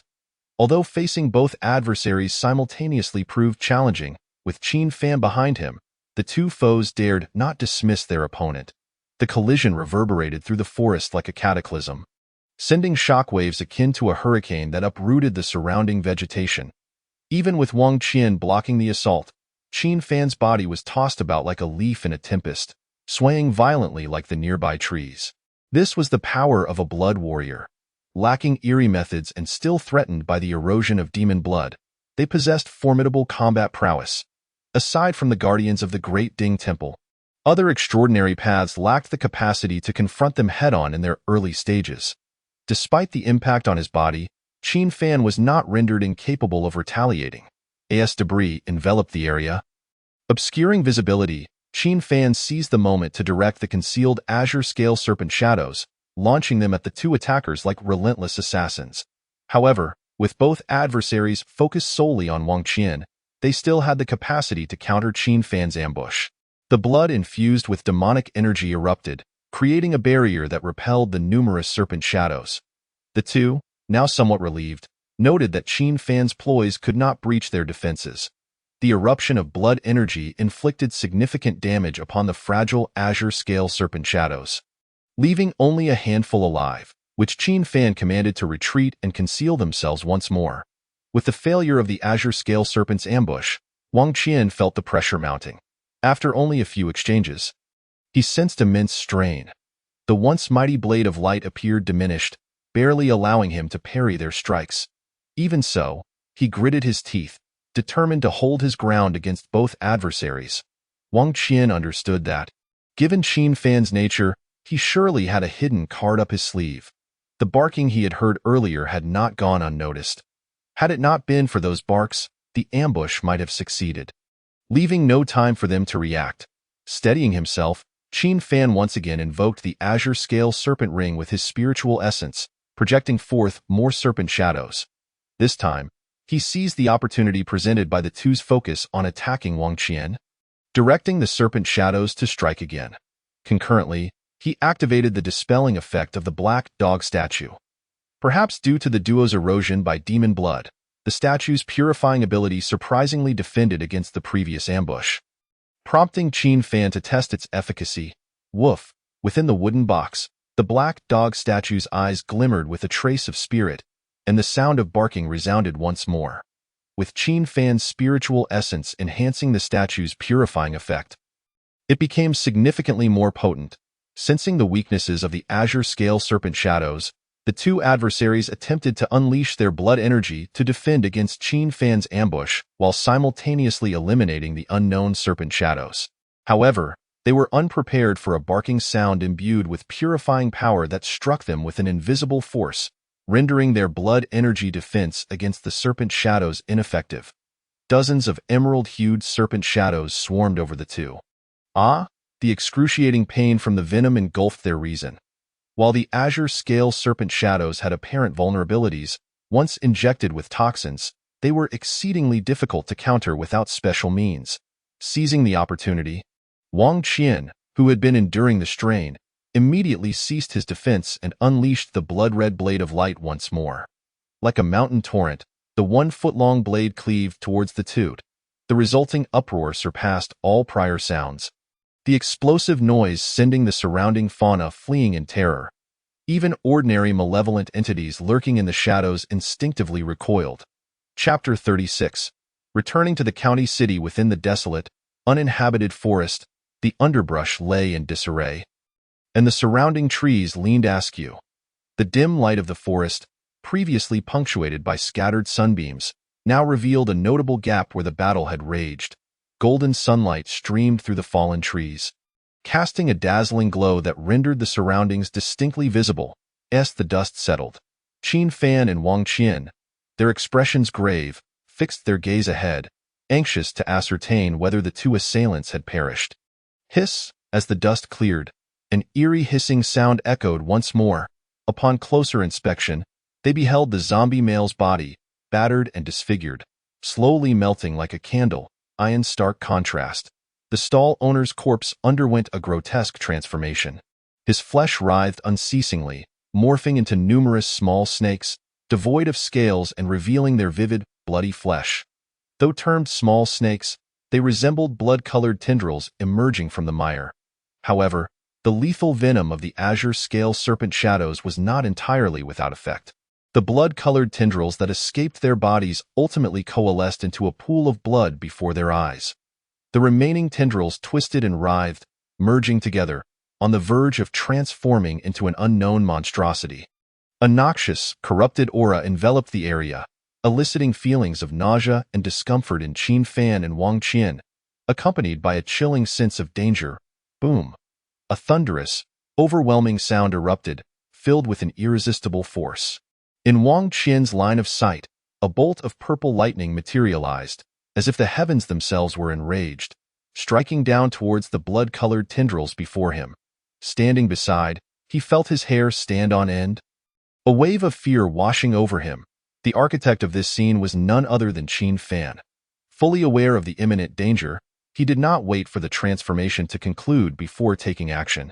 To avert the occurrence of unforeseen events, he directly employed his trump card, the demon-slaying ability of the Thunder Dragon Horse statue. The power of thunder, such a force of nature, Qin Daoyu, how could you wield it? Coming to his senses, Wang Qian gazed at Qin Fan with astonishment. Bang! At this moment, Qin Fan was exceedingly weak, lacking the strength to respond to Wang Qian, and could hardly maintain a proper standing posture. Collapsing directly onto the ground. Qin Daoyu, are you all right? Observing Qin Fan's condition, Wang Qian chose not to dwell on the earlier purple lightning and hurriedly approached to assist him. I have exhausted too much spiritual essence and am momentarily feeling a bit feeble. We must leave quickly. The commotion we caused was considerable, and we cannot predict what it might attract. The exertion of commanding the Thunder Dragon statue had already taken a toll, and having previously summoned the Guardian Black Dog statue and the Azure-Scaled Serpent statue, Qin Fan's spiritual essence was nearly depleted. If I were to summon the Thunder Dragon statue again, my state would revert to what it was when I fell into the Li River. I shall carry you. Wang Qian recognized the truth in Qin Fan's words, not allowing him the chance to decline, and promptly hoisted Qin Fan onto his back, making haste toward the mountain's exit, as a blood warrior. Even though he felt somewhat weakened, his physical strength was unmatched by ordinary individuals. With Qin Fan on his back, their pace was only slightly reduced, perhaps due to the secluded location chosen by the zombie man and the vendor to engage in their altercation. After Qin Fan and Wang Qian departed, no one followed them in secret, as for the malevolent beings in the wilderness. Sensing the lingering aura of battle from the two, they dared not approach too closely. After half an hour, the duo successfully exited the mountains and arrived at the official road where their cart had previously halted. At this moment, the cart that had delivered them was already waiting there. Wang Gongfeng, upon seeing Wang Qian carrying Qin Fan, the coachman quickly stepped forward to lend a hand. No need. I can manage to move on my own now. After half an hour of recovery, although it was challenging to utilize the spiritual statues again, Qin Fan had regained some strength. Wang Daoyu, let us return to Guanshan County City first. Rejecting the coachman's kind offer, Qin Fan suggested as he descended from Wang Qian's back. All right, Zhang Si, drive the carriage. Yes.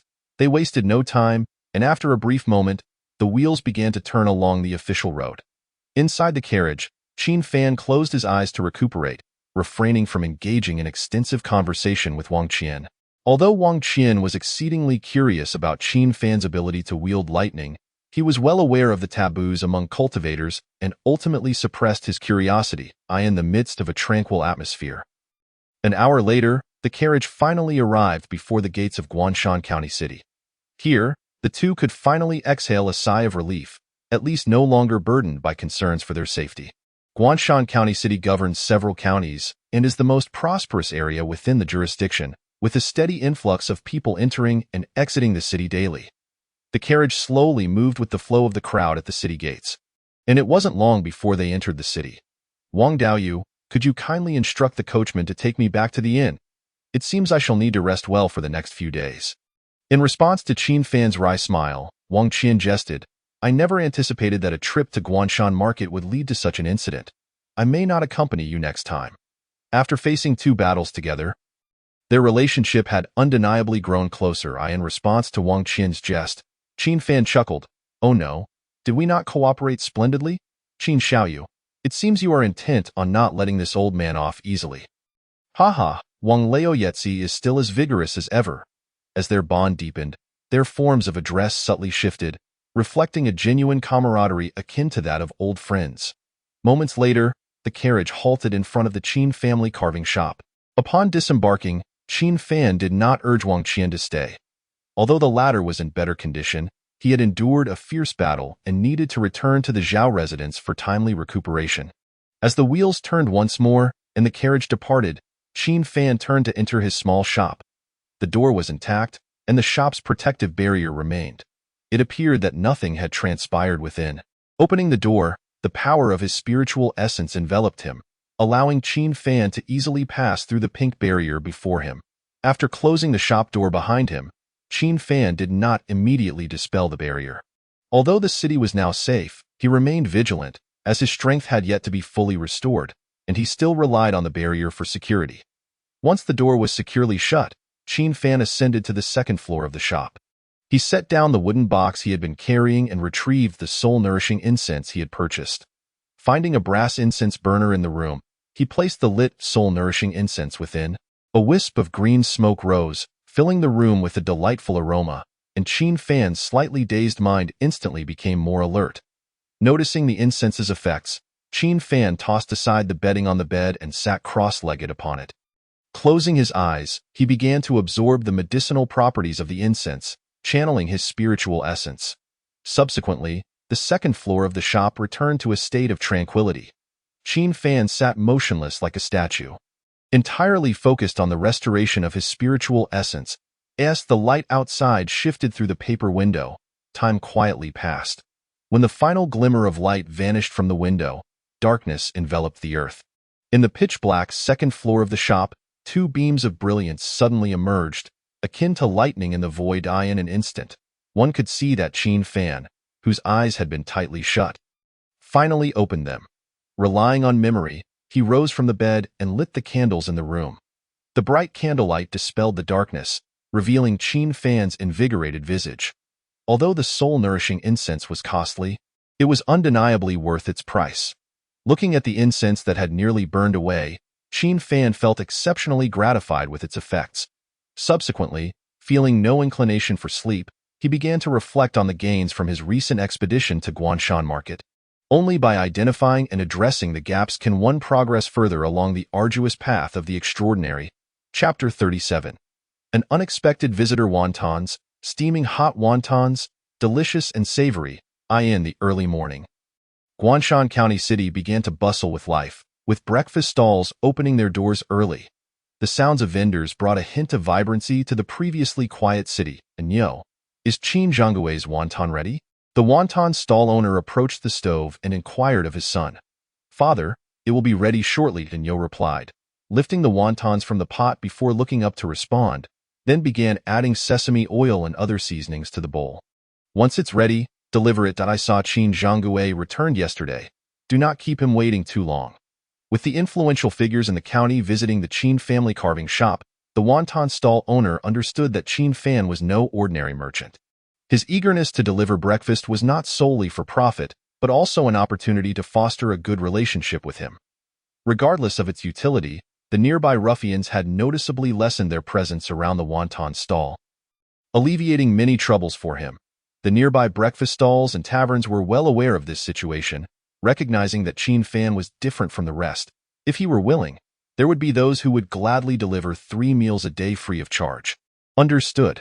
Hearing his father's persistent urging, Anyo hastened his pace, preparing the seasonings and packing the wontons in a special food box before heading toward the Qin family carving shop.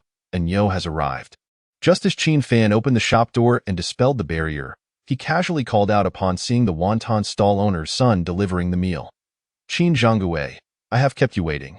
The earnest Anyo respectfully said, presenting the wontons from the food box. I only just opened. There's no need to rush in the future. Well, I didn't eat for a day, and the aroma of these wontons has awakened my appetite. Fresh from the chaos of battle in the mountains the day before, Qin Fan now relished the simple pleasures of life as he beheld the delectable wontons presented by Anyo. He praised Anyo's culinary skills as he gazed at the wontons resting on the counter. As long as you enjoy it, Qin Zhanggui, take your time.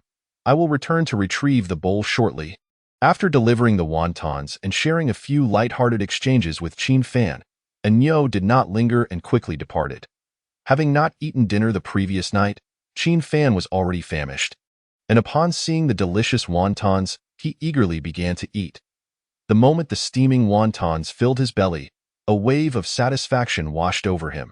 Sometimes, a single bowl of exquisite food can elevate one's spirits, especially as Qin Fan had enjoyed considerable gains during his visit to Guanshan Market. After finishing the wontons, it wasn't long before Enyo returned, just like before, to collect the empty bowl. After Enyo left, Qin Fan leisurely savored his tea within the shop. With the benefits brought by the Black Dog Guardian statue, Qin Fan no longer fretted over the shop's business. Opening the shop had become a means of relaxation during his spare time. In the enigmatic journey of the extraordinary, maintaining a positive mindset was also a beneficial approach to his cultivation. Sir. Not long after Enyo departed, Wang Er, who had not visited for several days, entered the shop, humbly greeting Qin Fan. You're here. Please tell me if any significant events have occurred in Guanshan County recently. Taking Wang Er as a subordinate was precisely to stay informed about the happenings within Guanshan County. Should anything unusual arise, he could prepare accordingly. Yes, in response to Qin Fan's demands, Wang Er naturally dared not refuse. Although he did not fully comprehend Qin Fan's intentions, he nonetheless recounted all the information he had gathered, both large and small. Regarding Qin Fan's orders, Wang Er could not afford to be remiss. Regardless of whether the information was merely rumor, any tidbit related to the upper echelons of the county town or extraordinary news was duly reported. As Qin Fan lounged in a rocking chair, savoring his tea, he listened attentively for quite some time, only to find little that piqued his interest. Most of the information was rather ambiguous or pertained to personal grievances within the upper society of the county town. Upon closer examination, it became clear that much of this information held little value. Nevertheless, he refrained from interrupting Wang Er, treating the entire discussion as an opportunity to gain a comprehensive understanding of the affairs in Guanshan County. After the passage of a fragrant incense stick's worth of time, Wang Er concluded his account of recent information, standing silently with lowered gaze, awaiting Qin Fan's instructions. With a gentle flick, a gold coin was sent spinning onto the counter, followed by the emergence of 2 pieces of paper from beside the counter. Based on what I have noted, procure some superior medicinal materials for me. Any surplus funds will serve as your courier fee. These 2 papers detailed the materials required for practicing the star-plucking technique and the red serpent palm. With his current training regimen having reached its limit, the tiger stance could no longer assist him. The previous skirmishes had also made Qin Fan acutely aware that lacking advancement beyond the Third Realm's fusion stage meant that physical strength still played a role in combat. Although his physique had already surpassed that of an ordinary person, he would not squander any opportunity to enhance it. Thank you, my lord. Though he knew he would receive but a fraction of the gleaming gold coin, Wang Er felt immense satisfaction. After respectfully accepting the gold and the 2 lists of medicinal materials, he bowed and exited the small shop. Before long, Wang Er returned, laden with precious medicinal materials. With the conclusion of his visit to the Guanshan market, Qin Fan's life finally settled into the tranquility he yearned for. He practiced martial arts with the blood-activating ointment and the newly acquired medicinal materials, strengthening both his physique and hand strength, thereby enhancing his combat capabilities and facilitating the carving of statues. As for his spiritual essence, free from the fear of backlash from strange energies, Qin Fan freely utilized soul-nourishing incense, witnessing a visible enhancement in his spiritual essence. Occasionally, he carved black dog protective statues for sale, preparing for the year-end auction at the Treasure Pavilion. The shop's business was akin to a dormant seed, lying in wait for 3 years, only to flourish when it finally opened. Apart from the initial period, visitors were now a rarity. In this state of life, Qin Fan found immense pleasure. The occasional visits from Zhao Shui and Wang Qian added a welcome variation to his otherwise monotonous routine. However, since Qin Fan's elevation to the rank of a strange artisan, the days of comfort seemed to elude him. Barely a month after returning to Guanshan County, a person whom Qin Fan both despised and was compelled to greet with a smile sought him out. As summer drew to a close and the refreshing weather of autumn began to grace the land, a buoyant Qin Fan was engraving ordinary statues at the counter, preparing to stock his shop with new wares. While engaged in his craft, the sound of footsteps echoed within the shop, prompting Qin Fan to speak casually without lifting his gaze. Choose whatever you desire. Prices are marked. No haggling. It seems your business is quite prosperous. Came the simple reply, causing Qin Fan's hand to slip, rendering the statue he was carving utterly ruined. Yet, he was not in the mood to dwell on his handiwork. He raised his head to find a rather unsightly expression on his face as he forced a smile. Lord Su, what brings you to my humble shop today? At that moment, Qin Fan's demeanor resembled that of a mouse confronted by a cat. He had no choice. He could not afford to offend the person before him. With a square jaw, an impassive expression, and a pair of scrutinizing eyes, Su Taihan stood there, his robust physique clad tightly in black attire. This was the very same Su Taihan who had previously approached him at the Great Ding Temple. Possessing strength at the Second Realm and serving as the leader overseeing extraordinary events in Guanshan County on behalf of the Great Ding Temple. This meant that as a strange artisan, Qin Fan naturally fell under his jurisdiction within the county town. Am I not allowed to come? Of course, of course. With no recourse against his strength or background, and being on the other party's turf, Qin Fan could only lower his head. Qin Fan accorded him due respect, and Su Taihan, not lacking in wit, recognized the good attitude and refrained from pursuing the matter further, placing an object on the counter. Do you recognize this, Lord Su? How did this item come into your possession? The object set before him was unmistakably familiar to Qin Fan. It was the black dog protective statue he had sculpted himself. He had carved this particular item over 20 times, ultimately simplifying the design after the first 13 attempts ended in failure. Beneath the counter, he still had a few sealed away. Are you curious about how it ended up in my hands? Su Taihan's gaze sharpened, emanating an aura of pressure. No, I am merely intrigued as to why this trinket caught your eye. Stop beating around the bush. I shall be direct. I require 100 black dog protective statues.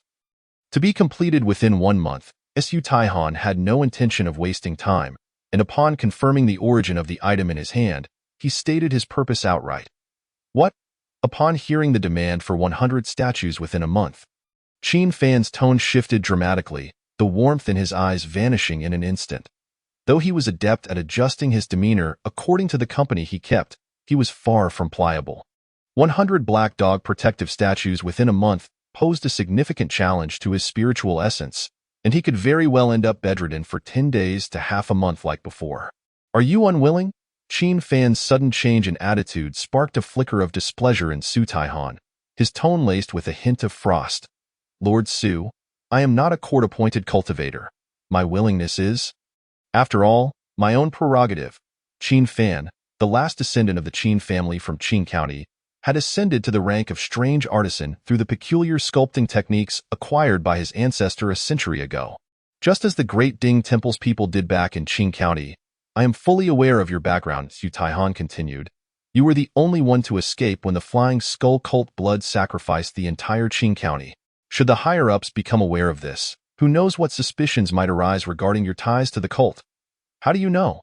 Facing Su Taihan's veiled threat, Qin Fan's expression hardened, and he immediately challenged him. Qing County has been destroyed, yet the Linhai County that governs it remains intact, and the records of the Qin family are still preserved. Su Taihan did not conceal the source of his information. Stating it plainly, Lord Su, I stand firm and unafraid of shadows. Even if you were to report me, I have nothing to fear. However, should news of the Great Ding Temple's royal guards coercing others and enslaving cultivators leak, I wonder how the court would react. It only takes a decree, and Lord Su, your status as a royal guard could be stripped away. Who knows if those you have offended in the past might seek a chat with you? As the last words hung in the air, a palpable tension enveloped the shop, the buzzing flies seemingly immobilized by the charged atmosphere, plunging to the ground. Qin Fan's remarks struck at the very core of Su Taihan's vulnerabilities, echoing the shared discomfort of every royal guard. Royal guards need not fear the backlash of strange energies. With steadfast wills, they could gain formidable strength through a mere decree. However, while gaining power was easy, losing it was even simpler. The court could, with a single order, reduce a second realm Su Taihan to an ordinary individual. Unless he could break through to the fourth realm or higher, achieving the ranks of a Zhejiang or Taizhou. For only those who bore an unwavering heart for their country and people could endure the national fortune's dragon energy bestowed upon them. At that point, there would be no grounds to strip a royal guard of their status, as doing so would incur an intangible loss to the national fortune's dragon energy. Hence, barring grave mistakes, the court generally refrained from revoking the status of royal guards above the fourth realm. However, Su Taihan, being only at the second realm, clearly did not fall within that protective boundary. Should rumors of the court enslaving cultivators emerge, Su Taihan's fate would not fare well. After losing his royal guard status, he might not even survive. Just as the atmosphere reached a freezing point, Su Taihan suddenly broke into laughter, dispelling the tension. You have guts. No wonder you escaped the Flying Skull cult. However, you have misjudged the situation. The request for 100 Black Dog protective statues is not a personal whim of mine, but an order from the Guanshan County Great Ding Temple. Observing Qin Fan's resolute demeanor, Su Taihan's expression shifted slightly, revealing a hint of approval. Oh, so the requirement for 100 statues within a month is merely a jest from Lord Su. Qin Fan deftly sidestepped the earlier demand, downplaying it with a nonchalant tone. How naive of you, Su Taihan shattered Qin Fan's optimistic notion without hesitation. To be frank, a noble is traveling through the region. While the Great Ding Temple provides assistance and protection, there are far too many ordinary people accompanying them to oversee everyone. Thus, your Black Dog protective statues are necessary to prevent any lurking miscreants from exploiting vulnerabilities. Had it not been for the esteemed individuals within the temple who had already scrutinized your statue, crafting such a sculpture would require masterful carving skills. Perhaps today, instead of merely 100 statues, it would have been a transformation of technique from your hands. Upon grasping the implications of the situation, a smirk curled at the corners of Qin Fan's mouth. He had initially believed that the dynasty's guards were genuinely devoted to the nation and its people, only to realize they were merely a gaggle of sycophants. It was no wonder that those in the cultivation world were reluctant to associate with them. However, knowing that he was no longer in danger allowed Qin Fan to relax, and he immediately began to voice his grievances. Lord Su, this Black Dog Guardian statue requires dark wood. The materials I painstakingly acquired are now reduced to these few worthless scraps. He opened the small compartment behind him, revealing a few remnants of dark wood. Even kicking them in a gesture of helplessness, I shall resolve this, came Su Taihan's calm response, promptly addressing Qin Fan's concerns. My lineage does not possess a meditation technique. Carving the Black Dog Guardian statue will consume a significant amount of my spiritual essence, which can only be slowly restored. Thus I cannot assist you. Did you not purchase a box of soul-nurturing incense from the treasure-gathering tower? Su Taihan's words made Qin Fan's face twitch. Was this truly the reputation of the White Clan, the Tiger King? It appears I have misjudged you. It was no surprise that after Bai Yulo's demise, no member of the Bai family had broken through to the fourth realm, squandering their tiger demon bloodline. Had the Bai clan known Qin Fan's thoughts, they would surely feel wronged, for he had merely resold the Black Dog Guardian statue, unaware that the Great Ding Temple could trace it back to him. They might even remark, in the vast Guanshan County, why did you choose to linger in the county town, provoking the Great Ding Temple's relentless scrutiny? That was purchased with my own money. Qin Fan said, casting a pitiful glance at Su Taihan's, resembling a small miser robbed of his wealth. State your demands. Observing Qin Fan's obstinacy, Su Taihan's took a deep breath. His initial intimidation strategy had failed to yield compliance, and now he was compelled to offer something to placate the other. A month later, the complete inheritance of the Guaidiao lineage. After some hesitation, Qin Fan realized that the 100 Black Dog Guardian statues were inevitable and tentatively expressed his request. Bang Su Taihan's placed his dagger onto the counter. I believe capturing you and bringing you back to the Great Ding Temple is also a viable option. Even if unfavorable rumors arise, it would merely be that our temple apprehended a cultivator linked to the Flying Skull cult. Gulp, Qin Fan unconsciously swallowed. So black, truly black. Was this the infamous opportunism? Yet, he did not consider that the complete inheritance of the Guaidiao lineage, if dismantled and sold, would hardly be worth much. Realizing he was asking for too much, he quickly adjusted his request. How about a complete meditation technique? Qin Fan, aware of his misjudgment, hastily shifted his conditions. It was not greed.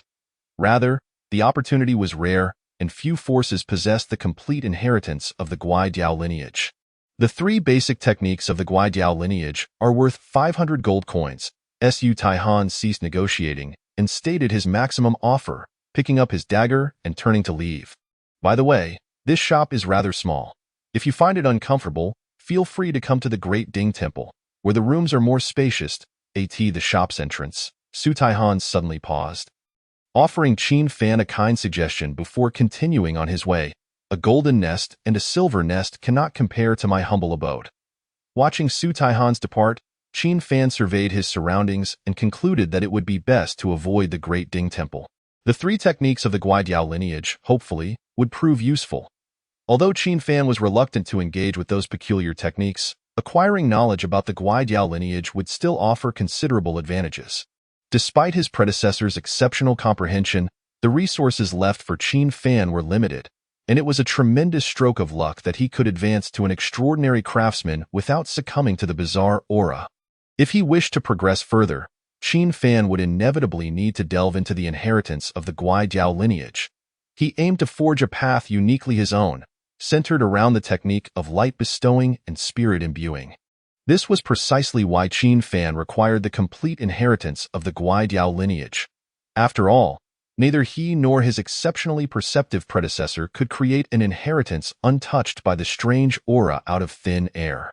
Only by absorbing sufficient nourishment could the technique of light bestowing and spirit imbuing shine forth with resplendent brilliance. Not long after Su Taihan's departure, he sent someone to deliver the dark wood and the three techniques of the Guidiao lineage directly to Qin Fan's door. Of course, the 500 gold coins were not overlooked, instantly transforming Qin Fan into a wealthy man. Shopkeeper Qin, Lord Su mentioned that your task is of great importance, and I have been instructed to stay by your side and assist you. Should you require any help, please do not hesitate to inform me. Within Qin's carving studio, several robust pieces of dark wood had nearly filled the remaining space, leaving only a narrow passageway to walk through. A sturdy and upright First Realm Dynasty guard named Jiang He stood at the narrow exit, explaining his purpose with unusual friendliness. A small heart it sounded pleasant, yet was it not merely a guise for surveillance? A dynasty guard, no doubt wary of him absconding with the benefits. However, seeing Su Taihan's level of concern piqued Qin Fan's curiosity regarding the significant figure he mentioned would be inspecting the area. Yet, recalling the saying that curiosity killed the cat, Qin Fan decided against probing too deeply. Lord Su's kindness truly takes me by surprise. By the way, may I know how to address you? Jiang He. Brother Jiang, this shop is rather cramped, and with so much dark wood now, there is hardly any space left. I hope it will not be too much trouble for you. Qin Fan feigned a tone of concern. Hoping to dismiss Jiang He, no need to worry, shopkeeper Qin. I have prepared to sleep on the floor here. Jiang He unveiled a package, revealing fresh bedding, clearly well prepared. Then let brother Jiang toil away. Realizing that Jiang He intended to stay, Qin Fan's tone grew somewhat curt as he picked up a piece of dark wood and headed upstairs. No worries. Just saw the dark wood into 1-foot sections. Since he could not dismiss him, he might as well have him perform some manual labor. As Qin Fan ascended the stairs, the shop closed its doors for an extended period for the first time. Had it not been for the occasional sounds emanating from within, the wonton stall would have continued delivering breakfast daily, and the neighboring shops might have assumed Qin Fan had permanently closed his store. A month of seclusion was not unfamiliar to Qin Fan, and he quickly adapted to his current lifestyle.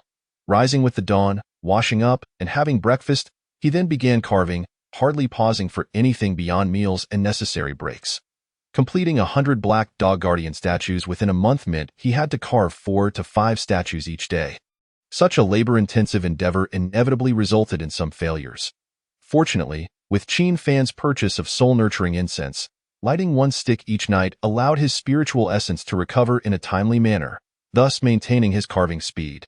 Time flowed like water, and before long, a month had quietly passed. On the second floor of Qin's carving studio, a fine layer of wood shavings now covered the floor, producing a squeaky sound as one walked upon it. At the workbench by the bed on the second floor, Qin Fan appeared exceedingly fatigued, his black and white eyes bloodshot. A layer of greasy residue coated his face, and a faint odor lingered about him. In his haste to meet deadlines, he had neglected personal hygiene in the final days. Such an intense workload was something he had never encountered, even in his previous life. Although utterly exhausted, the bloodshot eyes betrayed an unexpected exuberance. While crafting 100 Black Dog Guardian statues was a formidable task, the pressure from Su Taihans had driven Qin Fan to persevere, leading to unexpected gains. His spiritual essence and carving skills had undergone significant refinement during this period. His spiritual essence had increased by at least 30%. Under normal circumstances, even with the use of soul-nurturing incense, one could expect only a 20% improvement at most. Additionally, not only had the quantity improved, but the quality of his spiritual essence had also been enhanced. As for his carving skills, he had made progress for the first time since leaving Qingshan County. Moreover, with the aid of a blood-activating ointment and 2 martial arts manuals, he found himself capable of shattering large stones with a single palm strike.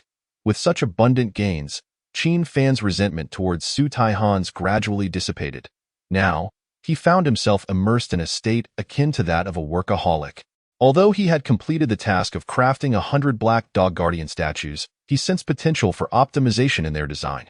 Qin Fan resolved to seize this opportunity to create a new Black Dog Guardian statue. Centered around the technique of light bestowing and spirit imbuing, as the chisel fell from his hand, a new statue was born in the grasp of Qin Fan. The fist-sized black dog was imbued with a vivid life force. Exuding a regal majesty that ordinary Black Dog Guardian statues lacked, it could be aptly termed the king of dogs. Although it remained a dog, it possessed a unique effect: re-identification. Typically, a blooded Black Dog Guardian statue could only be used by a single individual, rendering it irretrievable by others. However, with this new statue, one could erase the old imprint, allowing others to utilize it again before the statue became irreparably damaged. While this held little practical value for Qin Fan, it signified that his sculpting skills had progressed yet another step forward. Consequently, the selling price of Black Dog Guardian statues could see an increase, which would undoubtedly yield greater profits. A fortunate turn of events. Just as Qin Fan was appraising his creation, the voice of Su Taihan echoed from downstairs. Qin Fan understood that the delivery was imminent. With no other option, he carefully stowed the statue away and, suppressing his fatigue, made his way downstairs. Chapter 40. The royal tour inside Qin's carving shop. Su Taihan, arriving punctually, stood before several wooden crates, inspecting the results of Qin Fan's labor over the past month. 100 Black Dog Guardian statues, each distinct in form and brimming with vitality, could easily be mistaken for a box of playful puppies if one did not examine them closely. Grasping one of the Black Dog Guardian statues and scrutinizing it, Su Taihan nodded in satisfaction. Shopkeeper Qin? Upon confirming that all 100 Black Dog Guardian statues were completed, Su Taihan turned to inquire of the attendant Jiang He. Lord Su, your timing is impeccable. You said a month, and here we are. Just as Jiang He was about to respond, Qin Fan, appearing somewhat disheveled and akin to a beggar, descended from the second floor of the modest shop. A faint odor wafted through the air. The reason behind Qin Fan's unkempt appearance was partly a ploy to elicit sympathy. Should Su Taihan perceive the task of carving 100 Black Dog Guardian statues as trivial, it would serve as a convenient excuse for Qin Fan to decline any future requests of a similar nature. After all, the Great Jing dynasty's influence extended far and wide, and as a mere small fry, Qin Fan was keen to avoid entanglements with them. Shopkeeper Qin, it has been a while. I hope this month has not been too taxing for you. After exchanging customary pleasantries, he continued, time is of the essence, and I must proceed accordingly. If the need arises in the future, I shall certainly return to support your business. Please, this humble establishment is ill-equipped to handle the business of the Great Ding Temple. Should you frequent our little shop, I fear I could not bear the weight of your patronage. Qin Fan's gaze sharpened as he promptly declined Su Taihan's goodwill. A deeper entanglement with the Great Ding Temple could potentially lead to unforeseen troubles. It would be best for them to mind their own paths and avoid crossing fates altogether. Shopkeeper Qin, how can one turn away business when it presents itself? I look forward to your continued services. Su Taihan, typically stern in demeanor, revealed a rare smile, albeit one tinged with a cunning glint. With his insight, he recognized the value that lay within Qin Fan. Given that he was only at the first realm yet could carve such exquisite black dog guardian statues, the potential for even greater creations should Qin Fan's cultivation advance was tantalizing. Hearing this, Qin Fan felt a twinge of irritation. Nevertheless, his intentions to remain in Guanshan County were not rooted in a desire for permanence. Despite Su Taihan's persistent overtures, he felt little concern. However, he refrained from divulging his plans, wary of unforeseen complications. Thus, instead of continuing the discussion with Su Taihan, he produced the optimized black dog guardian statue from his embrace. Since you wish to support my humble shop, might I present you with a new creation? I wonder if it piques your interest? ISNT that a black dog guardian statue. While surprised at Qin Fan's initiative to engage in business, Su Taihan's curiosity was piqued upon seeing the statue in Qin Fan's hand. Was it not simply another black dog guardian statue from the nearby crates? Yet it was far from ordinary. Qin Fan proceeded to elaborate in great detail on the unique effects of the optimized black dog guardian statue. If you are interested, I can part with it for 100 gold coins. This piece came about by chance, and even if I were to attempt carving it again, I doubt I could replicate it. Recognizing the rarity of the item, Su Taihan decided, I shall purchase this statue. Not only does it serve to strengthen my ties with you, but acquiring this piece will also significantly elevate the value of the 100 black dog guardian statues. Your generosity is commendable. Lord Su. Although uncertain of Su Taihan's sudden willingness, Qin Fan accepted the money without hesitation, grateful for the transaction. He was acutely aware of an upcoming auction at the end of the year that would require substantial funds. Shopkeeper Qin, I have other matters to attend to and shall not detain you further. Please take care of yourself. After the cordial exchange, Su Taihan, not wishing to linger, instructed his attendant Jiang He. Jiang He, arrange for the transport of these goods. Understood, my lord. With Su Taihan and Jiang He departing with the wooden crates, tranquility returned to Qin's carving shop. Shortly thereafter, Qin Fan also left the establishment, heading towards the public bathhouse. The pungent odor clinging to him necessitated immediate cleansing before any other business could be attended to. Fortunately, given his modest renown, he was not mistaken for a beggar and turned away, sparing him the embarrassment. Half an hour later, having bathed and donned fresh attire, Qin Fan returned to his shop, feeling rejuvenated. Old Master Wang, Zhao Shui, what brings you here? Upon entering, he spotted the two waiting at the entrance. Glad to see you've returned. We were beginning to worry and were preparing to head back. Zhao Shui, with a gentle demeanor, approached Qin Fan, expressing relief. Are you well?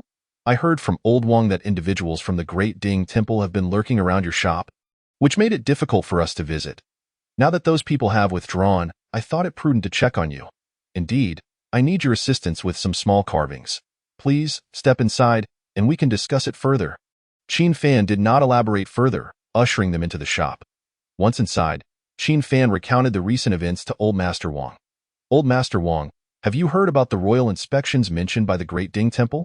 Qin, my young friend, have you forgotten about the royal family's decade-long tours? Wang Qian reminded him succinctly, prompting an immediate recollection in Qin Fan. The time for the Great Jing dynasty's royal family to conduct their inspections had indeed arrived.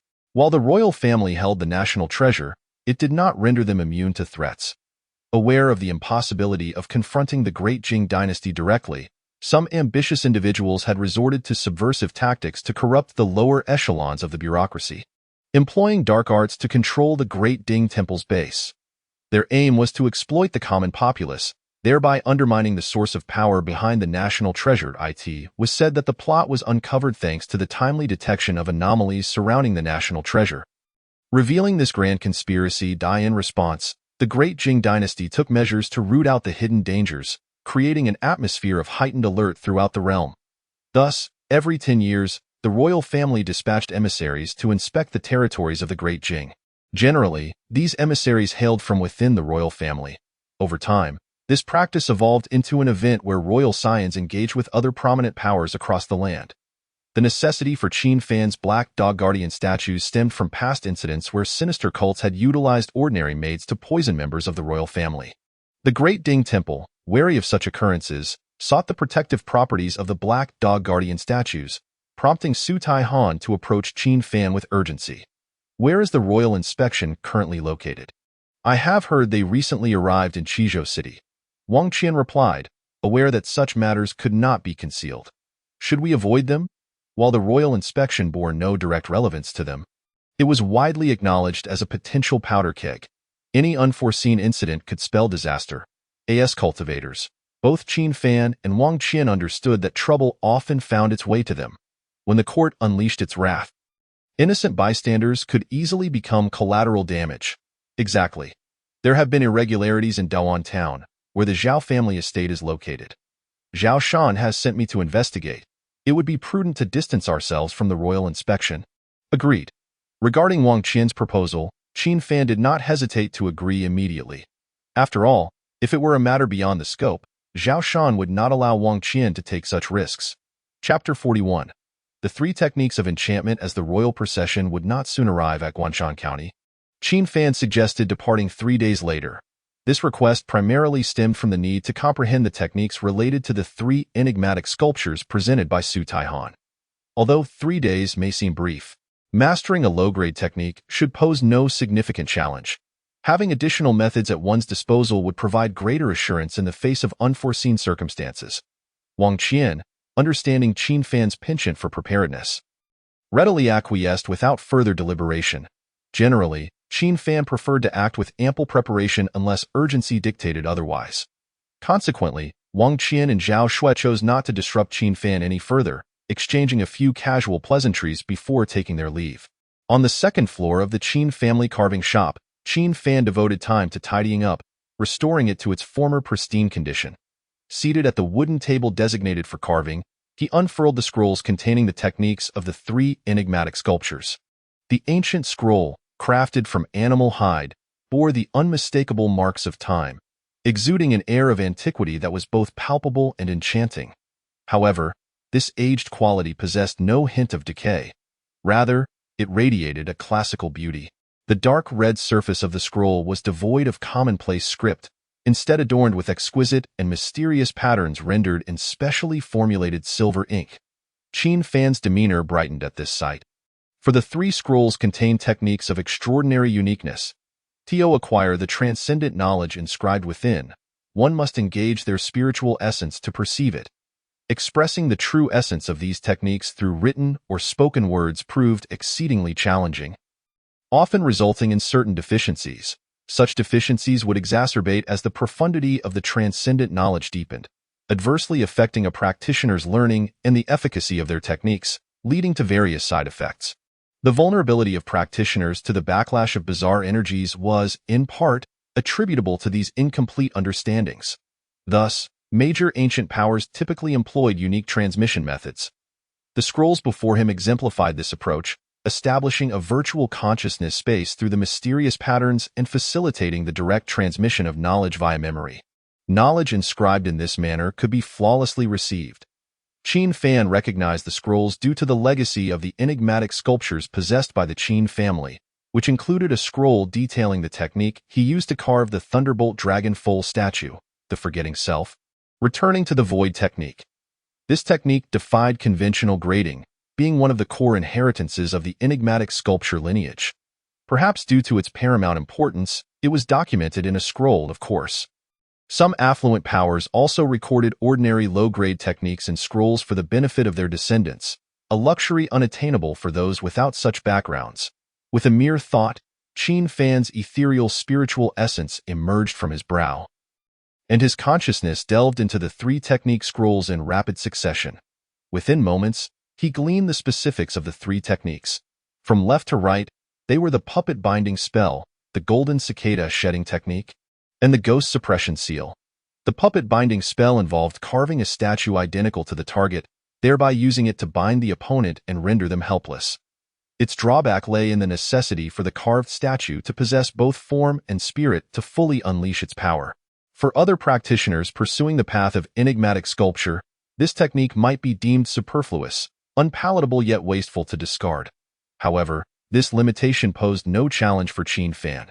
Yet, to utilize it effectively in direct confrontation, One would need to anticipate the opponent's preparations.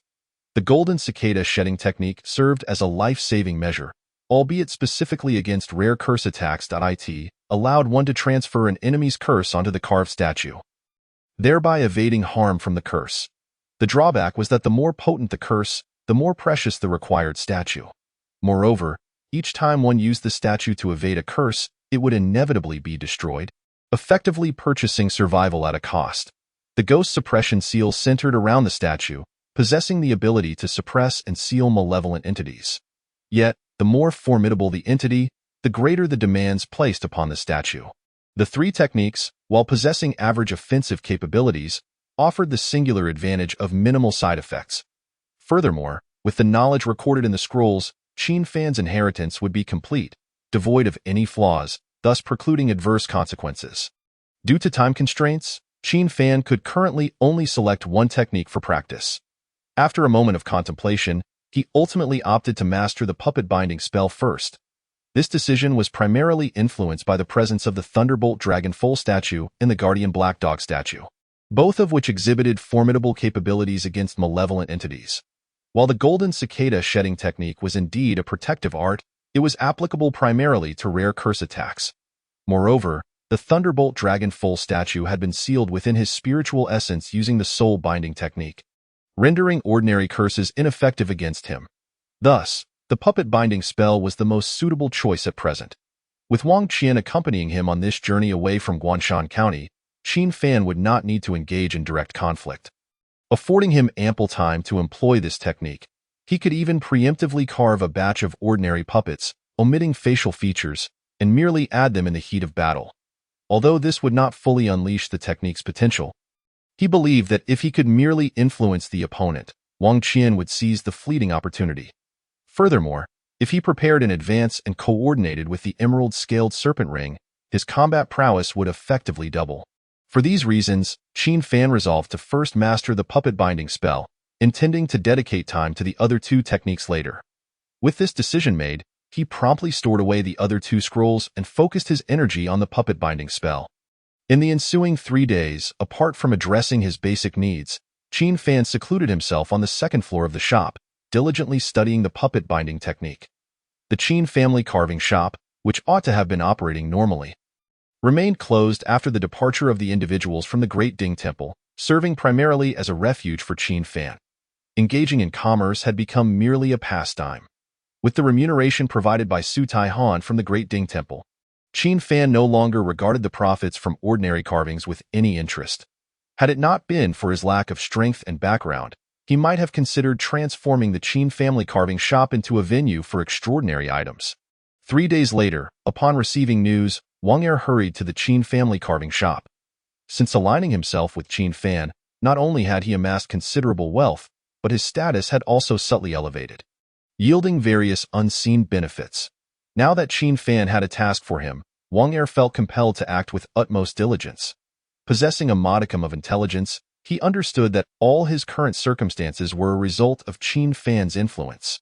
Should Qin Fan choose to dismiss him, he would revert to being a nameless figure of little consequence. As Wang Er approached the entrance of the shop, he noticed the door, which had been closed for over a month, now ajar, prompting him to quicken his pace. However, just as he stepped over the threshold, an inexplicable chill seemed to seize his body, rendering him motionless at the doorway. The sudden shift in atmosphere ignited a surge of intense fear within him. Clinging to a fragment of rationality, he glanced at Qin Fan, who sat behind the counter, his eyes pleading for understanding. Inside the shop, Qin Fan was engrossed in manipulating a 3-inch puppet statue. The figure was remarkably lifelike, its posture and form reminiscent of a living person, yet curiously devoid of facial features. Covering its surface were tiny runes, akin to grains of rice, forming chains that constricted tightly around the puppet, imparting an eerie quality. At that moment, Qin Fan was employing the puppet binding spell, with Wang Er serving as the experimental subject. As an ordinary individual, Wang Er required no specific features to be sculpted for the binding to take effect. Upon successfully casting the technique, Qin Fan chose not to prolong Wang Er's discomfort and ceased the incantation. My lord, I am unaware of any transgressions on my part. Should I have erred, I am willing to accept punishment. Feeling the return of movement to his body, Wang Er summoned his willpower to overcome the residual stiffness, hastening to kneel before the counter, his demeanor deeply submissive. He dared not express any dissatisfaction with Qin Fan's actions, merely hoping to discern what he had done wrong and whether there remained an opportunity for correction. Having recently acquired this new technique, I could not resist the urge to test it upon your arrival. To Qin Fan, Wang Er was merely a handy tool. Nevertheless, he provided a brief explanation, seizing the opportunity to impart a lesson to Wang Er, hoping it would not be necessary to utilize such measures again.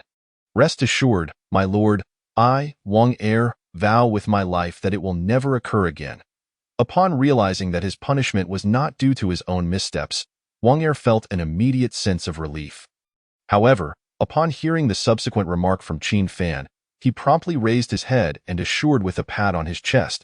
He was acutely aware of the repercussions should such measures be employed against him in the future. During this period, I will be away. When you have the time, please check on the shop. If any issues arise, do not hesitate to seek assistance from the Zhao Manor. Qin Fan intended to temporarily leave Guanshan County to evade the royal procession scrutiny and thus entrusted the oversight of the shop to Wang Er. In order to avoid drawing unnecessary attention, Qin Fan decided against setting up the Fox Spirit illusion barrier within the shop this time. After all, should the royal family enter Guanshan County and discover his establishment brazenly employing extraordinary means, it could lead to unwarranted troubles. Moreover, while the ordinary statues within the shop held considerable value, they were no longer of utmost importance to Qin Fan, so there was no need to expend unnecessary effort. Given Wang Er's status, overseeing the shop was more than sufficient. Yes, rest assured, my lord, I will ensure the shop is well looked after and will not allow any petty thieves to intrude, Wang Er hastily guaranteed upon learning that it was Qin Fan who had entrusted him with the task. He feared not the duties assigned to him by Qin Fan but rather the absence of any tasks, as that would signify his redundancy. Qin Fan nodded in satisfaction at Wang Er's attitude. He casually remarked, I have heard that the royal family will be visiting Guanshan County for their decade-long procession. After I depart, keep an eye out for any noteworthy occurrences. There is no need for any special inquiries. Simply report back to me with what you see and hear upon my return. With that, a gold coin was flicked from Qin Fan's fingers. Having accompanied me for some time and demonstrated commendable performance lately, this coin is a token of reward for you. He watched the gleaming gold coin arc gracefully before landing in his palm. Any resentment Wang Er had harbored dissipated in an instant. Thank you for your generous gift, my lord. I shall serve you with unwavering loyalty, he declared. While the use of force can be effective, genuine commitment from others often necessitates appropriate incentives. The age-old strategy of carrot and stick, though clutch, remains effective to it is well that you have this mindset. You may take your leave now.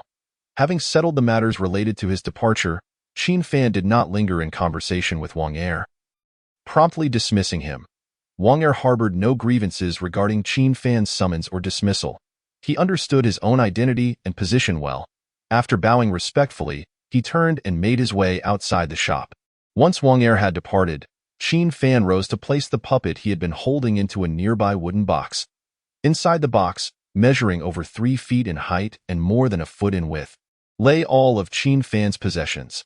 A statue of a black dog meant for warding off evil, a ghostly fox demon statue, a set of simple carving tools, 3 spell scrolls, a sealing artifact left by his ancestors, and 10 puppets intended for the immobilization spell.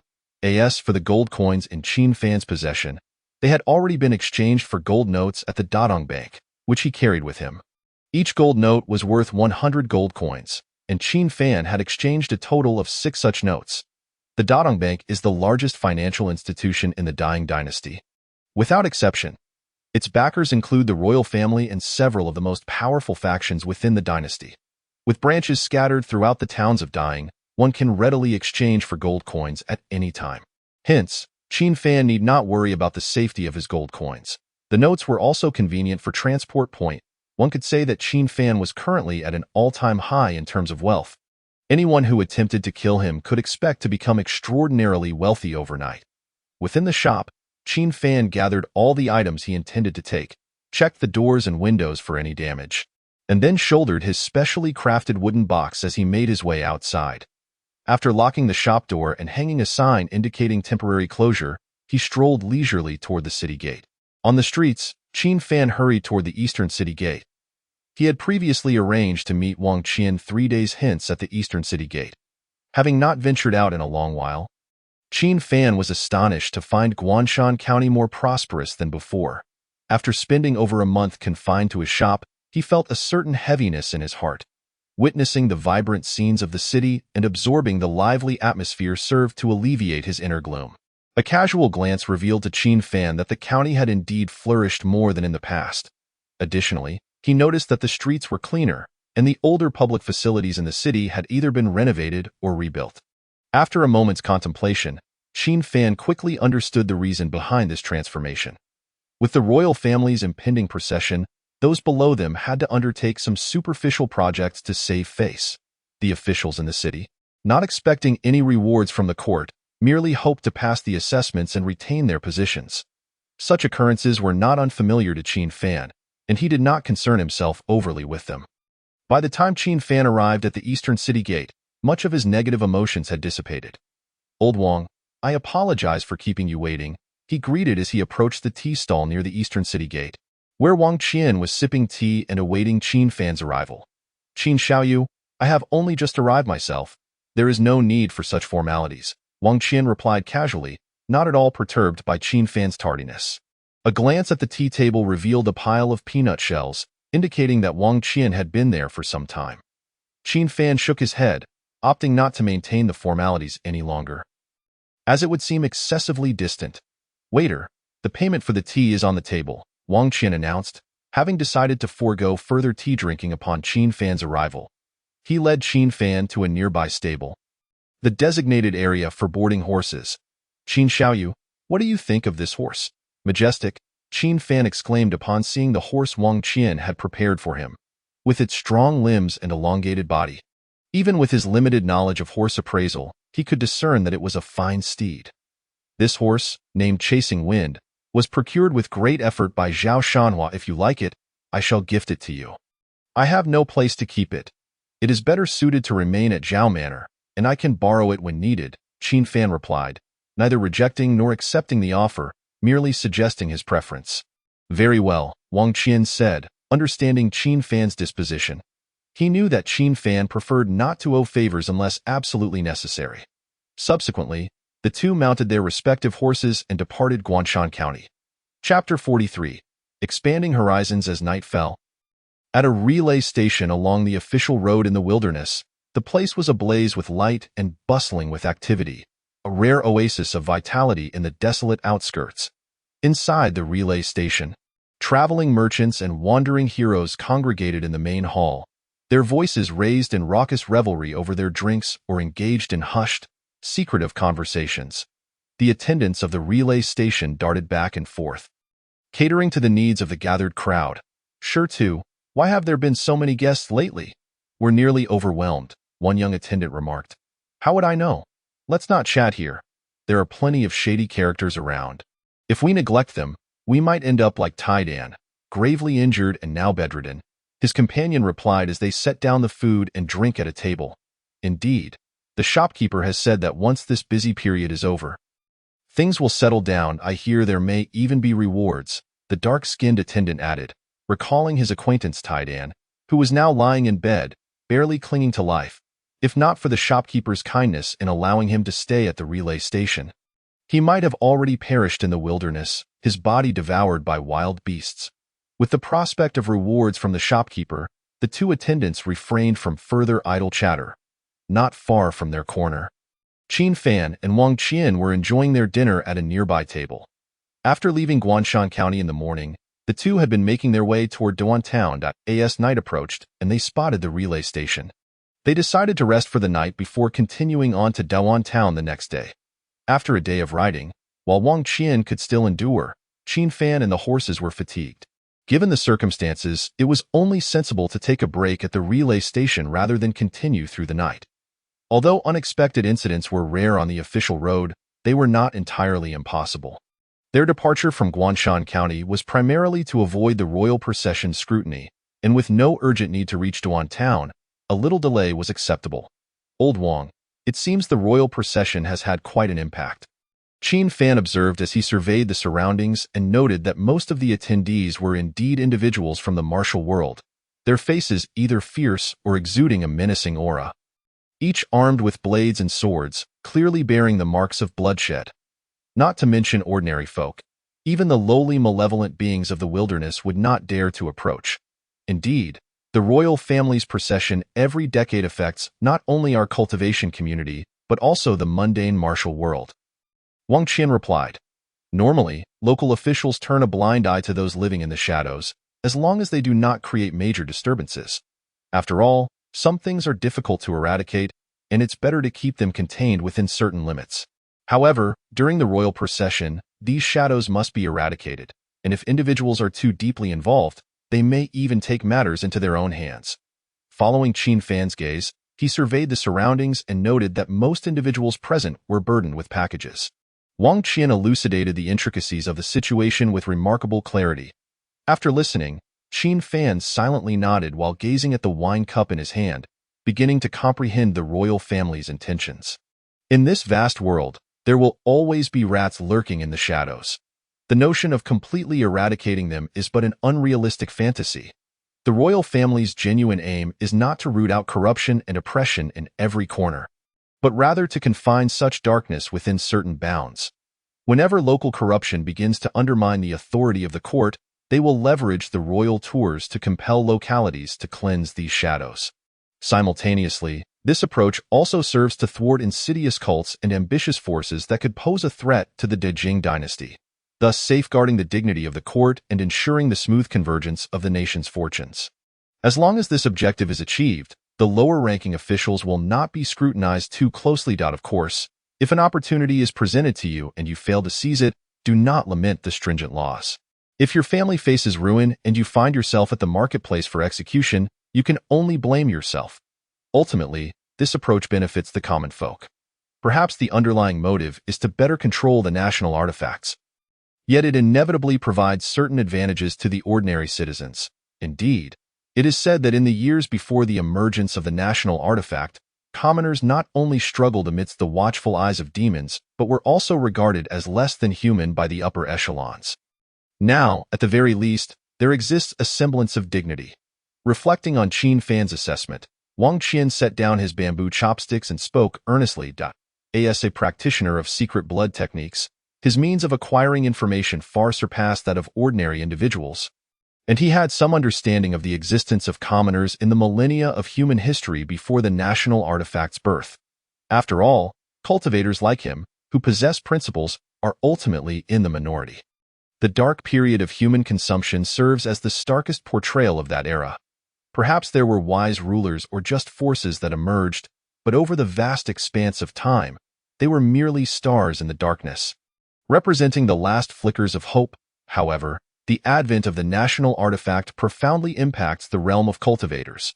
Should the power of national fortunes and dragon energy be enhanced and encounter a ruler of exceptional capability, survival for the rest would become exceedingly difficult.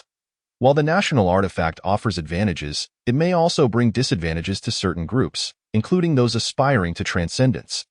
Though Qin Fan is not a villain, he is certainly not an overly benevolent figure. Since he occupies a position on the path of the extraordinary, he must consider his own interests. Rest assured, enhancing the national fortunes and dragon energy is no simple feat. Unless one expands territories and acquires a greater population, there is little chance to augment the artifact's power in our southwestern domain. Aside from the Dejing dynasty, there lie the Heishan dynasty to the northeast and the Dazhou dynasty to the south. Only by swallowing these two dynasties can the national artifact of the Dejing dynasty hope to break through to the 8th realm. In response to Qin Fan's concerns, Wang Qian calmly reassured him not to fret. As long as the national artifact of the Dejing dynasty does not reach the 8th realm, the cultivation community shall remain unconquered. Old Wang, how do you know all this so well? Upon hearing Wang Qian's thorough analysis of his worries, Qin Fan inquired with curiosity, "So, you think the court of the Dejing dynasty does not wish to enhance the power of the national artifact? You must know that the Dejing dynasty was the first to possess such an artifact, and from its inception, it harbored ambitions of unifying the entire southwestern domain. however, the cultivation community at that time, aware of the source of the artifact's power, would naturally not allow such an event to transpire. They sought to hinder the Dejing dynasty's unification while simultaneously aiding other dynasties, large and small, in their own unification efforts to worship their own national artifacts. But wait, how did the cultivation community know the methods for refining the national artifact? Qin Fan interjected, voicing his doubts. The national artifact is akin to a nuclear weapon in a past life. It is a closely guarded secret.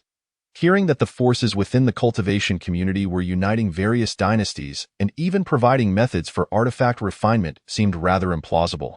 Have you forgotten? The sages who first developed the national artifact came from different factions. The most elite forces naturally possessed the means to refine the national artifact. Were it not for this power framework, which can only be employed in dynastic rule, they would have long since utilized it for themselves. It is precisely due to the assistance of the top-tier forces within the cultivation community that the Heishan and Dazhou dynasties were able to establish themselves smoothly. Although three factions emerged to counterbalance each other, as long as no Eighth Realm national artifact appears on this land, the cultivation community need not fear annihilation by the dynasties. I see. But Old Wang, how do you know all this so clearly? Over time, secrets are inevitably leaked. The struggles of the upper echelons back then have circulated throughout the cultivation community in various whispers. Qin Xiaoyu, once you have immersed yourself in the cultivation world long enough, you will discover that this world is quite fascinating.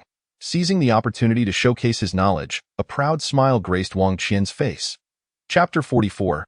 The Zhao family's old residence. The conversation at the inn provided Qin Fan with substantial insights and a deeper understanding of this world.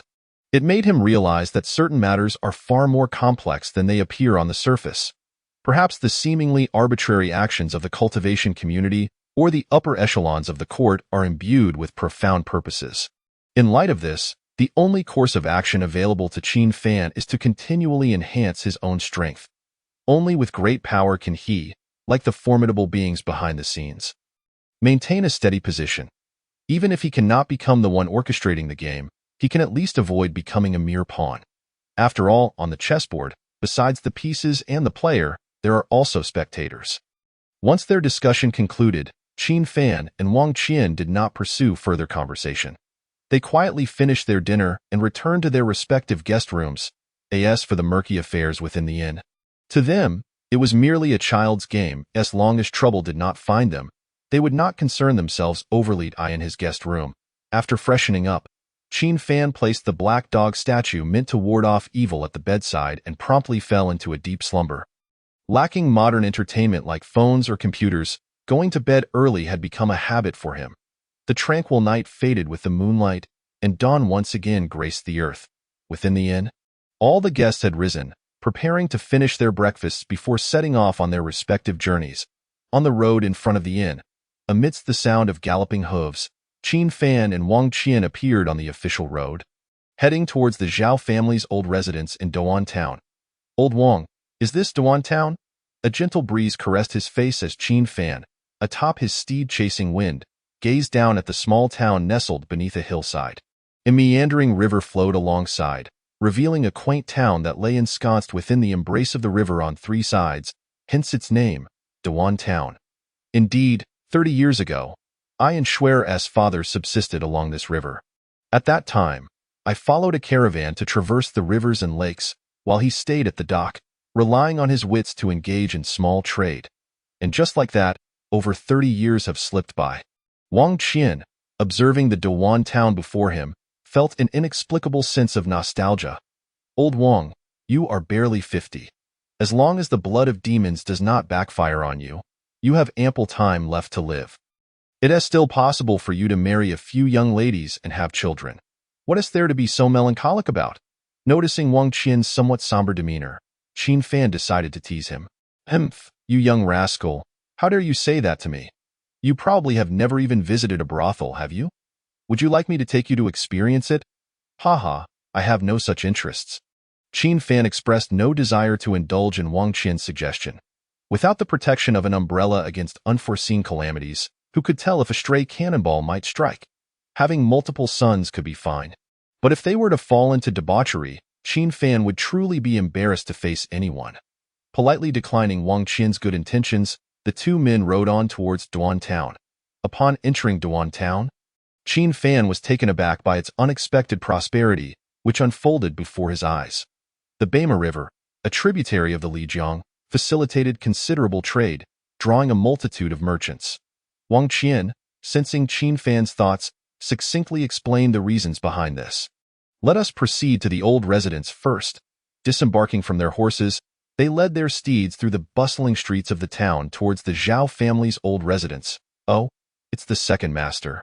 Second master, you have returned. On the street, a robust middle-aged man, upon spotting Wang Qian and Qin Fan approaching the Zhao family's old residence, scrutinized them carefully before confirming their identities. He quickly approached with a beaming smile. Ah, it is Manager Zhang. It has been a year or two since we last met. Upon seeing the approaching individual, Wang Qian pondered for a moment and immediately recognized him as the proprietor of the grain and oil shop in Duan Town.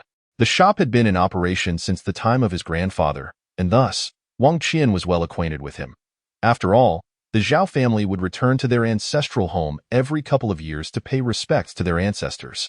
With the call of shopkeeper Zhang, several elderly townsfolk also recognized Wang Qian. However, not everyone approached him to curry favor. Only those of decent attire and notable reputation in the town dared to extend their greetings. In light of this, Wang Qian could only respond politely to each, for in such a small town, it could be said that everyone was somewhat interconnected. Observing this scene, Qin Fan quietly stepped aside to wait. Aside from those who had severed ties with their kin, it was customary for anyone returning to their hometown to receive such treatment. Nevertheless, compared to ordinary folk, Wang Qian, as the second young master of the Zhao family, naturally received an even warmer reception. After a brief while, Wang Qian finally finished dealing with the familiar faces seeking to establish connections and approached Qin Fan, slightly exasperated. I hope I haven't embarrassed you. My young friend, haha, returning in style. A dream held by many? Old Master Wang, your treatment must be the envy of countless individuals, though few are sincere in their intentions. Let us be off. Aware of the ulterior motives of those seeking to ingratiate themselves, Wang Qian did not allow himself to feel overly pleased. Having settled the mundane matters, he continued to lead Qin Fan towards the Zhao family ancestral home. Before long, they arrived at a secluded spot in the town, where an imposing mansion, far surpassing other buildings in size, stood before them. The second young master has returned. As they reached the entrance, the doorkeeper immediately recognized Wang Qian's identity, turning to call out before hastening forward to greet him. Second young master. Is that you, Ma Ming? Where is Steward Zhao? Wang Qian inquired upon recognizing the person coming to meet him, Zhao Feng, who was responsible for guarding the ancestral home. Steward Zhao is at Zhao Yanshan. I will arrange for someone to notify him at once. Please take care of the horses. After a brief exchange, Wang Qian entrusted his and Qin Fan's horses to him. Subsequently, he led Qin Fan into the Zhao family ancestral home. The ancestral home was overseen by Zhao Feng, who had been one of Zhao Shan's earliest associates and later appointed as the steward of the Zhao estate. Due to his advancing age and declining health, he had been sent back to retire in his hometown while also tasked with guarding the ancestral home. Upon entering, Wang Qian briefly introduced the situation of the Zhao family ancestral home to Qin Fan. The Zhao Yanshan mentioned by that servant is that the location where the anomalies have occurred. Qin Fan showed little interest in the ancestral home, as he was merely accompanying Wang Qian to address some troubles, intending to focus on comprehending the intricate techniques he had acquired. Once the royal family departed from Guanshan County, he would resume his path of cultivation. Upon hearing about Zhao Yanshan, Qin Fan casually inquired about the details as they entered the main hall of the ancestral home.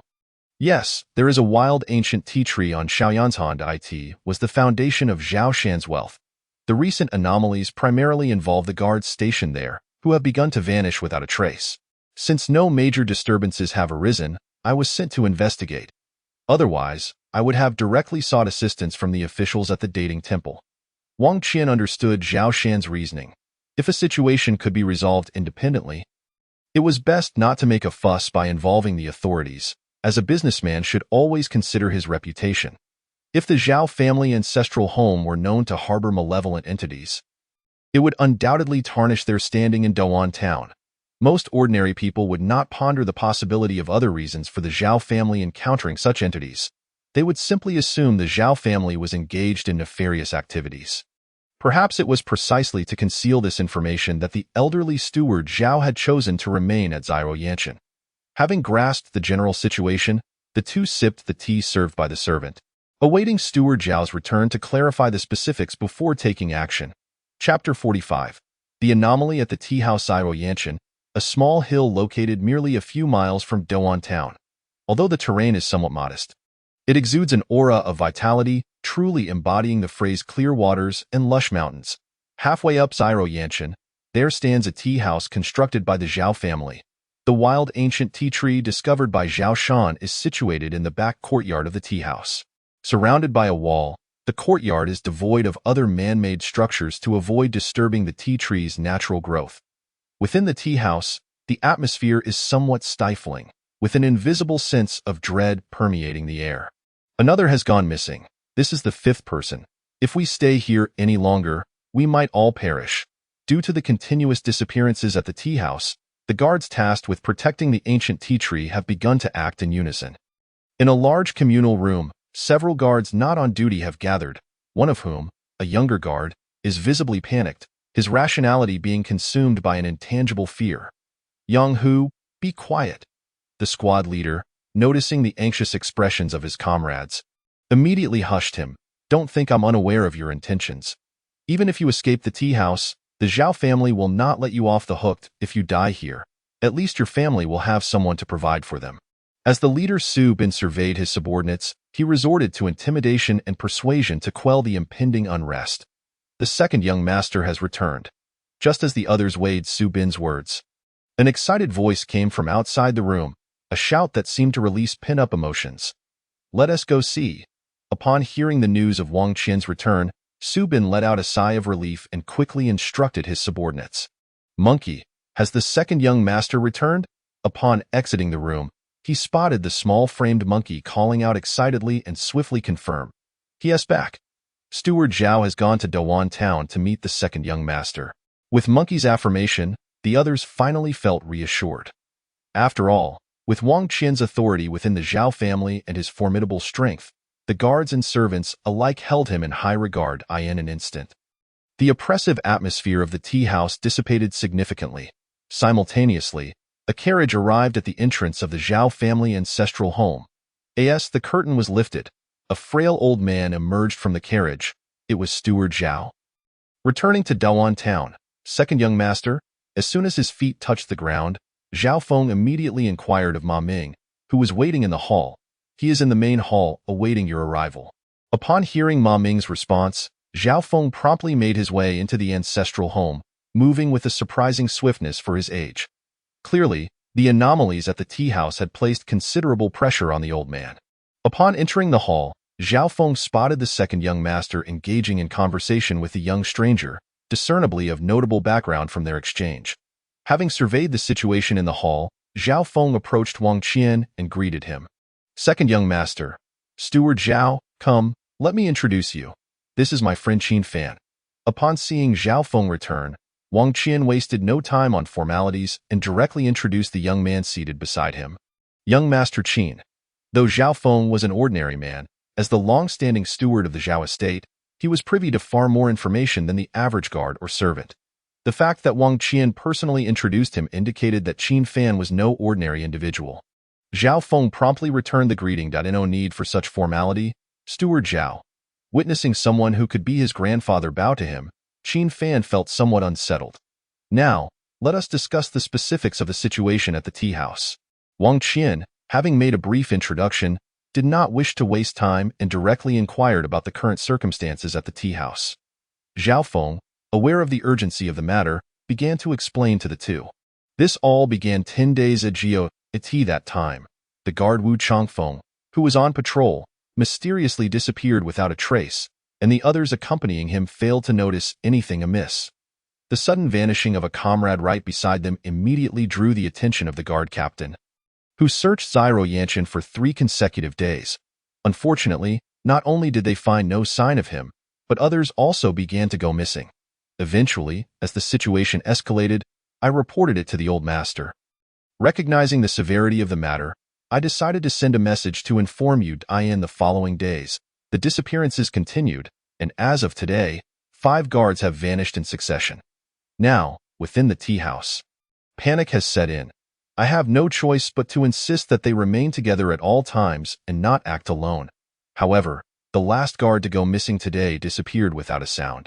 Upon hearing this, Qin Fan and Wang Qian exchanged glances, finding the circumstances somewhat puzzling. If malevolent spirits or demons were at play, such occurrences would not manifest in this manner. If it were a case of the tea house being slaughtered overnight by supernatural forces, they would find that more reasonable. Let us head to the tea house for a look.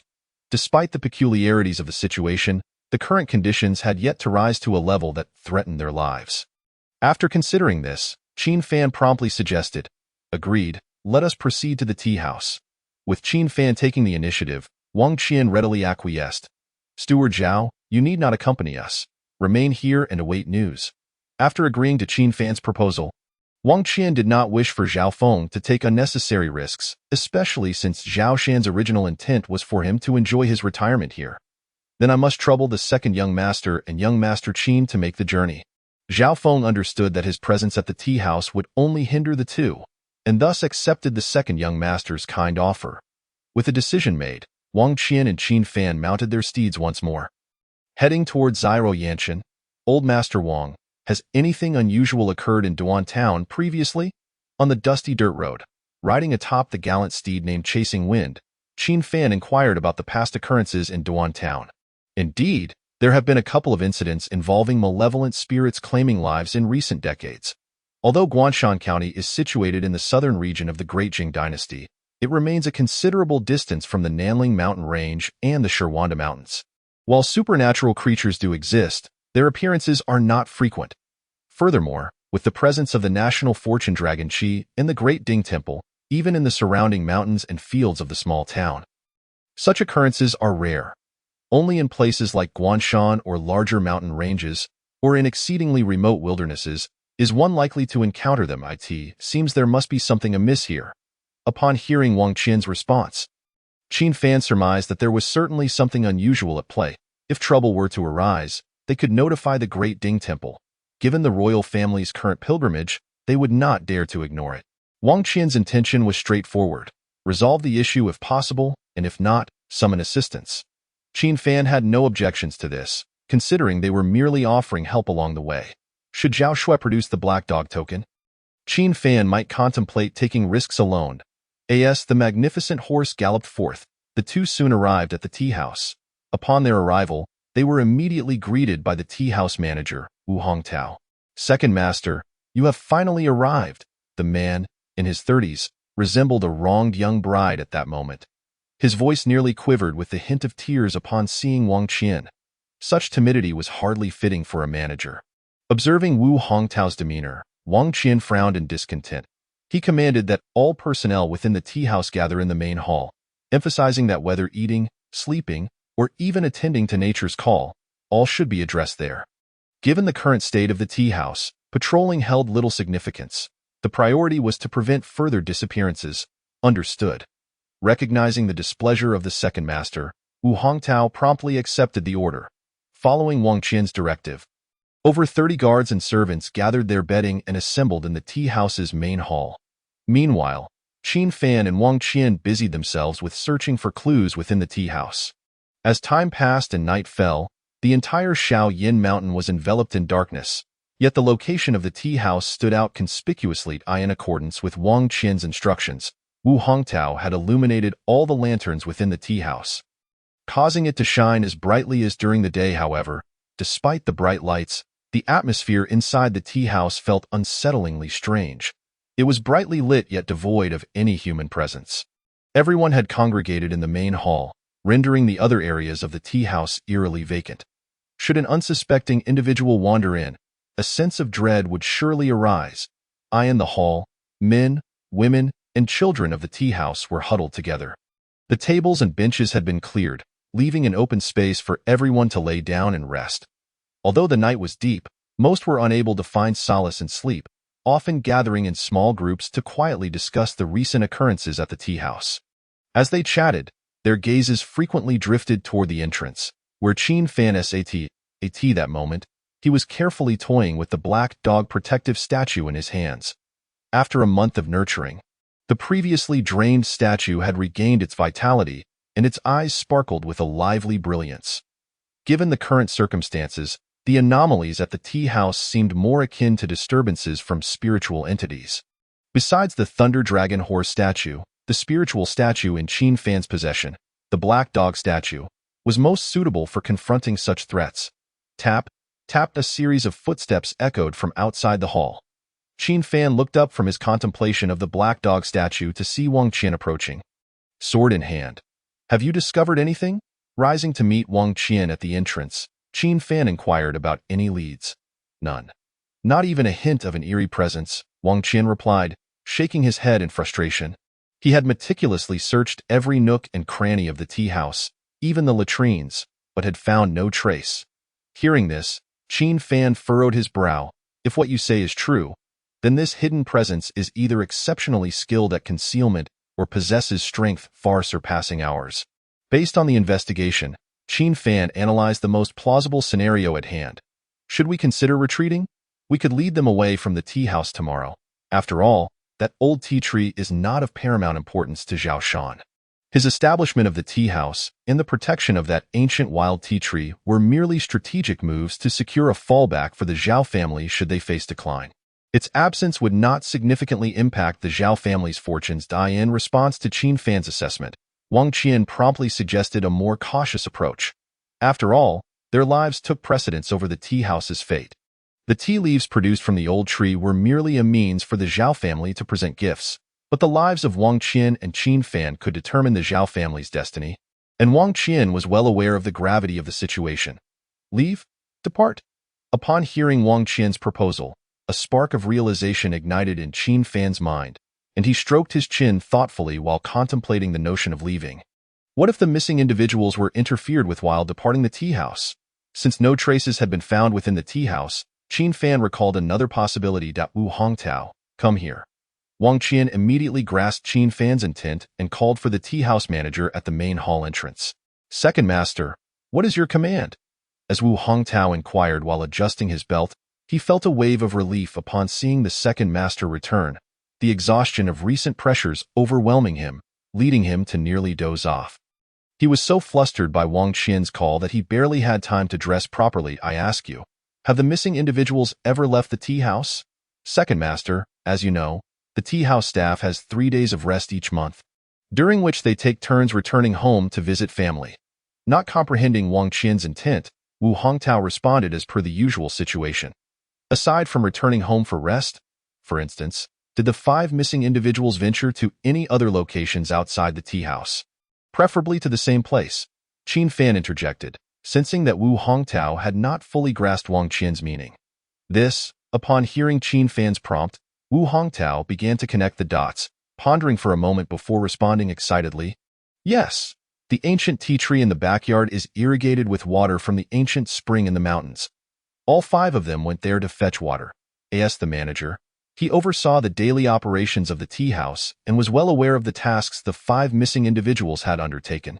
Qin Fan and Wang Qian exchanged glances, immediately deducing that the ancient spring must hold some significance. After all, it was the only lead they currently possessed. Who else has been there? Qin Fan continued to probe. Daong. Since the ancient spring is a distance from the tea house and it requires considerable strength to fetch water from the mountains, we typically assign the stronger guards from the tea house to undertake this task. Apart from the 5 missing individuals, Daong is the only one who has recently gone to the ancient spring. Bring him here, Wang Qian commanded Wu Hongtao without hesitation. If the individuals who had been to the ancient spring had indeed encountered trouble, a thorough examination would surely reveal the truth. Understood. Wu Hongtao promptly entered the main hall to summon Daong before the 2 men. Second Master, young Master Qin. The newcomer, aptly named Daong, stood robustly, his physique reminiscent of an ox, straining his clothing. Uncertain of why he had been summoned, Daong appeared somewhat anxious. Have you recently gone to the ancient spring to fetch water? Qin Fan inquired. Yes, Second Master, save me. De Jong abruptly realized that all the individuals he had intended to mention were the very ones who had gone missing. Overwhelmed by fear, he dropped to his knees, pleading for Wang Qian's assistance. De Jong's cries for help startled the other inhabitants of the tea house who had yet to fall asleep, prompting them to stealthily peek through windows and doors to witness the unfolding events. Qin Fan and Wang Qian exchanged knowing glances, quickly understanding the situation. "Take him to the side hall.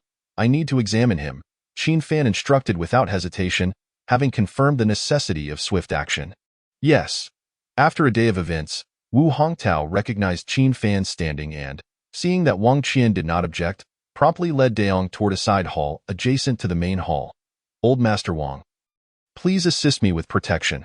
Rest assured, I will ensure that no vile entities disturb you, even at the cost of my life." Wang Qian's response was resolute, lacking the demeanor of a mature and composed elder.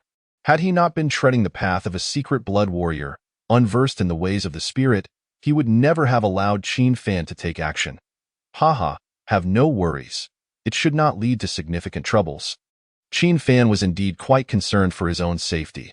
With the rare lightning attribute statue suppressing his spirit, as long as misfortune did not strike too severely, he would be fine. Otherwise, he would not have proposed the investigation so willingly. After reassuring Wang Qian, Qin Fan stepped into the side hall. "Young Master Qin, do you have any further instructions?" Wu Hongtao inquired as he entered the side hall. "Nothing for now. You may leave and close the door behind you." Understood. As the door closed behind them, only Qin Fan and De Jong remained in the side hall. Qin Fan did not immediately begin to inspect De Jong for any issues. Instead, he first placed the statue of the black dog, meant to ward off evil spirits, beside De Jong. He then retrieved the fox spirit statue from the wooden box, the most suitable spiritual artifact he possessed for setting up a protective barrier. "Young Master Qin," De Jong called out anxiously, sensing Qin Fan's silence and the emergence of the statue. "You may sit quietly. With me here, there is nothing to fear." His tone was exceedingly confident, which in turn alleviated much of De Jong's trepidation. After establishing his measures, Qin Fan approached De Jong. "Close your eyes. Leave everything else to me." De Jong, understanding the gravity of his situation and that his life lay in Qin Fan's hands, hesitated for a moment before tightly shutting his eyes. Observing this, Qin Fan nodded silently and took out the puppet he had prepared earlier. With a few swift carvings, the puppet's face mirrored De Jong's exactly. To prevent any unforeseen circumstances, it was prudent to first immobilize De Jong's body. Freeze! The immobilization spell was successfully cast, and Qin Fan then began to probe into De Jong's inner condition with his spiritual essence. As he uttered the command, De Jong felt an immediate loss of control over his body. Panic surged within him as he struggled desperately, yet his efforts were in vain. "Do not worry. This is merely a precaution against any unforeseen events. Remain still if you wish to survive."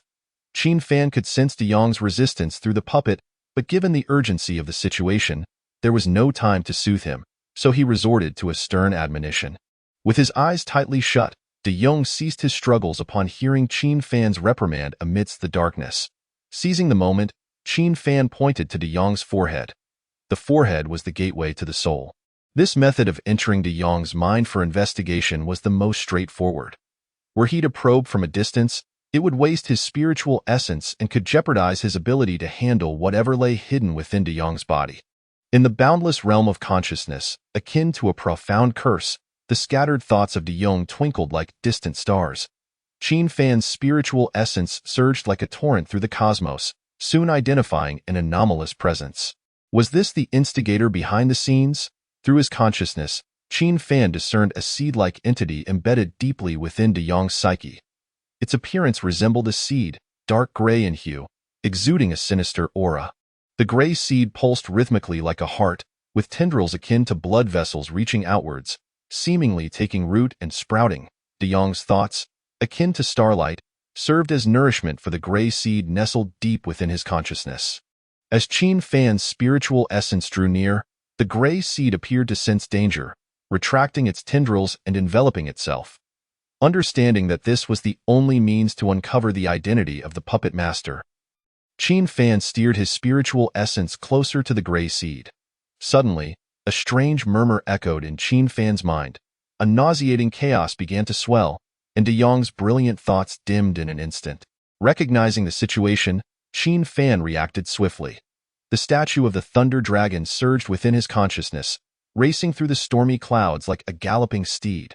The essence of thunder surged into De Yong's psyche, directly suppressing the gray seed.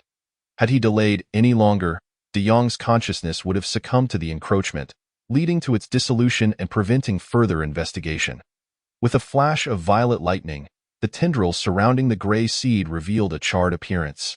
Qin Fan's spiritual essence, enveloped in the thunderous aura, surged through De Yong's consciousness like a torrent, directly assaulting the gray seed. This strike was akin to piercing through the stars, and the gray seed shattered immediately. Seizing the opportunity, Qin Fan hastily gathered the remnants of the seed's information. As time passed, the shattered remnants of the seed were pieced together in Qin Fan's mind like a puzzle. A vision materialized before him. Within a damp, dark cave, moss clung to the stone walls, with groundwater trickling through, forming a gentle stream upon the cave floor. As the scene continued to unfold, the perspective delved deeper into the cave, where a dark, oppressive aura began to manifest, signifying an alteration in the environment. The moss, typically found in humid conditions, had grotesquely transformed into fleshy tendrils, writhing restlessly. Upon closer inspection, a sense of slickness arose in Qin Fan's heart. Fortunately, he was no ordinary person. Otherwise, maintaining his composure would have proven difficult. Noting the alarming development, Qin Fan heightened his vigilance. Moments later, the vision reached the innermost recesses of the cave. On an uneven stone platform, a creature with a human face and a tiger's body came into view. The beast measured a length of 10 feet, not including its tail, which was as thick as a man's arm. Its claws glistened like daggers, radiating a chilling gleam. Muscles rippled across its body like mountains, and a heavy aura pressed down upon him. The creature's head resembled that of a middle-aged man, though its expression was ferocious. Exuding a bloodthirsty, savage demeanor, a mass of twisted hair adorned its head, stained as if dyed in blood at that moment. Qin Fan also noted several deep wounds visible to the bone across the creature's body, each wound emanating a layer of golden, oppressive energy. Qin Fan was intimately familiar with this golden energy. It was the national fortune dragon aura wielded by the Imperial Guards. Realizing the underlying circumstances surrounding the disturbances at the tea house, Qin Fan began to piece together the narrative. This tiger-like demon, known as the Tomb Tiger, had been rumored to feast upon humans, only to continue its gluttony by consuming corpses from tombs, gradually morphing into a demon. Once it had devoured a sufficient number of victims, its tiger head would mutate into that of a human. Having reached this stage, it was classified as a mid-tier demon. This incident likely stemmed from a royal inspection. As the Imperial Guards intensified their efforts to eradicate demons from the various temples, the Tomb Tiger, having sustained severe injuries from their onslaught, had ultimately retreated to the Shaoyin Mountain. As for the gray seed nestled within De Yong's mind, it was presumably a manifestation of the Tomb Tiger's ghostly powers. The creature's condition indicated that it was grievously wounded, unable to deal with even an ordinary person. Thus, the ghostly power had transformed into a demonic seed, which latched onto De Yong and others while they were fetching water from the ancient spring. It would consume their souls, and, once the ghostly entity was nurtured, return it to the Tomb Tiger as sustenance for its recovery. While Qin Fan continued to analyze, the blood-stained Tomb Tiger suddenly opened its blood-red eyes, the size of copper bells. Roar, a fierce roar filled with murderous intent reverberated through the void. Qin Fan remained unfazed. A sound reminiscent of a horse's neigh, yet akin to a dragon's roar, erupted, as the essence of thunder surged like a roaring river, countering the aggressive tiger's roar. Their initial encounter spiraled into a clash of wills across the void. However, Qin Fan was acutely aware that this was within De Yong's consciousness. To disregard this would lead to dire consequences. After withstanding the first wave of attack, Qin Fan promptly dispersed the vision. Understanding the situation, he utilized the essence of thunder to cleanse the remnants of the gray seed before withdrawing from De Yong's consciousness. In the outside world, the flickering candlelight presented a scene of apparent safety. Although the measures he had set in place remained unused, Qin Fan felt a sense of relief. Had the entity been capable of influencing this realm, The ability for him and Wang Qian to escape the tea house would have been uncertain. He retrieved the statues he had placed back into the wooden box and lifted the immobilization spell on the puppet De Yong. Having been affected, now lay unconscious in the chair. Nevertheless, preserving his life was already a significant fortune. Ensuring De Yong's safety, Qin Fan exited the side hall. "Did you discover anything, young Master Qin?" Wang Qian inquired eagerly upon seeing Qin Fan emerge unscathed. "Manager Wu, De Yong is fine, though he has now fainted. Please arrange for someone to carry him back to the main hall for rest, and inform everyone that there will be no further disappearances after tonight. At once." Wu Hongtao exclaimed with joy, hastily returning to the main hall to make arrangements. Once Wu Hongtao departed, Qin Fan pulled Wang Qian aside. "I have good news and bad news." A smile danced upon Qin Fan's lips as he assumed the role of a riddle maker. "What's with the riddles now?" Wang Qian remarked, recognizing the familiar smile. "Let's hear the bad news first." Sensing the smile at Qin Fan's lips, the seasoned Wang Qian knew the bad news might not be entirely grim. And he spoke up without hesitation. "The tea house guards have gone missing, and the mastermind is a mid-tier demon known as the Tomb Tiger." "What? We must flee immediately." Wang Qian's expression shifted to one of terror upon hearing the term mid-tier demon. The various demon races, comprising both spiritual and corporeal entities, defy easy classification within the cultivator hierarchy. They are generally categorized into low-tier, mid-tier, high-tier, and top-tier. Thus, a mid-tier Tomb Tiger possesses a strength equivalent to at least the second tier of a cultivator. Given that tiger demons are formidable within their tier, typically only third-tier cultivators can contend with them. Wang Qian's reaction was entirely understandable. "Do not panic. You have yet to hear the good news." What good news could possibly outweigh the need to escape? Although Wang Qian, with his seasoned experience, had already surmised the potential benefits, he still yearned to flee at the earliest opportunity, should he perish. The Zhao residents would undoubtedly decline, and even former adversaries might seek retribution against them. Despite Zhao Shan's mercenary nature, he had always been unwavering in his support for Wang Qian throughout the years, providing assistance without hesitation whenever needed. Zhao Shui treated him as a cherished daughter, demonstrating exceptional filial piety. For instance, when Qin Fan had previously gifted her a medicinal formula, her first thought was of Wang Qian.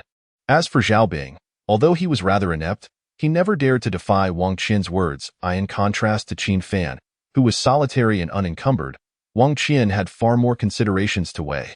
"Do not rush. Allow me to speak first." Upon witnessing this, Qin Fan refrained from further jesting with Wang Qian. After all, facing a mid-tier demon, the chances of survival for both of them were virtually non-existent. Wang Qian's reaction was entirely understandable, as the dangers encountered in Guanshan Market could still be navigated through sheer determination for survival. Subsequently, he divulged the information he had discovered. "Do you wish to hunt this Tomb Tiger?" Upon hearing Qin Fan's account, Wang Qian bowed his head in contemplation, quickly grasping Qin Fan's intentions. "Now is our best opportunity. If we can slay this Tomb Tiger demon, we could secure at least 10,000 gold coins. While wealth may not be paramount, the materials derived from a mid-level demon are exceedingly rare, even within Guanshan Market. Whether for personal use or bartering for more precious resources, this would significantly aid our cultivation journey. Old Wang, I surmise you have already reached the pinnacle of the first realm. Should you acquire the essence blood of the Tomb Tiger, breaking through to the second realm would likely be effortless. As for the potent demon blood causing a stronger backlash, the medicinal formula I previously provided should still hold some efficacy. Even if it falls short, with your strength at the second realm, obtaining further resources would be considerably easier. At least until you break through to the third realm, you need not fear any repercussions from the demon blood." After revealing his findings, Qin Fan then solemnly analyzed the benefits of acquiring a mid-tier demon with Wang Qian. Originally, given the circumstances surrounding the Tomb Tiger demon, Qin Fan had the potential to undertake the hunt alone, yet his prowess in close combat remained lacking. Moreover, he was exceptionally prudent, preferring to share a portion of the spoils to minimize unforeseen risks. The only individual capable of assisting him who was also willing to part with some of the benefits was Wang Qian. "Qin Fan, is the situation with the Tomb Tiger truly as you describe? One must understand that sometimes greed can blind the eyes. With your potential, it is only a matter of time before you achieve greatness." After calming his inner turmoil, Wang Qian inquired with a grave expression. He was acutely aware of the countless cultivators who, in pursuit of the extraordinary, had met their demise due to hasty decisions in obscure locales. While Qin Fan's analysis stirred his interest, he sought confirmation to ensure it was not a mere impulsive whim. Fear not. Given the tomb tiger's method of seeking prey, it is currently a challenge for it to even move. Even if it could unleash its strength at the second realm, I still possess means to ensure my survival. Qin Fan clapped his hand against the wooden box behind him, revealing an ancient wooden container. This was a relic left by the ancestors of the Qin family. According to his past life memories and personal deductions, it likely originated from the time when Qin Hai, an ancestor of the Qin family, acquired the legacy of the eerie sculpture. The family decree stated that in matters of life and death, this artifact could be utilized for survival. Seeing Qin Fan's earnestness piqued Wang Qian's curiosity, prompting him to extend his martial intuition to probe the wooden box in Qin Fan's grasp. In an instant, Wang Qian felt himself engulfed by an overwhelming darkness, his rational mind beginning to succumb to the abyss, as if an unspeakable terror lurked within the shadows. However, he reacted swiftly, retracting his martial intuition. And as his vision spun chaotically, he regained his composure. That moment, he became acutely aware that his body was drenched in cold sweat. "What is this?" he exclaimed, his voice laced with evident trepidation. "I cannot say for certain. It is an inheritance from my ancestors, providing only vague information. As long as the tomb tiger is not in its prime state, the cost of utilizing it will suffice for self-preservation." To persuade Wang Qian to join him in hunting the tomb tiger demon, Qin Fan decisively revealed his trump card. After all, no matter how powerful the artifact in his possession, it remained an external object, and it bore significant side effects. For Qin Fan, what he truly sought was the ability to wield transformative power over his fate. Mastering his destiny and pursuing eternal life was his ultimate ambition. "Very well. Since you possess such a safeguard, I shall accompany you on this venture." Wang Qian was not one to hesitate indecisively. Having a means of survival made him willing to embark on this journey. Despite the ties to the Zhao residence, it was challenging to alter his resolute nature. It is essential to recall that he had once traversed the world alone, daringly seeking the legacy of blood warriors amidst life-threatening peril. Now, having aged and experienced much, he had gained a degree of caution. With no threat to his life, he would naturally consent. Given the current state of the tomb tiger demon, escape was utterly impossible. The night had deepened, so they decided to rest for the night and take action the following day, ensuring a greater degree of safety. The nocturnal environment was ultimately more advantageous for demons. And for the sake of prudence, Qin Fan was willing to expend some time preparing. Recognizing that Qin Fan was not acting impulsively, Wang Qian felt a surge of anticipation within him as the blood that had lain dormant for years began to stir. After a brief discussion, they summoned Manager Wu to prepare separate rooms for them. Regardless of the circumstances, the tomb tiger demon remained a mid-level demon, and even if injured, both of them would need to exert their utmost effort. Moreover, with knowledge of the mastermind behind the scenes, there was no need to guard the patrons of the tea house. The tea house's guest room. A candle as thick as an arm illuminated the space. After dismissing Manager Wu, Qin Fan refrained from immediately bathing and sleeping.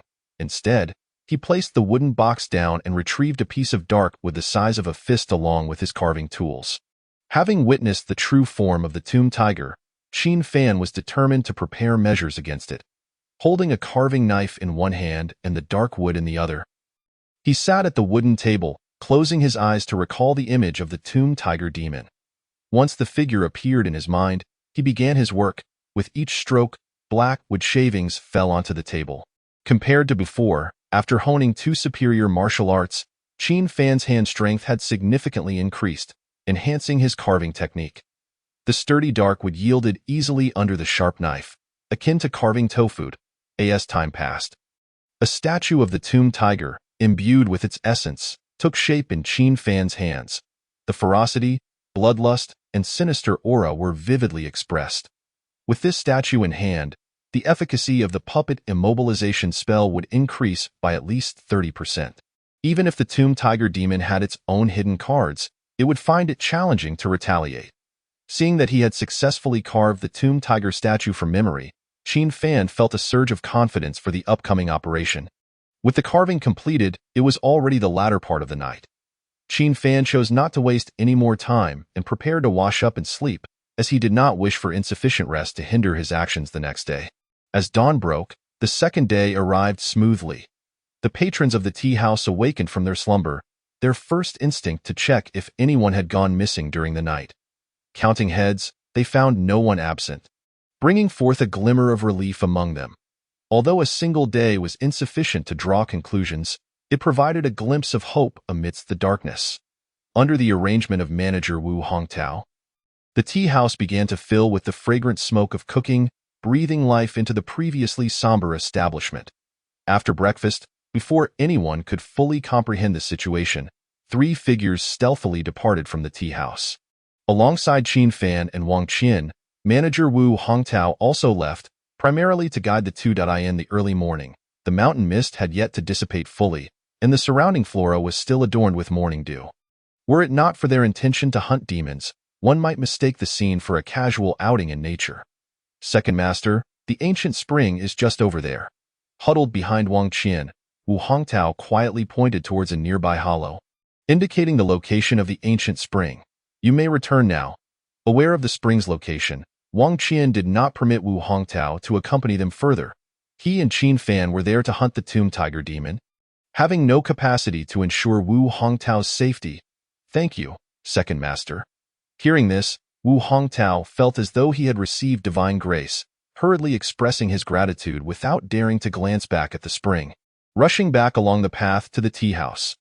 Once Wu Hongtao had departed, Qin Fan and Wang Qian proceeded cautiously towards the hollow where the ancient spring was situated. In mere moments, the ancient spring came into view, occupying an area of half a zhang, nestled against a towering cliff behind it, its surface as smooth as a mirror, undisturbed by even the slightest ripple. Surrounding it were various plants, verdant trees, low grass, and vibrant wildflowers, creating a scene teeming with life. Had they not known of the demon's presence nearby, the beauty before them would have been utterly captivating. The injured Tomb Tiger was likely hiding in a nearby cave. In the eyes of the ordinary, the scenery before them is breathtakingly beautiful. However, in Qin Fan's perception, a sinister aura pervades the vicinity. Confirming that his suspicions were not unfounded, Qin Fan immediately began to scan his surroundings, hoping to locate the source of the anomaly. It must be there. As a secret blood warrior, Wang Qian had already discerned the location of the Tomb Tiger's concealment the moment Qin Fan's words fell. After all, secret blood warriors draw their power from the blood of demons, granting them a heightened sensitivity to such entities far beyond that of their peers. Let us go. Ignoring the surrounding weeds and vines, the two swiftly made their way into the thicket, which lay more than 10 zhang away from the ancient spring. After a brief search, they discovered traces on the ground where it had been trampled, leading into a cave. Shall we enter? At this moment, Wang Qian had unsheathed his treasured blade, awaiting Qin Fan's command. Not in haste, let us first assess the situation. The cave was dark and damp, an environment unfavorable for both of them. So Qin Fan refrained from rushing in. He discreetly tapped the side of a wooden box behind him twice, then withdrew a wooden case containing a statue of a black dog meant to ward off evil. Old Wang, if the Tomb Tiger charges out, you only need to entangle it. I will control it with my techniques while you deliver the killing blow. Feel free to unleash your full potential. If the Tomb Tiger truly emerges, I will intercept it. Wang Qian took 2 steps forward, positioning himself before Qin Fan with an air of formidable determination. Seeing this, Qin Fan did not elaborate further. He immediately activated the statue of the black dog with his spiritual essence. Compared to before, after the tribulations of fleeing Qingshan City and a month spent carving protective statues, Qin Fan's spiritual essence had more than doubled. An invisible ethereal light blossomed at his brow, enveloping the statue in his hand. The statue's power to repel evil was now invigorated. Woof, woof, woof. Like a hunting dog trained by a hunter, upon catching the scent of prey, it barked fiercely. Under Qin Fan's enhancement, the efficacy of the statue's repelling power surged significantly. The sound of the barking could not be perceived by the human ear, yet the tomb tiger demon within the cave heard it distinctly. The sound contained a force it found deeply repulsive. Even the aberrant creatures around, mutated by the demon's aura, succumbed to this power and were slain. Roar. The severely wounded tomb tiger, sensing its life threatened, became agitated. Yet after a roar filled with ferocity, it did not charge out of the cave, but instead endured, blood still flowing from its wounds as it stood, its eyes fixed intently on the cave's entrance. Though demons are notoriously cruel and bloodthirsty, they possess a degree of intelligence beyond that of ordinary creatures. Powerful demons may even possess higher intellect than humans. This explains why, despite being fully prepared for a hunt, instances of unforeseen misfortune still occur. The tomb tiger demon realized that, compared to before, its strength had somewhat recovered, but due to the influence of the national fortune dragon energy, it remained in a state of extreme weakness. If it wished to confront the enemy outside, it must first extinguish the national fortune dragon energy enveloping it to escape its current perilous predicament. The cave's confined space was advantageous for it. Being adept in close combat, even when provoked by the enemy outside, the tomb tiger demon suppressed its bloodthirsty instincts. For it, the longer time passed, the more favorable the situation became.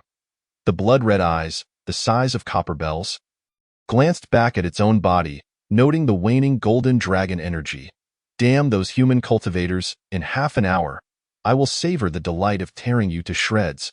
Inside the cave, the tomb tiger spoke unexpectedly, its voice laced with bloodlust and fury. Given its current state, it should have reached the peak of mid-tier demon strength. If it could advance further, it might even attain high-tier demon status. The injuries it had sustained indicated that the temple from which it emerged had evidently summoned powers surpassing that of a temple guardian. Outside the cave, after 3 barks imbued with repelling energy resonated, Qin Fan and Wang Qian's expressions turned grave, bracing for the tomb tiger's emergence. However, as a quarter of an hour slipped by, apart from a single roar, no further activity was detected. Qin Fan, is something amiss? In this tense moment, Wang Qian set aside pleasantries, directly addressing him. Upon hearing this, Qin Fan fell into contemplation before a faint smile appeared at the corner of his mouth. Old Wang, what reaction would a mid-tier demon have when confronted by a weaker entity that dares to provoke it? Are you suggesting it has lost the strength to retaliate against us? Indeed, either it is too grievously wounded to heed our taunts, or it is gathering its strength. Regardless, at this moment, its capabilities cannot match ours. Otherwise, it would not remain hidden within the cave. Then let us take the initiative. The longer we delay, the more disadvantageous it becomes for us. Despite having sensed the tomb tiger's injuries, 5 guards had already been consumed as blood offerings. If they lingered too long, it might regain some of its strength. And then they would truly find themselves in a precarious situation. Agreed. Wang Qian, having grasped the implications of Qin Fan's warning, quickly concurred with his assessment.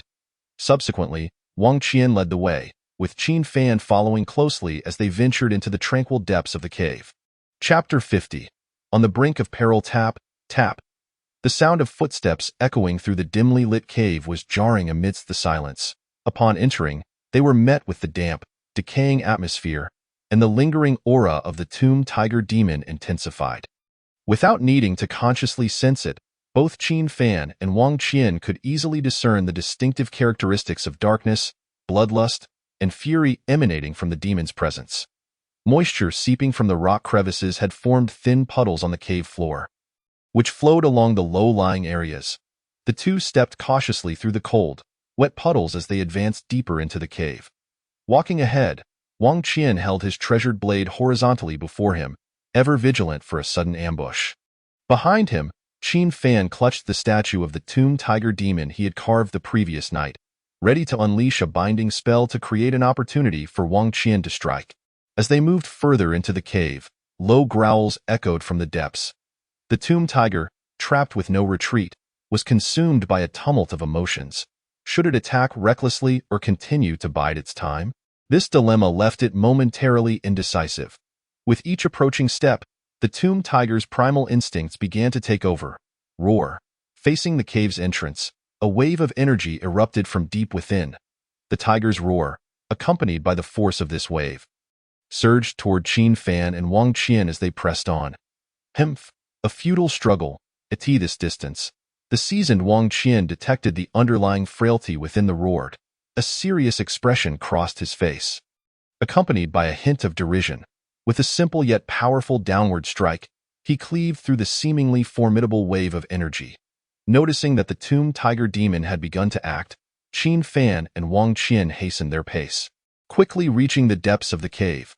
The darkness did not hinder their vision. They could clearly see the form of the Tomb Tiger Demon before them. Human cultivators, you pitiful lambs awaiting slaughter. Today, I shall rend you apart. Observing that Qin Fan and Wang Qian possessed merely the strength of the first realm, the Tomb Tiger Demon deemed them fit only for consumption. Now, emboldened by anger, it disregarded its own injuries and lunged at them with a primal ferocity. Before they could express their astonishment at the demon's ability to articulate, a fierce gust rushed toward them. Strike! Wang Qian bellowed, enveloping his silver blade in a dense aura of blood, boldly stepping forward to confront the foe head-on. Clang! The clash of blade against claw resonated, producing a sound akin to metal striking metal. Instantly, a wave of energy rippled around them. Though the Tomb Tiger was indeed a mid-tier demon, and even wounded, its physical strength remained formidable. Wang Qian felt a surge of blood rise in his chest from the immense force transmitted through the tiger's claw. With the instinct of a seasoned fighter, he suppressed the urge to cough up blood and swiftly retreated to Qin Fan's side, leveraging the force of the impact. Cough, cough. Are you all right? Qin Fan inquired with concern. I'm fine. This Tomb Tiger Demon is indeed as you assessed. Its strength is nearly depleted. Though he had sustained a minor injury from their initial encounter, the Tomb Tiger's condition was hardly better. The black-red demon blood flowed from the wounds, momentarily obscuring the remnants of golden dragon energy. Roar! I will tear you apart. The Tomb Tiger, feeling its wounds worsen, was overwhelmed by a surge of madness that obliterated its remaining reason. As Qin Fan and Wang Qian conversed, the black demon energy enveloped its form like smoke, and 5 tormented specters, their faces contorted in agony, were expelled from it, charging toward the two with the Tomb Tiger in tow. Woof! Upon witnessing this, Qin Fan refrained from immediately employing the puppet binding spell. The adversary was currently engaged in a desperate struggle, at the height of its ferocity. Thus, invoking the spell would likely fail to unleash its full potential. The Grave Tiger Demon, commanding the vengeful spirits formed from the 5 guards it had devoured, was precisely the type of malevolent entity that the guardian dog statue excelled at countering. Opting to harness the exorcising powers of the guardian dog statue was undoubtedly the most prudent choice at this juncture. With a resonant bark imbued with exorcising energy, the 5 vengeful spirits appeared to be struck by an invisible force, their dark forms becoming considerably fainter. The Grave Tiger was also affected, momentarily halted in its tracks. As detected by Wang Qian, seizing this rare opportunity, Wang Qian's body flickered with a spectral image of a demon, and he unleashed a formidable blade of light. The blade, akin to overlapping mountain ranges, descended with tremendous force upon the Grave Tiger Demon. With a thunderous crash, the ground trembled as the violent impact reverberated throughout the cavern. The collision of power even caused tremors within the cave, dislodging fragments of rock. Fortunately, the cavern they occupied was formed from a massive boulder, preventing any collapse. However, should such clashes continue, the outcome could be dire. The Grave Tiger, having been hurled into the air, crashed back to the ground, its anguished roars echoing incessantly. The dark smoke of its demonic essence swirled amidst its cries. After sustaining further grievous wounds, a renewed sense of weakness surged within the Grave Tiger, the scent of death driving it towards madness. In its blood-colored eyes, the ferocity was replaced by a distinct madness. Glancing at the barely visible vengeful spirits nearby, the Grave Tiger Demon opened its gaping maw, recklessly employing the devouring spirit technique. By consuming the vengeful spirits, it aimed to recuperate its strength, albeit at the risk of succumbing to the lingering thoughts of the spirits due to its grievous injuries, should luck be unkind. It could regress into a mindless state, driven only by primal instincts. The 5 vengeful spirits, having recently emerged and now weakened by the guardian dog statue's assault, could only express terror in the face of their master's intent to devour them. Offering no resistance, freeze. Just as the 5 vengeful spirits were about to be consumed by the grave tiger, a voice imbued with authority rang out. Qin Fan had employed the puppet binding spell. He was not merely a bystander waiting to reap the rewards. Sensing the grave tiger's unusual movements, Qin Fan's instincts urged him to halt the demon's actions. A statue, identical to the grave tiger, materialized before him, its surface adorned with intertwining runes that firmly bound the creature. Notably, a rune chain manifested around the head, thwarting the grave tiger's intent to devour its own vengeful spirits. Qin Fan, buy me 5 breaths of time. Wang Qian, half kneeling on the cavern floor, gasped for breath, no longer exuding his previous valor. Understood, came Qin Fan's strained reply. Binding a mid-level demon, even while severely injured, posed a daunting challenge. The puppet binding spell primarily targeted the soul, and there existed a significant disparity between Qin Fan's soul and that of the grave tiger. Despite its injuries, the impact on its soul was minimal. Particularly, the grave tiger's ferocity rendered the binding even more formidable. However, Wang Qian required 5 breaths of time, compelling Qin Fan to exert every ounce of his strength to procure it. 0.5 breaths, which could typically pass in an instant, now felt like an eternity. The statue had established a connection with the grave tiger, and Qin Fan's spirit was relentlessly battered by the demon's wild will. Akin to a tempest ravaging his thoughts, the rune chains on the statue felt as though they were taut with an invisible force, threatening to snap at any moment, as the 4th breath elapsed. Just as the 5th was about to be reached, crack! The grave tiger statue could no longer endure the combined forces, and the sound of splintering would send both Qin Fan and Wang Qian's hearts into a panic. Fortunately, Qin Fan reacted swiftly, opening a gap in a nearby box containing sealing artifacts against the grave tiger. Chapter 51. Slaying the grave tiger. Finally sensing freedom, the grave tiger demon bore a sinister grin. It no longer cared for its intelligence. All it desired was to slay the human cultivator before it, harboring no regrets. Furthermore, the likelihood of completely losing its intellect was not absolute. Just as it prepared to boastfully consume the vengeful spirits, an eerie presence descended, rendering its body rigid once more. The sealing artifact, though fearsome, could not solely rely on its aura to subdue the grave tiger. However, in an instant, the demon recognized the threat posed by the artifact's aura. Yet, this momentary clarity brought the frenzied grave tiger back to a semblance of rationality, its face betraying a look of terror. For the sealing artifact was an enigmatic object that could not be destroyed. A creation born from the act of sealing. Although the artifact before them was of the most basic tier, the fully powered grave tiger had to treat it with caution. Meanwhile, Wang Qian would not squander this opportunity. As the grave tiger hesitated in its survival instincts, a blade of crimson light, akin to a piercing rainbow, struck the wounded neck of the grave tiger. This very spot bore the marks left by the royal guards of the Great Cauldron Temple. Before departing the tea house, Qin Fan had informed Wang Qian that the injuries inflicted by the Great Cauldron Temple as personnel were the most susceptible points in the grave tiger's defenses. With a gruesome strike through its neck, the ferocious grave tiger demon emitted a low, dying growl.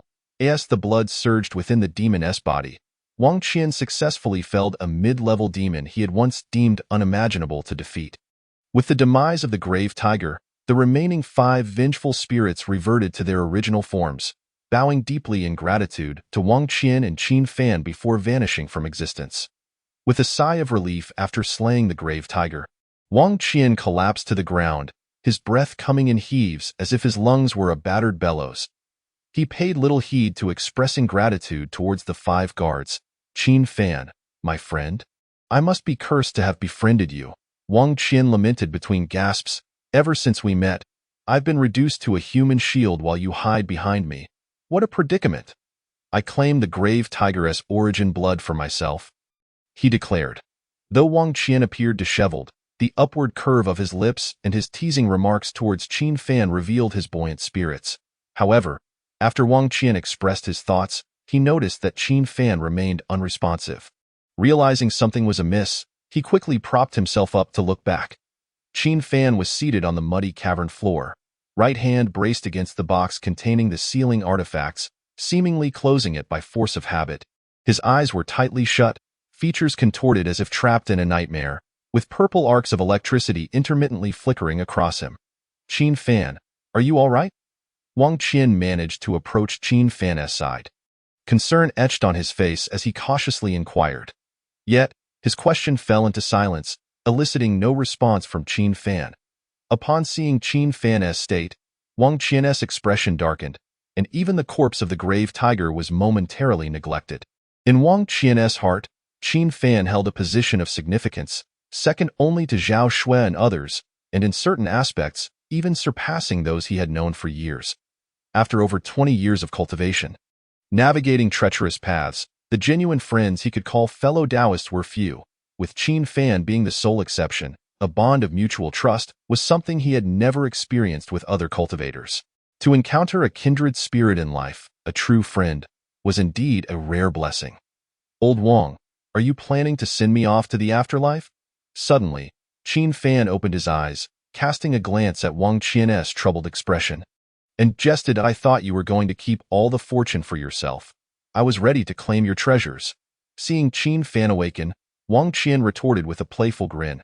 Haha, anything you leave behind for me is still better than letting it fall into the hands of outsiders.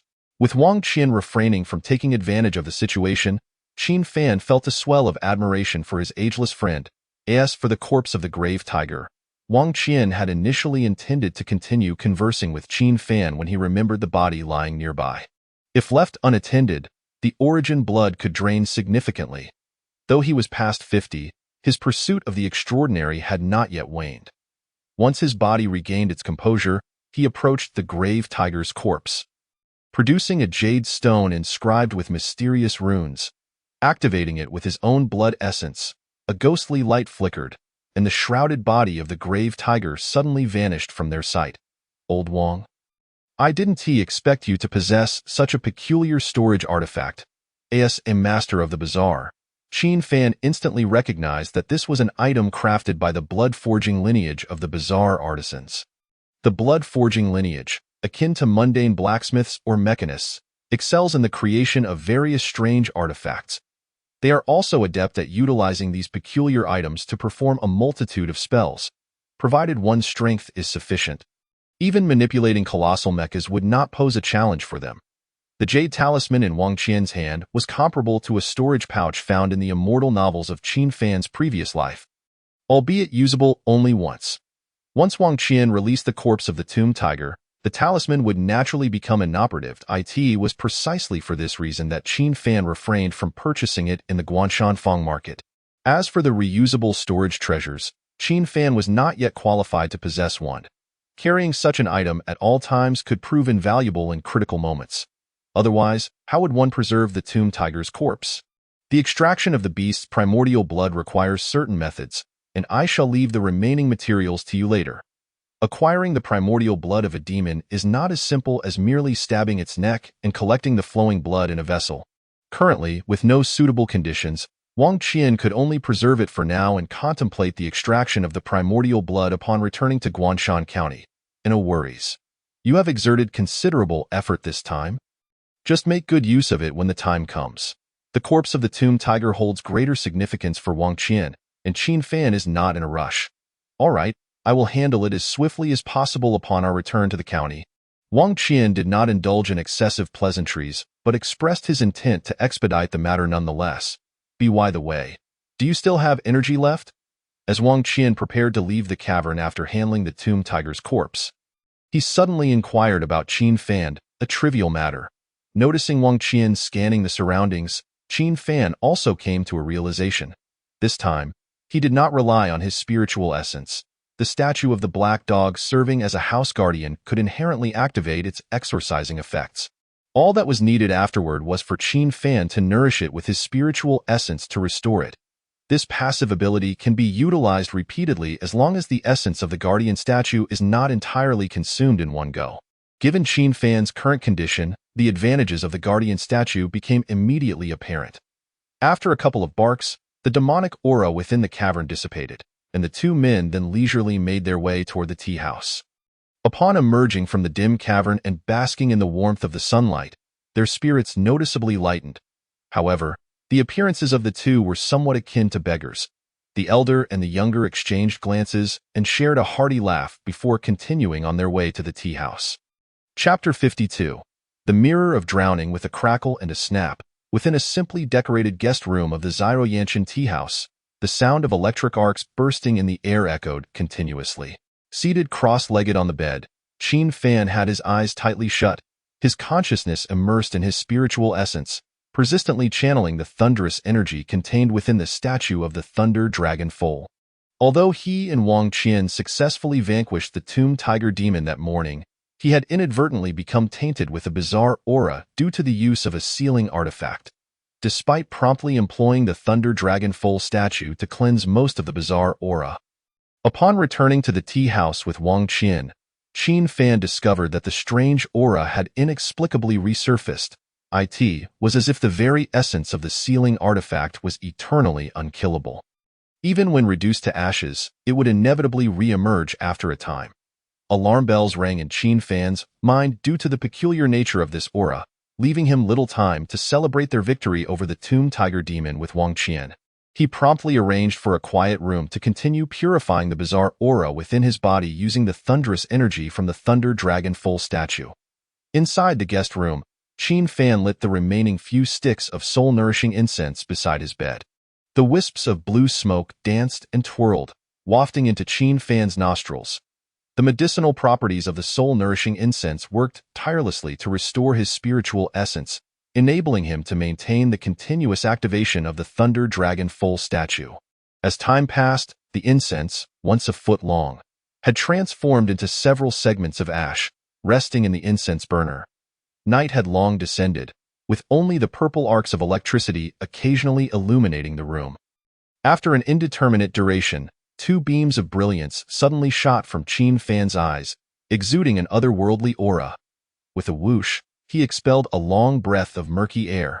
Fortunately, he had cleared the vast majority of the bizarre aura at the first opportunity, preventing it from further proliferating within his body. Otherwise, recalling the fate of the Qin family, which had been plagued by the bizarre aura for generations, sent a chill down his spine. Although the curse had long been lifted, he could not be certain if the bizarre aura lingering within him might trigger its return. In this extraordinary world filled with the bizarre, one could never be too cautious, particularly after experiencing the hunt for the Tomb Tiger Demon. Qin Fan understood that excessive confidence could sometimes lead to one's downfall. After a moment of relief, Qin Fan finally rose, using the remaining light in the room to ignite a candle nearby. Under the bright light, despite his face showing signs of fatigue from half a day's exertion of spiritual essence, a glimmer of brilliance still shone in his eyes. Though his time as a master of the bizarre had been brief, Qin Fan's spiritual essence had undergone numerous refinements. Now reaching the pinnacle of the first realm, he merely required a transformation of his spiritual essence to break through to the second realm. However, this threshold is not something that can be crossed carelessly.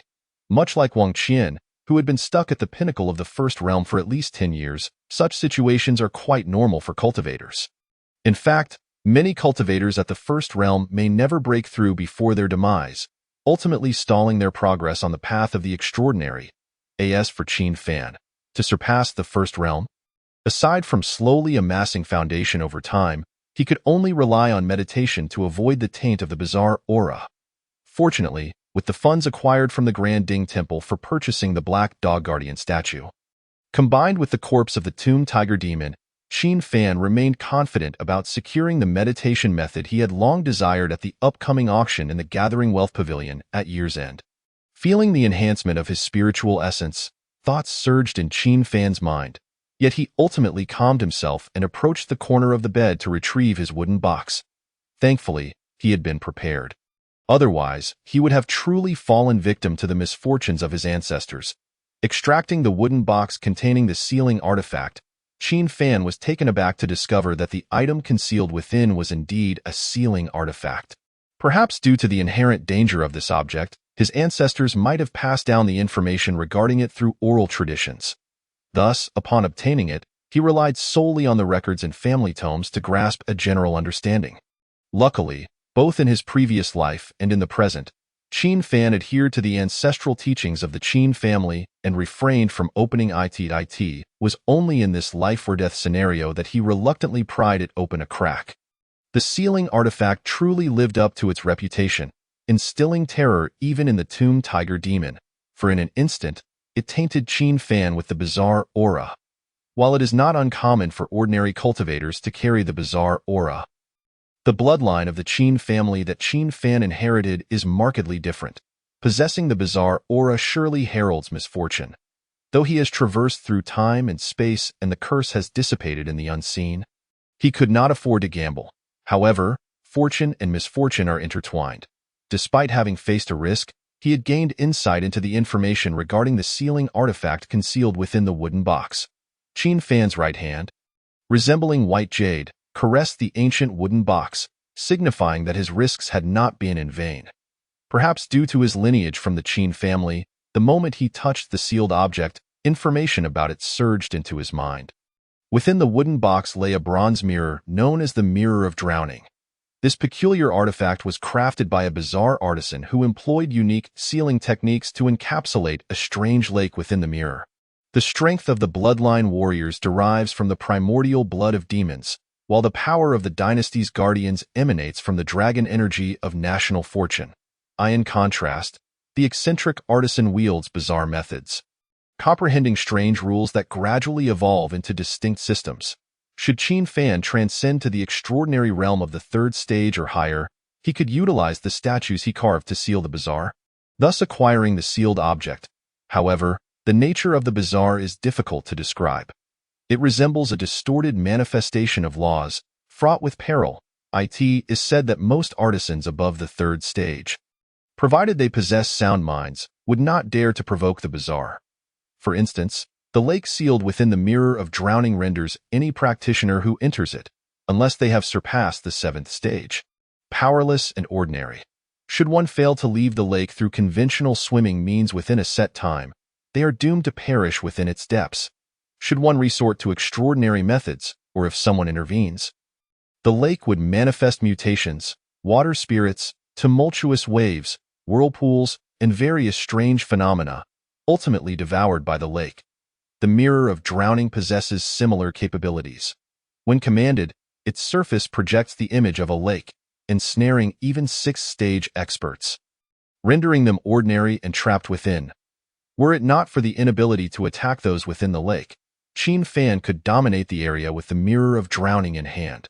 Nevertheless, due to the bizarre aura, he is currently unable to wield this sealed object effectively. Only by breaking through to the 4th stage and refining the Thunder Dragon statue in his soul to greater strength might he resist the encroaching bizarre aura. Even so, he must bear the cost associated with using the sealed object. Except for transcendent beings above the 7th stage, anyone utilizing a sealed object must endure a price. This is an ironclad rule.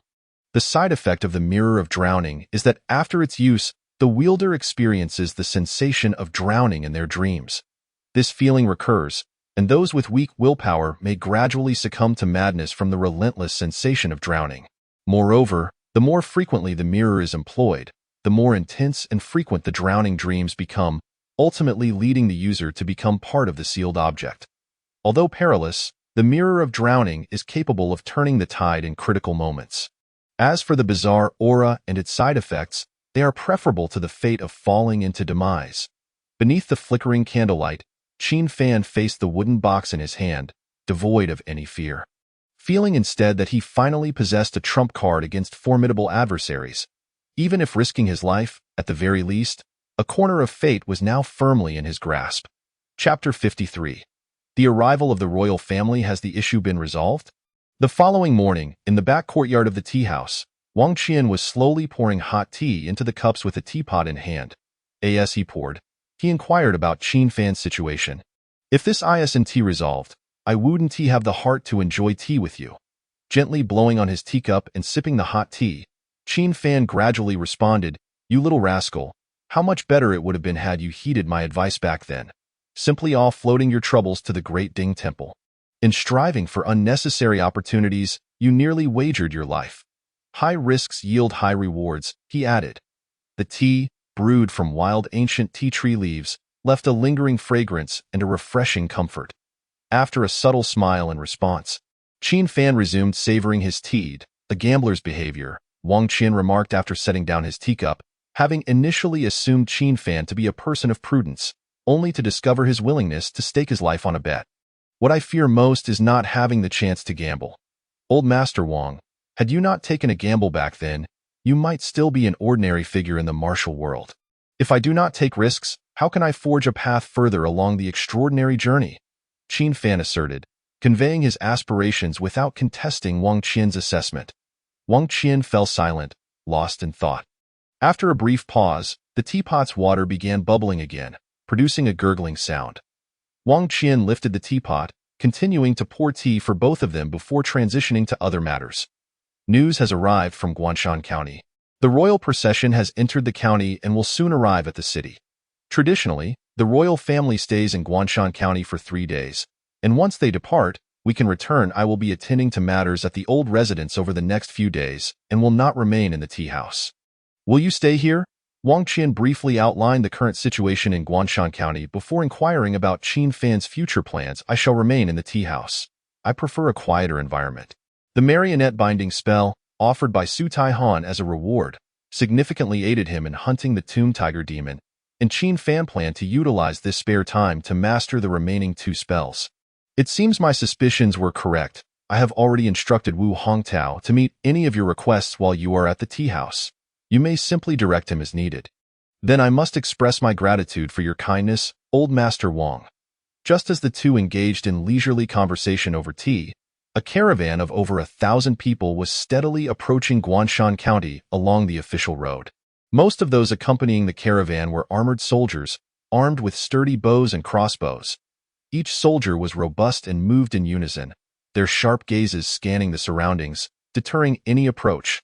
This heavily guarded caravan was none other than the royal procession touring the 9 provinces. Despite its relatively small number, few forces would dare to underestimate it.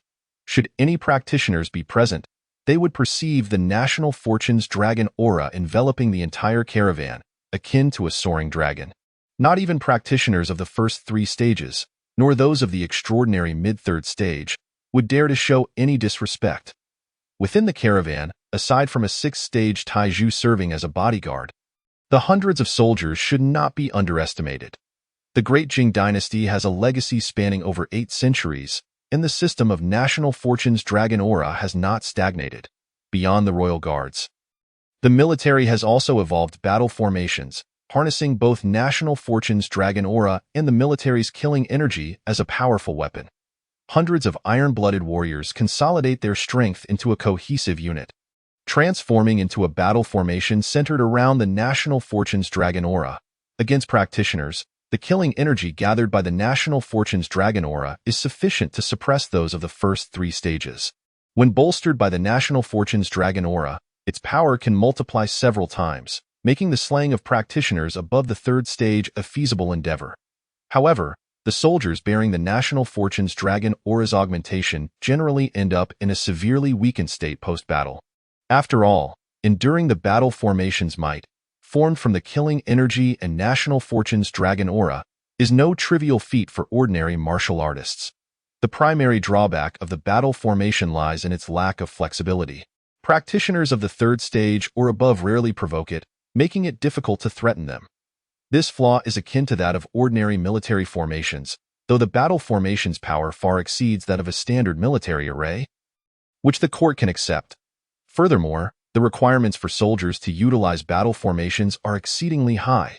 Throughout the Great Jing Dynasty, the number of soldiers capable of employing such formations has never exceeded 10,000. This particular army is referred to as the Imperial Guard by the Great Jing Dynasty, remaining firmly under the royal family's command. Before the royal caravan had even approached Guanshan County, the high-ranking officials of the government and the Great Ding Temple were already waiting at the city gates. After a brief interval, as the caravan arrived at the gates of Guanshan County, the long-awaited officials immediately bowed in greeting, exclaiming, "We humbly welcome the Holy Envoy to tour Guanshan County." The simultaneous chorus of greetings resonated at the city gates. while the national fortune's dragon aura, formed by the laws and order of the dynasty, gathered the hearts and wills of the people, surging into the skies. In an instant, the atmosphere above the city gates transformed. However, such changes were imperceptible to ordinary citizens and most officials. As the greetings ceased, a rider advanced from the caravan towards the city gates, delivering the command to the county governor and other high-ranking officials before promptly returning. Upon receiving the royal decree, the officials of Guanshan County immediately stepped aside, welcoming the royal procession into the city. How dull! Inside the luxurious four-wheeled carriage at the heart of the royal caravan, a sweet-looking young girl leaned against the window, observing the behavior of Guanshan County's high-ranking officials with her bright, wide eyes. "Brother, how long until we return to the capital?" Retracting her gaze, she turned to the young man seated beside her. Dressed in dark gold finery, his demeanor regal. The complaining girl was none other than Princess Lingxin, the youngest daughter of the current emperor of the Great Jing dynasty. Initially, she had anticipated that the tour would be exciting, but the majority of the time had been consumed by travel, and after prolonged hours in the carriage, the novelty had worn off. "Weren't you the one crying and begging to join the tour? Why are you now longing to return to the capital?" The man wore a mischievous grin as he teased the princess before him. He was none other than Wei Mingxian, the fifth prince of the dying dynasty, and the full brother of Princess Lingxin. The two siblings were born of the esteemed consort Shu in the imperial harem. The emperor's harem wielded considerable influence, significantly impacting the gathering of the nation's dragon energy. Thus, the harem of the dying dynasty did not comprise 3,000 beauties. Instead, the emperor's wives and concubines were limited to 3 palaces and 6 courtyards. The 3 palaces included the empress and 2 favored consorts. And under normal circumstances, the title of crown prince would typically be conferred upon the sons born of the empress or the consorts. The fact that Wei Mingxian was chosen to represent the royal family on a grand tour of the realm clearly indicated his esteemed position in the eyes of the dying emperor. Humph! Princess Lingxin, feeling a swell of frustration, let out a cold snort and cast a glance at Wei Taifu, who was quietly sipping tea beside her. "Taifu, my royal brother is bullying me." Having found no favor with her brother, Princess Lingxin promptly reported the matter to the accompanying Wei Taifu. He was the instructor of the royal offspring and also held the esteemed title of Grand Priest of the Great Ding Temple. Possessing extraordinary strength at the 6th realm, originally of humble scholar origins, he had achieved the highest honors in the imperial examinations, but, upon learning of the existence of demons and monsters, willingly relinquished his accolades to join the Great Ding Temple as a protector of the dynasty. He acted in accordance with the laws of the dynasty and restrained himself with propriety, vanquishing countless demons and monsters, ultimately rising to the position of Grand Priest. His unwavering character earned him the emperor's favor. Leading to his appointment as Taifu, tasked with educating the royal heirs, an imperial tour is a matter of great national importance. It cannot be taken lightly. Setting down his teacup, Wei Taifu admonished with a serious demeanor. Princess Lingxin, chastised, remembered the Taifu's nature and pouted, whispering her grievances. "Old fossil." Only Wei Mingxian, witnessing his sister's continuous vexation, secretly chuckled to himself. Meanwhile, the royal procession had entered the county city, with officials trailing closely behind. Chapter 54. Understanding magical arts. As the royal entourage arrived at Guanshan County, it swiftly captured the attention of various powers within the region. Among the court officials, some sought to gain the favor of the 5th prince, Wei Mingxian, hoping to advance their careers. Conversely, many officials lived in trepidation, employing various clandestine means to cover their tracks, with even the threat of silencing witnesses not being unheard of. Additionally, the extraordinary forces in Guanshan County welcomed the royal procession with open arms while secretly monitoring when the 5th prince and his companions would depart. At that moment, Guanshan County resembled a small pond that had attracted a mighty dragon. Even the slightest action could spell disaster for the fragile waters. However, the tempest brewing within Guanshan County had no bearing on the distant Dayuan town. For the common folk living at the bottom rungs of society, the arrival of eminent figures from Guanshan County was merely fodder for idle chatter after meals. As for Qin Fan, who was hiding in the Zhao Yanshan tea house, he remained utterly indifferent to the changes within Guanshan County. After Wang Qian departed from the tea house, Qin Fan redirected his focus to the three magical arts he had acquired. In the tea house's rear courtyard stood a wild, ancient tea tree, a moss-covered stone pavilion, and several winding paths of gravel. In addition, the courtyard was adorned with flora cultivated to mimic a natural environment. In this artificially constructed tea house, the tranquil scene of birds singing among blossoms was a rare and serene tableau, filled with the essence of nature's elegance. However, after Wang Qian's departure, Qin Fan's figure lingered within the stone pavilion. There, he closed his eyes and extended his spiritual essence, delving into the spells recorded on the scroll in his hands. Whenever he encountered a puzzlement, he would momentarily open his eyes, savoring the tea while contemplating. Whenever he experienced a revelation, he would once again immerse his consciousness in the scroll. Qin Fan was not lacking in magical arts. He had mastered two inherited spells, namely the Enlightenment of Spirit and the Oblivion of Self. He also possessed records of ordinary low and mid-tier spells in his mind, yet he held no interest in them. This was because these spells were primarily documented in conventional language, often with some deficiencies that hindered his cultivation. Most of these spells involved curses and bindings, inherited from the ancestors of the Qin family. Although they were shrouded in mystery and held a certain allure for Qin Fan, he was well aware of the lessons learned by his forebears and would not recklessly test the waters. His pursuit of the Oblivion of Self was primarily due to it being a transmission spell from the Guidao lineage. The realm of cultivators, demons, monsters, and various rare herbs were generally categorized into 4 grades: low, mid, high, and top tier.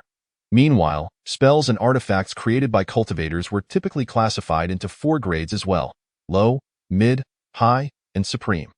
The first 2 grades corresponded to the first 3 realms of cultivation, while the latter 2 corresponded to the middle 3 realms.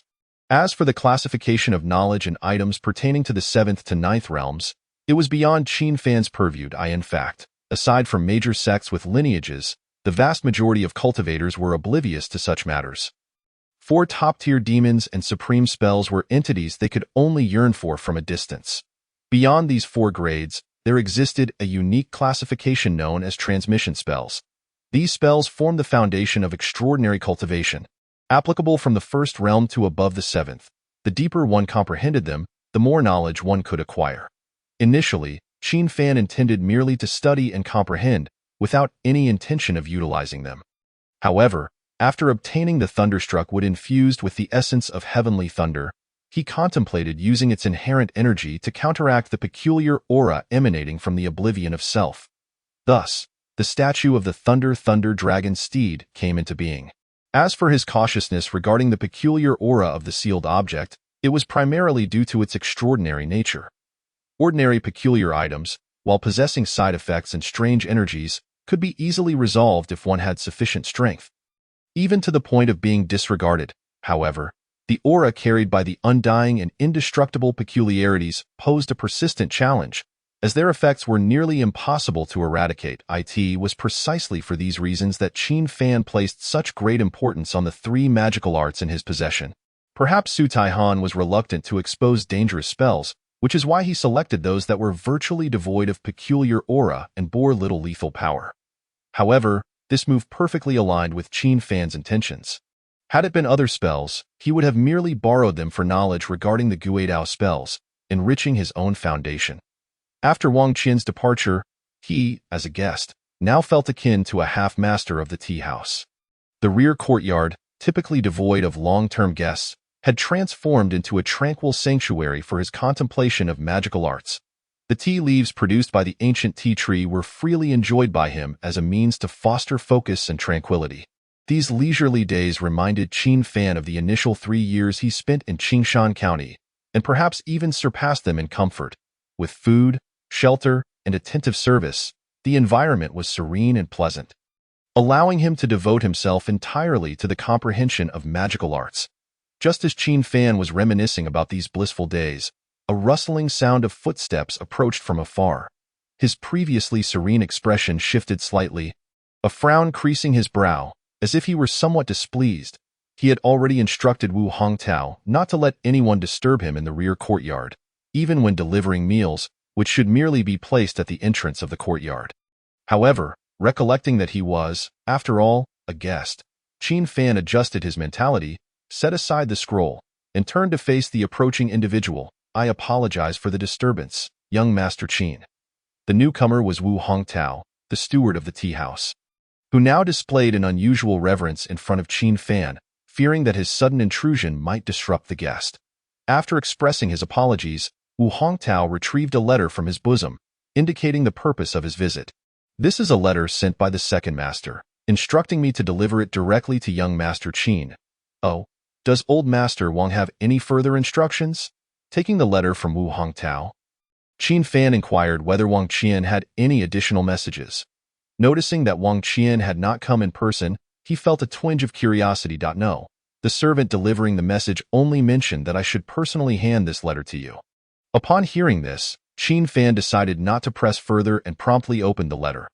After perusing its contents, he finally understood why Wang Qian had not visited the tea house personally. It turned out that after acquiring the remains of the Tomb Tiger Demon, Wang Qian had sent word to Zhao Shan, asking him to keep an eye out for the auxiliary items needed for his advancement to the second realm.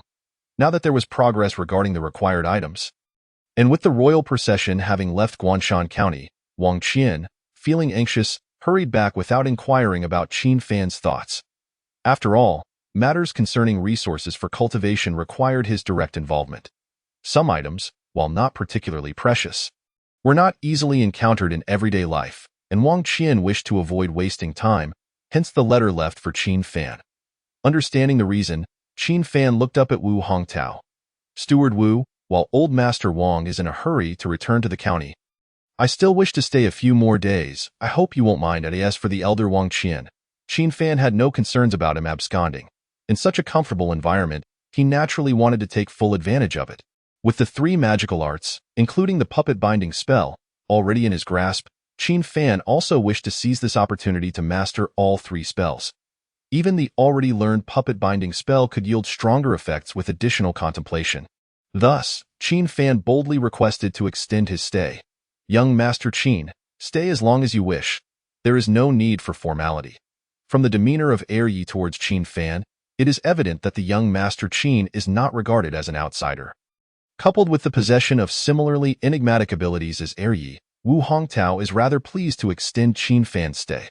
Although there are no unusual occurrences at the tea house currently, Qin Fan's presence brings them a sense of reassurance. Thus, I must trouble Manager Wu. Not at all, not at all. Understanding the situation, Manager Wu refrains from further interruption and respectfully takes his leave from Qin Fan. In the days that follow, Qin Fan devotes his entire focus to the comprehension of magical arts. He must return to Guanshan County before Wang Qian ascends to the second realm to assist in protecting him during the transition, thereby averting any untoward disturbances. This is also a request conveyed in the letter from Wang Qian. Half a month later. Chapter 55. Return to the county city with the arrival of late autumn. A chill wind stirs the fallen leaves.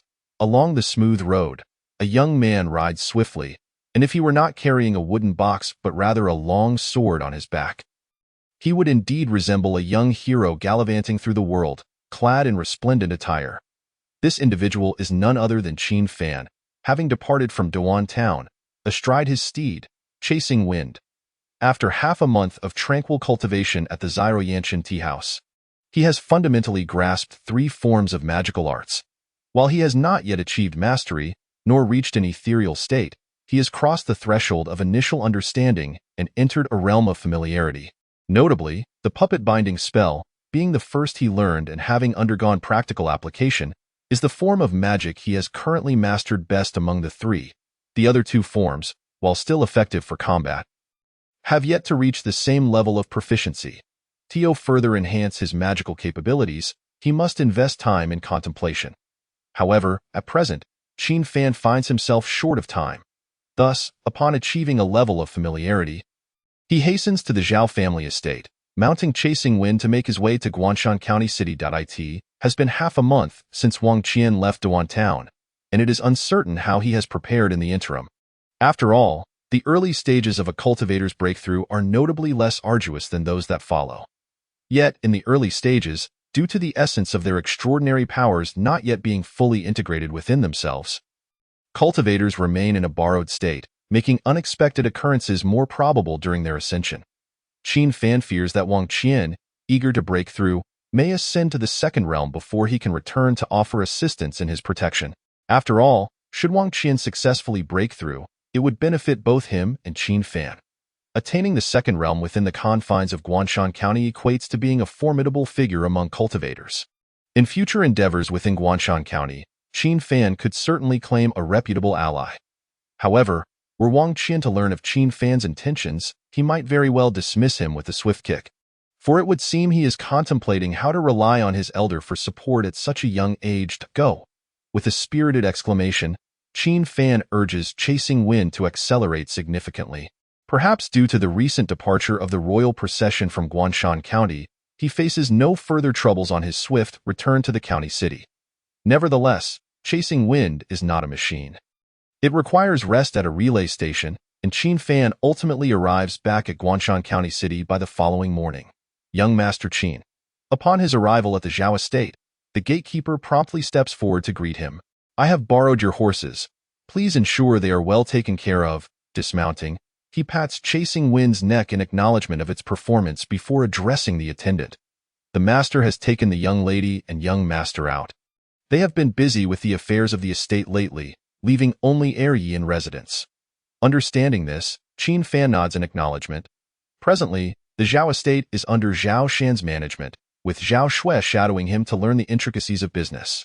As for Zhao Bing, despite his limited capabilities, he is the nominal heir to the Zhao estate and must grasp the fundamentals of the family business and its operations.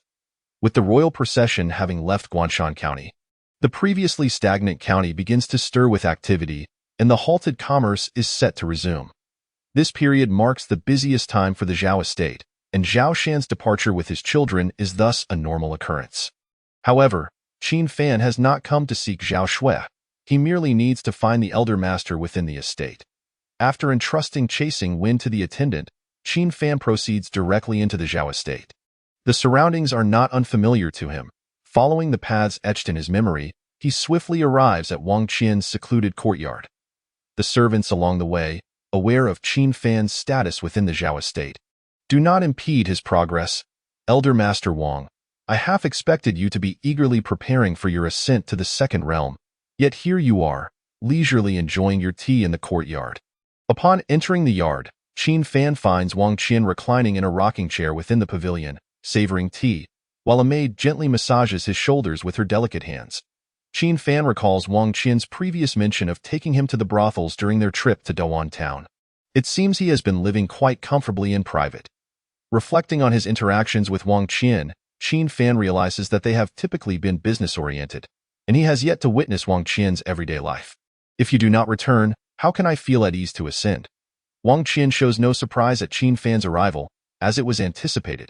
He chooses to ignore Qin Fan's teasing. As a normal man and a cultivator following the path of a blood warrior. His vitality is inherently robust.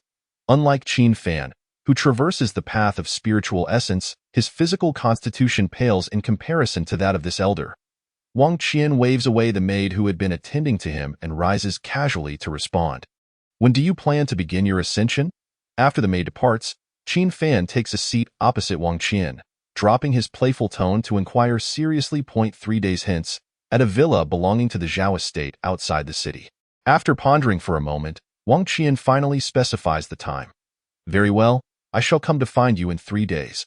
Now aware of the exact timing, Qin Fan, efficient in his actions, intends to take his leave.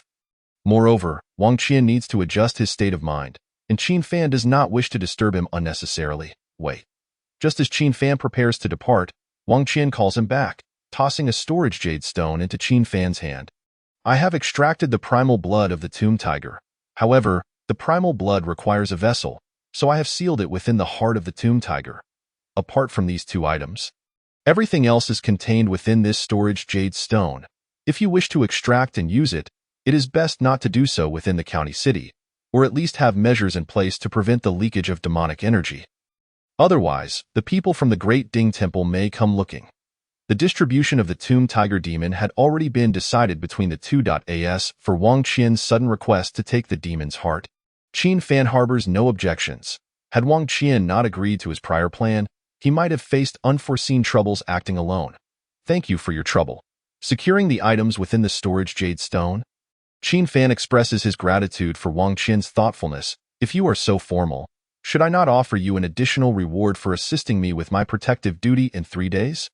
That would be agreeable. After all, once you ascend to the second realm, earning money will be a trivial matter for you. The Zhao Estate's business will surely prosper. Qin Fan finds Wang Qian's proposal quite favorable. Showing no signs of hesitation, dream on. This time, in pursuit of his ascension to the second realm, Wang Qian has exhausted his own resources, even drawing upon a significant amount of the Zhao Estate's funds. Observing Qin Fan's intent to take advantage of him, his tone shifts immediately, and he begins to usher Qin Fan out. Upon witnessing this, Qin Fan laughs heartily as he exits the Zhao Estate. After leaving the estate, Qin Fan proceeds directly to his shop, having been away for over half a month, and he finds himself somewhat nostalgic for his little establishment. After all, Qin's carving shop is currently his only refuge. Serving as a semblance of home. Chapter 56. An unexpected appearance. Candied hawthorn, sweet and sour candied hawthorn. The finest rouge just arrived. The old wine from Tongfu and has been uncorked. Come and taste. On the bustling streets of Guanshan County City, the vibrant atmosphere far surpasses that of before. Perhaps due to the royal procession's visit, the county city, previously suffocated, now experiences a surge of consumer fervor. The broad, well-paved streets are teeming with people, and the cacophony of vendors calling out their wares immerses Qin Fan in the rich ambience of earthly life. Tongfuin, as Qin Fan hurries along the lively street towards his shop, he halts upon hearing the mention of Tongfu Inn and, at the entrance of the inn, a young attendant is fervently attempting to attract customers. Seeing that it is not a mere maidservant, Qin Fan breathes a sigh of relief. Having briefly feared he had stepped into a novel-like world of martial arts. Subsequently, he has no desire to linger any longer and quickens his pace toward Tianxiang Street. Manager Qin, you have returned? I thought you had given up on business. At the street corner, the owner of the wonton stall, upon spotting Qin Fan's reappearance, seems to exhale in relief. Bo, I have yet to indulge enough in your wontons. Even if I were to cease business, I would still ensure to patronize your establishment. By the way, here is the payment for the wontons. Please continue to send them. Upon noticing the change in the old man's expression, Qin Fan immediately understands. Having departed for Dawan Town without settling his previous bill, his month-long absence must have caused some concern. Ordinary folk would go to great lengths to stretch a single coin. And to Qin Fan, the amount owed for meals is negligible, yet it could mean several days of hard work wasted for the old man. Qin Fan holds no grievance regarding the elder's thoughts, for he cannot impose his own perspective on ordinary people who merely seek to meet their basic needs. Thank you, Manager Qin. The wontons you ordered will be delivered by Nyo every day. Punctually. Upon catching sight of the silver dollar in his hand, a broad smile instantly illuminated the face of the wonton stall owner, who promptly assured, then I shall trouble you, Bo having dealt with this minor matter. Qin Fan then turned the corner and made his way to his own shop. As he pushed open the door that had been closed for over half a month, a gentle cascade of dust rose in the golden sunlight. Aside from the dust, there were no other notable changes within the shop. The 3 masterful statues behind the counter remained undisturbed in their places, indicating that no unwelcome visitors had graced his establishment. My lord, just as Qin Fan was about to tidy up his shop, Wang Er, clad in satin, arrived at the entrance, bowing respectfully to greet him. You have come so swiftly? Noticing Wang Er's fine attire, Qin Fan scrutinized him from head to toe before casually inquiring. I had my men stationed by the shop, and as soon as I saw you return, I notified them immediately, Wang Er replied. His tone slightly hurried, with beads of perspiration forming at his temples, suggesting he had rushed over upon receiving the news. Doing quite well, I see. You even have your own little minions now. Glancing at the corner of the shop where 2 individuals were clad in snug attire.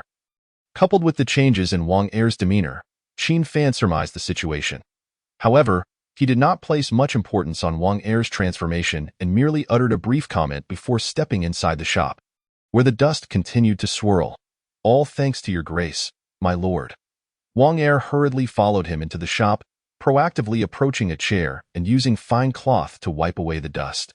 He also made sure to attribute the credit to Qin Fa and My lord. Please take a seat.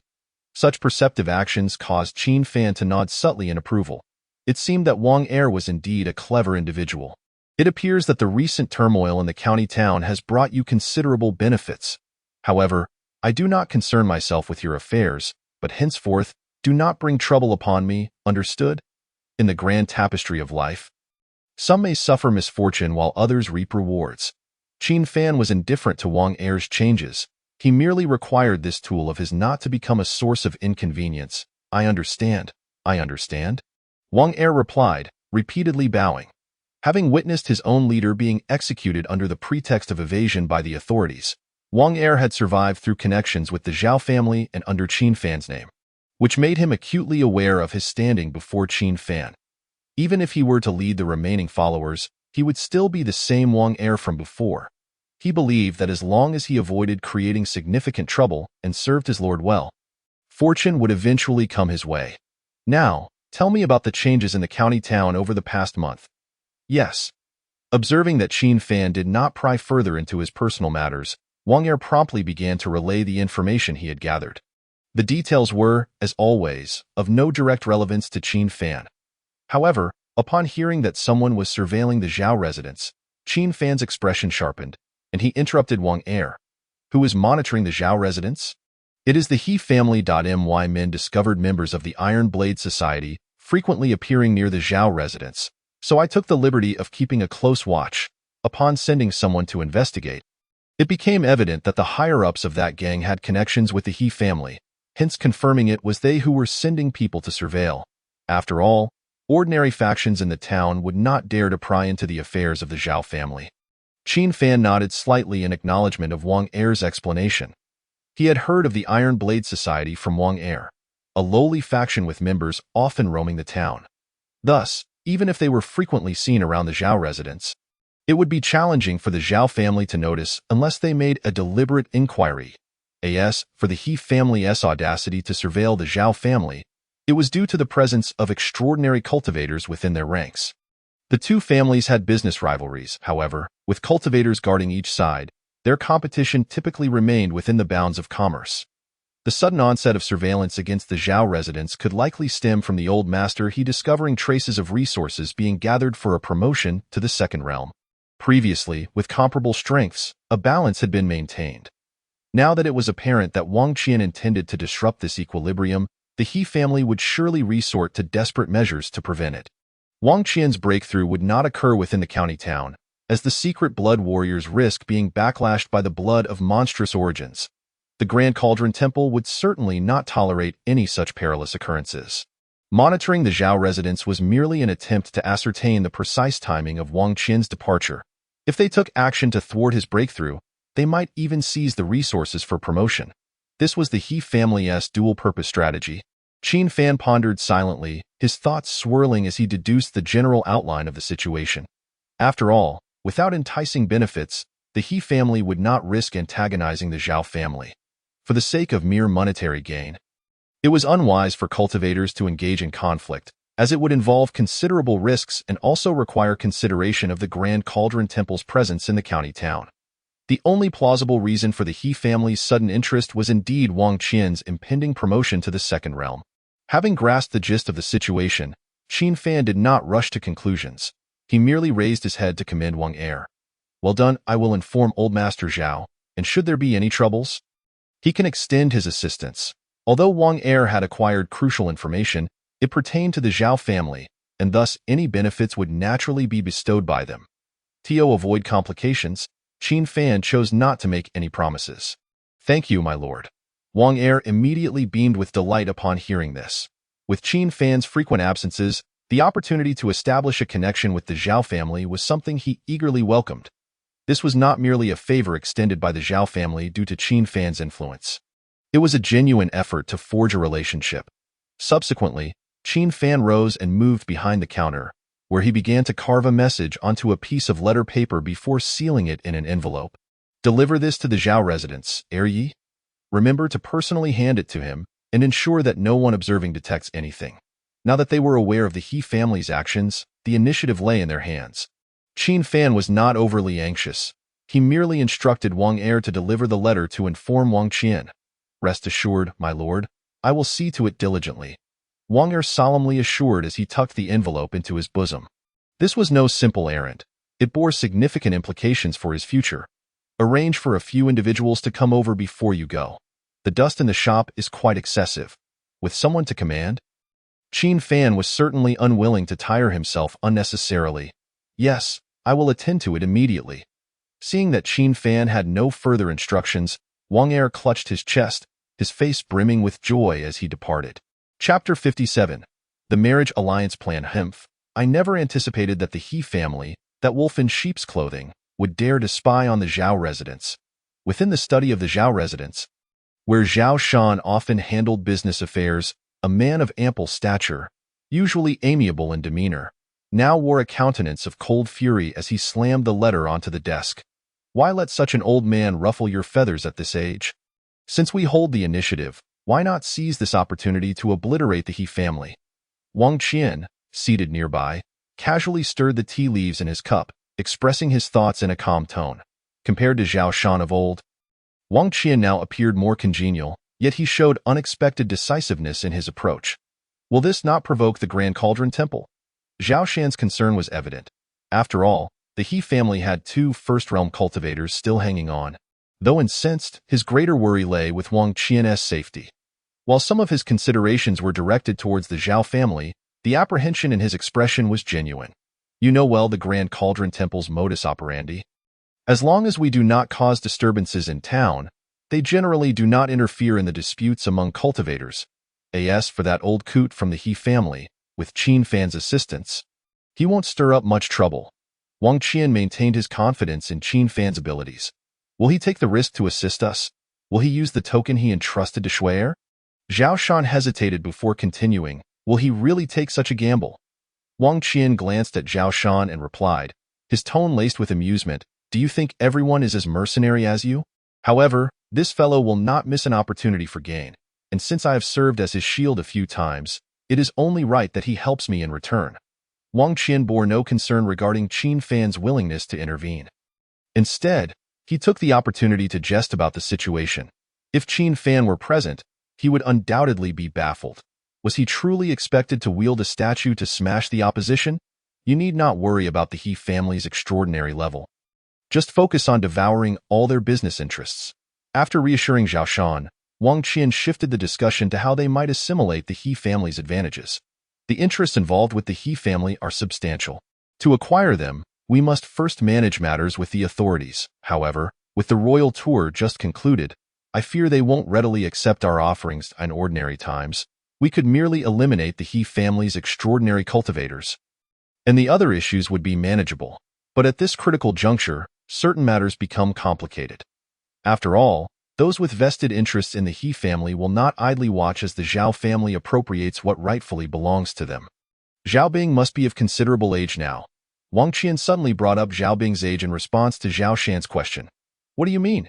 Zhao Shan appeared to grasp Wang Qian's intent, but was still unclear about the specific target he had in mind. I have heard that the little daughter of the county's lieutenant has reached marriageable age. Zhao Bing is no longer a child. Though not a debauched youth, his abilities and talents are average, and his character leans towards indulgence. Let us enlist him to contribute to this significant life event. While we are still able to hold our ground for a few more years, let us nurture the 3rd generation of the Zhao family. In response to the inquiries posed by Zhao Shan, Wang Qian intended to resolve the matter through a strategic marriage, advocating for Zhao Bing to marry and bear children at an early age, which would also benefit the Zhao family's future legacy. Although his secret blood warrior heritage was somewhat incomplete, he had been diligently working to remedy this over the years, bolstered by the medicinal formulas provided by Qin Fan to cultivate the 3rd generation of the Zhao family into cultivators, instilling him with a modicum of confidence. However, due to the significant implications of the formulas, he had not disclosed this even to Zhao Shan, choosing instead to ensure that only one person from each generation of the Zhao family would be privy to such knowledge. As for the others, their capabilities would suffice, which would guarantee the Zhao family's main lineage remains robust and minimizes internal discord. Cheng Junwei, a 2nd-tier secret blood warrior, held a position in the Guanshan County government that was second only to the county governor, and he was likely to agree to this marriage proposal. Zhao Shan would undoubtedly welcome the prospect of allying with the county magistrate, though he harbored concerns that the latter might refuse. As for Wang Qian's assertion that Zhao Bing had accomplished nothing, he dismissed it, believing that if Zhao Bing had any semblance of ambition, he would not have jeopardized Schwerer's lifelong happiness. Previously, Zhao Shan felt they would have been looked down upon, but now that Wang Qian had successfully broken through to the second tier, Zhao Shan was confident the magistrate would be willing to forge a familial alliance with them. Therefore, after dealing with the cultivator from the He family, I will promptly initiate my advancement. You must immediately reach out to Cheng Junwei to express our intention for the marriage and inform him of my breakthrough to the second tier. Once the marriage is secured, all business dealings of the He family within the county will revert to us, and no one else would dare to intervene. The annihilation of the He family will not be tolerated by Wang Qian, as he would not allow anyone to encroach upon his interests. His visit to Zhao Shan's study this evening was also to strategize the aftermath of the He family's downfall. Very well. I cannot interfere with the matters concerning cultivators, and you need not worry about anything else. Upon hearing Wang Qian's plans, Zhao Shan's initial hesitation vanished instantly. Since Wang Qian had resolved to proceed, he would naturally lend his full support. The only sacrifice would be Zhao Bing, who currently enjoyed a comfortable life. With a formidable maternal background, any future endeavors to indulge with his dubious friends would be mere pipe dreams. However, considering Zhao Bing's potential contributions, Zhao Shan found some value in him.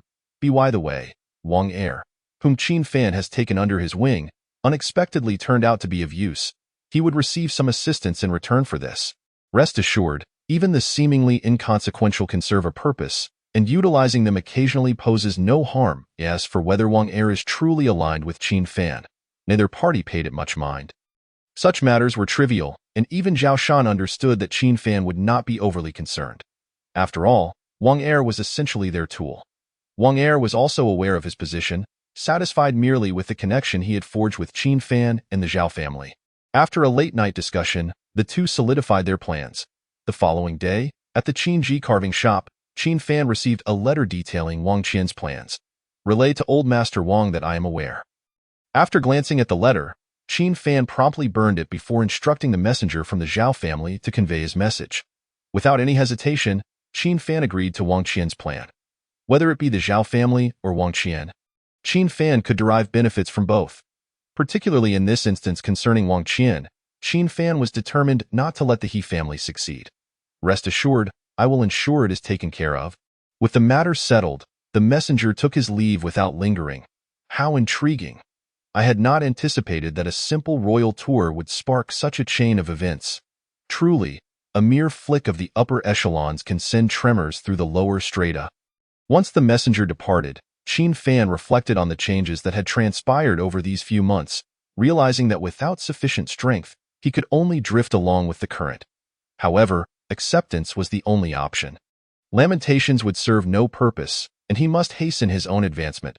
As long as his strength was formidable enough, the challenges before him would cease to be obstacles.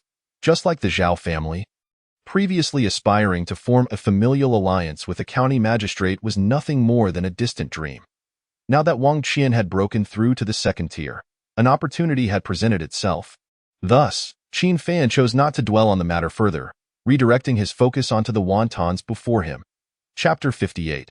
Taking Action. Manager Qin. Long time no see. I thought you had left Guanshan County. Just as the earnest and straightforward Ainyo collected the bowl after Qin Fan finished his wontons, a voice that Qin Fan found disagreeable suddenly echoed within the shop. The speaker was none other than Su Tai Han from the Great Ding Temple. Always sporting a stiff expression, he rarely exhibited even a hint of a smile. Sitting behind the counter, preparing to practice his carving skills to avoid becoming rusty, Qin Fan felt that the visitor's intentions were far from benign. Reminiscent of a weasel wishing a chicken well. How fortunate to have you grace my humble establishment, Master Su. Alas, I have neglected to offer even tea. My hospitality falls short. A smile appeared on Qin Fan's face. His tone remarkably polite, though his words were laced with pointed sarcasm. Upon the unexpected visit, Qin Fan pondered Su Taihan's motives. No need for tea. I come bearing good news from Manager Qin. Let me be clear. My shop only sells the statues displayed before you. Should you have other requests, I must apologize for my limitations. Regardless of the nature of the good news, Qin Fan preemptively sealed the conversation.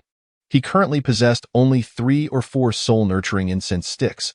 Should another significant transaction arise like the last, he would be unable to accommodate it. Moreover, he had other pressing matters that required his focus and could not afford to squander his energy. This is not a business proposition. I am merely delivering a message. What message? Upon hearing this, Qin Fan set down his carving knife and shifted his gaze to Su Taihan, who stood before him. The black dog protective statue you carved previously was well received by a noble, who believes you possess potential and wishes to invite you to join the court. Why skills are rather eclectic? A haphazard amalgamation.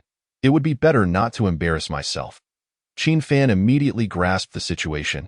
It was merely that the royal family had seen the statue he crafted without adverse effects and sought to recruit him.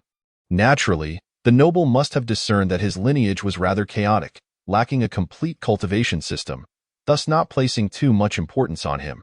Perhaps it was merely a fleeting interest that prompted Su Taihan's visit. I decline. Faced with the opportunity to pursue a career in the public sector, Qin Fan resolutely refused. Really? Su Taihan's eyes narrowed, seemingly infused with a touch of coldness. Indeed. Qin Fan chose not to engage further. Picking up the carving knife and resuming his practice for Su Taihan's threats, he felt no fear. Having interacted with Su Taihan on several occasions, Qin Fan recognized that while he appeared cold and ruthless, his actions were not without boundaries. However, due to certain reasons, he harbored a somewhat unfavorable view of cultivators. If he were truly a person who would go to any lengths to achieve his goals, he would not have become a temple attendant at the Great Ding Temple, possessing second-tier strength. As for the noble he mentioned, it was unlikely that he would dirty his hands for Qin Fan, especially given that Qin Fan's performances could merely classify him as a promising young cultivator. After all, the premise of getting one's hands dirty lies in the potential for greater gains. Motivations driven by profit ultimately hinge on the considerations of cost and benefit. With these thoughts in mind, Qin Fan was able to disregard Su Taihan's threats. Since Manager Qin is unwilling, I shall not press the issue. However, please accept this. A small circular jade ornament, roughly an inch in diameter, was placed on the counter, polished to a fine sheen, with a concave center and a small hole at its core. Should you change your mind, you may use it as a token to meet the noble in the capital. Su Taihan did not specify who this noble was, trusting that if Qin Fan had the ability, he would be able to investigate further. This thing, as you say, is likely something the noble gives to everyone. Correct. A quick glance revealed to Qin Fan that the jade ornament seemed mass-produced. He speculated that the royal family was perhaps collecting talent during their tour.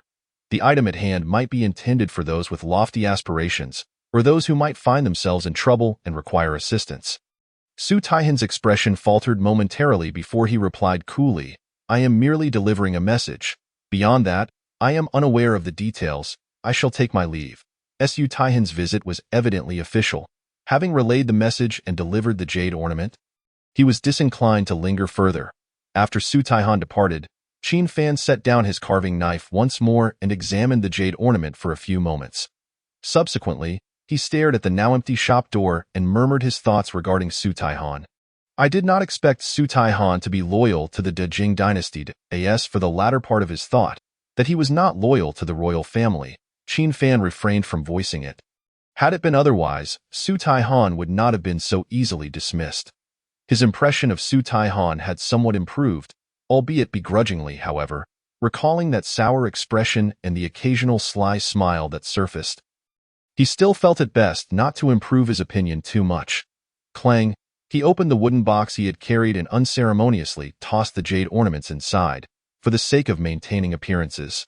As Su Taihan departed, the Qin Ji carving studio finally fell into silence, no longer disturbed by any visitors to Qin Fan. 3 days later, before the grand gates of the Zhao residence, Qin Fan and Wang Qian emerged, boarding a prepared carriage that hastened towards the outskirts of the county city.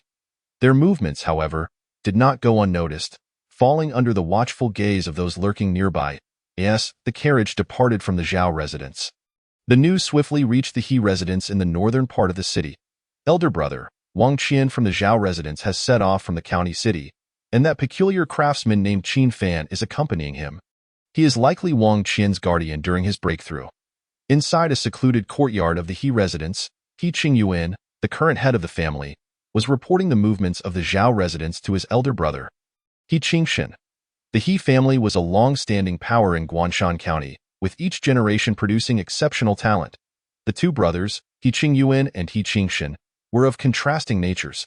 One was resolute and ultimately inherited the family's secret blood warrior legacy, while the other was astute and managed family affairs.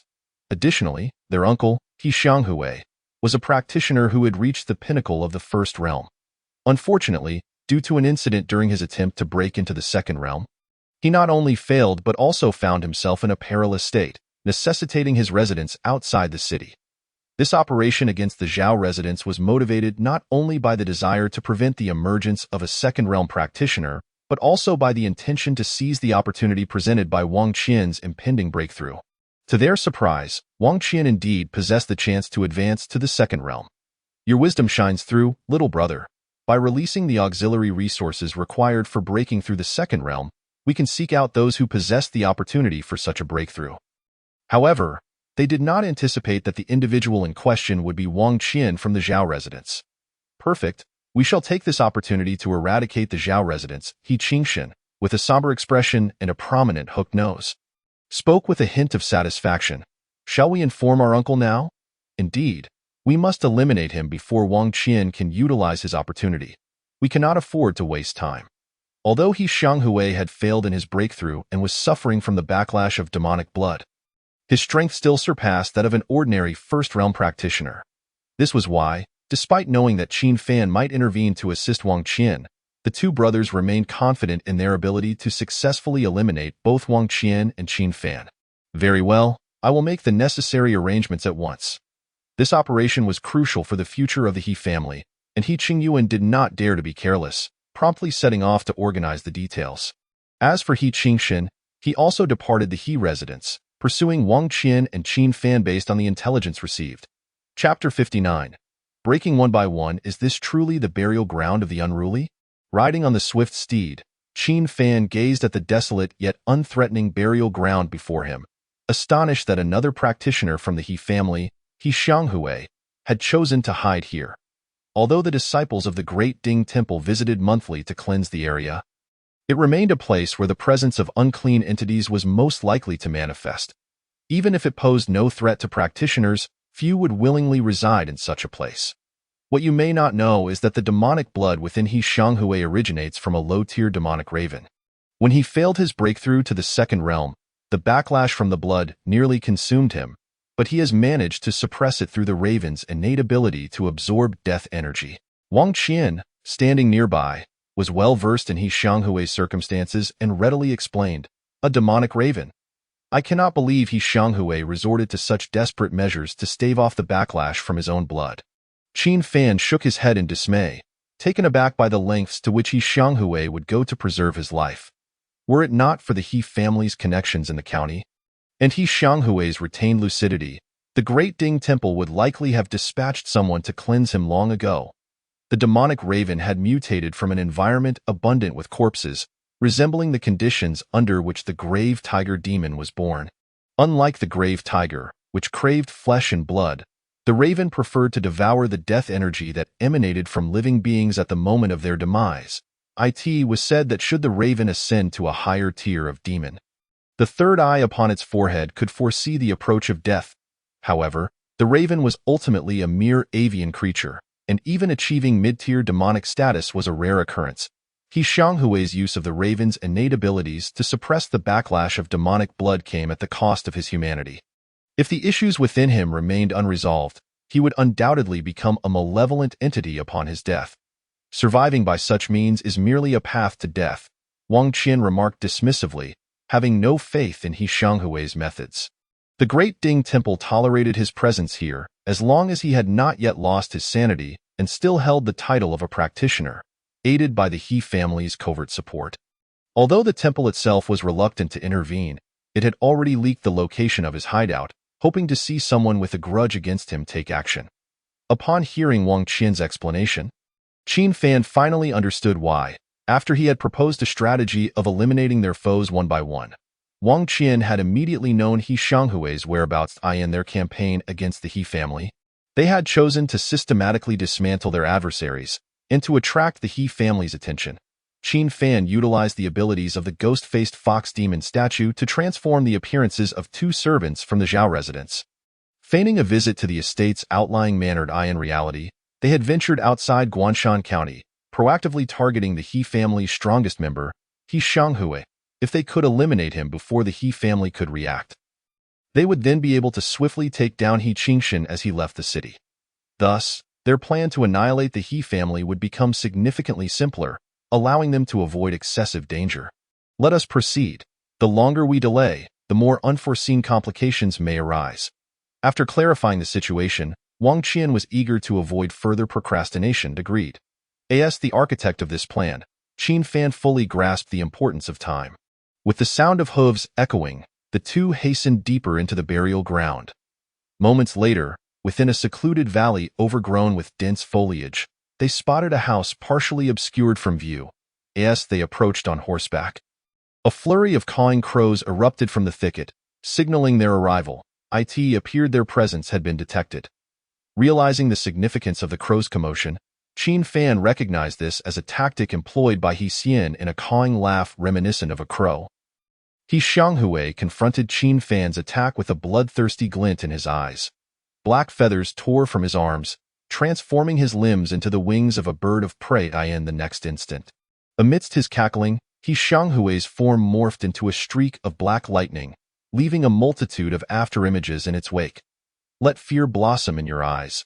This time, He Xianghui's target was Qin Fan, who stood behind Wang Qian. Chapter 60. Successful slaying. Beware. The black lightning cleaved through the air, surrounded by ethereal black feathers that fluttered like wilting petals in the wind.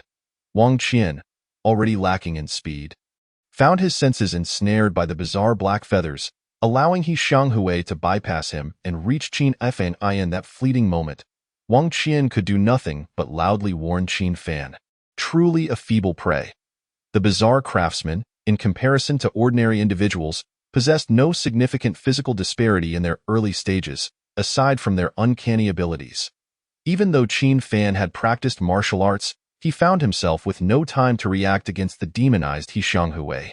At this moment, like the talons of a predatory bird, He Xianghui's grip tightened around Qin Fan's neck, a trickle of glaring crimson blood seeping from the corner of his mouth. Faced with such an easily subdued opponent, He Xianghui felt a pang of dissatisfaction.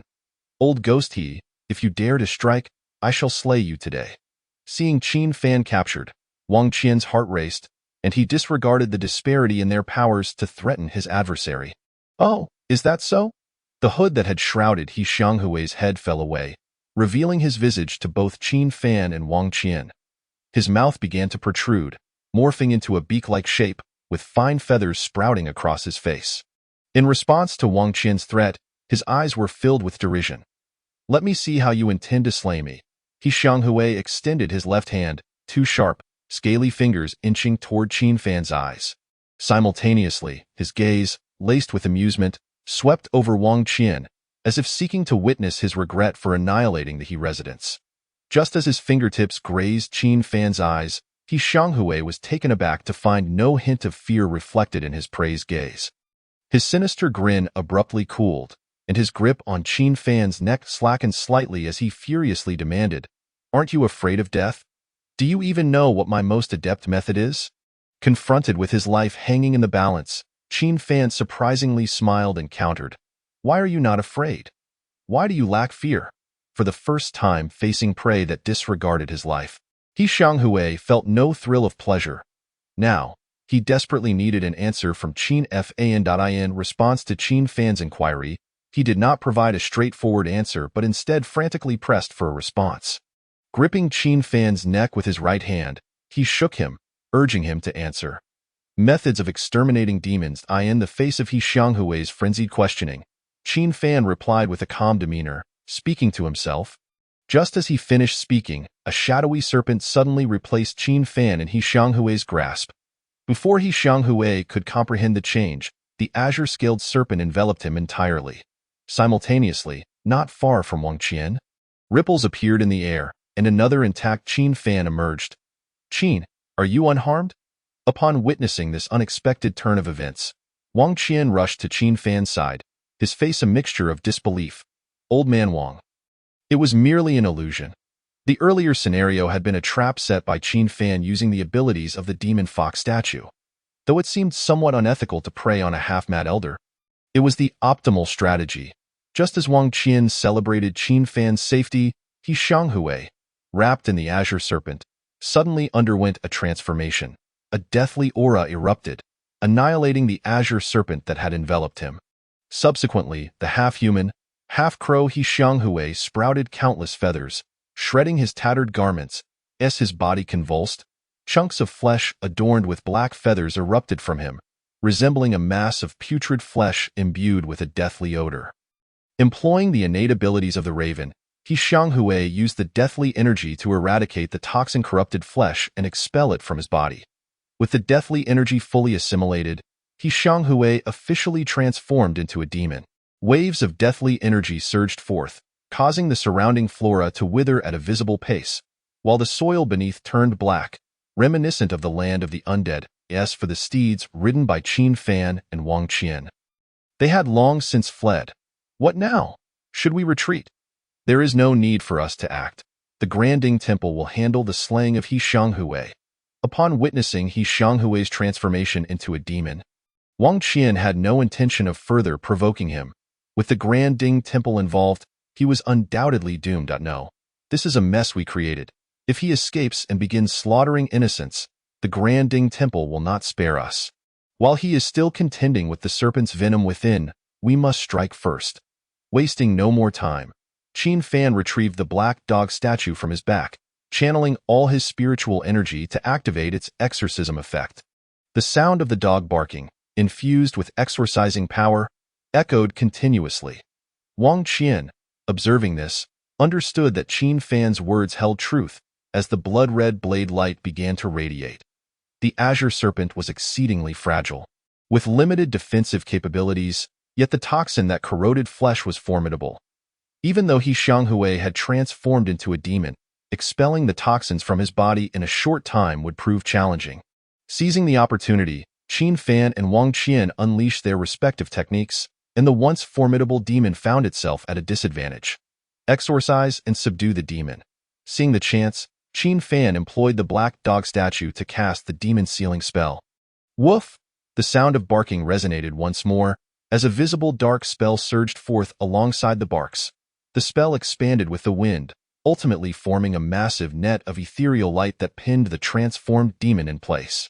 The demon, previously brimming with momentum, instantaneously resembled a lamb awaiting slaughter. Slay! With blood-like energy enveloping his blade, Wang Qian unleashed a 3-zhonglong blade aura in a sweeping motion. Having fought alongside Qin Fan numerous times, their cooperation was exceptionally seamless. As long as they rendered their opponent incapable of resistance, Wang Qian possessed the strength to slay him. Wang Qian's performance did not disappoint Qin Fan. The blade light flashed, cleaving the demon in two. As the light dissipated, the ground bore the remains of the bisected demon.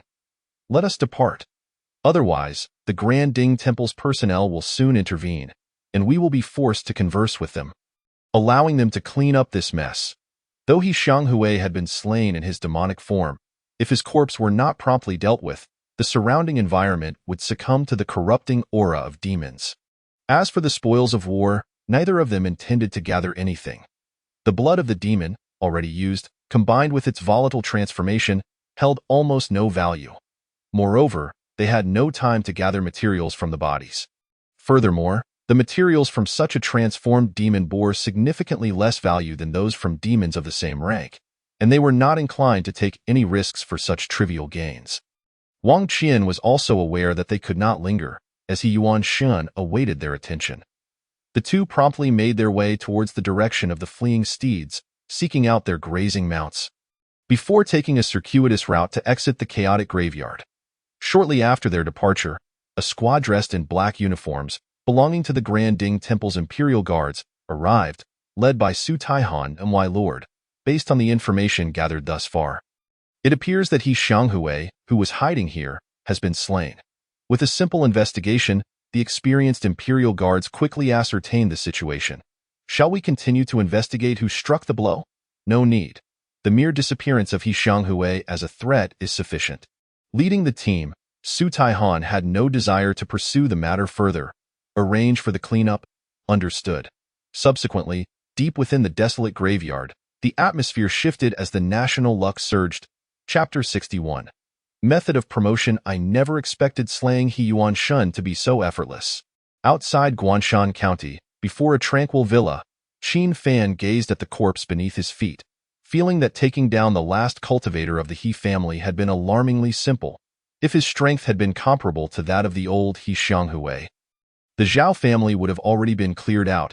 He Yuanshan, upon witnessing the fate of his uncle, had ceased to strengthen himself after becoming a blood secret warrior, relying solely on connections to allow He Xianghui to hide in the outskirts of the graveyard, fearing he could not contain other factions. Furthermore, both he and Qin Fan had reached the pinnacle of the first realm. If the two of them could not easily resolve He Yuanshan, his breakthrough to the second realm would be sheer folly. How shall we handle this? Qin Fan pointed at the corpse beneath him, inquiring about Wang Qian's approach, having witnessed the process of the blood secret warrior's transformation into a demon firsthand. Leaving a profound impression, fear not.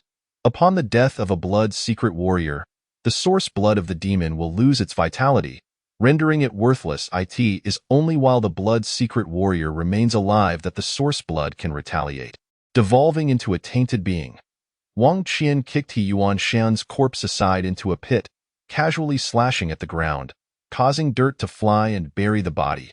His method of disposing of the corpse was seamless, leaving one to wonder if he had a side profession. After stepping on the surface of the soil a couple of times, Wang Qian led Qin Fan into the nearby lush water villa. With two cultivators of the He family deceased and the family head, He Yuanqing, dispatched along the way, the He family posed no further threat. I have instructed the inhabitants of the villa to return to the Zhao residence, and have also sent word for Zhao Shan to commence his actions. Should tonight's endeavor meet with failure, the picturesque green water villa, sprawling over several acres, stands as an exquisite haven, ideal for clandestine affairs. Typically, it serves as a discreet venue for Zhao Shan to entertain guests who find it inconvenient to enter the city. Wang Qian, accompanied by Qin Fan, surveyed the surroundings of the villa while discussing subsequent arrangements. When Wang Qian, with a grave expression, mentioned his recent breakthrough, Qin Fan promptly interjected. Assistance in temporary matters is acceptable, but nothing beyond that. If you do not exert yourself upon your failure, I shall allow Zhao Bing to inherit your legacy. While he is willing to take risks alongside Qin Fan to confront adversaries, he adamantly refuses to assume a caretaker role for anyone. It seems imperative for the elderly gentleman to succeed this evening. Observing Qin Fan's resolute demeanor, Wang Qian shook his head with a wry smile, refraining from making any further unreasonable requests. As night descended, the bright moon ascended, and the sky became adorned with countless stars. Yet, amidst such a splendid scene, an undercurrent of turmoil brewed within Guanshan County. With the disappearance of the three principal figures from the He residence, various factions cast aside their usual amiable facades, revealing their predatory intentions. Each seeks to tear a piece from the He estate, eager to indulge in its bountiful offerings. As the instigator of this upheaval, the Zhao residence had also made its preparations, mobilizing even its subordinate forces. Among them, Wang Er, who had recently forged a connection with the Zhao residence, now stood in a courtyard, brandishing a long knife as he painted grand visions for his subordinates, making various promises that required no monetary exchange. Once mere ruffians, they now exuded a hint of the ferocity of bloodthirsty wolves, enticed by the prospect of riches. In this moment, he displayed none of the subservience he had shown before Qin Fan. Instead, he exuded a demeanor of audacity and aggression, seizing the opportunity to gamble his life for a brighter future. Perhaps this was the only capital he possessed, unremarkable as he was. As for Zhao Shan, the principal figure of the Zhao residence, he arrived at the county magistrate's office bearing significant gifts as darkness fell. The specifics of their discourse remain unknown to outsiders. However, in stark contrast to the bustling activity within Guanshan County, the Green Water Villa lay enveloped in silence. Aside from a select few, none were aware that the ultimate resolution of the power struggle within the county lay within the confines of the villa. The starry sky shone brilliantly, accompanied by the silver moon, and one could only hope that the elderly gentleman would not squander such a splendid nocturnal scene, in the dim light of the villa's back courtyard. Qin Fan, sipping tea and admiring the scenery, expressed his hopeful conviction that Wang Qian would undoubtedly achieve his ascension to the second realm tonight. Yet, the concern reflected in his eyes belied his outward calm. As the guardian, he had already arranged for the Bai Lin serpent's shadow and the illusory fox's mirage to be positioned around the courtyard. The statue of the black dog, meant to ward off malevolent spirits, had been placed before the entrance to Wang Qian's chamber, a precaution against any supernatural disturbances. Within his spirit, the thunder dragon steed statue galloped restlessly, as if on the verge of breaking free from Qin Fan's body. To preserve the vitality of his spirit, he had ignited the last of his soul-nourishing incense beside the tea stove. Though the method employed was somewhat extravagant, Qin Fan deemed it necessary for precautionary measures. Unable to calm his mind, even a fraction of the incense's effect would be worthwhile tonight. Should anyone dare to intrude upon the back courtyard of the Green Water Villa, Qin Fan would demonstrate the formidable power of a prepared and cunning artisan. Uncertain of the method Wang Qian would employ for his breakthrough, Qin Fan glanced at the sky, placed his teacup down, and turned his gaze back to the darkened room. Though the secret blood warriors and the cunning artisans follow distinct paths of the extraordinary, this marked Qin Fan's first encounter with the ascension of a practitioner, piquing his curiosity. The methods for a secret blood warrior's ascension typically fall into three categories: replacement, fusion, and consumption. Replacement entails substituting the original demonic blood source with a new one. This method is usually employed when one acquires a blood source of higher rank than their own, as they have already undergone the sealing process of the original blood source, resulting in a higher success rate and enhanced safety. The drawback is the necessity for a higher-ranking blood source and various rare auxiliary materials. Wang Qian, possessing the blood source of the Grave Tiger Demon, meets one of these conditions. Fusion, on the other hand, involves merging a newly acquired demonic blood source with the blood within one's body, thus obtaining a new blood source and breaking through the current bottleneck. This method is relatively simpler, imposing no stringent requirements on the rank of the blood source and requiring no particularly precious auxiliary materials. Though it necessitates a steely will to suppress the two blood sources, the danger lies in the violent backlash that occurs during the fusion process, representing the most perilous phase of ascension. However, the advantage is that during the fusion, any lingering remnants within the blood sources are eradicated, resulting in a potent blood source with diminished chances of backlash, favoring further progress. The downside is that this method carries the highest mortality rate. Lastly, consumption involves devouring the newly obtained demonic blood source with the blood already present in the body to enhance one's foundation and break through the current bottleneck. Compared to the second method, this approach is safer and requires fewer precious materials. The disadvantage, however, is that it boasts the lowest success rate among the three methods, if the potential of the blood within is too low. Even a successful consumption would make ascension to the second realm improbable. Nevertheless, for the sake of safety, practitioners on the path of secret blood warriors typically opt for this final method. Just as Qin Fan pondered which method Wang Qian would employ, a sudden tempest swept through the back courtyard, an aura of violent darkness beginning to emanate from within the chamber.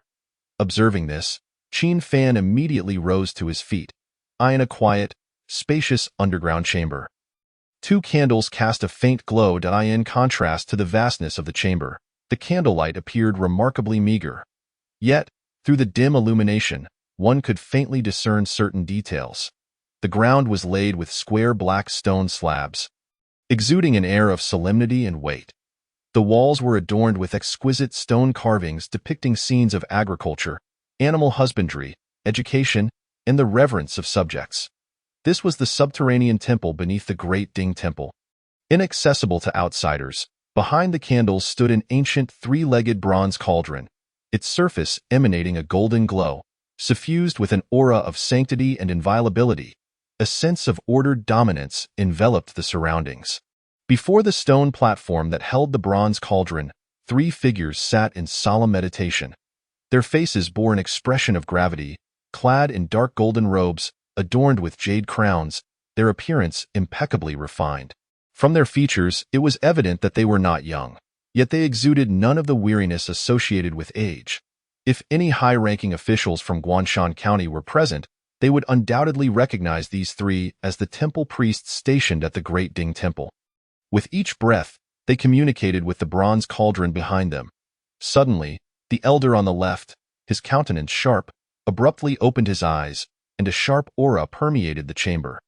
"Intruder," he commanded, and the previously sealed underground chamber was suddenly breached by an entrance. "Lord Su, your subordinate is here," a First Realm temple attendant, upon receiving the command, promptly entered the chamber to await further instructions. "Inform Taihan that there is a practitioner attempting to ascend to the Second Realm outside the southern city. Have him and Lu Ming gather their men to assess the situation. If the practitioner fails in their ascension and poses a threat, eliminate the hazard before it manifests. If successful, merely ascertain their identity." "Understood," the attendant, responsible for serving the three temple priests, immediately set about carrying out the orders. Once the attendant departed, the chamber returned to its previous silence. Lord Su, after a moment of contemplation, closed his eyes once more. Resuming his meditative state without further engagement, the dispatch of 2 Second Realm temple attendants was deemed sufficient for the circumstances. The other 2 temple priests remained uninvolved throughout the affair. Simultaneously, within the Greenwater Villa, waves of dark and violent energy surged through the back courtyard, stirring up a tempest. The coals in the tea stove glowed brilliantly red under the force of the wind, while the lanterns hanging around swayed like boats amidst a storm. Qin Fan, momentarily preoccupied with the source of this transformation, redirected his attention to the courtyard beyond. Though the Greenwater Villa lay in close proximity to Guanshan County, it remained outside the city walls. Even without formidable malevolent entities lurking nearby, the presence of filth hidden in the shadows could easily be drawn to the commotion caused by Wang Qian's breakthrough. While these were merely insignificant nuisances, an overwhelming number might lead to unforeseen complications. Fortunately, Wang Qian was only attempting to break through the First Realm. Had he aimed for a higher level, attracting malevolent spirits lurking in the void would not have been out of the question. As time passed, the restless souls that had yet to dissipate began to gravitate towards the Greenwater Villa, drawn by the aura of the demonic blood source and Wang Qian's vacated body during his breakthrough. While they were merely lesser entities, their sheer numbers could potentially lead to unexpected developments. Fortunately, given the nature of this ascension to the Second Realm, no formidable existence had been attracted. Scanning the surroundings with his spiritual sensitivity, Qin Fan noted that while the number of lingering souls was substantial, it remained within manageable limits. Woof. Although the lingering souls before him do not pose an immediate threat to Wang Qian's breakthrough, Qin Fan is unwilling to tolerate their continued accumulation. A single lingering soul cannot harm even an ordinary strongman. However, should their numbers swell excessively, it may give rise to a formidable malevolent spirit. To prevent any unforeseen circumstances, Qin Fan promptly employs the statue of the Black Dog, designed to protect homes. This statue, sculpted with the concept of safeguarding one's residence, is well suited to address the current predicament. A single bark, imbued with the power to dispel evil, echoes forth, causing a significant portion of the lingering souls surrounding the Greenwater Manor to vanish instantly. The remaining souls, akin to thieves caught in the act, scatter in a panic, disappearing into the vast darkness of the night. The onus now rests solely on you, Old Wang, with the task nearly complete. As long as no cultivators intrude, Qin Fan finds himself with little to do. Pouring himself another cup of tea, he settles once more onto the stone bench, attentively observing the changes within the room. As time passes, the oppressive atmosphere within intensifies, and Qin Fan, seated on the stone bench and awaiting developments, begins to furrow his brow. Surely, Old Wang would not choose to ascend through the method of fusion, would he?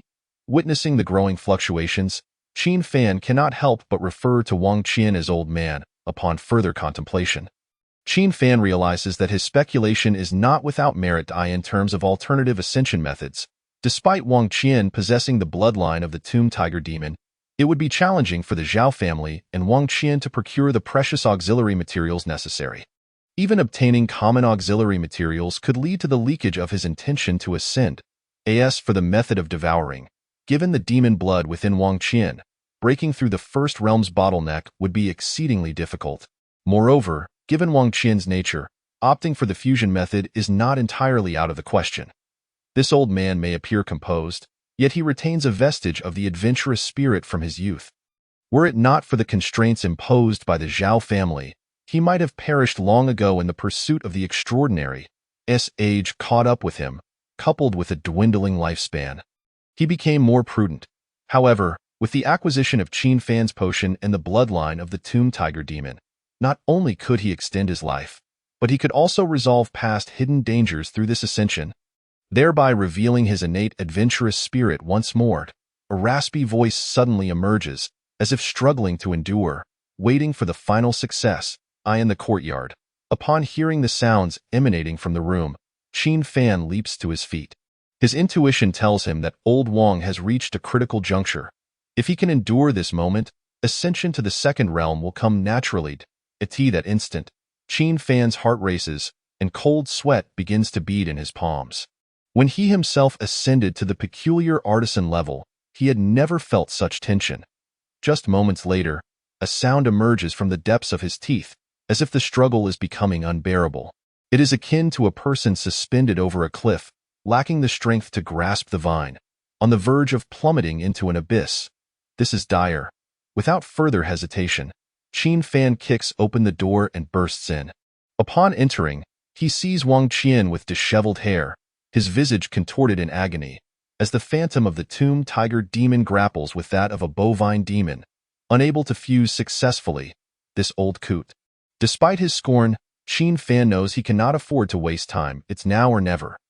The situation before him leaves Qin Fan with no choice but to gamble on luck. Otherwise, Wang Qian's will would be exhausted, reducing him to the state of a blood-tainted being. With a thunderous voice resonating throughout the room, the statue of the Thunder Dragon Horse, already prepared in spirit, pairs with Qin Fan to execute the Ghost Banishment Seal technique. The Ghost Banishment Seal is not merely for suppressing malevolent spirits. It affects all forms of evil entities, albeit with a greater efficacy against spirits. This time, Qin Fan employs the Thunder Dragon Horse statue, and the thunderous aura combined with the Ghost Banishment Seal results in a suppression effect that surpasses that of the Black Dog statue.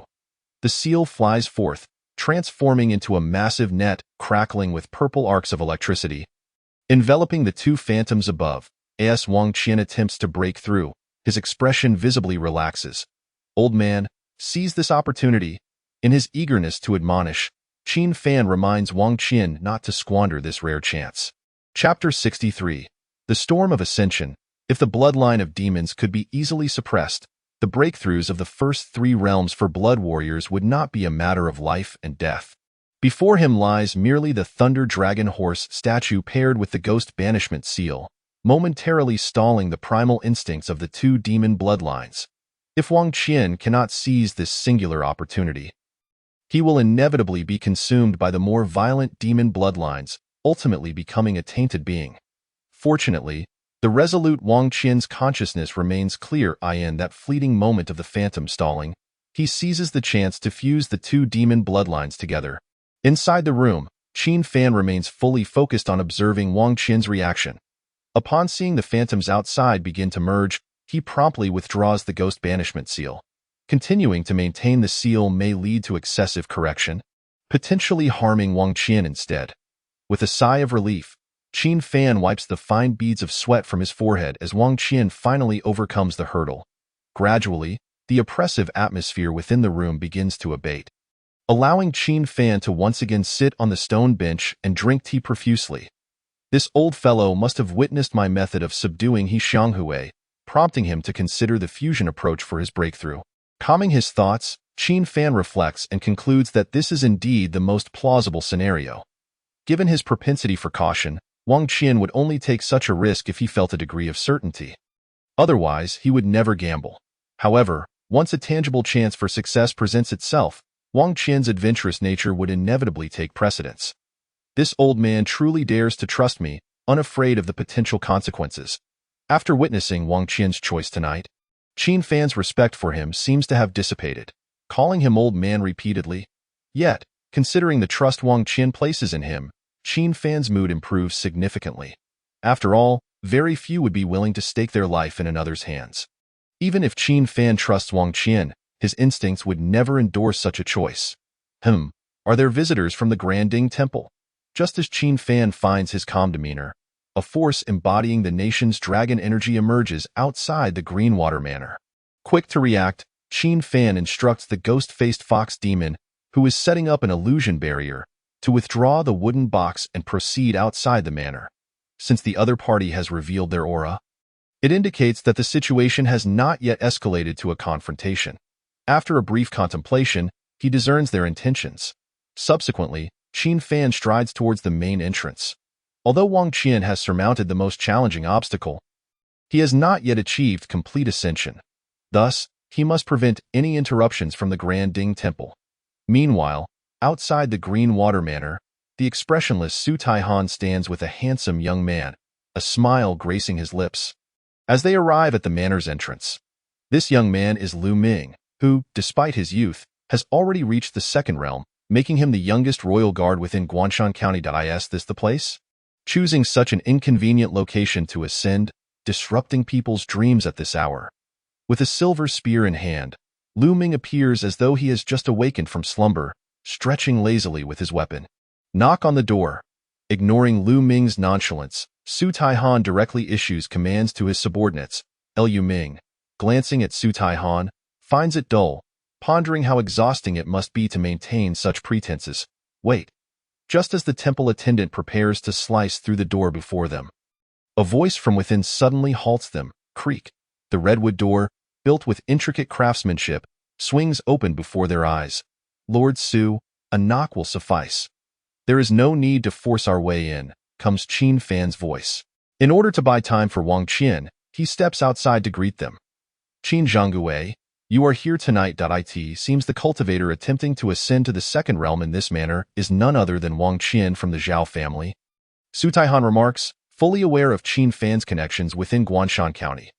Recognizing that Wang Qian is attempting to ascend, he immediately discerns the implications for the Zhao family and the ensuing series of events, attributing them to Qin Fan and Wang Qian's actions. Oh, so you are Qin Fan. I've heard that you are a person who does not yield easily, Lu Ming states, confirming Qin Fan's identity through the exchange between the two.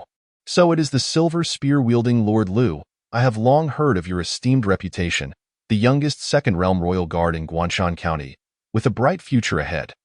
Qin Fan had not anticipated that the Granding Temple would dispatch 2 second realm royal guards tonight.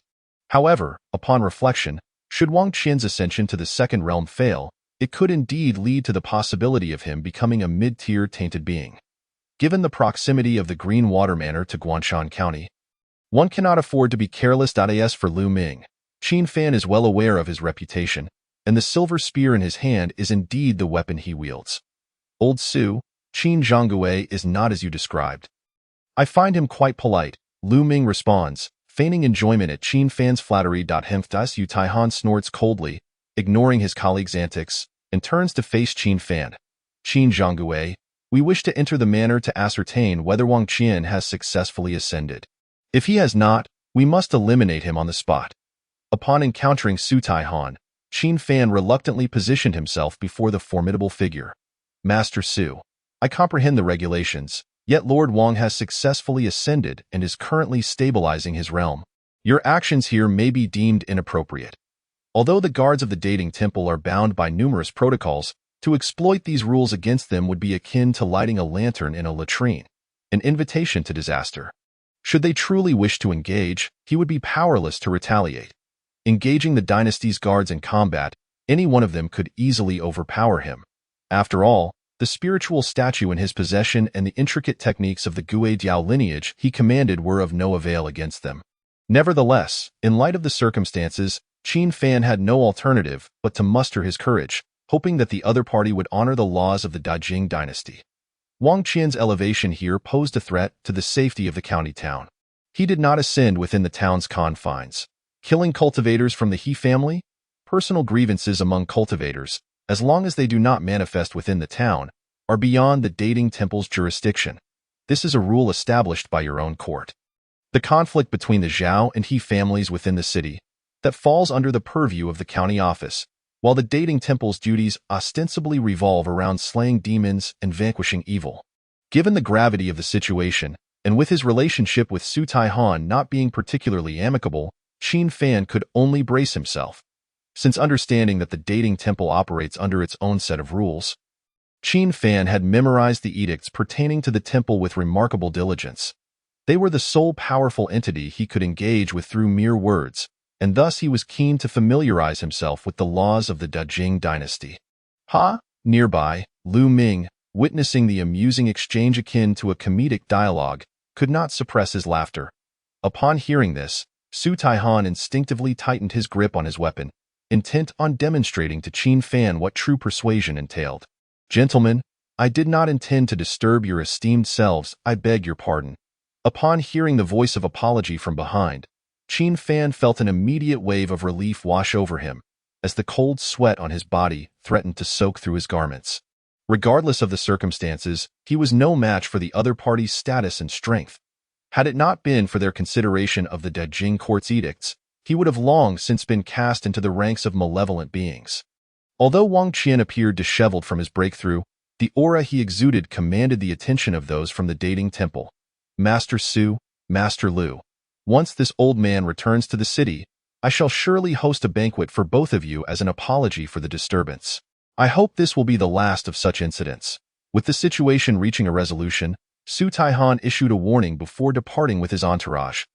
"Old Wang, do remember the matter of the banquet?" Lu Ming, who had been merely an observer, did not forget Wang Qian's promise. Of course, as the dating temple's personnel departed, only Wang Qian and Qin Fan remained at the entrance of Lushui Mountain Villa. Chapter 64. The disparity of realms. Old man Wang, your conduct lacks a certain integrity. At the entrance of Lushui Mountain Villa, Qin Fan wore a sardonic smile, his teasing words carried away by the night breeze, causing Wang Qian's aged face to flush with embarrassment. "Qin, my young friend, I merely placed my trust in you. How many cultivators dare to place their lives in the hands of another?" Facing Qin Fan's piercing gaze, Wang Qian shamelessly played the emotional card. However, Qin Fan remained unmoved by Wang Qian's words, standing resolutely before him, awaiting an explanation. "Very well, I shall comply with any request you have. This is a promise you willingly made. Do not forget it the moment you turn away." Upon securing a favorable outcome, Qin Fan's expression brightened, and he entered Lushui Mountain Villa with a grin. "This little rascal, I have yet to hold him accountable for calling me an old man." Observing Qin Fan's triumphant demeanor, Wang Qian recollected the words he had heard during his breakthrough. Yet, considering the assistance Qin Fan had provided tonight, akin to saving his life, he resigned himself to waiting for this young man's summons. Throughout his life, he would undoubtedly owe favors to others. With a resigned shake of his head, he returned to the villa to tidy up his disheveled appearance. Meanwhile, as Su Taihan and his companions returned to Guanshan County City, the news of Wang Qian's successful ascension to the second realm began to spread throughout the city. The turbulence within Guanshan County City seemed to subside in light of this announcement. The situation had become settled. In the small courtyard where Wang Qian resided within the Zhao estate in Guanshan County City, a figure suddenly soared into the air before crashing heavily to the ground, stirring up a cloud of dust. Pa! Qin Fan, having landed on the ground, staggered to his feet, spitting out the dirt from his mouth. "Old man Wang, you could show a little mercy." Fortunately, Qin Fan had diligently practiced martial arts. Otherwise, an ordinary person would have taken a considerable time to recover from such a fall. "Had I shown mercy, you would be lying in bed right now, perhaps requiring the care of that little girl Qing for 10 days or more." At this moment, having broken through to the second realm, Wang Qian was enveloped by a faint crimson demonic shadow. With the head of an ox, the body of a tiger, claws like scythes, and horns as sharp as blades, his physique was akin to that of a coiled serpent. This ethereal form easily absorbed Qin Fan's various techniques. "Did you not wish to witness the power of the second realm? This is a request you made yourself. I did not coerce you." Wang Qian feigned innocence, yet the mischievous smile at the corner of his mouth betrayed him. "Just wait, I have another trick up my sleeve." Not willing to swallow his pride, Qin Fan recognized that Wang Qian was clearly using this sparring session as an opportunity to retaliate for being called an old man previously. No, what had initially been a playful exchange shifted abruptly as Wang Qian adopted a serious demeanor. "Qin Fan, While I am unsure how you came to master the art of lightning, I am confident that I can withstand your full strength. However, having just broken through to the second realm, I have yet to fully control my power. Any misstep could lead to dire consequences. Playful banter aside, Wang Qian would not permit Qin Fan to engage in reckless behavior. Seeing the grave expression on Wang Qian's face, Qin Fan finally quelled his thoughts. Old man Wang, can the use of lightning threaten a second-realm cultivator? Now, on the third day since their return to Guanshan County City, Qin Fan's intention in this sparring match with Wang Qian was to gauge the strength of the second realm. The ethereal form emanating from Wang Qian was a capability exclusive to secret blood warriors at the second realm, known as bloodline projection. Not only did it allow secret blood warriors to harness the power of the demonic origin blood to a greater extent, but it also provided comprehensive defensive capabilities. Should an ordinary martial artist attack this shadow, the recoil contained within would be sufficient to obliterate the attacker. It is difficult. If unprepared, even a second-realm secret blood warrior would only have a mere 10% chance of inflicting serious injury on their opponent, let alone killing them. Secret blood warriors excel in close combat, and their reflexes are beyond reproach. The bloodline projection mastered by second-realm warriors can be activated with mere thought.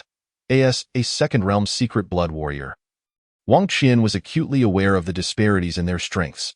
However, when dealing with peculiar artisans or spirit manipulators, should they be caught off guard, one would at least have a 30% chance of inflicting serious injury. Whether or not a kill could be achieved would depend on the specific circumstances. Why? Despite both possessing second-realm strength, Wang Qian offered a different explanation. It is simply due to the body. In the process of harnessing the power of the demonic origin blood, a secret blood warrior's physique is unconsciously tempered. A strong body signifies a higher chance of survival and greater margin for error. Do you understand? I comprehend. Qin Fan required no further contemplation to grasp Wang Qian's meaning.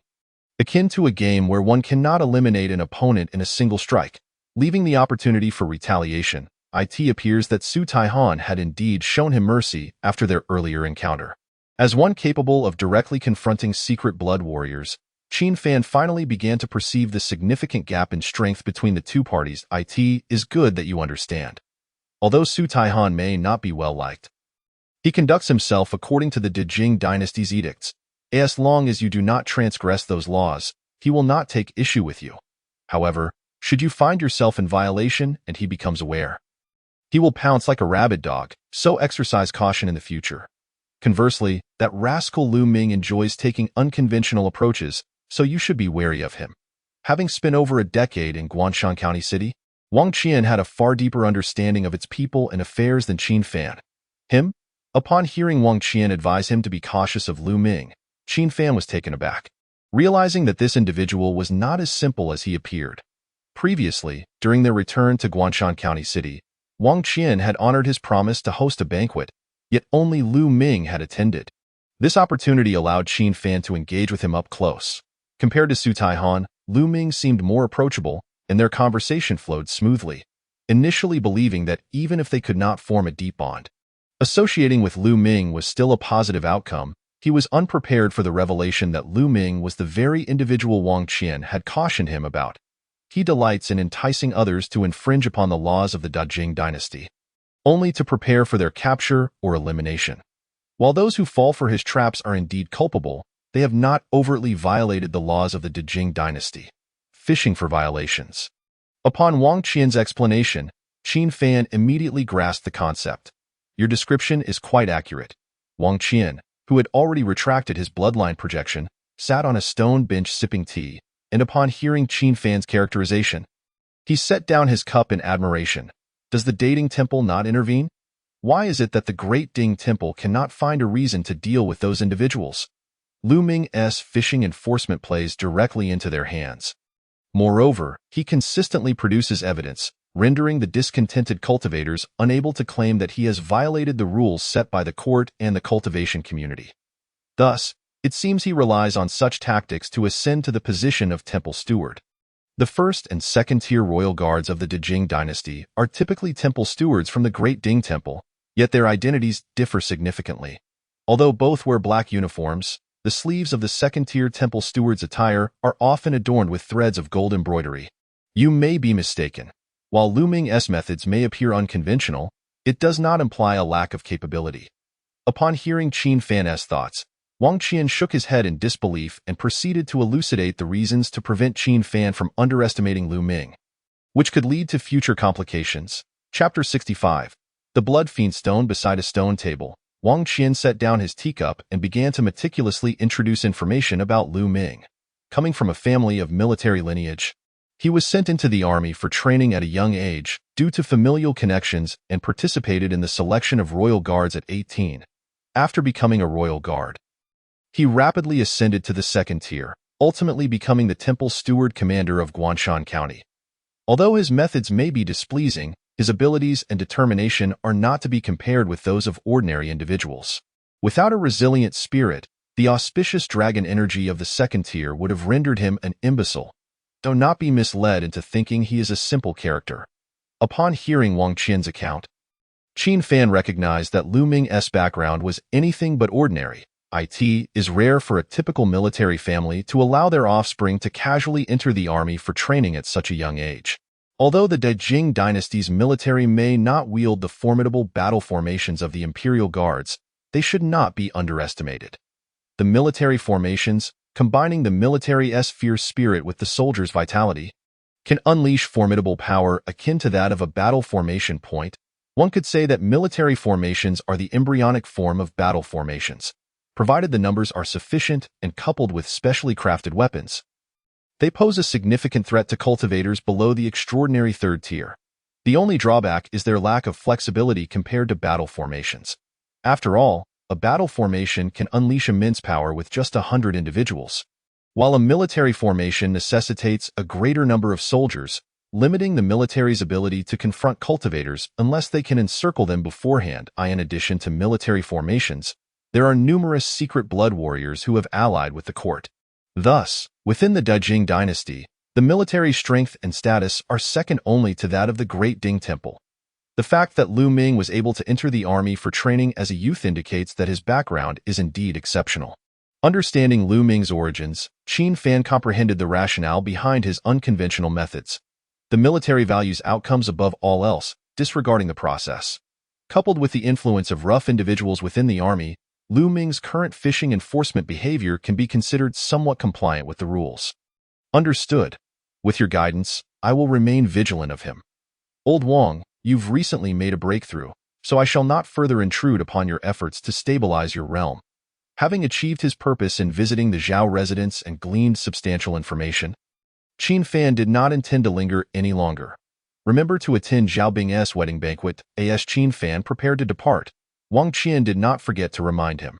Rest assured, it has been a long time since I have attended a wedding banquet. It will be delightful to bask in the festive atmosphere.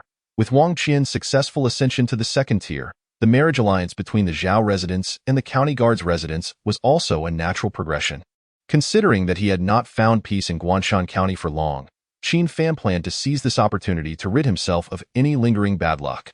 Waving his hand to assure Wang Qian of his attendance, Qin Fan then departed from the Zhao residence, bearing his wooden box. Upon reaching Tianxiang Street, the scene before him remained as vibrant as ever, seemingly untouched by the previous upheaval within the county. Having spent a considerable amount of time in Guanshan County, Qin Fan had established some connections with shopkeepers and individuals of notable status in the vicinity. As he traversed Tianxiang Street, although no one approached him to engage in conversation, those who saw him pass by greeted him with nods. Particularly, individuals aware of his association with the Zhao residence even greeted him with respectful gestures.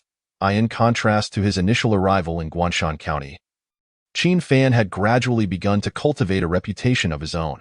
Simply acknowledging the greetings of the crowd, Qin Fan hastened to the corner at the end of the street. Before even reaching his own shop, he spotted Wang Er waiting patiently in front of Qin Ji carving shop, accompanied by two subordinates. Upon seeing Qin Fan, Wang Er promptly approached him. Master Qin. Wang Er, bowing respectfully, had subtly altered his manner of address. What brings you here?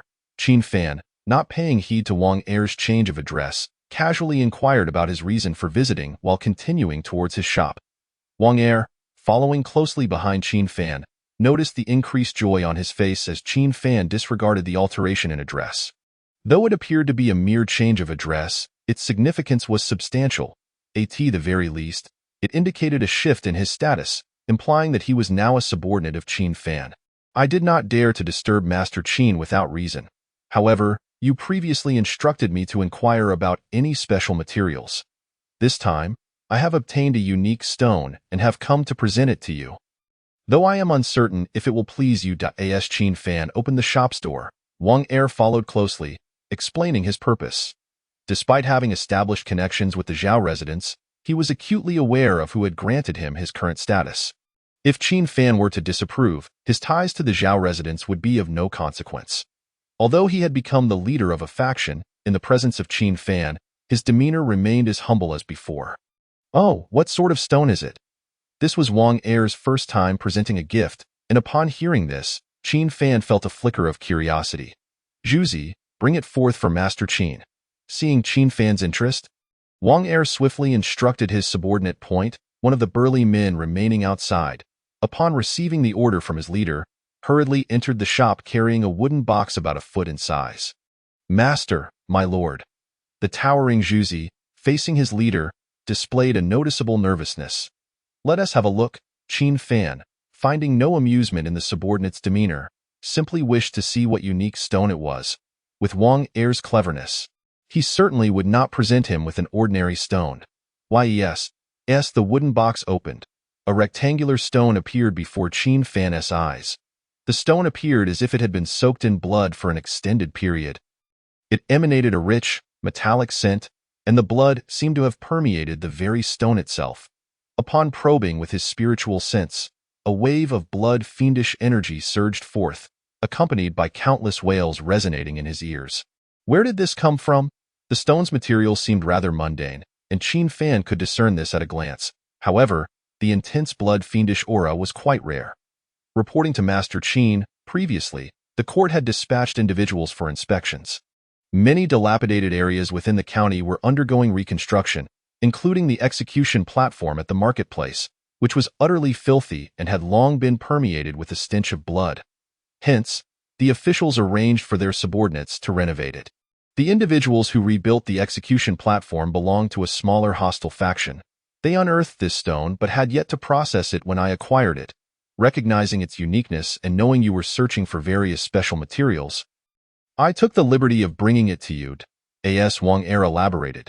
Qin Fan began to comprehend the situation. It was likely that the execution platform, having witnessed countless executions over the years, had accumulated the blood and resentment from the slain, gradually coalescing beneath it. The individuals executed were either martial artists from the underworld or those who had committed heinous crimes. Their potent life force and lingering thoughts, combined with the passage of time, had given rise to the blood fiend stone before him. "Excellent. I am not disappointed in having taken you under my wing." Shifting his gaze from the blood fiend stone back to Wang Er, Qin Fan expressed his satisfaction with Wang Er's performance. All credit goes to Master Qin's guidance. In the face of Qin Fan's commendation, Wang Er quickly attributed the credit to him. "Keep the stone. In a few days, with the wedding of the young master from the Zhao residence, prepare a decent gift." As he dismissed Wang Er, Qin Fan casually issued a reminder. "Thank you, Master Qin. I will not bring you shame." Upon hearing this, Qin Fan chose not to elaborate further, waving his hand to indicate that Wang Er could take his leave. Wang Er, recognizing this, did not dare to overstay his welcome and left with a joyful expression alongside his subordinates. After all, he knew that Qin Fan generally preferred not to be disturbed without reason.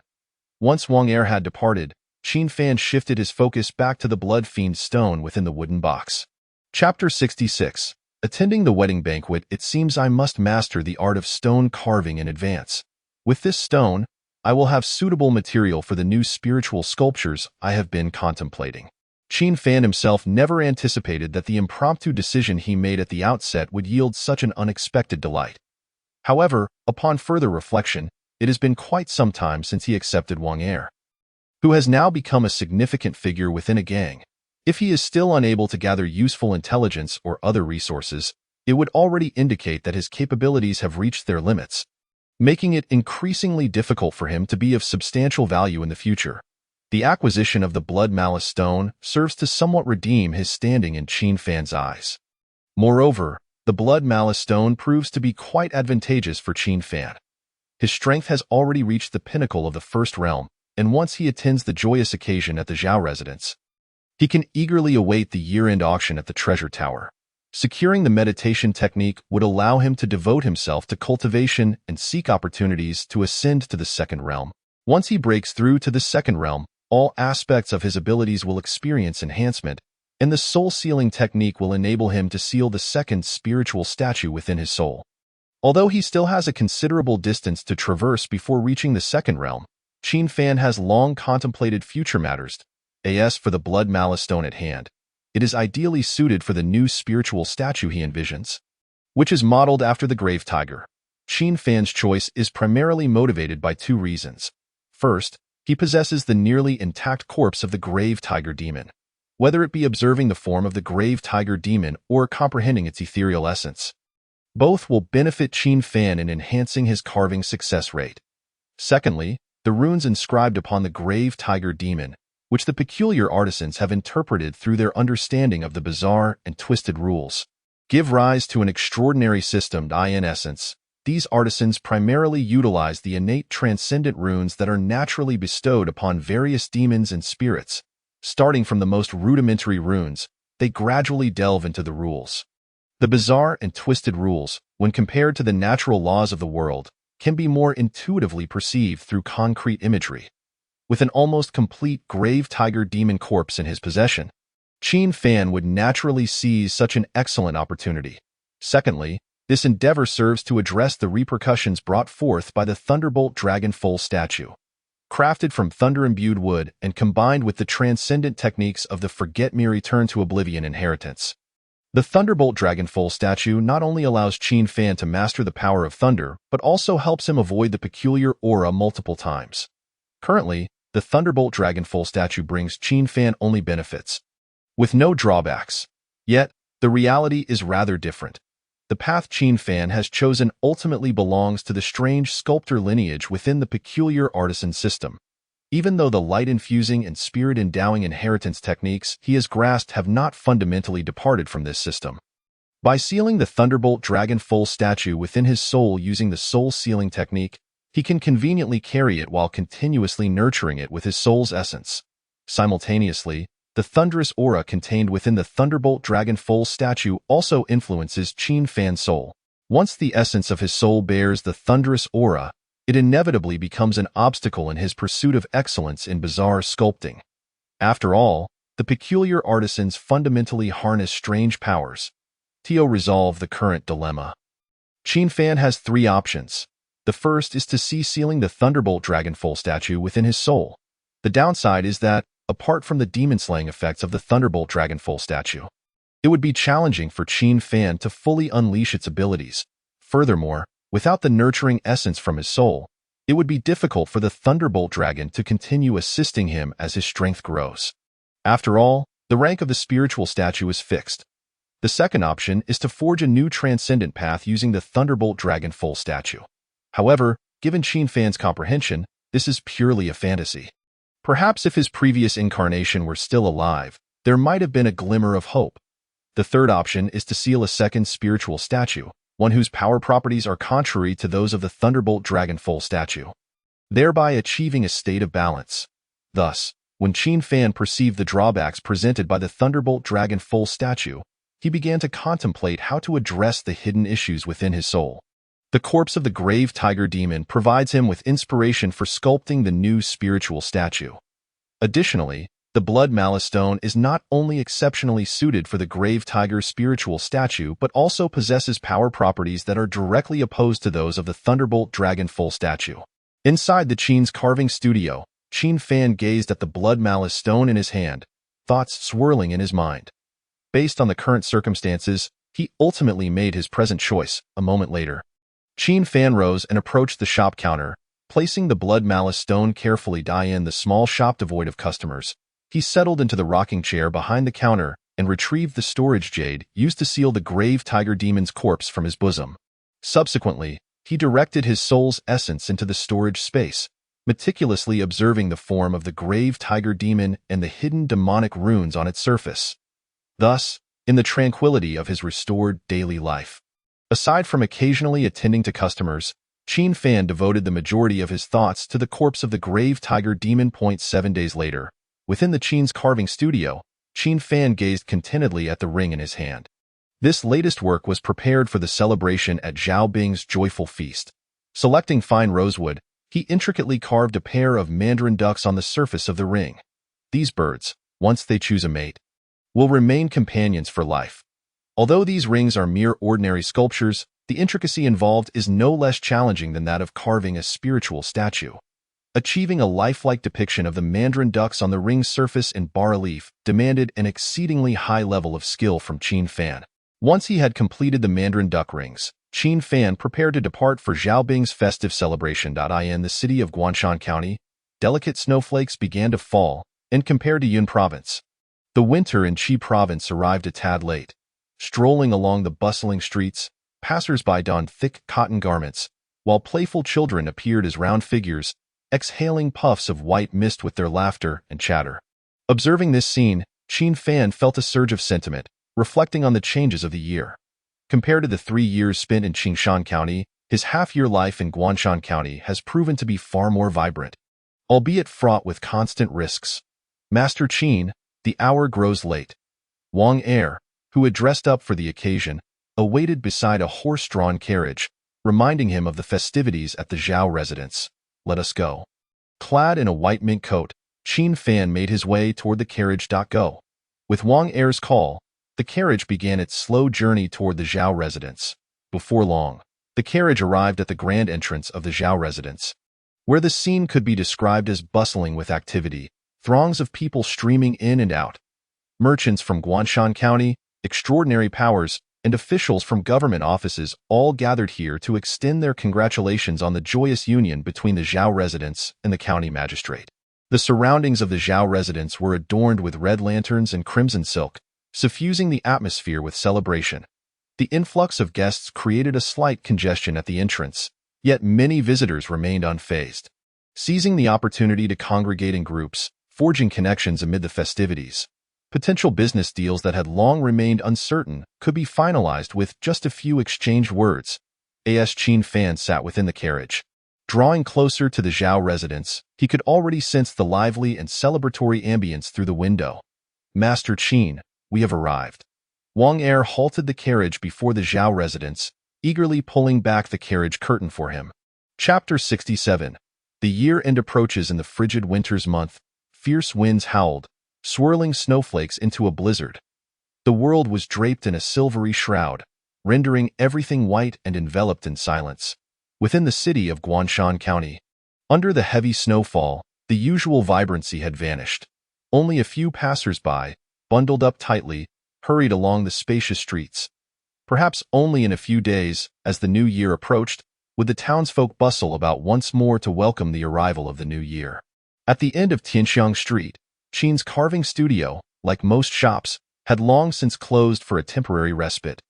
Inside the shop, roaring hearth expelled the biting cold from the room. Sitting behind the counter, Qin Fan had already shed his mink coat, hanging it on a nearby wooden frame. At that moment, illuminated by candlelight, he was wholly absorbed in carving the stone sculpture before him. With hands as white as jade, tinged with a hint of crimson, he no longer wielded a carving knife as he usually did.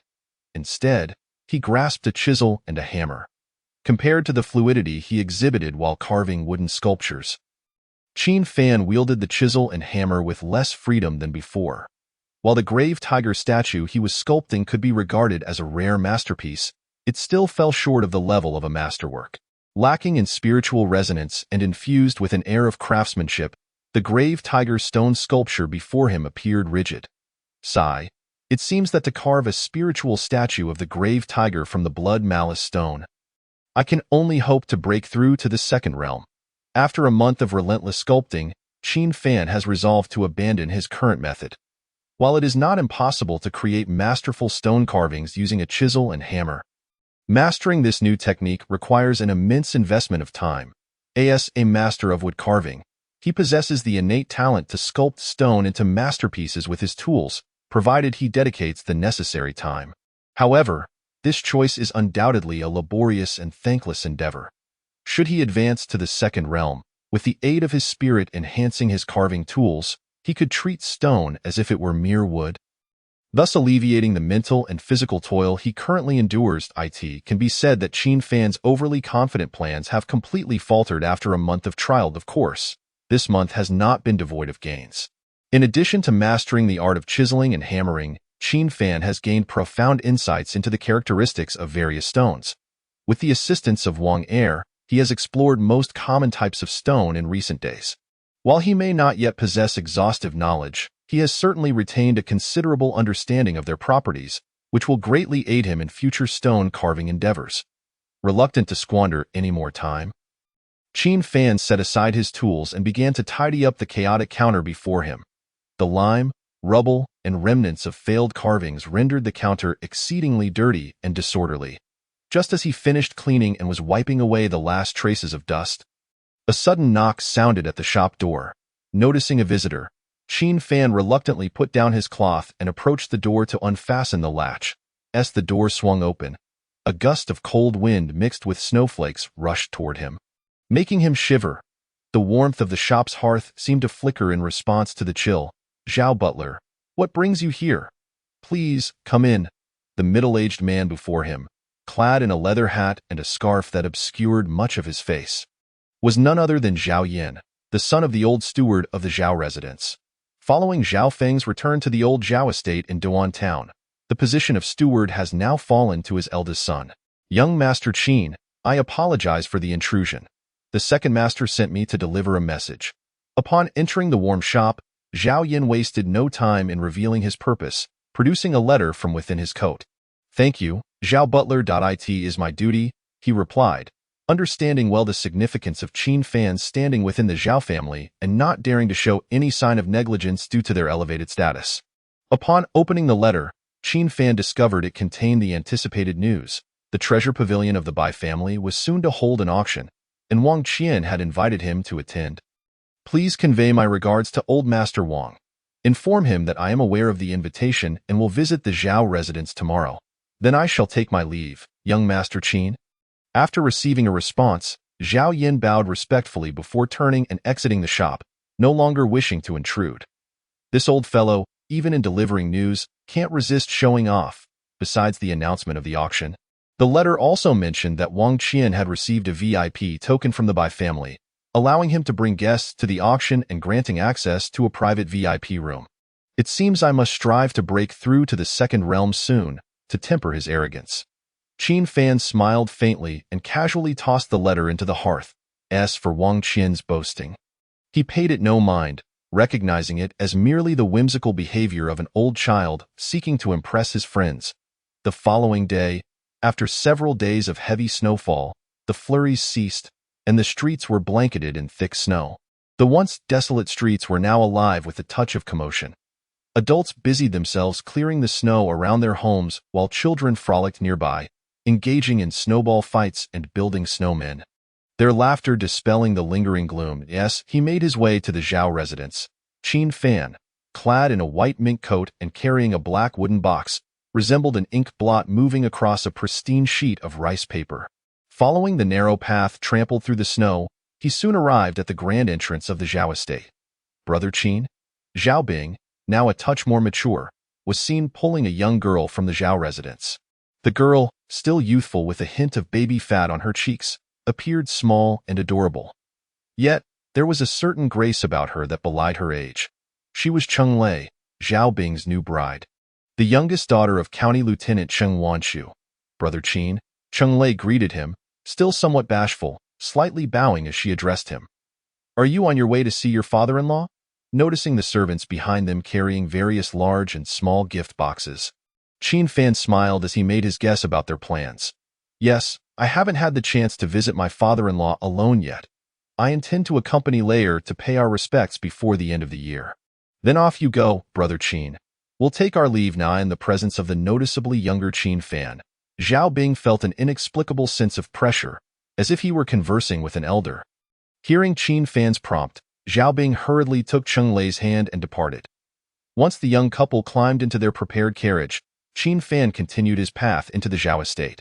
Upon entering the courtyard where Wang Qian resided, he found him enjoying tea with Zhao Shan in the pavilion while Zhao Shui and Xiao Qing built a snowman nearby. Qin Fan, young friend Qin, the arrival of Qin Fan elicited warm greetings from the group.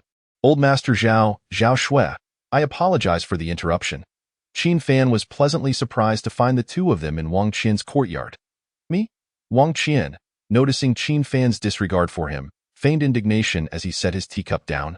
As a VIP of the Treasure Pavilion, how could I dare to approach you too closely? Ha ha, Qin Fan teased, immediately dissolving the growing awkwardness between Wang Qian and the Zhao father-daughter duo.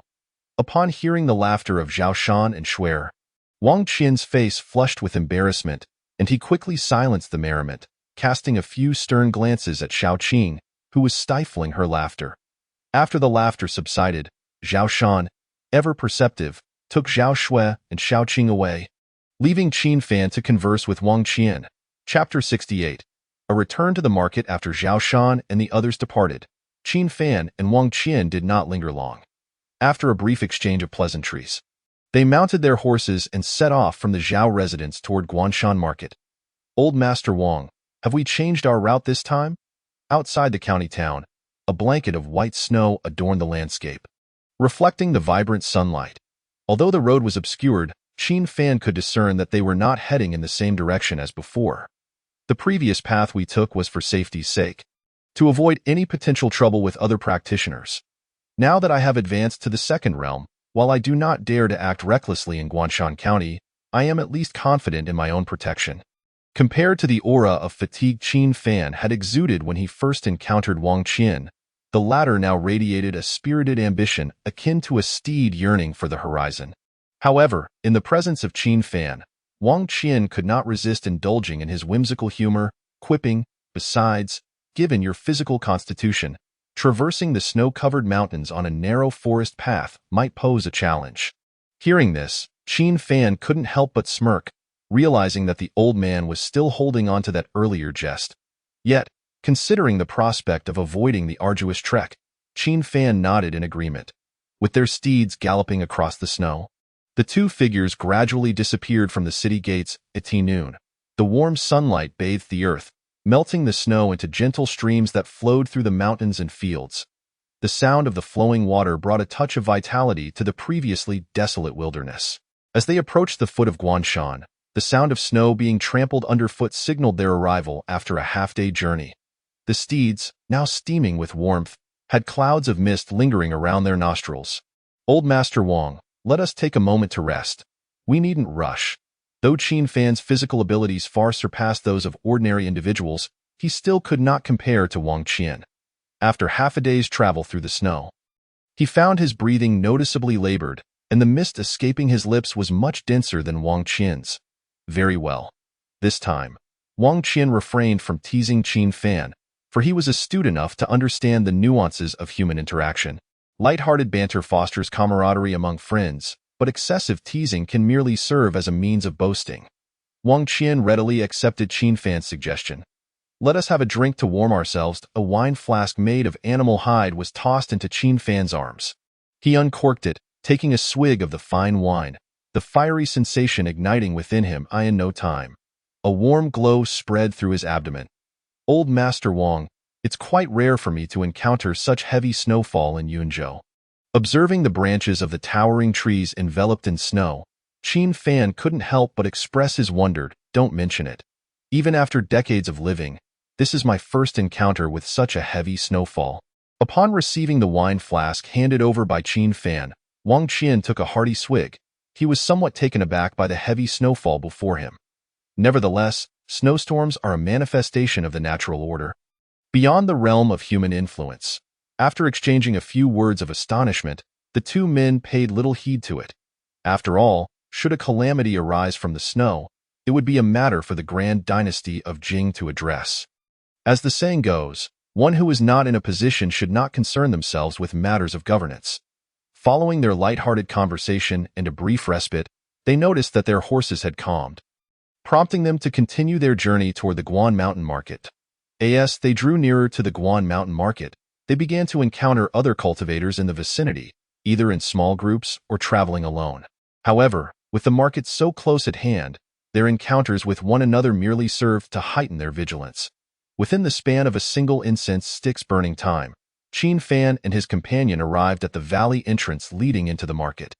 At that moment, they found two long queues formed at the entrance, with no fewer than 100 cultivators waiting to enter. It was surprising to see such a throng drawn to the auction hosted by the Gathering Treasure Tower. Even upon witnessing this gathering for the second time, Qin Fan could not help but feel a sense of wonder. Yet, it was not solely the auction that attracted so many cultivators. The powerful entities behind the Guan Mountain Market, including the White Tiger Clan and Beast King Fortress, among others, played a significant role. Every year around this time, aside from the Gathering Treasure Tower's auction, other events such as black market dealings and underground auctions also took place. One could assert that the market's revenue during these days could rival that of an entire year. Consequently, to prevent any unforeseen incidents, various factions dispatched third-tier cultivators to maintain order. Wang Qian approached Qin Fan and succinctly introduced the reasons for this. Let us proceed. Without elaborating further, Wang Qian led Qin Fan toward the entrance of the market.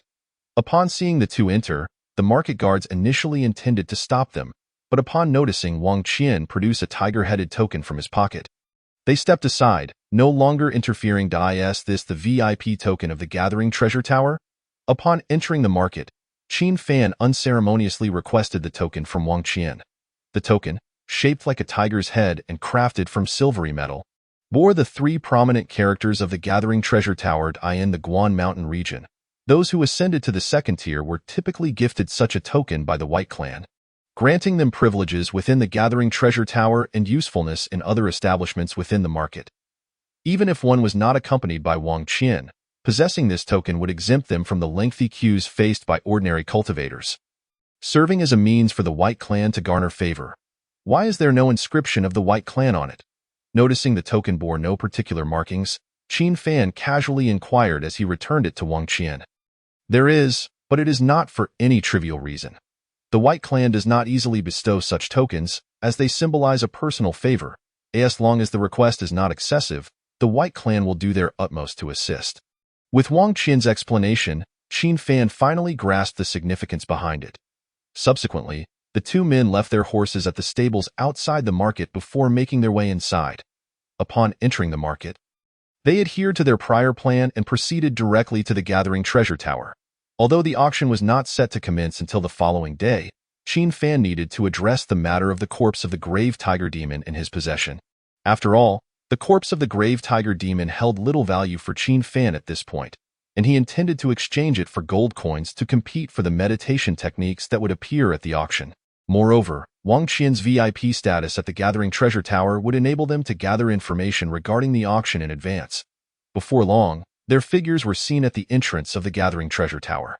"How may I assist you two gentlemen?" Upon their entry, a beautiful maid promptly approached to attend to them. Wang Qian responded, "We have a business matter to discuss." He then produced the tiger-headed VIP token, indicating his status. After all, whether it was trading the corpse of the Grave Tiger Demon or inquiring about auction details, only the higher-ups of the Gathering Treasure Tower had the authority to make such decisions. "Please follow me." Even faced with the esteemed Wang Qian, the maid maintained her composure and led them to a private room on the second floor. "Please wait a moment. The manager will be with you shortly." The maid offered a slight bow before departing. Being a VIP has its advantages. The treatment here is far superior to my first experience in the small black room. After the maid left, Qin Fan gazed at the tea and snacks already laid out on the table, surrounded by a serene and elegant atmosphere, marveling at the difference in treatment that came with a distinguished status. "Haha, should you enjoy this, my friend, I shall host you in this private room next time." Just as Qin Fan jested, an elderly voice emerged from the doorway. As the door swung open, an elderly man with a full head of white hair yet a surprisingly robust physique appeared before Qin Fan and his companion. Even before approaching, Qin Fan could feel the man's vitality radiating like a furnace. Truly, the White Clan, with its tiger demon bloodline, possessed an innate physical strength derived from their lineage. Furthermore, Those endowed with the Tiger Demon bloodline who pursued the path of secret blood warriors need not fear the backlash of demonic power as long as their bloodline remained untainted. This, indeed, is one of the greatest advantages of secret blood warriors, bestowing blessings upon their descendants. Without the need for self-introduction, Qin Fan recognized him as a member of the White Clan. Do not worry. My friend. If it were just one person here to trade, I would prefer the small black room. Qin Fan displayed no signs of embarrassment, but instead conveyed his preference for the discreet trading methods of the small black room. It is never wise to voice opinions behind someone's back, especially in the presence of the Gathering Treasure Tower's owner. Thus, Qin Fan felt it prudent to grant the elders some respect, as long as the guest is pleased. That is all that matters. The elder, perceptive and astute, paid no heed to Qin Fan's remarks and casually set the matter aside. I am Bai Yonghui, the manager of the Gathering Treasure Tower. May I inquire as to how you two gentlemen are addressed? Wang Qian, Qin Fan. The two disclosed their identities without reservation, as they had already presented their VIP tokens. Concealing their identities served no purpose.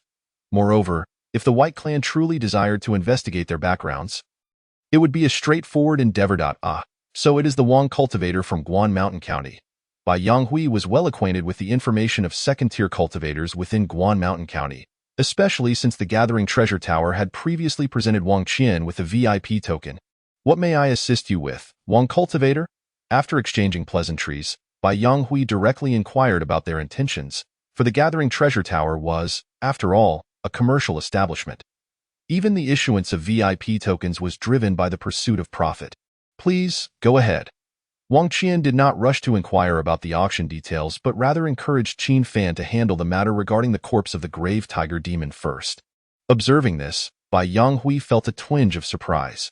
Initially, he had presumed Qin Fan to be a junior of Wang Qian, but now it seemed their relationship was more akin to that of equals.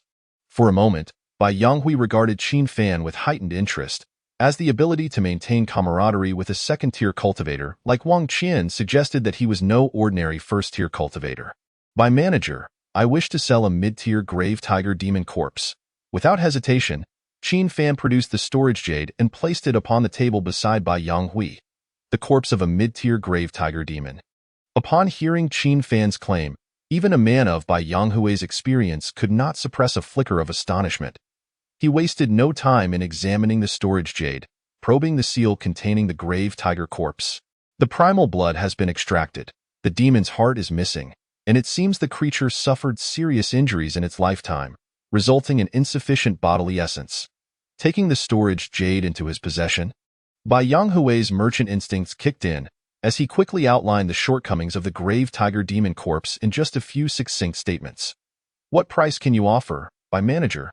Qin Fan, undeterred by Bai Yonghui's assessment, promptly inquired about the price. The primal blood of the grave tiger demon still present.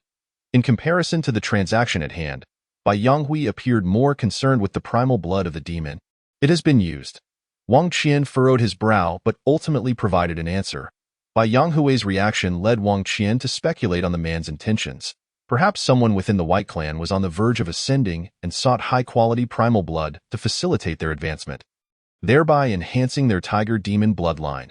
Not wishing to invite trouble, he opted to disclose the information, recognizing that the reputation of the Gathering Treasure Tower outweighed the risk of offending the White Clan. Then the primal blood of the grave tiger demon is not destined to be ours. With the primal blood already consumed, Bai Yonghui redirected his focus to the grave tiger demon corpse at hand. 10,000 gold coins. That is my highest offer.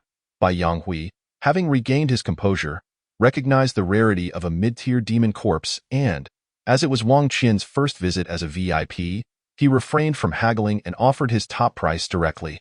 Upon hearing this, Qin Fan glanced at Wang Qian, who nodded in agreement, signaling that this was indeed the highest offer. All right. Without further hesitation, Qin Fan accepted Bai Yonghui's price. Do the two of you have any other requests? With Qin Fan's agreement, Bai Yonghui stored the jade in his sleeve before continuing his inquiry. Wang cultivator, I wish to know about the auction taking place at the Gathering Treasure Tower tomorrow.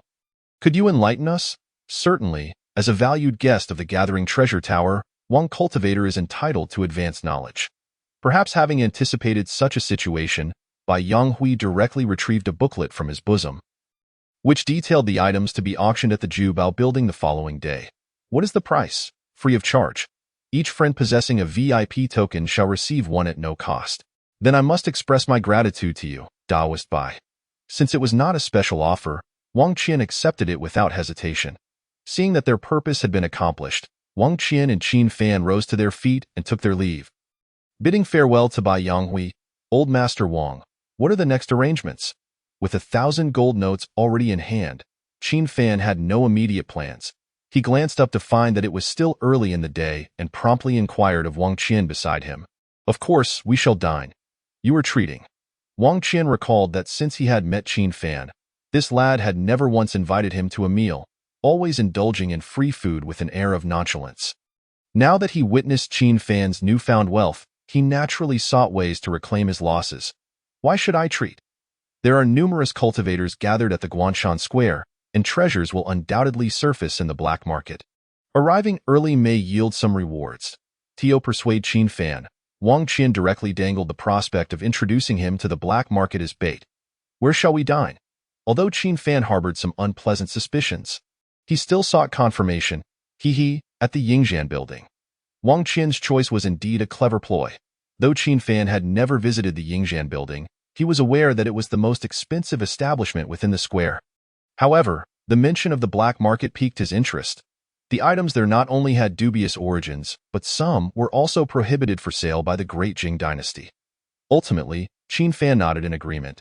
For even the exorbitant prices at the Yingxian building were but a trifling matter for him now. The only discontent stemmed from Wang Qian seizing the opportunity to indulge in a free meal while maintaining a facade of seriousness at the Jubao building. Half an hour later, the two emerged from a fine restaurant, their appetites satisfied. Under Wang Qian's guidance, they proceeded towards the concealed black market nestled within the square. Chapter 70. The 9 Lives Ghost Fetus. Old Master Wang. I feel as though I have been duped today. Glancing at the entrance of the black market before turning to Wang Qian, Qin Fan suddenly felt that the expense of treating had been excessive. The two departed from Yingxian building, walking along the street deeper into the valley. After traversing a narrow alley, they arrived at their current location. Not far from them, a cave entrance rose a height of 10 feet on the valley cliff. With cultivators entering in succession in a place like this, one could easily inquire about it by simply stopping a passing servant on the street. Wang Qian, upon hearing this, feigned a stern expression. If I hadn't reminded you. By the time you arrived, the good items would have been snatched away. To be by the way, it costs 1 gold coin to enter the black market. You'll pay. Without allowing Qin Fan a chance to speak, he ushered him towards the entrance of the black market. Seeing this, Qin Fan could only helplessly shake his head, grateful for his decent relationship with this old fellow. Had he truly offended Wang Qian, he would have to peel off 3 layers of skin to escape. Upon reaching the entrance, the guards merely handed them 2 masks without further ado. A glance around revealed various types of masks behind the guards, seemingly intended to conceal the identities of those entering the black market. If you dislike the masks I have, you may choose another. Of course, if you prefer not to wear one, we will not impose. Noting that the guest had not accepted the masks, the guard assumed Qin Fan had other requests and briefly explained the purpose of him. Wang Qian coughed quietly, his meaning clear. It was time to pay up. This old fellow certainly held a grudge. It was true. Those who repay kindness must also remember grievances. Qin Fan muttered to himself before finally declining the guard's offer. No need. I'll take these 2 masks. After speaking, he retrieved 2 gold coins from his bosom and handed them over, accepting the masks in return. Once they donned their masks, they proceeded into the cave.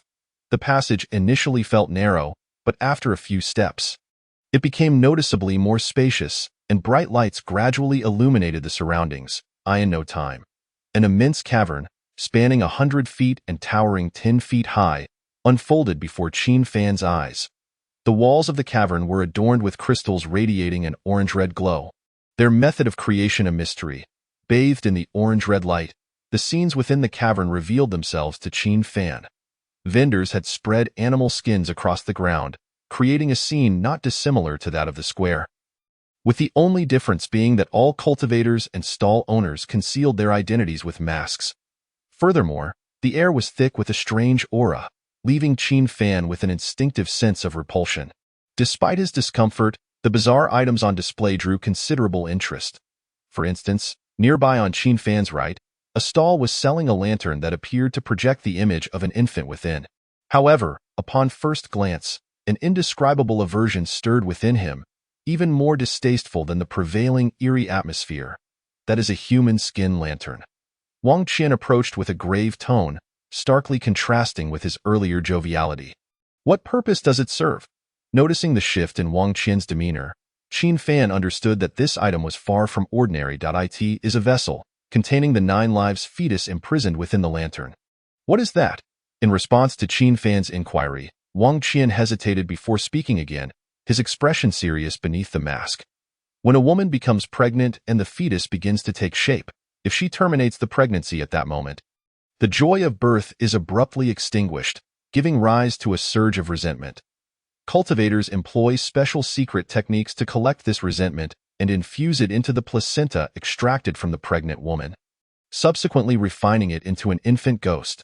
Once the infant ghost takes form, it can adeptly navigate between realities, capable of invading and extracting the hearts and entrails of humans. A.S. Wang Qian elaborated. Qin Fan's brows furrowed in dismay. Such a method of ghost cultivation was undeniably cruel, but why is it called the 9 lives fetus? Are you certain you wish to know? Wang Qian's tone carried an unmistakable warning. As if he were trying to dissuade Qin Fan from delving deeper. I am certain. Having decided to continue his journey along the path of the extraordinary, he understood that some truths would eventually surface. And he yearned to glimpse the darker side of the cultivation world, it more brutal than the slaughter of cities by the Flying Skull cult. Since you wish to hear, I shall tell you.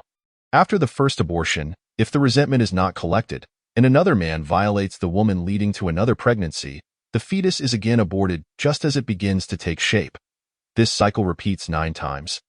And only after the final abortion, the terrifying resentment is collected. Might there be individuals who capture women solely to create an everlasting infant ghost? Such a notion is implausible. Wang Qian responded with a firm shake of his head. The risks are excessively high, and the rewards are meager. Investing considerable time in such endeavors would be far less advantageous than merely frequenting brothels or establishing a specialized apothecary, which would also circumvent potential hazards. If one were to apprehend women, it would undoubtedly be a far more complex undertaking than simply forging an everlasting infant ghost. Upon hearing this, Qin Fan finally breathed a sigh of relief. As the psychological impact of the idea of a 9 lifetime had been profoundly overwhelming for him. Let us proceed. I shall show you other matters. Leading Qin Fan into the black market, Wang Qian was evidently intent on challenging him further. For after elucidating the concept of the 9 lifetime, he continued deeper into the cavern. Chapter 71. The Instruction of the Black Market.